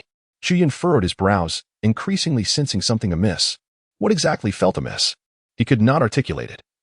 Yet there lingered an odious aura, one that reeked of decay. At that moment, a gentle breeze swept through, carrying with it an ephemeral scent, tinged with familiarity. Chu Yun cast a glance, beholding the 9 exquisite flying swords, each gleaming in a spectrum of colors, red, orange, yellow, green, blue, and purple, suspended behind the figure of a girl cloaked in black. The girl raised her slender, elongated fingers, pointing them upright against her chest, her expression one of icy resolve. "Slash," she commanded, her voice ringing clear. In unison, the 9 flying swords erupted in a cacophony of sound. The sword light danced, weaving through the air, manifesting the boundless profundities of the sword path. In the blink of an eye, a radiant white sword, over 100 meters in length, descended from the heavens, unleashing an immeasurable torrent of sword energy. This strike embodied the supreme essence of sword intent.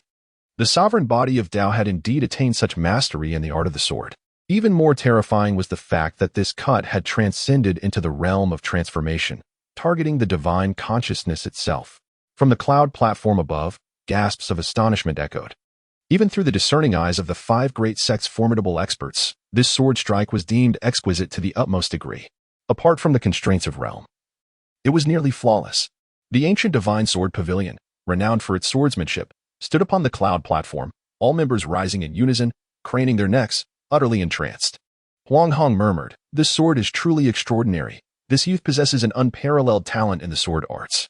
Even within our ancient divine sword pavilion, he stands out distinctly, overshadowing his contemporaries." His words were undeniably accurate. The surrounding swordsmanship prodigies appeared as though struck by lightning, rendered speechless by that single strike. Beside them, Huang Jiuxiao cast a glance and yawned. "Oh, this aura feels rather familiar. Isn't this the sword talisman I gave her a few days ago?"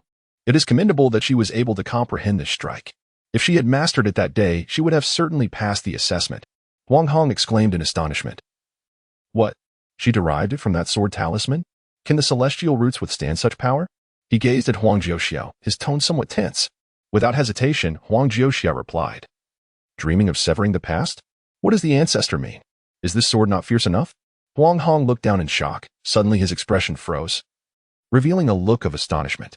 At the moment the luminous sword struck the white-haired youth's head, it abruptly disintegrated.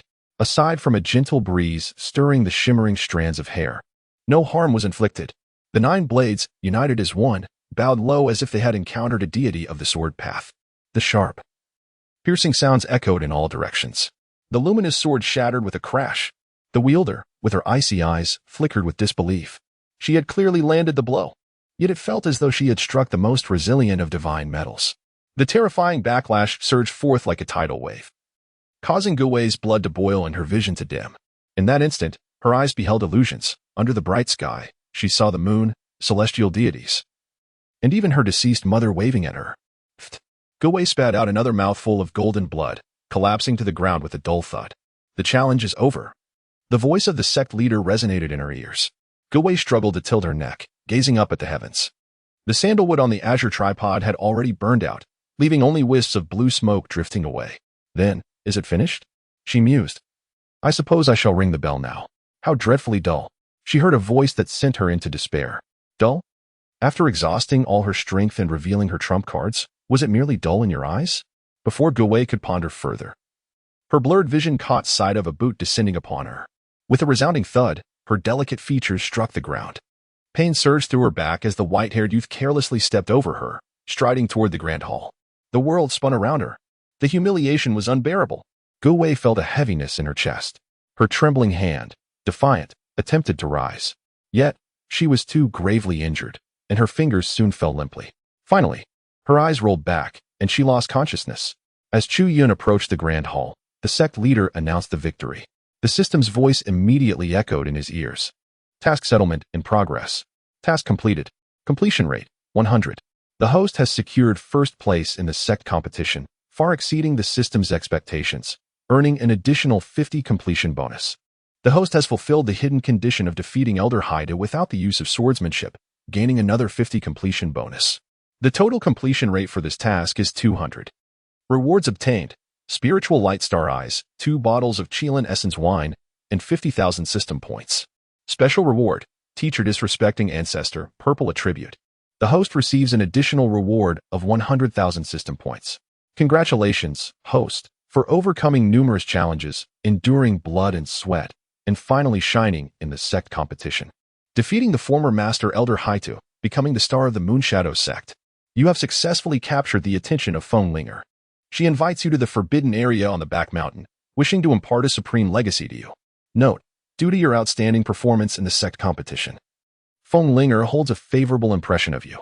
This is a risk-free opportunity. Please proceed without concern. Chu Yun mused. Given the system's rewards, I shall refrain from further complaints. But what is this teacher disrespecting ancestor attribute?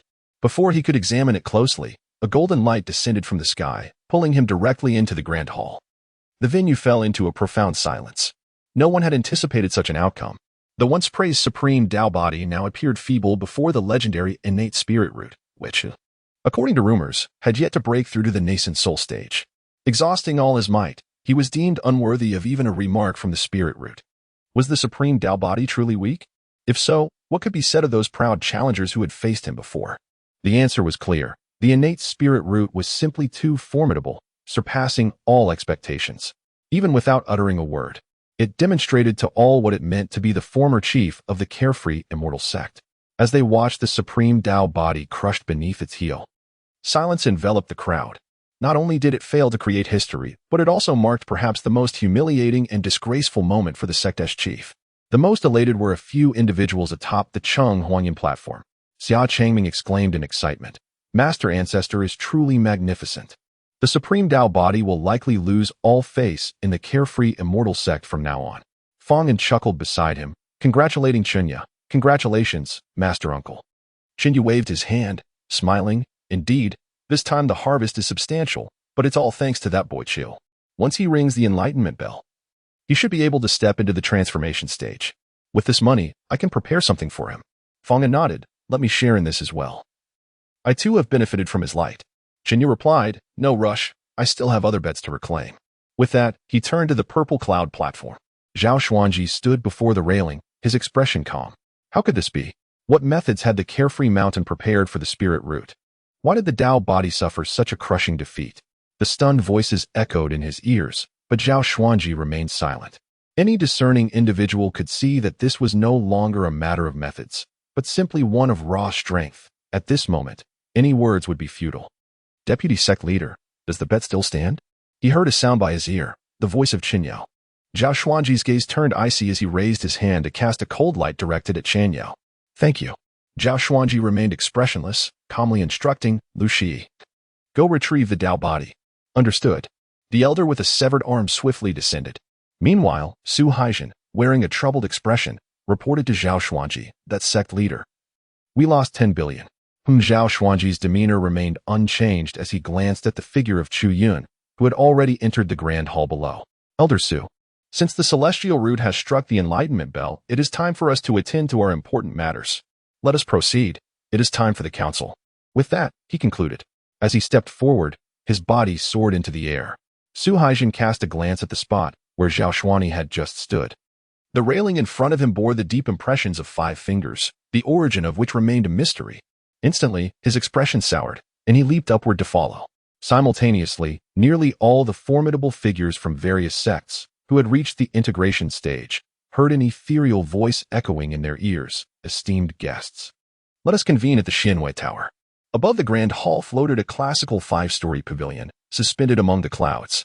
Figures gazed upward, their expressions solemn, glowing with anticipation as they ascended towards the edifice. Huang Hong, brimming with delight, noticed that Huang Jiuxiao remained rooted in place. Casting a glance at the sky, he felt compelled to remind, Great Ancestor, it is time to discuss matters. Go away. You go. Do not trouble me. I shall not attend, Huang Jiuxiao replied. His gaze fixed on the figures within the hall, lost in thought. Rather than deliberating strategies with these minor players, he pondered whether it would be more prudent to inquire of this individual as to why the path to immortality had been obstructed. If you were the celestial root of the Xiaoyao Immortal Sect, would you not ascend on your own? With a resounding thud, Chu Yun entered the hall. The sound, exquisitely profound, resonated in all directions. The Tao Enlightenment Bell, which could only be struck once every 500 years, rang out at his touch. All the cultivators still present, captivated by the chime, fell into a state of enlightenment. Huang Jiuxiao's gaze remained fixed on Chu Yun's figure as the bell tolled in his wake. His figure vanished completely, leaving no trace behind. Huang Jiuxiu stood unwavering. He approached the edge of the cloud platform, quietly observing. Determined to wait here for Chu Yun to emerge, Chu Yun felt as though she had entered a misty, shadowy realm. He surveyed his surroundings. Darkness enveloping him from all directions, reminiscent of a desolate universe. Is this the realm of the heavenly way? Where is the heavenly way? He sensed nothing at all. The connection of the infinite golden elixir made him realize that he was in a unique place, far removed from the vast expanse of Jiuzhou, yet paradoxically still within it. What has my master left for me? Chu Yun surveyed his surroundings, his expression clouded with bewilderment. Before striking the enlightenment bell, he had carefully observed it and discovered some cracks within, in addition to its utter emptiness. There was nothing, and the same held true for the heavenly Tao space. My dear disciple, a familiar feminine voice echoed in his ears amidst his confusion. Stop searching. The heavenly Tao had perished. Upon hearing the voice, Chu Yun turned back to find only a wisp of an ethereal figure. He raised his hand, capturing the apparition, a round, coal-like entity with two glistening, clear eyes. Squeezing it lightly, he noted its plush texture, even more bouncy than the last insect he encountered. The essence of his master's spirit. So, the heavenly Tao has indeed perished? This aligns closely with my own judgment. Chu Yun spoke slowly, surveying the desolate space around him, his expression revealing no trace of surprise. Unruly disciple, release your master. The coal-like figure emitted a melodious voice akin to a clear spring, brimming with discontent. Chu Yun opened his palm, and the coal ball swiftly spiraled upward, hovering 3 feet before his eyes. Hearing that the heavenly Tao has died, why are you not the least bit astonished? Without hesitation, Chu Yun replied. Jiuzhou is in a grand era. The apocalypse of the Dharma is abruptly approaching, which is quite unsettling. The coal ball's bright eyes twinkled. What is amiss? Everything in this world must eventually meet its end. Chu Yun nodded in agreement. That is indeed the case. However, I sought the sect master for some texts on the study of the end of the Dharma. He retrieved a somewhat worn book from his pocket and gestured towards the coal ball. The most direct manifestation of the end times is the increasingly scarce spiritual energy. The reasons for this scarcity are manifold. A common explanation for the end of an era, as you have mentioned, master, is the depletion of the essence of the 9 provinces, which is approaching its demise. According to ancient texts, the evident signs include the drying up of blessed lands and celestial mountains, as well as the spiritual seas. Despite my limited perception, I have utilized my golden core as a satellite to survey nearly the entire 9 provinces over the past few days, and I have found no abnormalities. Life thrives everywhere. The world is vibrant, and the sacred grounds of various sects remain unscathed. The disappearance of spiritual energy, while notable, does not quite conform to the standards of an end time. It could merely be described as fluctuations in spiritual energy. However, since you have spoken on this matter, Master, it cannot be without reason. Thus, my first suspicion fell upon myself. Perhaps my golden core has absorbed too much spiritual energy, rendering the entire 9 provinces incapable of sustaining me, becoming the source of this decline. After all, the 9 provinces belong to all. It would be unfortunate if the end times were due to my actions. Consequently, I devised a few strategies. At this point, Chu Yun pointed to his dantian. After breaking through to the Nascent Soul stage, I sensed an enhancement in my deductive abilities and comprehension. Thus, I temporarily set aside my cultivation and began to optimize the chaotic rift divination technique. I refined it no less than 96 times, and upon completion, though I sacrificed the power of several golden cores, I managed to compress the resources required for daily consumption to 60% of their original amount, which is the utmost limit of my current capabilities. If my deductive abilities and comprehension continue to grow with each breakthrough, I may further refine the chaotic rift divination technique, ultimately ensuring that the 9 provinces can sustain me before my ascension, as long as no mishaps occur. The kobold muttered, "Wait, what is this chaotic rift divination technique? What nonsensical thing have you learned? It is but a branch of our immortal sect's carefree heavenly skill. Did you not elevate the carefree heavenly skill to the level of a supreme divine ability? How has it transformed into this chaotic rift divination technique?" Oh. The foundational logic of the carefree heavenly skill is quite sound, allowing for numerous branches. This is merely another direction of cultivation. Can I still trust the version of the supreme divine ability you developed? Rest assured, the chaotic rift divination technique is too radical and unsuitable for your practice, Master. However, the version of the supreme divine ability is somewhat outdated. I intended to provide you with an enhanced patch upon my return, but you ascended before I could. You will have to wait until I see you again for that. Ah, then I am at ease. Please continue. With a smile, Chu Yun elaborated. Then an intriguing matter arose. According to my observations, the spiritual energy in the 9 provinces has significantly diminished over the past year compared to previous years, but at most only by 10%. This implies that if I truly triggered the end times, there would have been a notable resurgence of spiritual energy after my reduction. Yet, Regrettably, that did not occur. The spiritual energy continues to wane. I recalled previously encountering some anomalies in the outer heaven, where I discovered a substantial amount of calamity liquid. This calamity liquid is remarkably pure, not the residue left after a heavenly tribulation, but instead directly transformed from the essence of the tribulation itself. This is contrary to common knowledge. Those who frequently undergo tribulations are well aware that calamity liquid cannot be produced without the tribulation. If the heavenly tribulation is directly converting into calamity liquid, it indicates that the tribulation is nearing its inability to form, regressing to its most primal state, which is the pure calamity liquid I observed. Furthermore, along my path to immortality, I encountered some scattered silver orbs, which should be manifestations of the heavenly Tao. Contemplating for a moment, Chu Yun turned to a page in the worn book, revealing a complex intertwining of curves and runes. To put it simply, I am uncertain if you can comprehend this, Master, but according to this text, the heavenly Tao represents the rules, the will, and the governing principles of the world. Under the constraints of the double-stacked and triple-era fate intersections theory, you only need to grasp one conclusion. The heavenly Tao cannot be materialized. The cold ball responded. Yet it has materialized. Thus, the answer is quite simple. The heavenly Tao governs the rules. The heavenly tribulation is a rule, and spiritual energy is a rule. Therefore, the problem lies within the heavenly Tao. To be thorough, I deliberately broke a significant oath of the heavenly Tao to provoke its emergence and engage in dialogue. But guess what? The kobold fell silent for a moment before asking what happened. It did not appear, only a trace of residual energy manifested, which I shattered with a mere swipe. This further corroborated my judgment. The source of the end times is not me, but rather the heavenly Tao. With a sigh, Chu Yun remarked, "Alas, I had hoped the heavenly Tao was merely facing some issues, and that I could converse with it through the enlightenment bell to seek a solution. I never imagined it would be entirely extinguished. This complicates matters significantly." Master, why are you silent? The kobold's surface glimmered dim somewhat as it floated atop Chu Yun's white hair, languidly resting, and murmured, "It is dull. You have articulated everything already. What more is there for me to say? Speak your mind, Master. You are not leaving a fragment of divine consciousness to keep me company here, are you?" Upon hearing this, the kobold suddenly recalled something. "By the way, I remembered something. Do not tread the path to immortality when I ascended. I found that the path to immortality had become exceedingly fragile due to the fall of the heavenly Tao.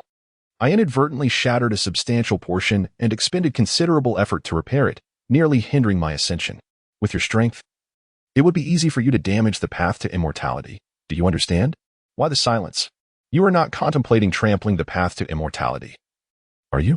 Master, do you have any other instructions? Such a significant event as the demise of the heavenly Tao, why not inform me directly?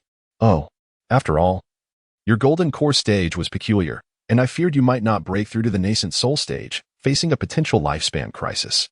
Therefore, I refrained from directly informing you about the heavenly Tao's situation, fearing it might hinder your breakthrough. I merely instructed Xinyo and Xiao Yuan to assist you in seeking longevity methods before your ascension. However, now that you have broken through to the Nascent Soul stage, the transformation stage should not be far off. Since you are bound to interact with the heavenly Tao, you would inevitably come to know this matter. Thus, I left a fragment of divine consciousness to convey some information to you and to grant you a treasure." The kobold leapt upon Chu Yun's head and sighed. "Of course, you have already mentioned quite a bit. I shall be brief and share what I know. The end times are certainly not your fault. The origins of the 9 provinces are vast. Even in the realm of immortals, it is renowned. The 9 provinces have birthed over 5 immortal kings and 3 demon lords. And it is said that other powerful beings from higher realms are also connected to the 9 provinces. Normally, the 9 provinces can cultivate a single heavenly root without issue. Even with your more than 90,000 golden cores, it could still support you. Therefore, you need not blame yourself. Moreover, the demise of the heavenly Tao is unrelated to you. It was slain by some external entity." The tone of the kobold suddenly grew intricate. "Oh, Master, you are so certain. Have you perhaps witnessed the fall of the heavenly Tao with your own eyes?" Chu Yun surveyed the pitch-black, desolate space, allowing the kobold atop his head to bounce around. "Not at all," it replied. Before ascending, his master had gathered resources and ventured into the forbidden zone of the Purple River, fortuitously entering a bizarre realm where he encountered the dying will of the heavenly path. It left behind a message. What message? The kobold remained silent, its eyes wide as saucers. 2 beams of silvery light erupted from its large eyes. illuminating the space ahead like car headlights, coalescing into a grand screen. On the screen appeared two shadows. The shadow on the left bore a cap-like silhouette, with numerous tendrils resembling roots floating and swaying, akin to a jellyfish. The shadow on the right exuded grace, and even in shadow form, Chu Yun instantly recognized it as his revered master. The voice of the jellyfish echoed, "I was slain. How infuriating." "Chu Yun?" The jellyfish spoke again.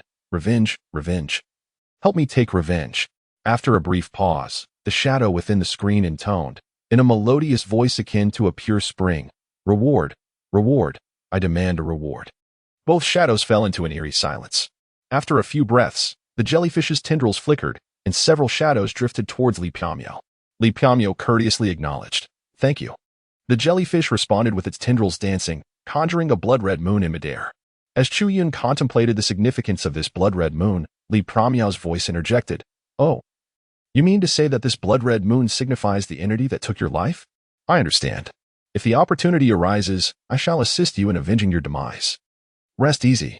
"Very well." Upon uttering these words, the jellyfish indeed crumbled like fireworks, vanishing from sight. The coal ball atop Chu Yun's head narrowed its eyes, and as the screen dissipated, it bounced lightly on his head. That seems to be the gist of it. Chu Yun. Seemingly aware of Chu Yun's superior intellect, Li Piamyo opted against verbal paraphrasing to eliminate ambiguity, instead projecting the scene from that moment directly. He pondered for a moment, resting his chin on his hand. From this perspective, it seems that this rules will does not possess the habits of a riddle maker. Its intended meaning is rather clear. It pertains to the blood-red moon mark, an entity never encountered throughout the 9 provinces. Did the blood moon truly slay the heavenly Tao? The information is too scant for him to ascertain. My dear disciple, you need not concern yourself with this. Observe what I have left for you. The small coal ball, perched atop Chu Yun's head, extended its tiny hands, laboriously tugging at its dark belly. After much effort, it extracted a palm-sized silver-white jade ring from within, the jade of the heavenly Tao's essence. One of the rewards bestowed upon me by the will of the heavenly Tao, the silver-white ring floated towards Chu Yun's hand. He caught it, feeling its smooth, slightly cool surface, reminiscent of the rings encircling colossal celestial bodies, radiating a silvery glow. However, upon closer inspection, the surface of the jade comprised intricate and complex rules, its aura somewhat familiar. It was identical to the silver basketball Chu Yun had previously acquired on his path to immortality, yet 100 times more potent, profoundly embodying the essence of concentration. Chu Yun was not surprised. Based on his understanding, the so-called jade of the heavenly Tao's essence was likely a fragment of the deceased heavenly Tao's corporeal form. Stronger than expected. Within it lies the rules of the 9 provinces. Contemplate it well. Even though the heavenly Tao has ceased to exist with this jade, your comprehension of the rules required for the divine transformation stage should suffice. However, this jade is intricately linked to this realm of the heavenly Tao and cannot be taken outside, lest it collapse. Once my divine thought dissipates, remember to thoroughly integrate the jade of the heavenly Tao's essence within this space before exiting. Understood. After conveying her instructions, the coal ball began to discuss other matters. Once I have concluded my affairs in the upper realm, I shall hasten to find a means to save the 9 provinces. My dear disciple, do not act rashly. Focus on your cultivation and await my return. Of course, if you possess clever ideas and can resolve everything before my return, that would also be acceptable. The coal ball's voice grew faint.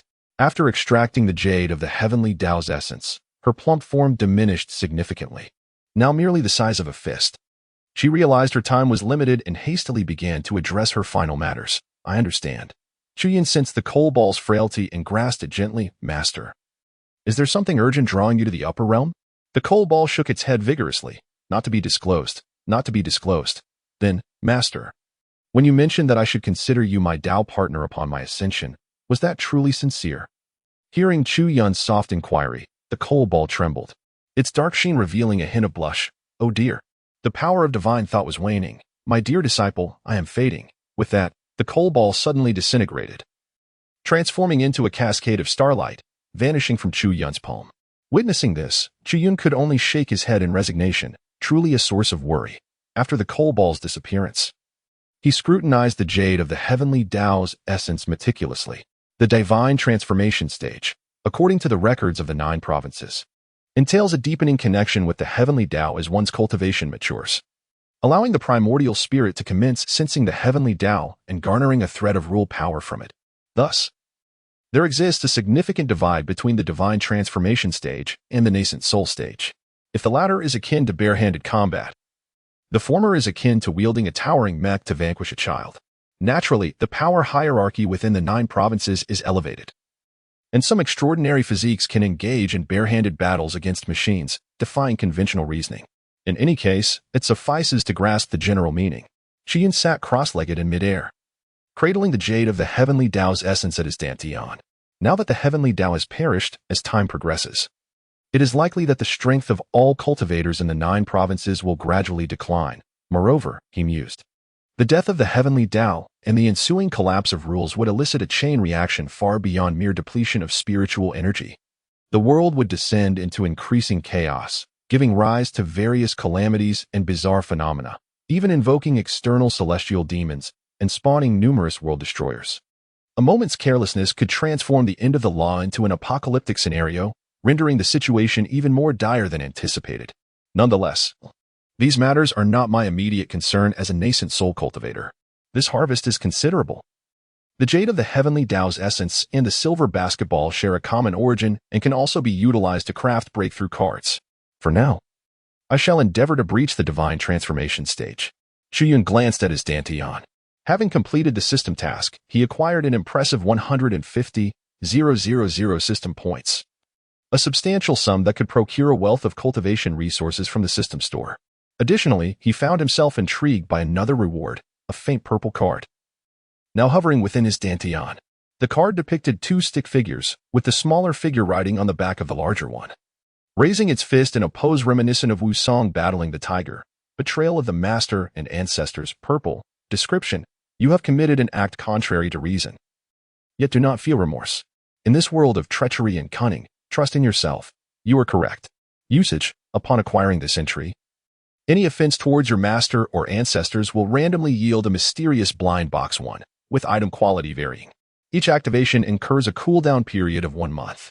You have obtained a mysterious blind box. Will you open it? Chu Yun gazed at this entry, lost in contemplation. When, exactly, had I offended my master? Does casually manipulating divine thought count as an offense? He shook his head, sensing the emergence of a newly manifested box, approximately 16 inches square, its surface adorned with intricate patterns. A dazzling golden light erupted from within the box. You have opened the mystery box and obtained a rare beverage, Stag Americano 1. Chu Yun, perplexed, looked down to find himself cradling a steaming cup of coffee, its surface dark and the cup emblazoned with a prominent stag logo. Damn, it was still hot. He raised it to his lips and took a tentative sip, the familiar bitterness resonating within him, before expressionlessly pouring it out. Fortunately, the arrival of this enigmatic mystery box had been rather effortless, and he held no particular expectations. He casually opened the system mall and discovered that although the system was somewhat erratic, its professional demeanor was beyond reproach. The mall, which had just been emptied, was once again brimming with items, the means of which remained a mystery. At that moment, the system's points balance displayed a staggering 150,000 points. Without hesitation, Chu Yun produced a substantial stack of discount vouchers, clearing out a significant portion of the system mall once more. With everything in place, he began to delve into the essence of the heavenly Tao, feeling as if he had encountered a divine treasure, worthy of its celestial origin. Without the slightest hesitation, he divided his heart into 3 parts. One hand pressed upon the jade of the heavenly source, drawing forth countless strands of silver light, swiftly crafting a boundary-breaking card. His divine consciousness also descended upon the jade, beginning to intimately comprehend the rules of the heavenly way. Meanwhile, the abundant golden elixirs within his dantian were not idle either, continuously refining the vast array of divine artifacts exchanged from the system marketplace. Indeed, in this fragmented realm of heavenly laws, he was about to attempt his ascension to the god transformation stage. While Chu Yun was engrossed in his cultivation, the voice of the system intermittently resonated in his ears. The host followed the sect leader, Feng Linger, to the forbidden area of the back mountain. Due to a sufficiently high affinity, Feng Linger generously bestowed upon him a storage ring. The host acquired a high-grade storage ring.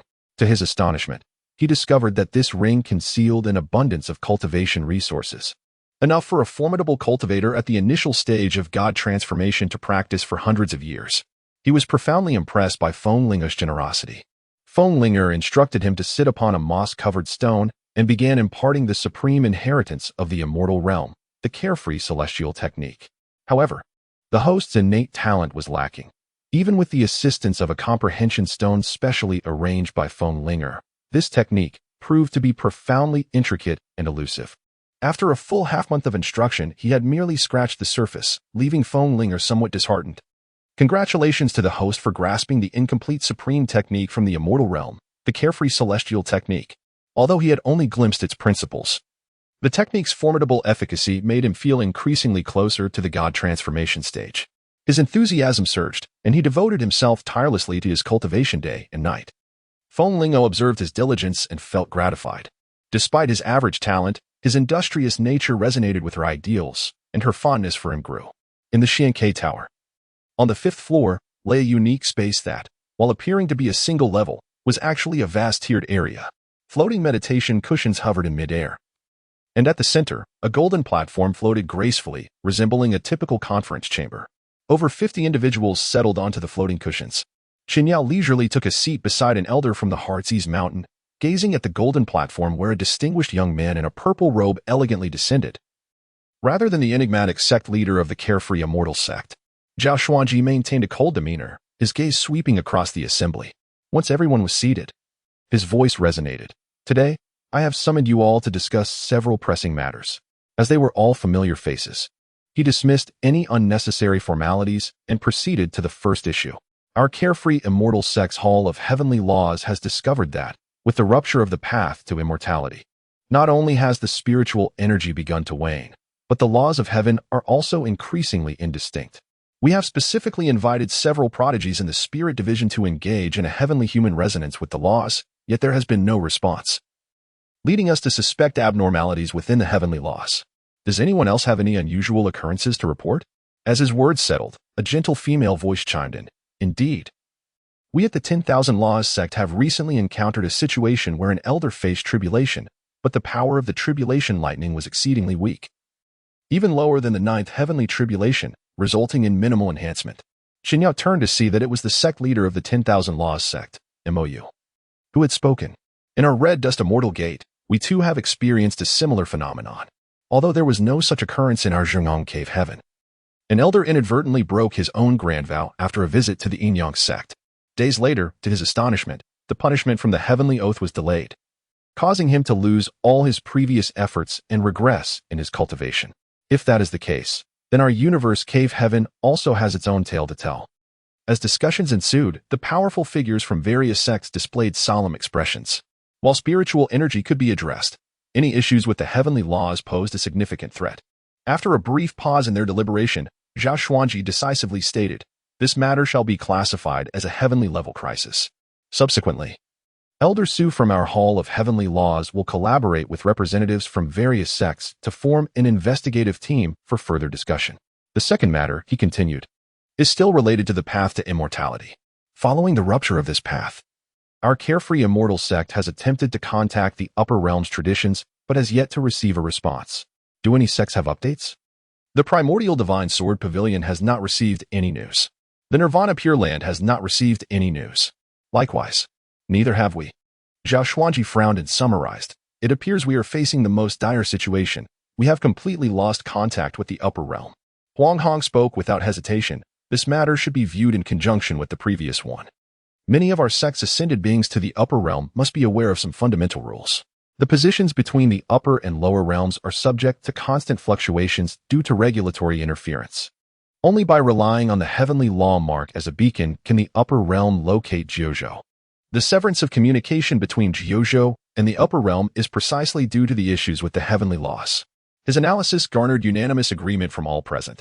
Zhao Xuanji nodded in affirmation, stating, "Our celestial freedom sect shares the same perspective. However, the crux of the matter lies not in discussion, but in our course of action. Within our sect, we have sealed an immortal, one of the contingencies of our Dao lineage, and we plan to unseal him soon, inviting this immortal to appear and collaborate on strategies." A smiling monk with prominent earlobes interjected, "On the side of the Nirvana Pure Land, we have a Bodhisattva, a reincarnated arhat of our Dao lineage, and we are also preparing to awaken his memories to seek his counsel. There exists a celestial from the Red Dust Immortal Gate, though she will require time to be roused," another added. Our 10,000 Methods sect possesses the largest collection of celestial scriptures throughout the 9 provinces. We shall expedite our efforts to discover viable solutions, they proclaimed in unison, their gazes collectively directed towards the ancient divine sword pavilion. Huang Hong appeared somewhat awkward, having held back his thoughts for a while. We at the ancient divine sword pavilion are accustomed to straightforwardness and do not favor such contingencies, he remarked, sensing their peculiar stares. After a moment's contemplation, he raised a finger and added, however, I do have an idea. Suddenly, he drew a bird from his bosom with one hand and displayed it to the left and right. The celestial bird?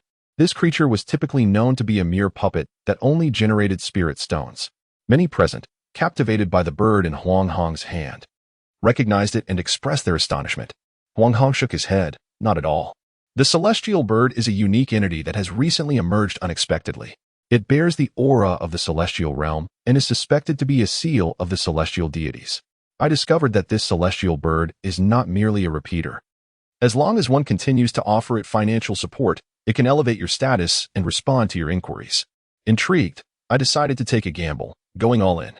Recently, I had been consistently providing financial backing to these celestial birds, thereby becoming one of their supreme clients. To my surprise, after achieving the status, it revealed to me numerous secrets of the celestial realm, precisely aligned with the knowledge held by the ancient divine sword pavilion. It also seemed to possess insights regarding the end of the Dharma age, and I endeavored to extract further information from it. He raised the green spiritual bird with a wingspan of less than 1 meter and struck a bulging cloth bag against its head, exclaiming, Heavenly respectful bird, are you aware of the current state of the heavenly path? The spiritual bird immediately flapped its wings and chirped, Yes. Yes. Noble supreme client, the heavenly path has materialized. Quickly save it. Quickly save it. Zhao Xuanji. MOU. Everyone. What a chaotic situation. Is there not a single rational individual among you sword cultivators? MOU kindly cautioned, the heavenly path is the will of the rules. It cannot possibly materialize. Master Huang.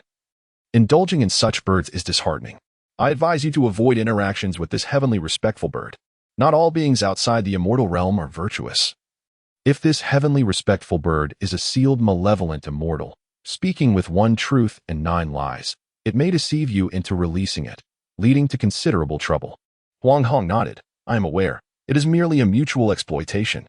It is not easy to achieve its release. No matter. The monk with large earlobes interjected. That heavenly respectful bird indeed possesses the aura of the immortal realm. I have also engaged with it, although it pales in comparison to Master Huang. I am currently its 5-star user and have inquired about many secrets, all of which it answered correctly. However, to be prudent, I hope Brother Huang and the others will summon additional contingencies from our various sects before proceeding. The others exchanged glances, taken aback that the Nirvana Pure Land Buddha, with such prominent brows and eyes, also dabbled in birds. Well then, does anyone have alternative plans? Zhao Xuanji stepped forward to moderate. Immediately, some responded with other suggestions, and the group deliberated on the matter for several hours. Eventually, under Zhao Xuanji's leadership, a planning committee was established and relevant personnel were confirmed, allowing the gathering to quiet once more. Next came the final matter. Our informant embedded within the demonic sect reported that we are not the only ones taking action. The 3 major demonic sects are also making significant moves. Zhao Xuanji's gaze turned stern as he pointed towards Yuzhou. They are conspiring to assault the Songshan Forbidden Zone, intending to release the upper realm ferocious beast sealed beneath it, thus creating utter chaos. Esteemed colleagues, you are all aware of the terror that upper realm ferocious beasts embody. Each descent upon the 9 provinces triggers cataclysmic disasters. Especially these sealed upper realm ferocious beasts, they are immensely powerful. Once unleashed, we will pay a tremendous price to re-establish control. At this juncture, MOU spoke again. The upper realm ferocious beast beneath the Songshan Forbidden Zone was sealed by an immortal of our Wanfa sect. I possess specific information regarding it. It is a nether hound. The nether hound. A profound silence enveloped the room, as all present turned pale with dread. It was indeed the infamous nether hound, a beast of unparalleled ferocity even in the upper realm. This matter absolutely cannot allow them to succeed. Huang Hong's expression darkened as he voiced his concerns. The heavenly respectful bird perched on his arm began to screech in alarm, upon learning that the entity sealed beneath the Songshan Forbidden Zone was the nether hound. The crowd erupted in chaos, losing their composure. Each individual contributed what they knew about the nether hound, their anxiety escalating with each exchange. Chen Yao cleared his throat. Regarding the matter of the Nether Hound, I suggest we discuss it separately. Let us focus on the main points. Firstly, according to intelligence, this operation is being led by the Blood Demon sect. The timing of their attack on Tsangshan still requires further investigation and reporting. Additionally, while we have embedded insiders within the three major demonic sects, it cannot be assumed that all present here share the same intentions. We must consider the countermeasures they may take upon learning of our presence. All 6 other forbidden zones must be monitored closely to prevent any feints they might employ. Of course, our insiders are not to be underestimated. The demonic sects will find it no easy task to assault the forbidden zones. His words elicited nods of agreement from everyone present. For many years, the 3 great demonic sects have managed to survive, not only due to the existence of orthodox teachings from the upper realm, but also because of a tacit engagement in mutual deception. There exists a profound intertwining between them. Where one exists, the other is inevitably present. In the past, a certain master of the Red Dust Immortal sect, in a fit of rage, apprehended a number of spies from the demonic sect lurking within the sect itself. He captured around 40 to 50 individuals, including a celestial elder, all of whom were dealt with sternly. To his astonishment, some of these spies proved to be exceptionally capable, thriving in their roles, and upon their removal, it turned out they were pivotal to the sect's operations. Shortly after their exposure, the casting peak and foreign affairs peak of the Red Dust Immortal sect fell into a state of paralysis. It was indeed quite bizarre. Naturally, the situation was somewhat similar on the demonic sect side.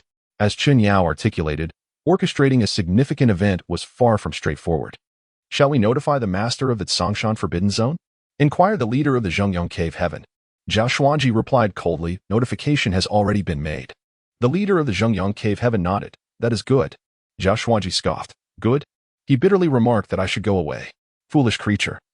The leader of the Zhengyang Cave Heaven interjected. Chun Yao lamented. The temper of the Tsangshan master is indeed quite erratic. Furthermore, after his recent endeavors to retrieve the heart grass were widely disseminated across other forbidden zones, he was infuriated, becoming exceedingly hostile towards all humans.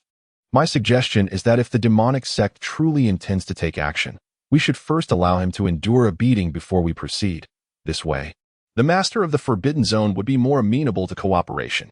MOU stated, Elder Chin's reasoning holds merit.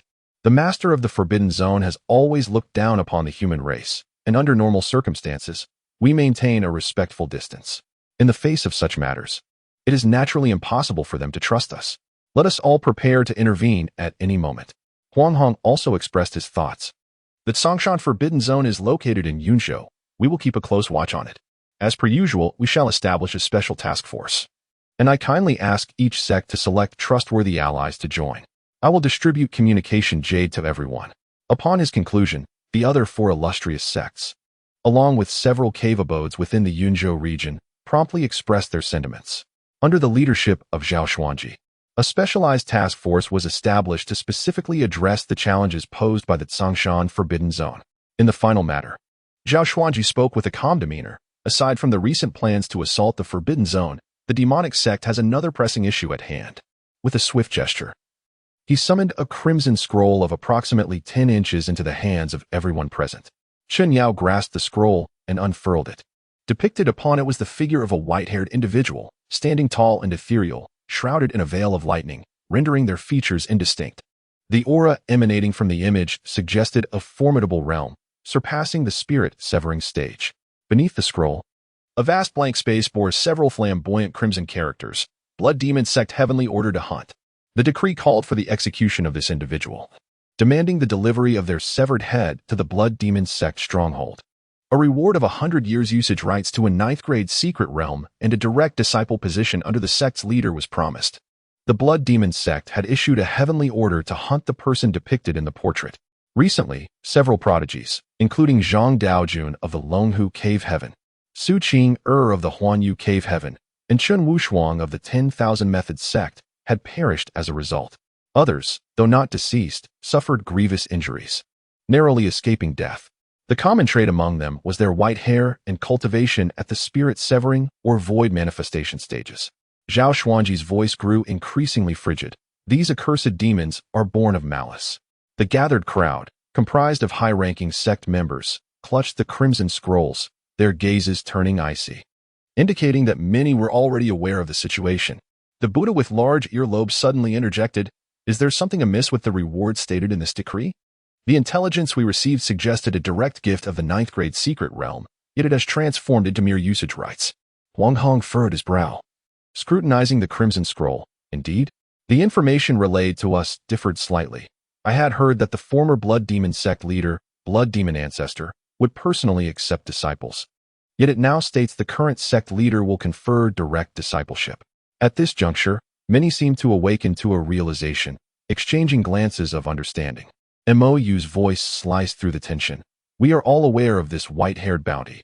Zhao Sect Master, perhaps you should address the crux of the matter directly." "Is there another discovery to share?" "No," Zhao replied. "I present this bounty to advise you all to counsel the prodigies within our sect to alter their hair color to something other than white, be it black, red, or green, to avert unwarranted calamity." The assembly appeared taken aback. The demons of the blood sect were notorious for their mindless pursuit of those with white hair. While the suggestion was somewhat simplistic, its practicality was undeniable. Yet, not all were satisfied with this proposal. Mou scoffed. "Such words flow easily.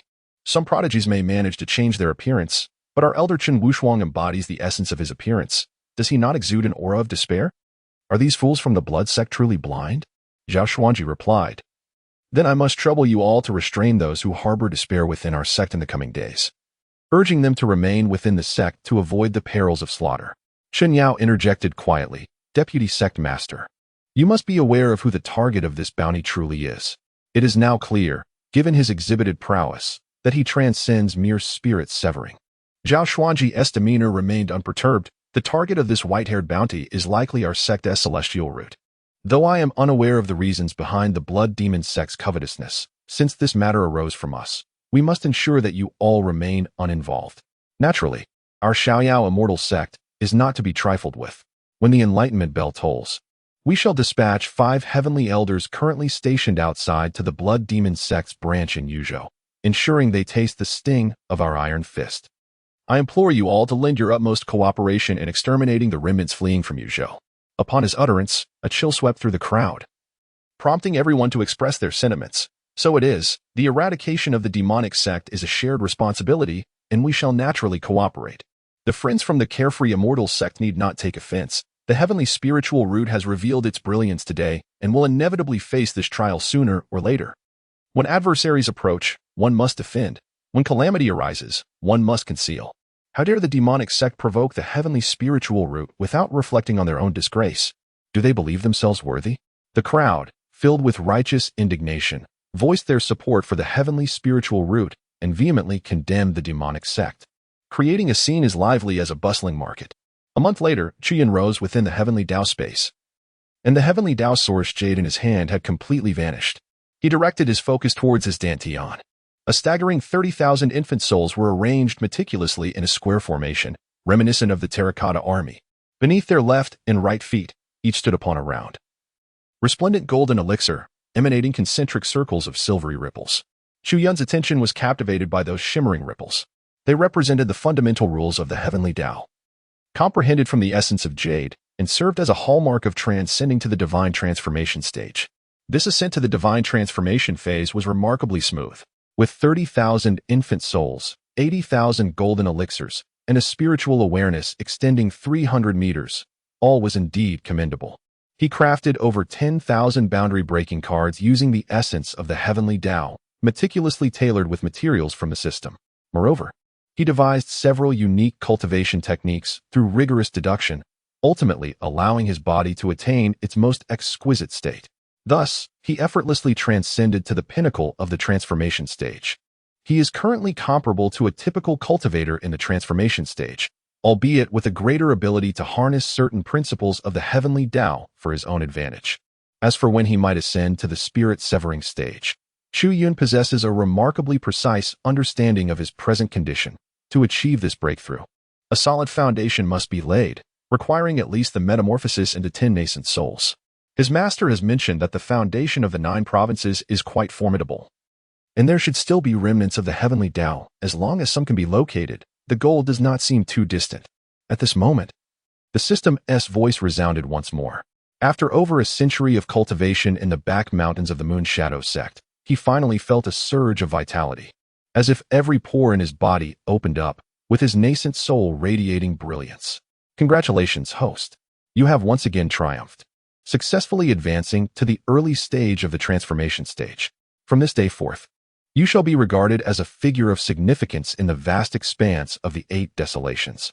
However, in this perilous realm, danger is ever present. In a small town named Nine Heroes Town, located 800 miles from the Moon Shadow sect, a sudden calamity struck, causing the entire population to bleed from their 7 orifices and transform into blood zombies. Even more alarming, this affliction exhibited a highly contagious nature, affecting even cultivators. Escalating the crisis, the Moon Shadow sect, in conjunction with nearby sects, initiated an investigation. Yet, in a terrifying turn of events, several of their disciples and even a few elders fell victim to the 7 orifices syndrome, succumbing to the fate of blood zombies. A counterattack mission was announced. Fenglinger, with the intent to promote him, issued a sect mission, requesting him to lead the younger disciples to Nine Heroes Town to resolve this matter within 3 months. A warning. The mastermind behind this incident is an extraordinarily eerie underworld blood corpse, possessing strength at the mid-transformation stage, posing a significant threat. Only someone of your caliber in the transformation stage is at risk. The system advises the host to exchange for the Zombie Taoist package in the marketplace, and success in vanquishing the foe will yield treasures that enhance one's qualifications. As Chu Yun contemplated the mission, stroking his chin, he began to extract key elements from the insightful system. Time condition, within 3 months. Condition 1, sect mission. Condition 2, involvement of younger disciples. Condition 3, engage in monster hunting. Condition 4, whether the target must be a blood corpse remains to be verified. It does not seem overly difficult. He decided to venture out, bringing along Xia Changming to casually undertake a sect mission as a trial. With his plans settled, Chu Yun prepared to depart from the realm of the heavenly Tao. He surveyed the surroundings, enveloped in the hazy darkness of the Tao space. At the horizon of his vision, a wisp of pale azure mist lingered gracefully. The aura of the Enlightenment Bell was unmistakable. Without a doubt, traversing through this mist would lead him back to the celestial immortal sect. Chu Yun advanced, and before stepping into the mist, he cast one last glance at this desolate and shattered Tao space, reminiscent of a graveyard. After a moment of contemplation, he waved his hand. Instantly, 7 resplendent golden pills erupted with radiant light, akin to the sun itself. They occupied, or rather illuminated, the Tao space, transforming the entire expanse into a realm of warmth and gentleness. Satisfied, Chu Yun nodded and stepped into the mist. The moment he entered, a cascade of vibrant colors unfolded before him. Thud! A familiar chime echoed faintly in his ears. His eyes brightened as a wave of familiar spiritual energy washed over him. Chu Yun observed the scene before him, his brow arching in curiosity. He did not return to the celestial leisure sect, but instead found himself in an obscure expanse of the universe. What is this? With a flicker of thought, Chu Yun swiftly accessed the information of several nearby golden core beings within a radius of 10,000 miles, discerning his exact location. It was not far from the celestial leisure sect, and he directed his steps towards the direction of the 9 provinces. Suddenly, the silver ripples surrounding the Yuan Ing and golden core in Chu Yun's dantian began to flow like a clear spring. Boom! The void trembled violently. Below Chu Yun, a gigantic vortex materialized, voraciously drawing in spiritual energy from all directions. A silvery river appeared directly beneath his feet. What is happening? Is this the manifestation of the heavenly Tao? No, it is the power of my divine transformation rules. Chu Yun looked down at the galaxy beneath him, instinctively attempting to retract it. However, it was too late. The galaxy below surged forth at a speed surpassing light, rushing downward into the abyss. It was boundless, with no end in sight. As the silvery light surged, it widened and thickened. In the blink of an eye, the vast galaxy traversed the skies of the 9 provinces, cutting through golden stars and piercing through the clouds. Thunderous roars echoed. It resembled a mighty river in full flow or a waterfall cascading down, the sound shaking the heavens and the earth. This was an unprecedented spectacle in the 9 provinces. All living beings heard the deafening sound from above, gazing up in astonishment. In the Songshan forbidden zone of Yunzhou, Miao Binbin gaped. What on earth is that? Master! Master! This is bad! Miao Binbin turned to see a silver-scaled dragon rolling and fleeing in panic, frowning. What are you shouting about? Can't you see the anomaly in the sky? The Silver Dragon King's voice trembled. No, it's not that. Old Turtle, Old Turtle. Neo Benben, hearing his advisor's message, was taken aback and hurriedly asked, what happened? Was he in seclusion? Old Turtle is about to give birth. What? Neo Benben was taken aback, immediately retorting. Old Turtle can't give birth. He has male. Really? Really he has. The moment that river appeared, I heard Old Turtle next door howling, claiming he gave birth to a turtle son. You go see for yourself. The Silver Dragon King's voice was filled with disbelief. Neo Benben, bewildered, was about to leap eastward when he suddenly glanced up at the galaxy and froze in place. In the Wanfa sect of Qingzhou, Mou approached the towering pavilion, raising her delicate hand as if to touch the air. The galaxy? The aura of the heavenly Tao? Is the path to immortality reappearing? No. This commotion is even more extravagant than the path to immortality. Sect leader, something significant has occurred. The spiritual energy in the Tianqi abyss suddenly erupted, forming a spiritual tsunami, and the entire abyss has collapsed. Our people, along with those from the demon sect, have been engulfed. A massive phoenix flapped its wings from the west, its voice urgent. Mou was taken aback. A spiritual tsunami? Isn't this the end of the Dharma era? Don't panic. I will summon the Wanfa divine apparition. She quickly reacted, her slender white hand making a series of complex gestures, the runes swirling as the heavens trembled. Boom. A gigantic Bagua diagram appeared within a 100-mile radius of the pavilion, beginning to rotate. Wow. Wow, wow, wow. Suddenly, beneath the Bagua diagram, the sound of a baby's cries echoed. Mou was momentarily stunned, rooted to the spot. This leader, known for her rationality, suddenly found her mind blank. She sensed the commotion beneath the Bagua and could find no words. Oh no. How did the Wanfa divine apparition give birth to a little divine apparition?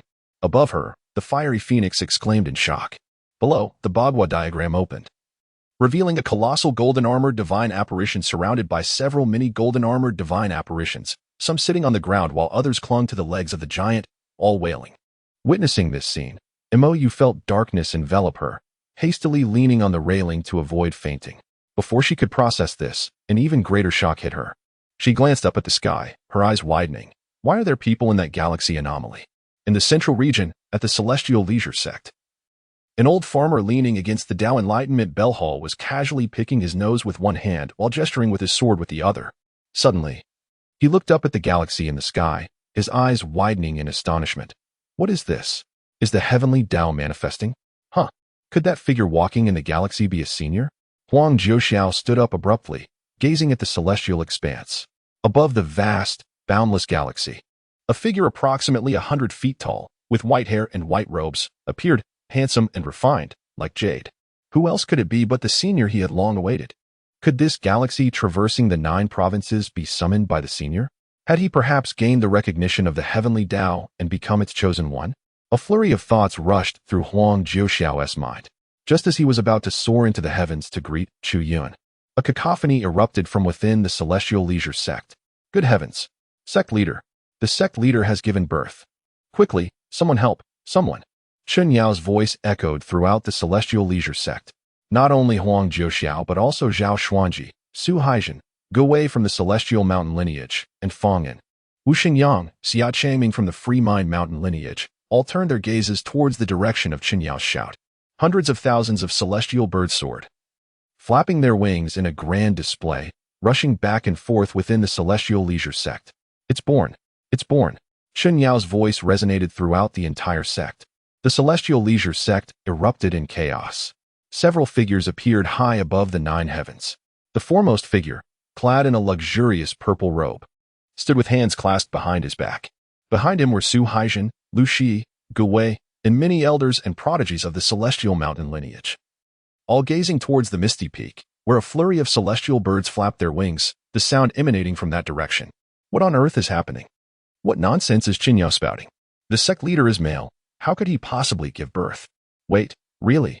Su Haijin exclaimed in shock, simultaneously probing with his divine sense. Before he could finish speaking, the images returned to him, causing his vision to darken. A frowning elder beside him remarked, "This can't be right."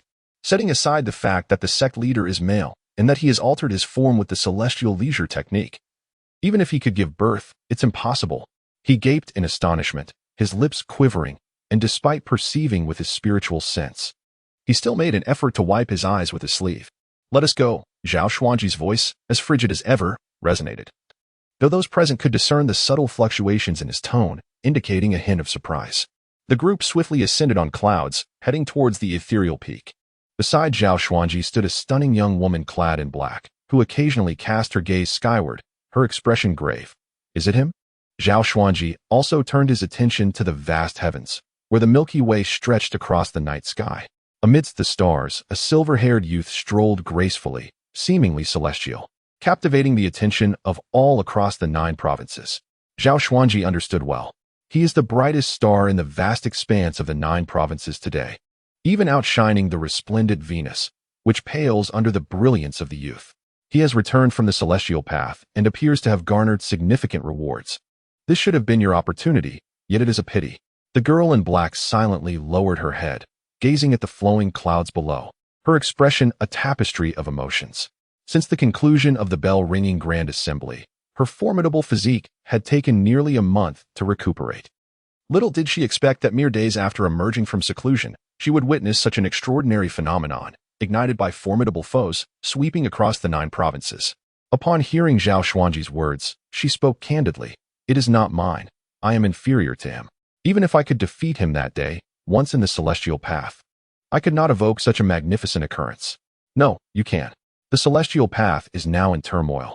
Perhaps that is precisely why the one with the heavenly spiritual root has gained advantage." Gu Wei raised an eyebrow, coolly retorting, "Sect Master, please refrain from such self-deceiving statements. The gap between us is immense. I am acutely aware of reality, and there is no need for you to console me with childish platitudes. Moreover, losing is losing. I can bear it. It is not my opportunity. I do not desire it." Though her tone remained proud, Zhao Xuanji detected an undercurrent of despondency. To emerge at the pinnacle and traverse an invincible path, only to confront an unprecedented adversary and be utterly vanquished, was a horrifying ordeal. Even more dreadful was the fact that the opponent continued to advance rapidly, seizing one extraordinary opportunity after another. Zhao Xuanji observed the figure traversing the galaxy in white, then glanced at the supreme Tao body beside him, now shrouded in dust. His heart stirred with agitation. To exist in the same era as true prodigies inevitably leads to despair and sorrow for countless individuals. Must even the supreme Tao body bow before such a fate?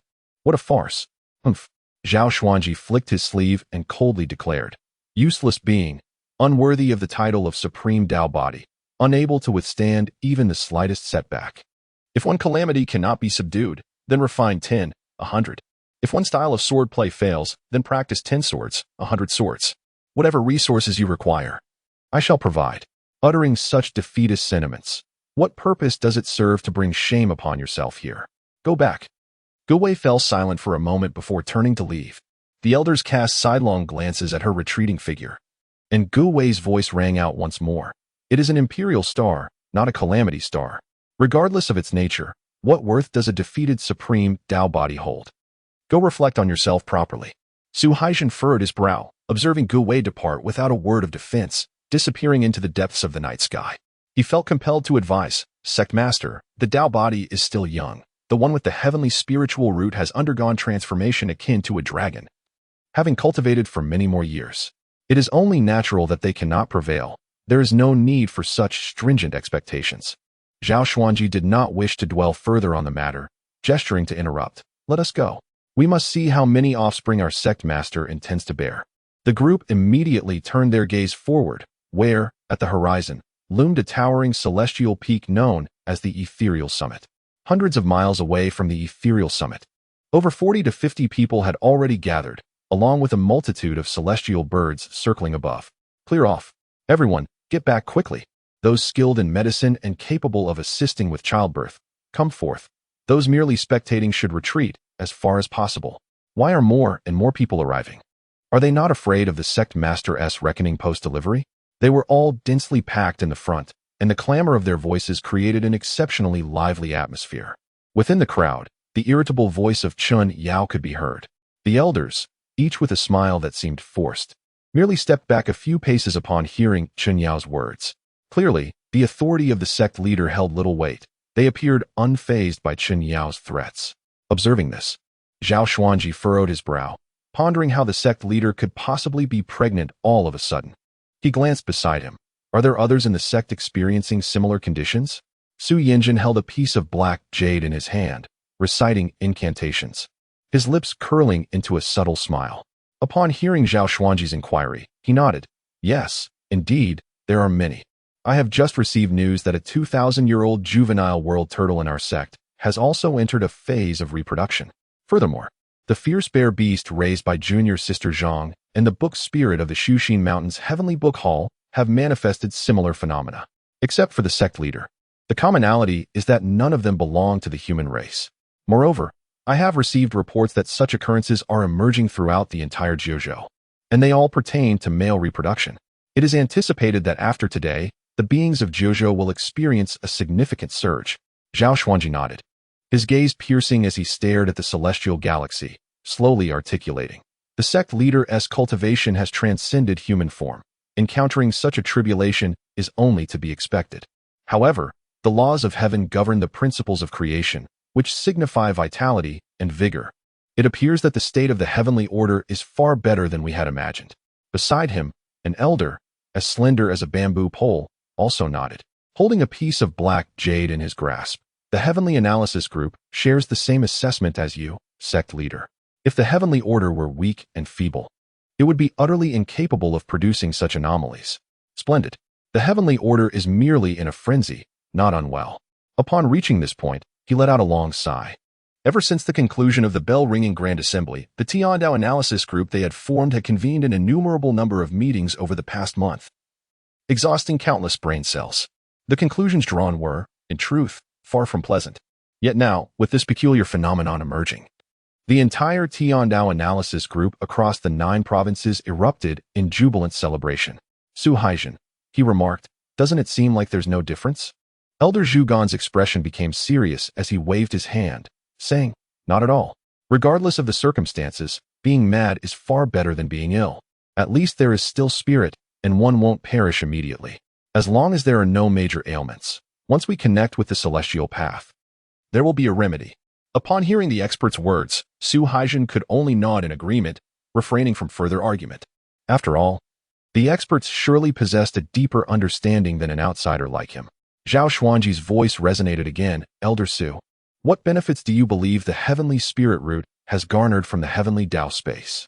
Without hesitation, Elder Su replied, benefits, tremendous benefits. The phenomenon created upon exiting the heavenly Tao space is unprecedented. The elders at the Hall of History will be quite occupied. This heavenly spirit root is destined to leave a significant mark in the annals of Jiuzhou's history. Zhao Xuanji appeared disinterested and inquired, what specific advantages will it bring? Will it become a child of the heavenly Tao? Elder Su pondered for a moment. It should not be. There have been 5 children of the heavenly Tao in Jiuzhou's history, none of whom possessed such prominence. Perhaps it has formed a brotherly bond with the heavenly Tao. Su Haijin exclaimed in shock, a brotherly bond? Are you jesting? How immense must its fortune be? To be on such terms with the heavenly Tao. Its fortune will undoubtedly be ever present. Within Jiuzhou, calamity shall be avoided, and evil shall not encroach. Who would dare to harm a brother of the heavenly Tao or scheme against him? The heavenly Tao would obliterate them to dust. Merely contemplating this was terrifying. Zhao Xuanji remained silent, his face dark as thunder. Elder Su waved his hand dismissively. This is no jest. We scholars have always been rigorous. We do not speak lightly. Our judgments are based strictly on the scale of the galaxy. My assertion of a brotherly bond is a conservative estimate. If we were to expand our scope, one might even say that the heavenly spirit root has become the father of the heavenly Tao. Su Haijin, Zhao Xuanji, isn't that a bit absurd? What does being the father of the heavenly Tao even mean? Would the heavenly Tao agree to this? Under normal circumstances, it would be impossible. However, our heavenly Tao analysis group has been analyzing the heavenly Tao in a state of madness, hasn't it? If madness ensues, then consuming excrement becomes normal. What is forming a paternal bond in comparison? Elder Su dismissed the notion with a casual gesture. His words, sharp as daggers, rendered all present into a profound silence. At that moment, a voice akin to thunder resonated, commanding, all of you, get out. The sound reverberated, echoing in all directions. The onlookers, particularly the elders, with the exception of a few, including the distant Zhao Xuanji, were visibly shaken. A terrifying storm descended, sweeping everyone away as though they were mere leaves caught in a tempest. Chen Yao's panicked voice broke through once more. By the heavenly principles, Master, do not move. The 17th birth is facing complications. Hurry, we need to invoke the birthing techniques. Strike towards the northwest of the Master. I have discovered another birth here. Wu Xingyang. Do not stand there foolishly, secure those little ones. Do not let them scatter. The voices of those who remained grew increasingly chaotic. What a commotion! Another voice, refined and genial, suddenly echoed from above. A strikingly handsome youth, with flowing white hair, descended gracefully from the celestial expanse, observing the frenzied crowd with a momentary pause. After stepping onto the galaxy, Chu Yun had entered a state of enlightenment. By the time he regained his senses, he had already arrived near Misty Peak. Oblivious to the unfolding events, he gazed downwards, beholding a vast expanse of golden sea of clouds stretching approximately 1,000 miles. The surface of this celestial ocean undulated wildly, akin to the tumultuous waves of the sea, creating ripples of chaos. He observed a group of 7 or 8 elders, led by Chun Yao, bustling amidst the golden sea of clouds, weaving in and out with great urgency. Chu Yun, you've returned? Please keep an eye on these little ones. Chun Yao called out, gesturing towards a corner in the west. Little ones? Chu Yun glanced over and spotted Wu Shengyang, drenched in sweat, carefully cradling a small cluster of golden clouds and gently placing it in a corner of the golden sea. There, a dozen golden cloud clusters were already drifting, each exuding a unique aura, swaying gently in the air. Chu Yun's gaze casually settled on one of them. The cloud had opened 2 tiny, line-like eyes, blinking quietly as it observed the busy figures before it. As if sensing something, the cloud floated upwards, its little eyes meeting Chu Yun's, and its expression instantly transformed into a myriad of emotions. In a fleeting moment of distraction, the mischievous little cloud seized the opportunity to dart away, as if it had sprouted legs, racing off for several miles before being effortlessly summoned back by Chu Yun's thumb and forefinger. Just as he captured this playful golden cloud, the others began to stir restlessly. Some fashioned tails from the clouds, others sprouted tiny wings, while a few curled into balls, dashing in all directions. Ah! The youthful cries echoed as they collided with an immensely thick wall of air in every direction, bouncing back and forming a makeshift cage. The little golden clouds began to whimper. Some howled, others sobbed, while a few attempted to fly upwards, trying to break free. At this moment, Chu Yun comprehended the situation entirely. Chen Yao and the others were assisting in the birth of these small golden clouds from the vast expanse of the golden sea. This golden sea was also familiar to him, belonging to the master of the free and easy immortal sect, whose presence was often faint. Though the master had never made an appearance, he lingered outside the mysterious peak, dispersing with each breath, only to return shortly thereafter. The master seemed to delight in this play, and during the time his own master was alive, he had often lamented about this behavior. Yet it was futile, for the master held another identity as his master's master, making him a great grandmaster. If his master could not control him, it was no surprise that he, as a disciple, felt indifferent. To his astonishment, upon returning, he witnessed an extraordinary scene. The master was giving birth, and to his amazement, it appeared to be a dozen at once. How has the master suddenly born so many? Chu Yun wondered as he examined the little golden clouds, each exuding a formidable aura, all at the nascent soul stage and rapidly growing stronger. He decided to wait, realizing that the master was experiencing a complicated delivery. Chen Yao was engrossed in the golden clouds, flanked by several other esteemed medical masters of the free and easy immortal sect, all resembling ostriches buried within the clouds. Looking rather comical, Chu Yun, observing from the side, found the situation less complex than Chun Yao had suggested. With a flick of his fingertip, he sent a strand of shimmering magical energy towards Chun Yao and the others. Moments later, a faint sound emerged, wah wah wah. Chun Yao abruptly pulled back, cradling a larger pink golden cloud than the others. Sweating profusely, he looked up at Chu Yun and exclaimed, "You little rascal, are you truly capable of assisting in deliveries?" Chu Yun chuckled, providing no further explanation. "Oh, don't jump around. This little one is quite spirited. It must be at the peak of the nascent soul stage," Chen Yao remarked, scrutinizing the pink golden cloud, which was evidently unique. The pink golden cloud, held in his arms, wailed louder, as if in distress. Seeing this, Chen Yao laughed heartily. "Ah, this last one is a girl. Congratulations to the master for having both a son and a daughter." The golden sea of clouds remained silent, appearing to be merely a vast expanse of clouds. After the final pink golden cloud was brought forth, the rippling waves on the surface of the golden clouds gradually subsided, restoring tranquility. 18 little cloud clusters began to clamor. Father, Father, I want a nurse. I want a nurse. Father, Father. The larger pink golden cloud also chimed in, Father, I want to. Sighing deeply, the golden sea of clouds surged, enveloping all the little cloud clusters within its embrace, finally settling into silence. After exchanging a few brief words with Chen Yao, Chu Yun grasped the entire situation, his expression turning peculiar.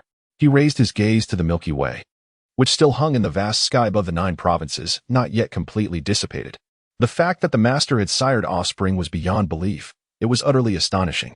He could not help but ponder what peculiar elements might have been infused within the corpse of the celestial path that could have precipitated such an occurrence. Indeed, this must pertain to the rules of existence dictated by the celestial path, which I must clarify, whether these rules have been inherited by me or are simply a manifestation of the galactic anomalies. The distinction is significant. If the influence stems from the galactic anomalies, then it would be manageable. However, if it is the power of his transformation rules, intertwined with the procreation principle, would that not imply that upon striking, the adversary would be compelled to reproduce? Such a tactic is exceedingly bizarre. I have received word that many beings in our sect are also seemingly destined to give birth tonight. I must attend to this matter first. Qin Yao's voice resonated. He caught a glance from Chu Yun, which inexplicably sent a shiver down his spine, prompting him to instinctively touch his withered, aged abdomen, hastily urging several other elders to flee alongside him. Observing Qin Yao and the others depart, Chu Yun refrained from uttering further words. Instead, he stood quietly, resting his chin in contemplation. A low rumble, akin to distant thunder, echoed around him. What has happened to the celestial path?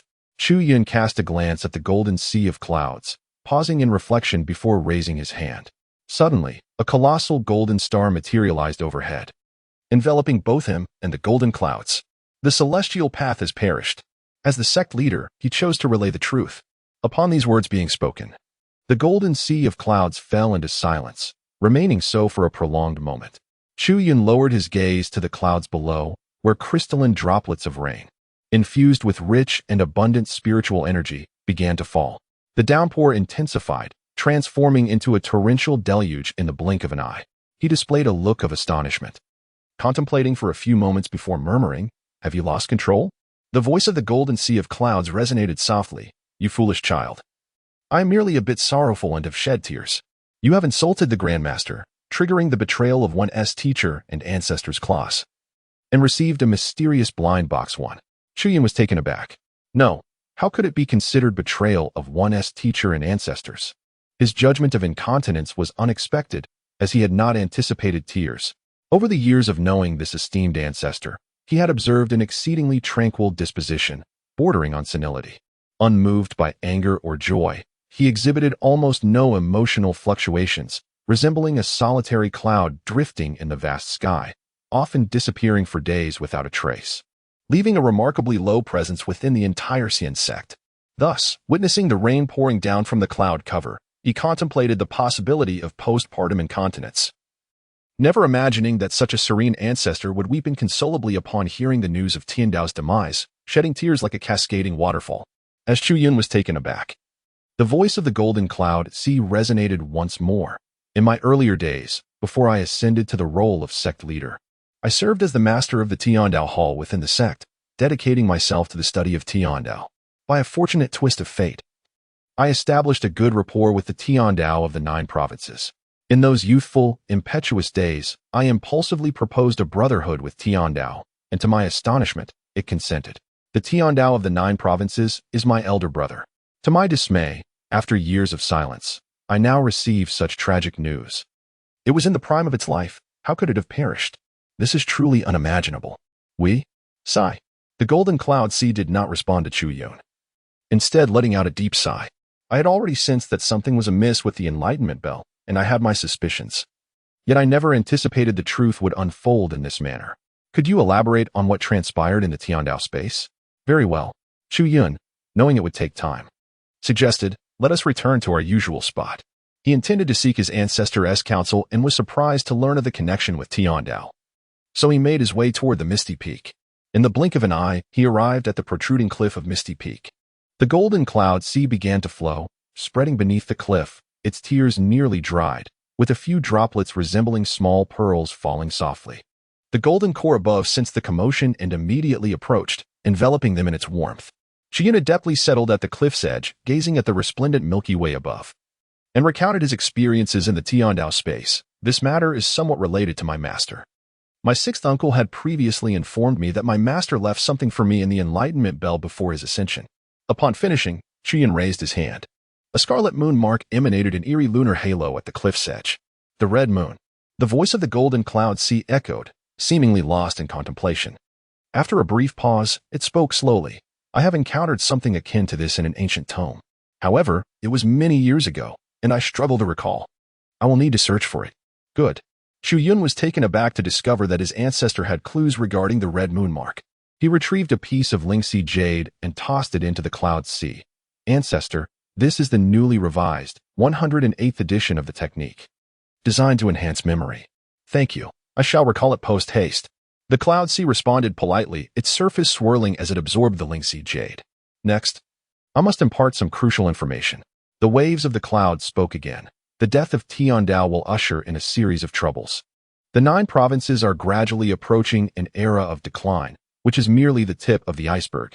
The true crisis within the 9 provinces is far more terrifying than you can imagine. My elder brother once told me that the essence of the 9 provinces differs fundamentally from that of other lower realms. The essence, which is the spiritual energy of heaven and earth, merges with the laws of the 9 provinces, becoming one with the practitioners of the 9 provinces. You can understand that each practitioner's golden core embodies the essence of the 9 provinces. Chu Yun nodded. I am aware of this. You have spoken of it before. At the tender age of 10, I began studying the rules and essence of the 9 provinces. For a while, I even doubted whether I was the essence of the 9 provinces myself. Otherwise, how could the Tiandao of the 9 provinces allow me to recklessly evolve my golden core? However, this notion was dismissed by my master. If I were the essence, it would imply that all the people of the 9 provinces were illusions. And an illusory being cannot imprint the world's mark and ascend to the higher realms. In the past 500 years, many have ascended from the 9 provinces. The voice of the golden cloud sea continued. The demise of Tiandao will not only sever our connection with the upper realms of the 9 provinces, but also strip us of the protection of Tiandao, leaving us exposed in the void. Some Tiandao from other worlds beyond our realm may very well perceive the 9 provinces, leading an invasion to devour its essence. Upon hearing this, Chu Yun's spirit was invigorated. Is there truly such a boon? He had been troubled by insufficient resources for cultivation while unwilling to disturb the entirety of the 9 provinces. Hence, he had been reducing his frequency and implementing the Wandering Golden Core plan. If a new world were to intrude upon the 9 provinces, it would be a tremendous boon for him.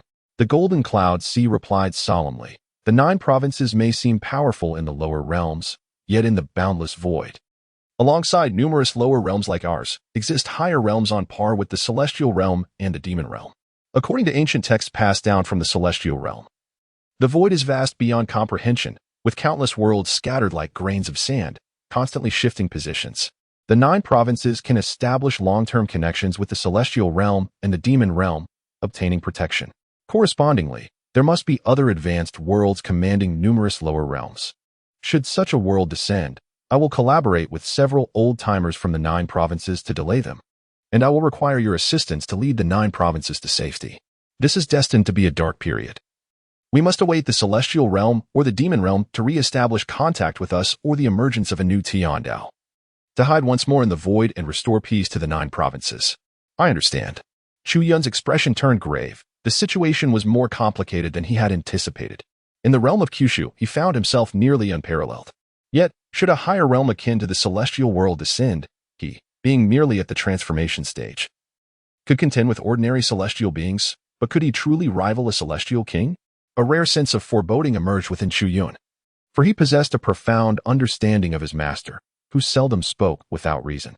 When such words were uttered, there existed a 99% likelihood that they would manifest into reality. The distinction lay solely in the timing of when realms like the celestial world or the demon world would discover Kyushu. There was no need for excessive alarm. The vastness of the void meant that Kyushu was in a constant state of flux, and as long as fortune did not frown too harshly, it was unlikely to be observed by a more advanced world. Reflecting on the past few centuries, he realized the challenges had indeed been considerable. The anomalies of the heavenly Tao had long been heralded. with the ferocious beasts and malevolent entities from other worlds invading at frequencies far surpassing those of the past 10 millennia. Regrettably, his mind had faltered, rendering him oblivious to the irregularities. These matters should have been his responsibility, yet due to his physical ailments, he had to rely on you and Xiao Piamiao to manage them, which resulted in your frequent vigil at the outer formations of Piamiao Peak. Chu Yun shook his head, asserting, "No, my master stated this is my primary disciple's task. I find it rather intriguing, and it is quite manageable." Jin Yunhai interjected. Can rescuing Kyushu truly be classified as a primary disciple's task? Is this endeavor truly so effortless? Chu Yun's voice resonated steadily. Moreover, I have never been fond of venturing out. Delving into magical arts and honing my skills is far more captivating. Jin Yunhai could only advise. You are still young. It would be wise to explore more. Kyushu holds far more fascination than you might presume. Very well, Chu Yun acquiesced promptly. And Jin Yunhai ceased further persuasion, shifting the conversation. There is one more matter I would like to request your assistance with. Master, why the formality between us? Could you enlighten me on how you managed to conceive? Chu Yun's expression stiffened, a hint of awkwardness surfacing. Master, my apologies. He raised his hand, conjuring a stream of silvery magical energy that flowed like water, tracing a parabolic arc from the cliff to the ocean of clouds below. Do not be troubled. This incident was merely accidental, and it bears no significant consequence for me. I merely wish to comprehend the particulars. Jin Yunhai remained composed, refraining from further elaboration. After a moment of introspection, he spoke. Your elder brother likely met a grim fate. The rules shattered in fragments, and the primal essence you refined only encapsulated a portion of the rules of life, specifically those of conception and generation. This imbued your transformation power with aspects of these rules, albeit the rules were exceedingly incomplete, applying solely to the masculine and not affecting non-human entities. However, with your level of mastery, you should be able to wield it. Chu Yun nodded. Thus, the galactic phenomenon must have been invoked by my ascension to the transformation stage, inadvertently impacting Kyushu. He had just analyzed that the emergence of the celestial anomalies was a personal fortuity that plunged him into enlightenment, allowing him to comprehend a greater understanding of the laws of the universe, which unexpectedly affected the entirety of the realm and his revered ancestor. The golden sea of clouds remained unresponsive, for within its vast expanse lurked several diminutive golden cloudlets, stealthily emerging. My father scolded me. These little cloudlets chattered incessantly, their soft, fluffy faces synchronously displaying a myriad of expressions. Chu Yun, golden sea of clouds. He experienced a slight headache and contemplated enveloping the small golden clouds in a fluffy embrace, intending to immerse them in the sea of clouds while continuing his discussion with Chu Yun. Suddenly, a larger pink golden cloud emerged from the edge of the golden cloud sea, gently nudging the smaller clouds. A soft voice resonated, Father. Chu Yun was taken aback, astonished that it could call out so adeptly right after its birth, displaying extraordinary talent. Sigh, a voice echoed, in any case, this ability must be used sparingly. I shall first take these little ones for a stroll. Chu Yun realized. So it was a leisurely outing. He stifled a laugh and said, Master Ancestor, please continue with your tasks. I would also appreciate your assistance in devising 2 versions of the relaxation heavenly arts suitable for these children. The current version, the 108th, is beyond their capabilities. 2 versions? Yes, one for Yin and one for Yang. Understood. Thank you. After this brief exchange, the golden sea of clouds drifted leisurely away. Chu Yun gazed at the pale pink cloud cluster lingering at the edge of the cloud sea, surrounded by 17 smaller clouds, chattering incessantly. He couldn't help but shake his head, feeling a twinge of guilt. His master ancestor, at such an advanced age, had taken on the role of a kindergarten director. To express his remorse, he resolved to meticulously devise these 2 sets of techniques. He rose and made his way to the pavilion atop the mountain. The ethereal peak was deserted, for the spiritual herbs and trees had been thoroughly harvested, rendering it somewhat desolate. Nevertheless, Chu Yun felt at ease, swiftly reaching the entrance of the pavilion and pushing open the tightly shut door. After a month away, the windows were bright and clean, exuding a familiar sense of clarity and warmth. Everything felt so reassuringly known. He stretched languidly and ambled towards the rocking chair by the window, reclining comfortably and casting a glance at the night sky beyond. With a snap of his fingers, a radiant beam of silvery light from the Milky Way descended through the window, illuminating his white hair like frost, shimmering with celestial brilliance. Chu Yun, feeling drowsy, squinted slightly and remarked, There is no place like home for comfort. I shall rest for a couple of days before embarking on the system tasks. He recalled the mysterious blind box he had just acquired and casually opened it. A burst of golden light, enhanced with special effects, erupted from within the box. You have opened the blind box and obtained a rare beverage, Enlightenment Fruit Tea 1. Chu Yun gazed down at the unexpectedly appeared cup of milk tea with a straw in his hand. Within the transparent vessel, the orange liquid cradled 2 fruit-sized orbs resembling pigeon eggs. He twitched the corner of his mouth, exclaiming, "What on earth is this?" He brought the straw to his lips and took a sip, a glimmer of astonishment flickering in his eyes. Quite intriguing. He held a cup in one hand and, with the other, retrieved a tattered book from his dantian, reclining leisurely in a rocking chair as he began to read. Yet, within his eyes, countless intricate runes began to swirl, and in an instant, myriad thoughts collided like sparks. The following day, upon receiving a message, Xia Changming busied himself at the mysterious peak. As the sun reached its zenith, he suddenly stepped into the pavilion and addressed Chu Yun, who was by the window, Master Uncle. "There is someone who wishes to see you." "Who?" Chu Yun replied languidly, turning a page. "His surname is Huang. He is an elderly gentleman. He must have arranged his visit with the elders within the sect, as he was able to ascend directly to the 9 heavens." "Oh, understood. Let him come in." "Very well." Xia Changming turned and exited the door. "Please, come in." Shortly thereafter, a figure followed Xia Changming back inside. After ushering him in, Xia Changming turned and departed. Huang Jiuxiao observed Xia Changming secure the door, his gaze shifting to the window, where a silver-haired youth reclined in the rocking chair. His expression relaxed, and with a hint of excitement, he said, "Senior, I finally have the pleasure of meeting you." Chu Yun chuckled, his gaze lingering on the pages of the book. "What brings you to seek me?" Huang Jiuxiao opened his mouth, but suddenly realized he was at a loss for words.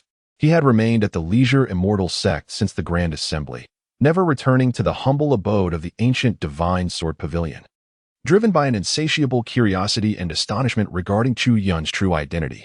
Now, when the senior inquired if he had any matters to discuss, suggesting that he was not the demon sovereign, but rather the foremost among the heavenly spiritual roots of the Elixirs Immortal Sect, it seemed rather presumptuous.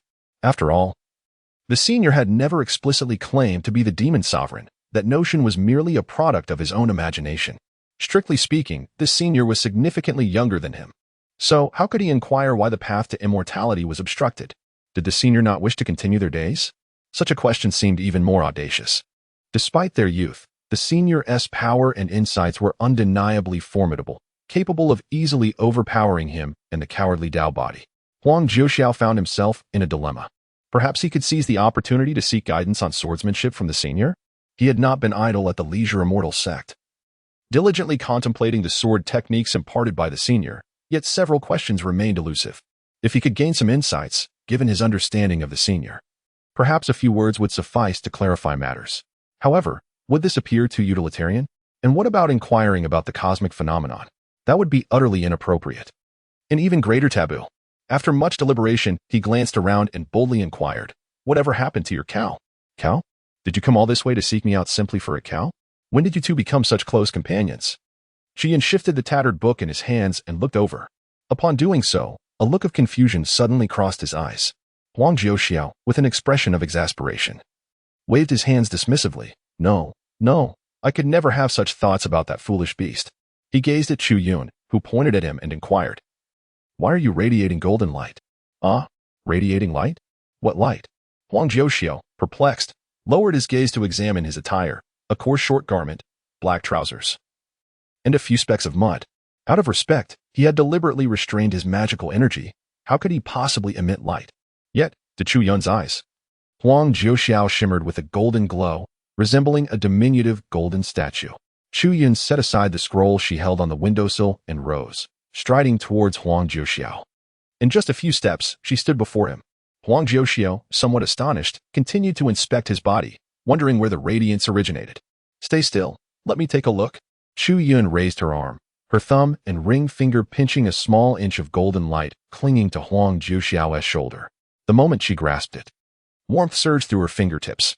With a gentle tug, a strand of golden thread, as thick as a finger, was forcefully extracted from his shoulder. He squinted at the cluster of golden threads, sensing a somewhat familiar aura. It bore a resemblance to the essence of the heavenly way. Yet it was not quite the same. An immediate judgment formed in his mind. Although the origins remained a mystery, The familiar nature of this power could be harnessed to craft a breakthrough card. A valuable find indeed. He looked up at Huang Jiuxiao and inquired, "Do you feel anything? What sensation are you referring to?" Huang Jiuxiao shook his head in confusion. In his gaze, he merely observed Chu Yun stepping before him, fingers flickering as if performing an illusion devoid of substance. The golden light was non-existent, and the sensation was absent. Was it only I who could perceive it? Chu Yun pondered, applying a slight pressure with his fingers.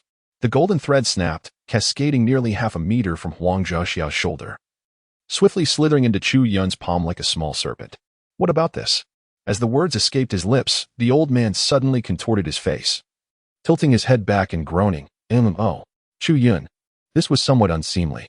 After a moment, Huang Jiuxiao regained his composure, realizing his indiscretion, and stepped back, apologizing. "My apologies. What do you feel now?" Suddenly, he shivered, his expression shifting to one of heightened excitement. "I believe I have just experienced a moment of enlightenment." Enlightenment? Indeed, it was a question that had long eluded his understanding, now suddenly illuminated. What could this signify? Did it relate to the golden light surrounding me? The astonishment on Huang Jiuxiao's face was palpable. From Chu Yun's actions, he could roughly deduce what had transpired. Yet, could such a simple tug and pull truly lead to his epiphany? It seemed rather implausible. "I shall examine it again." Chu Yun also deemed it unreasonable, lifting his hand to grasp the golden light that only he could perceive emanating from Huang Jiuxiao. He repeated the process, this time with experience. As he extracted the golden thread, he casually placed a silence enchantment over Huang Jiuxiao's mouth. The golden thread then severed from Huang Jiuxiao's being. The old man tilted his head back once more, mouth agape, embodying a state of blissful transcendence. Chu Yun refrained from looking at him, focusing instead on the golden thread in his palm. Under the influence of his thoughts, the golden thread swiftly coiled into a rudimentary golden pom-pom. Frankly, this golden thread, when compared to the primordial jade obtained from the heavenly Tao space, or even the earlier silver sphere, was significantly inferior. Yet, given that it had sprouted directly from Huang Jiuxiao, its removal conferred upon him certain benefits, allowing him to enter a state of enlightenment. He resolved in his heart to first stow away the golden thread sphere and see if it could yield a breakthrough card. Thus, with a firm grasp, he drew the golden sphere into his dantian.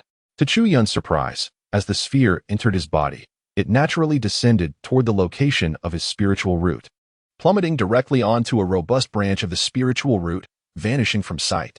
Moments later, a fruit the size of a button emerged from that very branch. The aura emanating from the fruit was that of the heavenly Tao's primordial jade. This was indeed promising, although it was still a fruit. This faint golden orb paled in comparison to the sword path fruit nearby, which was roughly the size of an infant's fist, offering Chu Yun negligible benefits. Narrowing his eyes, Chu Yun cast a glance at the oblivious Huang Jiuxiao, sensing that the situation was becoming increasingly intriguing. He raised his hand towards Huang Jiuxiao and said, "Please bear with me." His fingers grasped in the air. Huang Jiuxiao trembled, and saliva began to trickle from the corner of his mouth. A vast expanse of golden light was drawn into his palm, transforming the small golden figure of Huang Jiuxiao into a flickering firefly-like form. Countless strands of golden threads intertwined, coalescing in his palm to form a swirling vortex of golden light, which was then absorbed into his body and fell upon the world tree. Soon, the pale golden fruit visibly expanded, growing to the size of a walnut. After observing that Huang Jiuxiao had fallen into a state of enlightenment without any abnormalities, Chu Yun meticulously examined the pale golden fruit. After the passage of a fragrant stick's worth of time, 5 breakthrough cards emerged from beneath the fruit. The golden glow of the fruit faded, its color dimming. Yet, Chu Yun understood that given sufficient time, it would gradually regain its vitality. He glanced once more at Huang Jiuxiao. A faint golden radiance still enveloped his form, and the old man's features appeared to have regained some youthfulness, approaching middle age. Although his cultivation had reached its zenith with no evident change, he emanated an aura of sharpness and vigor. He suddenly opened his eyes and deeply bowed to Chu Yun, expressing gratitude. "Thank you for your guidance, senior. I have made significant progress in my swordsmanship." Chu Yun raised an eyebrow, noticing that the golden aura surrounding Huang Jiuxiao had intensified. After a moment of contemplation, he spoke. "Show me a strike." "A strike?" Upon seeing Chu Yun's serious expression, Huang Jiuxiao felt a stir in his heart. He immediately formed his fingers into a sword, channeling profound and inscrutable sword intent through his fingertips towards Chu Yun. With a swift motion, a transparent sword energy sliced through the air, creating a breach in the void. Chu Yun raised his palm to grasp the sword energy, sensing its essence before calmly stating, "You have indeed made progress in your swordsmanship. You should now be at the second level." Second level? Huang Jiuxiao realized that this indicated the senior's classification of understanding in swordsmanship. However, he noted that his mastery still lacked refinement. It should begin like this, then proceed like this, and finally like this, Chu Yun casually explained. Huang Jiuxi was jolted by these insights, a wave of gratitude swelling within him. He felt fortunate to have received further guidance. This visit to the Xianshao sect was indeed a tremendous gain. Am I on the verge of reaching the third level?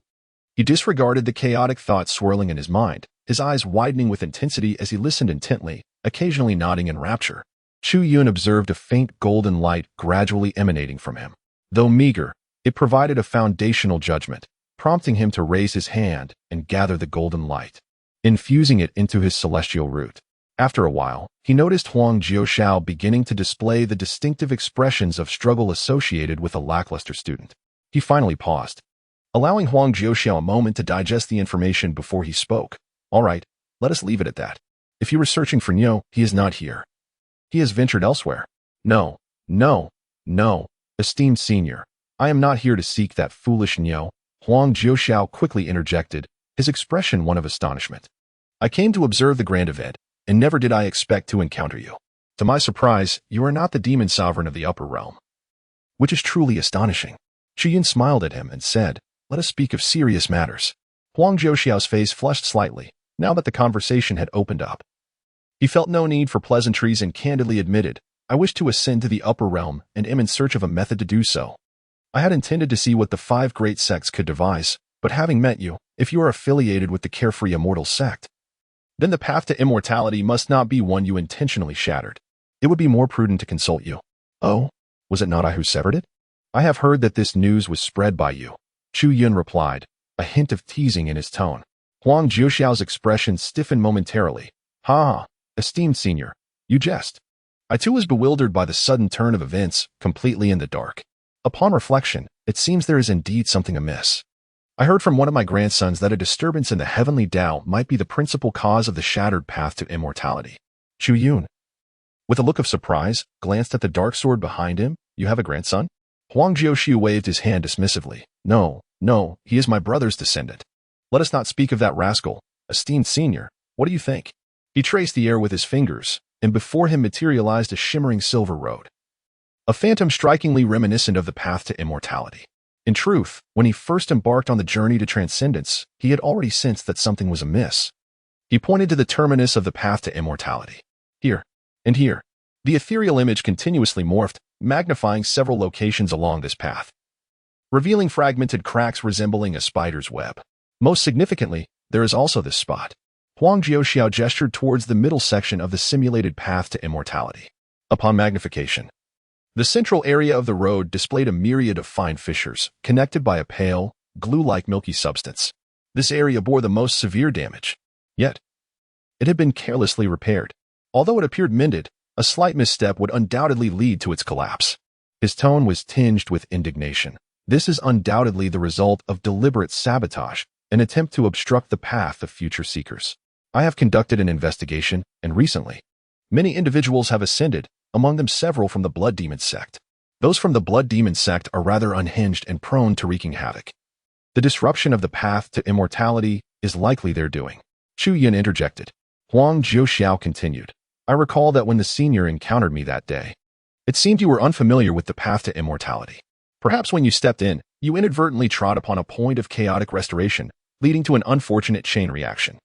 Should I issue a statement now, declaring that this was not your doing? No need, Chu Yun replied, seemingly indifferent to the matter. He shifted the topic. You know I possess a celestial root, yet you still call me senior? You are considerably older than I am. Ah, this world is turned upside down. Who pays heed to age? It is the capable who take precedence, and the accomplished who become teachers. If you find the title unseemly, I would gladly refer to you as my master. Chu Yun rolled his eyes. Your thoughts are rather whimsical.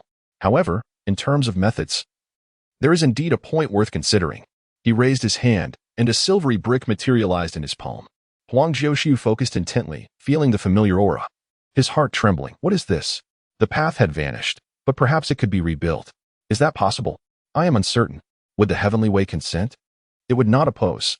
Truly, as a senior, his connection with the heavenly way was steadfast, which explained the immense celestial phenomenon he could evoke. Huang Jiushi was taken aback. Scrutinizing the brick in his hand, the material for this path to immortality seemed rather extraordinary. Chu Yun smiled as he gazed out the window. It is not as extraordinary as it seems. It is everywhere. Let us take a look at how much material has been gathered recently. He strode towards the door. A few days prior, he had set up a bird-catching array within the peak, which should attract a considerable number of celestial birds. Huang Jiuxiao, filled with curiosity about the materials for the path to immortality, hastened his steps to follow. Little did he expect that upon stepping outside, a dark mass of celestial birds loomed on the horizon.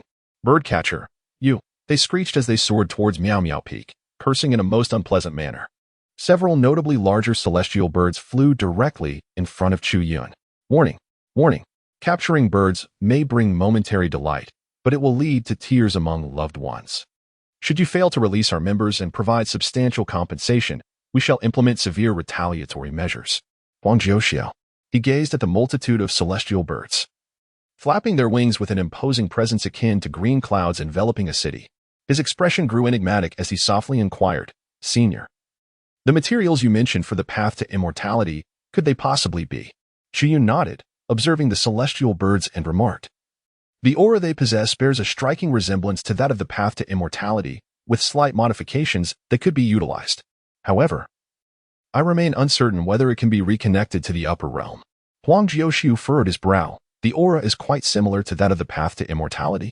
He is aware of the celestial bird, and recently, Huang Hong has been preoccupied with this creature, investing a considerable amount of spiritual stones. However, he has little interest in the bird, as he diligently awaits Chu Yun, dedicating each day to rigorous training. Upon hearing Chu Yun's words, he raised his hand and grasped the squawking celestial bird, channeling his energy into it to sense its essence.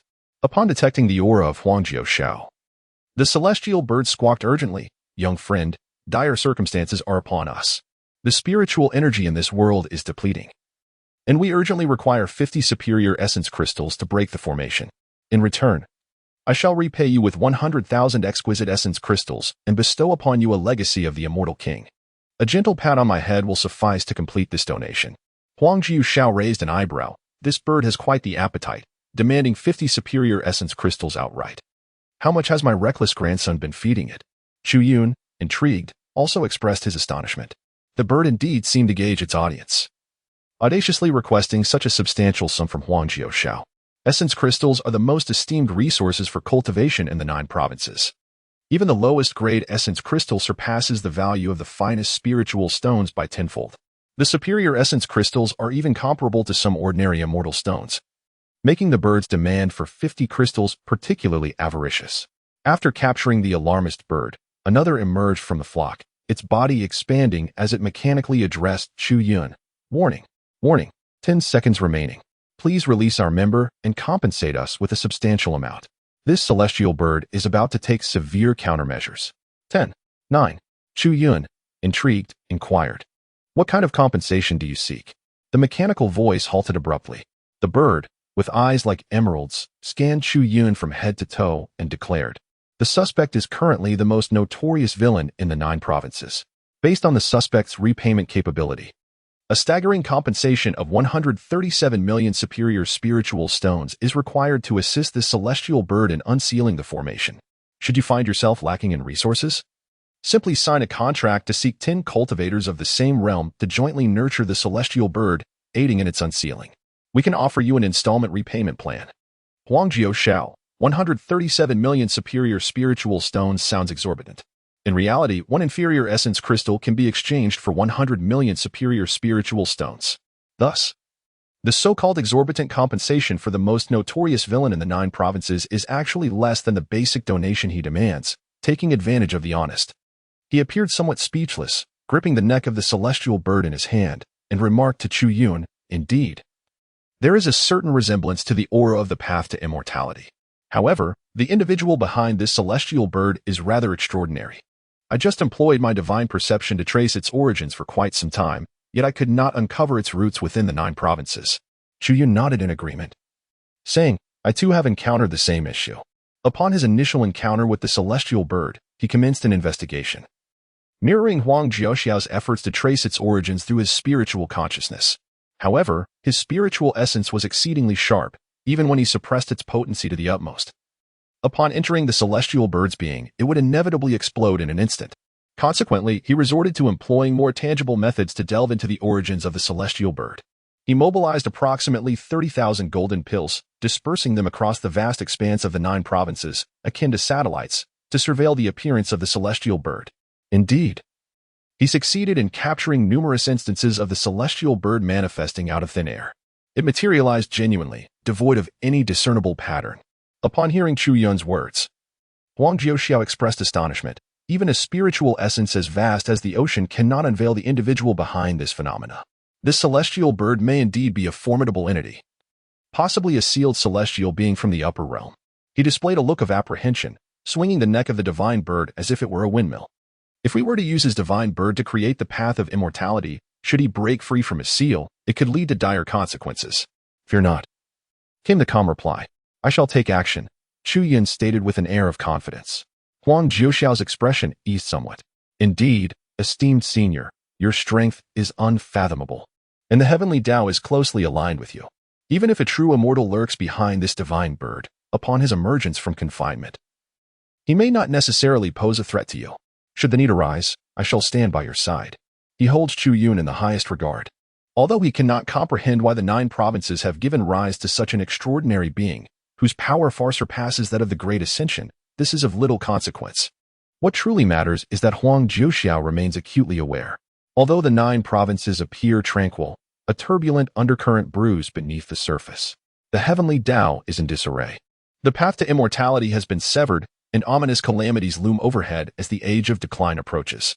He aspired to ascend to a higher realm and resurrect his beloved partner, necessitating a path of righteousness, not to mention the profound grace he had already received. The celestial route of the Carefree Immortal sect was the route he deemed correct. Having made this determination, he was resolved to pursue it unwaveringly. Upon this reflection, the golden light in Huang Jiuxiao's eyes sparkled even more brilliantly in Chu Yun's gaze. Chu Yun smiled and patted his shoulder, saying, It's not as grave as you suggest. If this celestial bird truly possessed the capability, it wouldn't be scouring for spirit stones everywhere. However, I do require your assistance with certain tasks. Huang Jiuxiao remained silent. After being patted, the golden light that had just begun to surface was subdued, leaving him slightly drooling. Chu Yun shook his head, suddenly enlightened. The celestial bird, clutched in Huang Jiuxiao's palm, seized the opportunity to flap its wings and burst forth, squawking mechanically, Fraud. Fraud.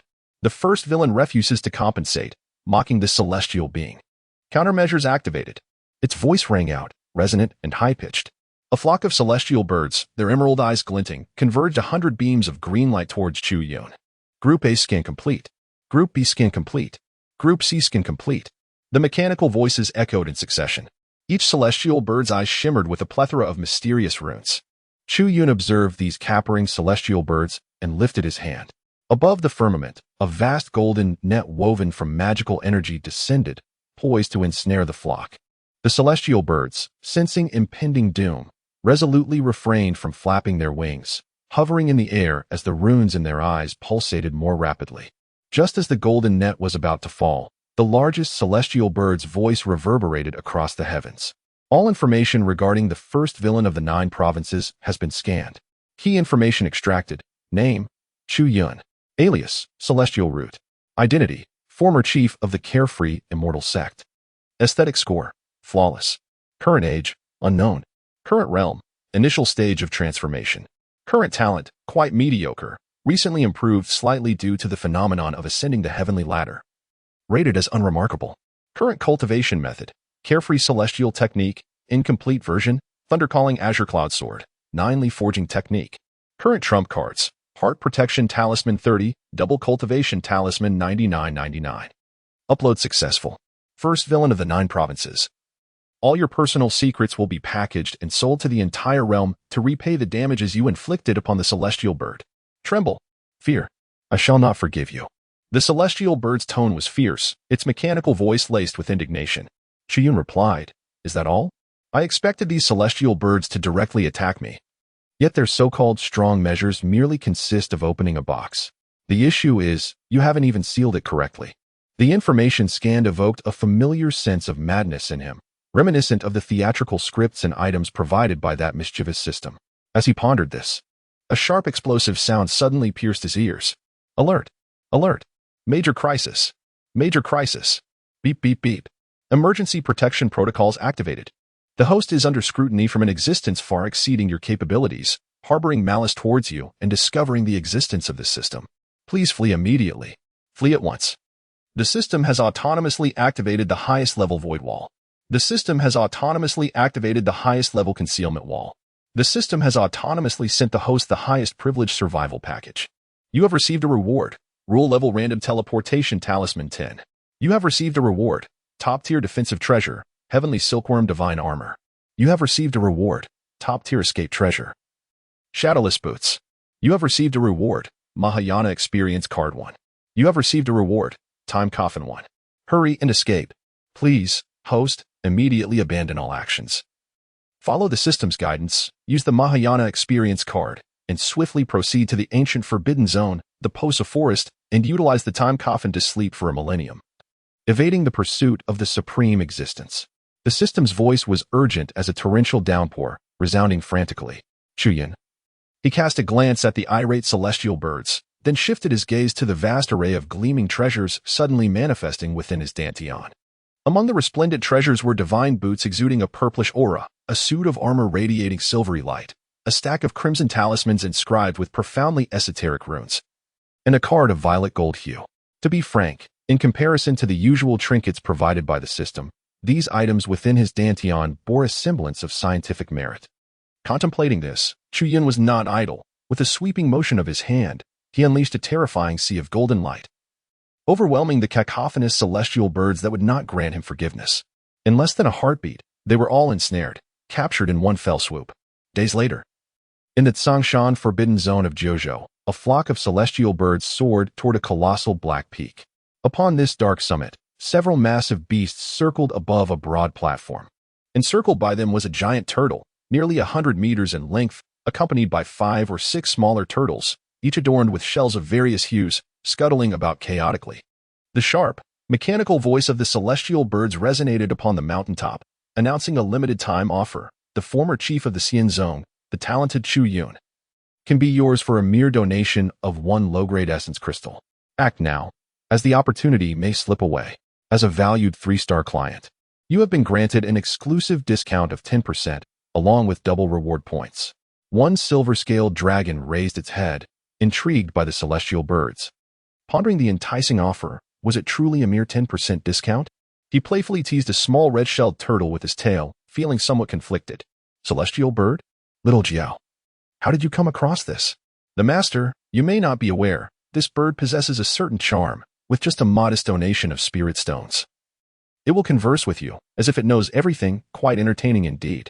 Particularly, it has some remarkably useful information. Last time, I gleaned the method for purifying bloodlines from my bird for merely 3 low-grade essence crystals. You wouldn't believe it. I tried it and found it exceptionally effective. My cultivation has improved significantly of late. However, the information regarding the celestial root of the Carefree Immortal sect seems rather unhelpful. Yet it is being offered at a special discount. Upon hearing the conflicted voice of the Silver Jiao King, Niu Binbin raised an eyebrow and remarked, "Why buy anything? It's all a deception." With that, he lowered his gaze. His robust frame was perched upon the back of a small purple-shelled turtle, urging, "Little Turtle 3, hasten your pace. Do not be idle. Your elder has endured great sacrifice for your birth and remains in a state of unconsciousness. Do you wish to bring disappointment upon your turtle father? Report, Great King. I do not wish for that."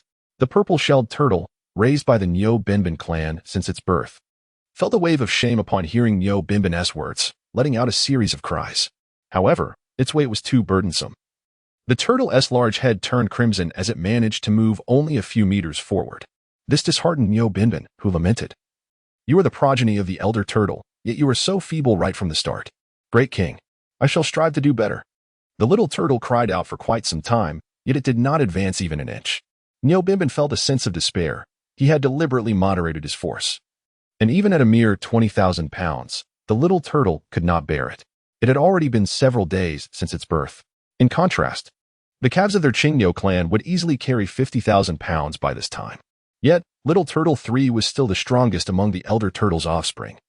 The others were even weaker. Should the elder awaken and witness the frailty of his own turtle son, what would become of them? He was in a heavy mood.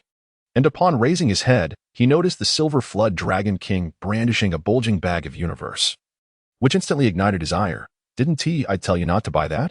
Do my words fall on deaf ears? The Silver Flood Dragon King, observing his reaction, hastily explained, My lord, you may not be aware, though the discounted items may seem futile, they yield double the points.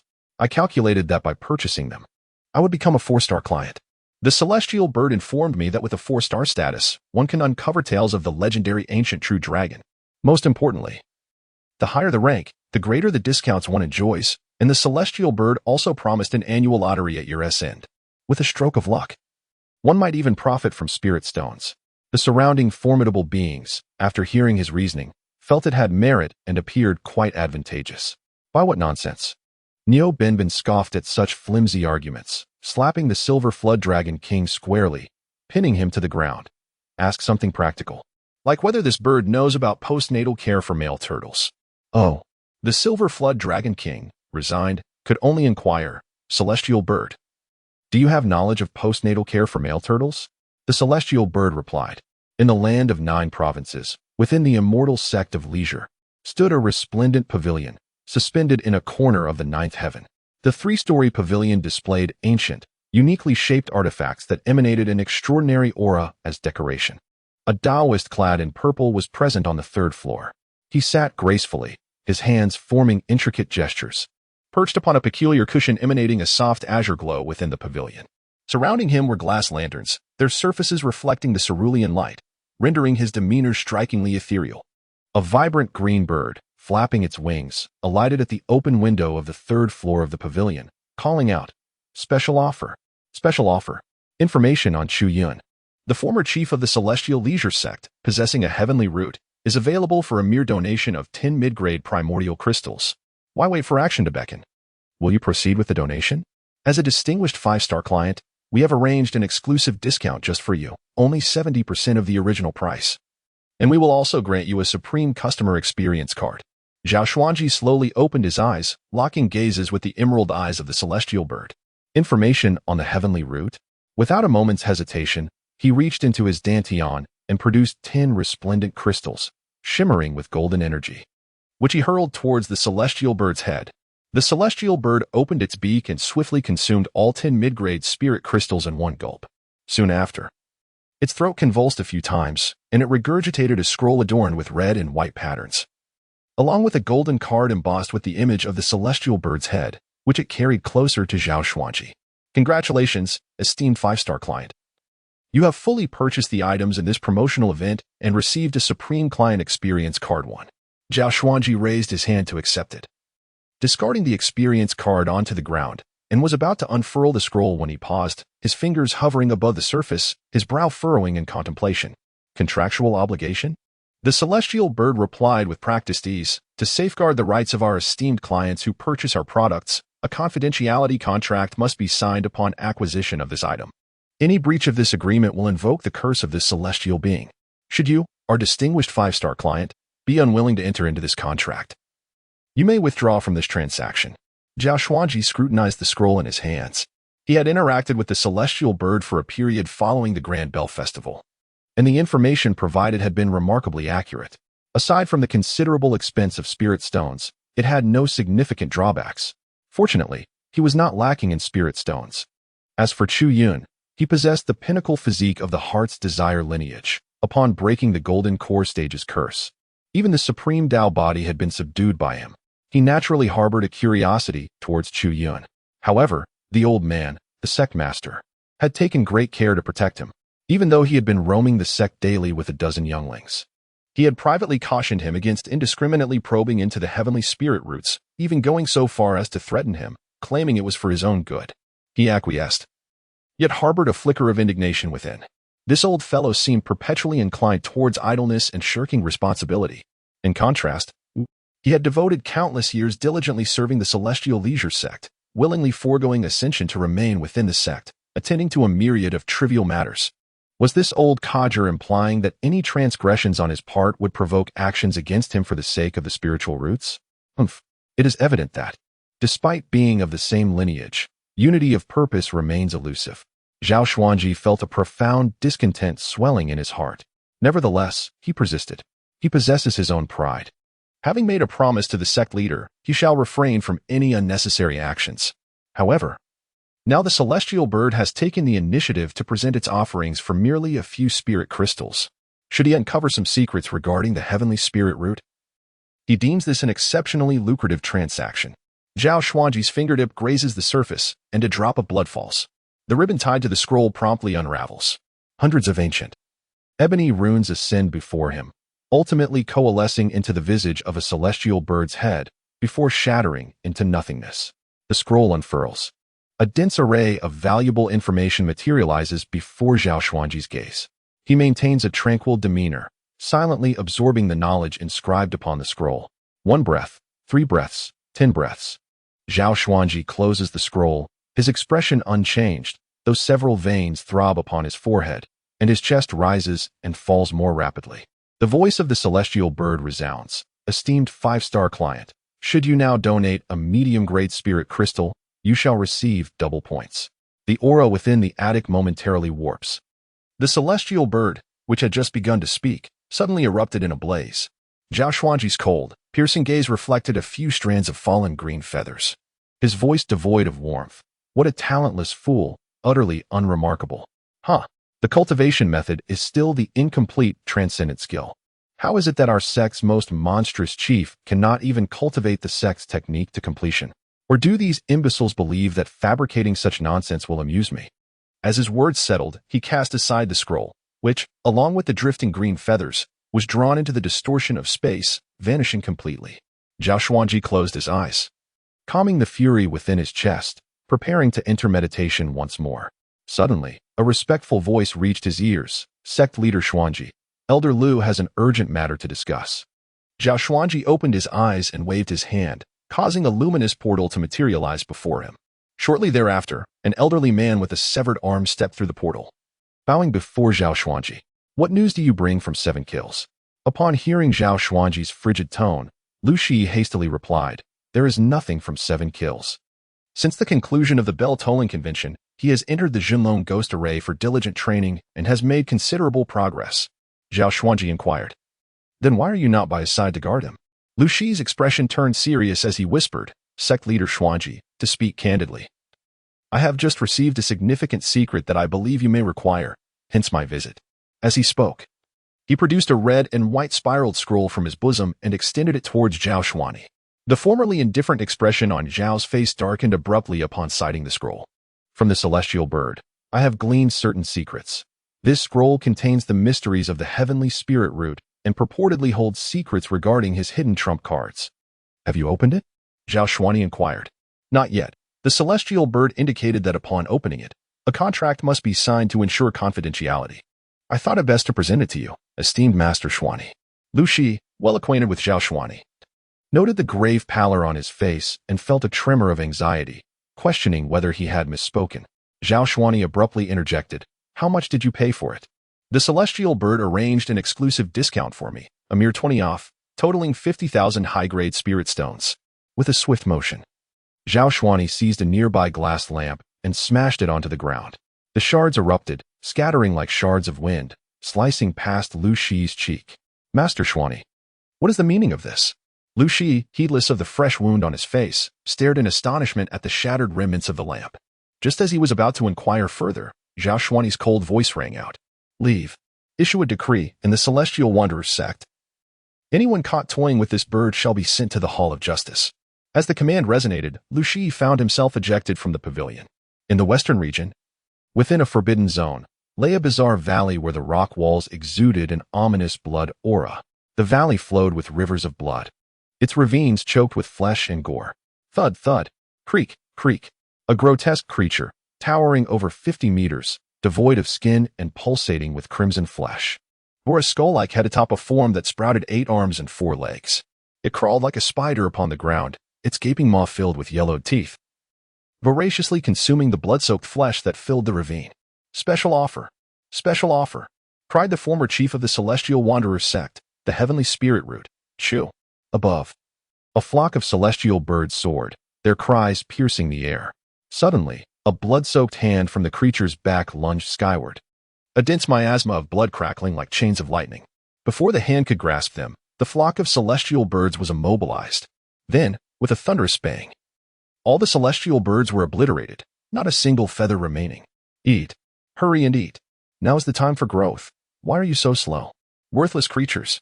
If this is insufficient, I shall provide you with more flesh and blood. Do you wish to perish for your sluggishness? Perched atop the skull, a burly man draped in a blood-colored cloak and adorned with nails protruding from his face radiated an aura of initial stage great ascension.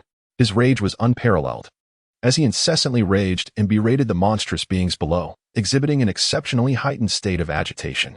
After the passage of half an hour, a voice resonated from outside the confines of his prison. Bloodfiend, your ancestral figure is present. Bloodfiend suddenly turned to gaze in that direction, seething with fury. He retorted, how dare you, a mere rat of the earth, trespass into my forbidden domain? Who granted you the audacity to invade this sacred ground? At the farthest reaches of the blood-soaked cosmos,